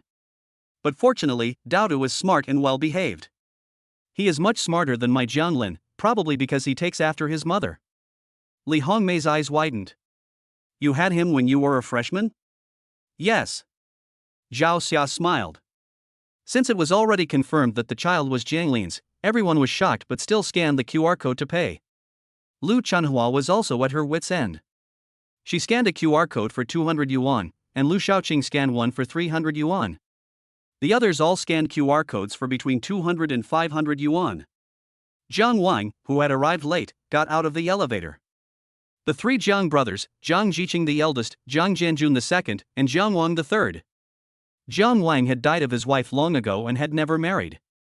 His daughter Jiang Xiu was about the same age as Jiang Lin, studying to be a teacher in City A, and would graduate in a year. As soon as he appeared, he came over with a smile, saying, "This is Daodu, I heard my Xiu talk about her. She really is very smart looking." When he saw that everyone had scanned Daodu's code to pay for the gift, he took out his phone and scanned a 600 yuan gift for him. All the relatives scanned the code before entering the house. Jiang Wang was curious, if Dodo was here, where was Tang Tang? Third brother, who is this Tang Tang you are talking about? Jiang Jiqing was puzzled. Tang Tang is my sweet granddaughter. I didn't tell you, but my children Jiang Lin and Jiang Lin have twins. Zhao Xia's tone was very proud. Twins? Li Hongmei couldn't believe it when she heard it. Her eyes also looked towards her daughter.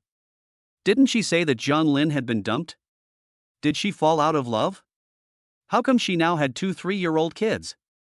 Jiang Qiqi was also dumbfounded, and said that she wasn't sure either. Tang Tang, who was sleeping on the sofa, opened her eyes and saw a number of people entering the house. She rubbed her eyes in confusion, sleepy-eyed, and asked her grandmother, "Who are they?" Zhao Xia then introduced the people to Tang Tang. Tang Tang is sweet-talking, and seeing so many people, she perked up and quickly greeted all the relatives. Jiang Lin had just gone to the bathroom and came out to see that all the relatives were crowding around his two grandchildren. Jiang Jianjun went out to greet them briefly and then went out to buy groceries. Tonight, they would definitely be eating at home. Jiang Lin took out his phone and found that there were a lot of payment receipts on his WeChat Pay. When he added them all up, there was almost 4,000 yuan. He asked Zhao Xia what was going on, and when she explained the circumstances, he couldn't help but laugh. Last time, when Dodo went to her grandmother's house over there, she also took a lot of things back with her. Now that she's come to her grandmother's house over here and is hungry, she's taking advantage of the situation again. In the future, this child may be quite clever. While sitting on the sofa, Li Hongmei asked Zhao Xia in a roundabout way, "Where is Jiang Lin's wife from? What is her education level? What company does she work for? How much does she earn?" "I don't know, it's all between them. I just had a paternity test done to make sure the child is our grandchild, and I don't really care about anything else." Zhao Xia answered casually, "But the child's mother really is very pretty, I've seen her before, the most beautiful person." Jiang Qiqi ate the tangerine, "So pretty?" "Yes, otherwise how come our two children are so good-looking?" Jiang Qiqi wondered aloud. Her sister-in-law is exceptionally good-looking and knows how to dress well. The videos she posts on short video apps look like they were made by an internet celebrity, and she has more than 100,000 followers. She has opened an eyelash and nail salon in a big city, and it is said that she makes a lot of money doing projects. She earns a lot of money a year. Could it be that the mother of Tondo is even more beautiful than her sister-in-law? She probably can't. After all, second aunt hasn't been to any big cities in her life, and she doesn't know anything about the outside world. She thinks everyone who looks pleasing to the eye is the most beautiful. When the time comes, she'll know the difference. Second aunt, isn't the mother of Tang Tang coming for the holiday? She's busy, very busy at work, and she's still on a business trip these past 2 days. The TV is playing a lively show. But no one is watching it, it's just there as a background. The two brothers, Jiang Jiqing and Jiang Wang, guard the candy with great care. Jiang Jiqing sighs, the second child is really blessed. He's become a grandfather and has such a cute granddaughter. I'm jealous just watching. When my daughter Kiki was little, she played in the mud everywhere, like a tomboy. She wasn't that cute. Jiang Wang also treasures her. My Xiu wasn't as cheerful as her, and she wasn't as pleasing as she is. This child, Tan Tan, has a good personality and is so lively, she's simply loved by everyone. Big brother, hurry up and ask your family to let Kaisheng have a child to bring to you. Jiang Jiqing sighed. He said that the pressure in the big city is high, and he wants to buy a 3-bedroom apartment in City A as a wedding house. He wants to settle down and get married first, and then consider having children after a few years. Jiang Wang smiled, "You two are both wealthy and can help each other out. I heard that Kai Shang and his girlfriend also earn quite well, so they should be able to buy a house. Didn't Jian Lin already buy a house? Jiang Jicheng shook his head. At most, we can give them 500,000 yuan to buy a house, but for the rest, they'll have to rely on themselves. However, my son is a spendthrift. He bought another car, which cost more than 300,000 yuan. I really don't know what he was thinking. Where is there any money left? Jiang Wang was surprised. He had always been a simple man, and he felt that a 300,000 yuan car was really extravagant. That expensive? I saw the car Jiang Lin drove back, which was a domestically produced car worth 100,000 yuan, and it looked pretty good too. Jiang Jicheng waved his hand, his tone helpless and a little smug. My son, how can he be the same as Jiang Lin? Since he was little, he has always wanted brand name clothes and shoes. He has high standards and never settles for second best. The second family bought a rundown old house. How could my son and daughter-in-law possibly like it? They want a branded car and a new house, they won't settle for second hand. Jiang Lin sat on the side, listening to his aunts chatting, and listening to his uncle chatting. He sat in the middle, eating melon seeds, seemingly chatting animatedly, but in fact secretly comparing, which was really not interesting.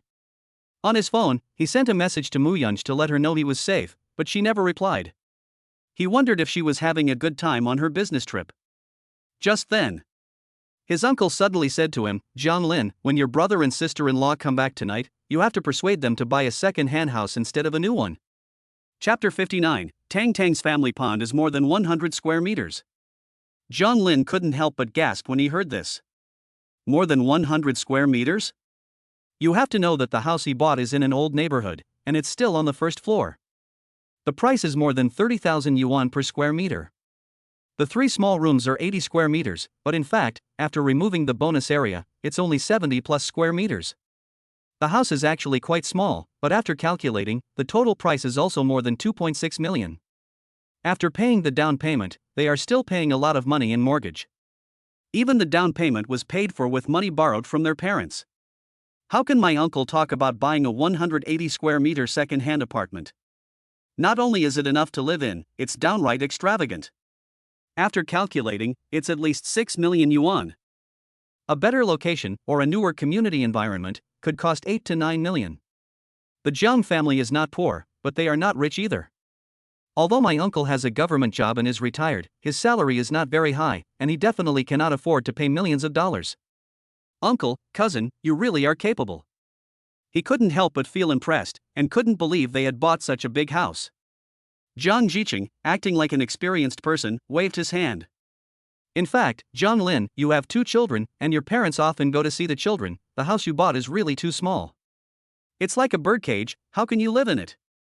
To be honest, you still haven't made long-term plans. After you've got married and started a family, you still need to buy a house that's good enough for you. Jiang Lin smiled bitterly, Uncle, even if I buy this house, I'll have to pay in installments. A big house is nice, but where can I afford it? Jiang Jicheng showed a somewhat helpless, but also understanding attitude. Patting Jiang Lin on the shoulder, he said, Young man, as long as you are willing to work hard, you will have a big house sooner or later. The two's conversation was also listened to by the others. They all agreed. Yes, where can you live without a house of more than 100 square meters? Sister Xia, how can your family buy such a small house? It's so cramped, it's not a good place to live. Yes, there's nowhere for the children to run and play. Zhao Xiao's face flushed a little, but after all, it was the truth. Houses are so expensive, and not the prices in our town. Li Hongmei's eyebrows rose, and the corners of her mouth turned up. Then you might as well buy later. My son is going to buy later, and buy a big one in one go, over 100 square meters. Tang Tang's ears pricked up, and she felt strange listening to this. Was a house of more than 100 square meters really that big? She ran over and asked, Grandma, how big is a big house of more than 100 square meters? Zhao Xia explained, it's about the same size as our current house. Is that considered big? Tang Tang frowned and muttered. Her own family pond is bigger than this. But why does this auntie sound like 100 square meters is something amazing? Tang Tang still didn't have a good idea of the size of an area, and she had never come into contact with the square meters of a commercial property. After all, no one in the Mu family lived in a commercial property. She decided to wait until the evening to ask her mother again. Why is 100 square meters so amazing? Then isn't her own home super amazing? Zhao Xiao looked at Tang Tang's rolling eyes and put his arm around her. Tang Tang, when we move to a bigger house later, you'll have to bear with it for now. No, I'm not. Tang Tang is puzzled. As long as she is with her parents, she is very happy. The house is so big and quiet, and Tang Tang doesn't like it. Tang Tang's family villa is so big that there are only herself, her brother and a few aunts.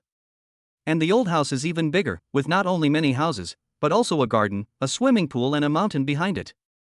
It will be even quieter there. Zhao Xia thought that her child was being sensible when she heard him say this, but she had no idea that his home was really big, which was why he didn't like big houses at all. Daodu also felt a little strange. Her mother's relatives were quite strange, and her father's relatives seemed to be a little strange as well. The sound of the door opening was Jiang Jianjun returning from the market. Zhao Xiao went to help with lunch preparations. On the other side of the world, Mu Yanj had just finished attending a jewelry show in a foreign country. Then she rushed to a meeting at a foreign company. As a top luxury jewelry brand, Mu's main business scope has also been pushed onto the international stage by Mu Yanj, so the foreign business is still in an upward phase after just a few years. On the one hand, she has very strong connections, and on the other hand, it is also due to the general environment. Over the years, the Chinese influence has become more and more popular, and has even become an international trend. Therefore, it is so easy to develop the high-end market abroad. After being busy for a long time, it was already dinner time in the evening. Xie Jingwei came to check the work again, and then Wenwen reminded Mu Yanj that it was time to eat. Mu Yanj realized belatedly that it was time for her to eat as well. Although she didn't feel hungry, she ate at all 3 meals and didn't drink or eat cold food, for fear of hurting her stomach. This time, I let you all come out with me on the Dragon Boat Festival. After this, you will all have 2 days off after the Dragon Boat Festival to make up for it. Li Wenwen was a little surprised. Although the young lady had been acting strangely recently, she occasionally revealed a human side that warmed people's hearts. After dinner, Mu Yanj had to stay by the computer again. It was already late at night. But she also noticed WeChat on her phone. She hadn't checked it all day, and thinking that it was afternoon in China at this time, she took the time to send a video message to Zhang Lin. Outside the huge French windows were the city lights of Chengdu. The roads were still busy with traffic at this time of day. From this height, overlooking the capital of this foreign country, one had a feeling of being on high ground and lonely. It even felt a little lonely. As soon as the video connected, a cacophony of sounds flooded her ears, instantly infecting the space here with the noise. On the other side of the phone screen, there were actually quite a few people, all gathered around. Mu Yanj was momentarily taken aback, but then she reacted. Ordinary people have many relatives and it's lively in their homes. It's just after dinner time, so I guess they've all gathered together to chat and drink tea. It's very warm. She smiled. Zhang Lin, are these all family relatives? The house is really lively, it seems that there must have been a very good meal. Yes, these are all relatives, I'm embarrassed that I had to see you. Zhang Lin was embarrassed. He looked at Mu Yanj's background and it seemed very luxurious. Where are you? I'm abroad, I'm done now, I'm in the hotel dealing with a little work, and I'll rest tonight. Although Mu Yanj said it was just a little bit, in reality, it was 1 billion points. Lu Shaoqing was dumbfounded. Wow, Zhang Lin's daughter-in-law is really pretty, just like a movie star. Could she really be a movie star? Yes, the hotel she's staying in looks so high-end. What kind of place is this? If she's traveling abroad on business, she must be someone with a lot of talent. Wow, she really is talented. Which country is this? Show us, we've never been abroad before. Mu Yanj heard their chatter and laughed instead, turning the camera upside down to face the city below. This is Chengdu, the capital of M country. There was another round of praise for being capable. After Mu Yanj exchanged pleasantries with them, he said goodbye to Zhang Lin and hung up the phone. Su Chunhua flattered, Zhang Lin, your wife is capable, she's on a business trip in M country. Does that mean she speaks a foreign language really well? Zhang Lin actually didn't know for sure. He didn't even know that Mu Yanj was on a business trip abroad. Mom speaks foreign languages really well. Tang Tang said crisply. Mom often goes on business trips to all kinds of countries, and she studied in the United States. Su Chuanhua's eyes lit up at the sound of this. An overseas student? No wonder. I heard that studying abroad costs hundreds of thousands of dollars a year. And someone from City A who looks so good must be a rich and beautiful woman. Chapter 60, The Cutest Treasure in the Whole Neighborhood. Jiang Lin was dumbfounded. Mu Yunj is an international student? He remembered that the information Mu Yunj gave him said that she had only finished high school. But the child is still young, and he didn't think she understood much. She probably thought that her mother went abroad on business, and that meant she went abroad to study, right? He didn't take it seriously. After dinner, everyone went to his uncle's house for tea. Because cousin Zhang Kaishan was also bringing his girlfriend back. Jiang Lin did not go to join the fun. After all, Tang Tang and Daodu had come by car for a long time and were tired, and they had to go to the village to pick fruit tomorrow, so they needed to get an early night. Moreover, when relatives meet, not many people really care about the younger generation, and more often than not, it is just for comparison. So there is no need to waste time. After bathing the two children, both children want to sleep with him. Jiang Lin lies in the middle of the bed in the room, with one child on his left and one on his right, both staring at him. Jiang Lin can't help it. Does Daodu still need to study today? Can Tang Tang listen to a story later? Don't study, brother, we're here to have fun, not to study. Do you want to be like mommy and study every day? Daodu frowns and retorts, I like to study and it's also fun. Jiang Lin is puzzled. Tan Tan, why do you say that your mother studies and learns every day? You also said that your mother studied abroad before, didn't you? Yes. Tan Tan blinks her big eyes. Her mother is very capable, she speaks foreign languages, but Tan Tan can speak a little too, and she can buy food and take the bus by herself. Daodu has also seen her mother's academic certificates, but she promised her mother that she would not reveal her identity. Academic qualifications can be considered status, right? Mom used to run a business, so of course she had to go out and study. Jiang Lin suddenly realized that it must have been one of those expensive training courses. He had a friend in his circle of friends, Tony, who used to do hair and makeup, and he often went to the big cities to take training courses to improve his resume and look more impressive. Although he didn't know if it was useful, it was always a good idea to improve yourself. I see. Daodu changed the subject and said to his father, hurry up and tell me the topic from yesterday. Daodu was very smart before, but his mother never enrolled him in classes too early. He just went to kindergarten every day, played with the housekeeper's son, or watched the news at home. Occasionally, he would read a book on his own, but it was very general. Since living with his father, Daodu has learned that although he knows how to add, subtract, multiply and divide in mathematics, there are many interesting formulas to calculate and decompose. He felt that kindergarten stuff was not at all interesting. Dad is like a book, with a lot of knowledge inside. If only he could be as good as Dad. Jiang Lin looked at Daodu's inquisitive eyes and wondered who the child took after. Who was it that liked learning so much? Jiang Lin worked as a part-time tutor while at university and was also very good at teaching. Tang Tang was lying on her side, also listening intently to what her father was saying, but it was like listening to a foreign language to her. She yawned and fell asleep on her father's lap. Just like a little lazy cat. Jiang Lin saw that Tang Tang had fallen asleep and smiled helplessly. He put her in the quilt and took Dodo to the study to study. To be honest, there are 4 rooms in the Jiang family. The parents sleep in the master bedroom, Jiang Lin sleeps in the second bedroom, there is a guest room for relatives to sleep, and a study room, which is specially for Jiang Lin to study. Although his parents are not well educated, they attach great importance to his studies and provide the best environment possible. Jiang Lin was teaching Daodu in the study room and suddenly felt a little dazed. It seems like only yesterday that he was here writing furiously to prepare for the college entrance examination, and today he is already teaching his son to read. Dad, we've finished this lesson, I want to learn about triangles next. Daodu took out his book and I had a look. It's really interesting, all these angles and stuff. Jiang Lin didn't really care, anyway, he wasn't expecting a 3-year-old to sit an exam, as long as he was happy. Morning. Zhang Jianjun went to the exercise area in the residential community to practice Ba Duan Jin. Daodu followed him and did a pretty good job of following his grandfather. The community in this small town is very lively, with lots of people, mostly middle-aged and elderly.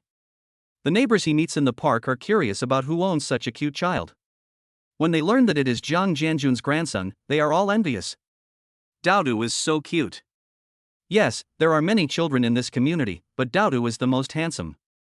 Daodu is also very smart. I guess it's because his mother is good looking and his father is smart, so the child has inherited the good genes. Yes, Zhang Lin seems to be a high achieving student, so how could this child not be smart? Zhang Jianjun's smile never faded. Along the way, he followed Daodu, leisurely strolling with the baby, but actually showing off his precious grandson to his old friends. Daodu looked around, seeing people playing chess, so he joined in for a while, and there were also people playing speed in a small pavilion. He was curious and went over to watch. But Zhang Jianjun picked him up and said, "My dear grandson, don't learn this, it's not fun." But Daodu said, "If it's not fun, why do they play it? It should be fun, right?" Zhang Jianjun suddenly broke out in a sweat. "It's time to eat. Let's go home for breakfast, and then drive to the village later to pick bayberries with you and Tang Tang." Daodu thought, that's right. Back at home, Zhang Jianjun told his wife about what had happened that morning. Zhao Xia stared at him with wide eyes and admonished him in a hushed voice, "Don't let Daodu go and watch other people play cards. If he gets into trouble, you'll never be able to explain yourself to Yunj. The other kids are so well behaved and teach him so well, if he starts playing cards after just a few days with us, Yunj will be furious. Besides, Daodu is a very clever boy, he picks up everything quickly, so he mustn't learn this." Zhang Jianjun explained, "I'm just taking the child away quickly, aren't I?" Zhao Xia considered this and thought a little more. "If you're taking the child with you, don't take him to any random place where lots of people smoke, it's not good for the child." Zhang Jianjun nodded and agreed. When they entered the room, they saw Daodu sitting in the living room, studying the playing cards he had found in the coffee table. Zhang Jianjun was almost at a loss. "Daodu." Zhang Lin also came out of the kitchen. "Daodu, what are you doing?" "Dad, I saw someone playing this in the community." "How do you play this?" Daodu looked curious. Zhang Jianjun was afraid that his son would be angry, so he quickly went to take away the playing cards and was going to throw all the various cards that the family had played during the new year into the trash can. "These are things that can corrupt children." "Oh, this?" Zhang Lin is not excited, but walks over to Daodu. He says to Zhang Jianjun, "Dad, I'll play with Daodu for a while, you help me get Tang Tang washed up." "He's still asleep." Zhang Jianjun tells Zhao Xia to get Tang Tang, and nervously watches Zhang Lin in the living room to see how he'll solve the problem. Surely he's not going to actually teach the child to play run fast? Zhang Lin sat in front of Daodu, took out a deck of cards, and there are many ways to play with these cards. For example, he drew 5 cards and placed them in front of Daodu. "Daodu, which card has a different number?" Daodu looked at them for a moment, pointed to the middle number, and said, "This one, 9, 9 is an odd number, and the others are even numbers." "This is too easy, it's not fun." Zhang Lin thought for a moment, "Okay, let's have a competition in addition. We will draw cards, add the numbers on the cards, and whoever's number is closest to 21 wins. Once it exceeds 21, you will lose directly." Daodu was suddenly curious. "How many cards can I draw?" "As many as you want." Zhang Lin was relieved when he saw Daodu calculating, but it seemed that it was not quite what he had expected.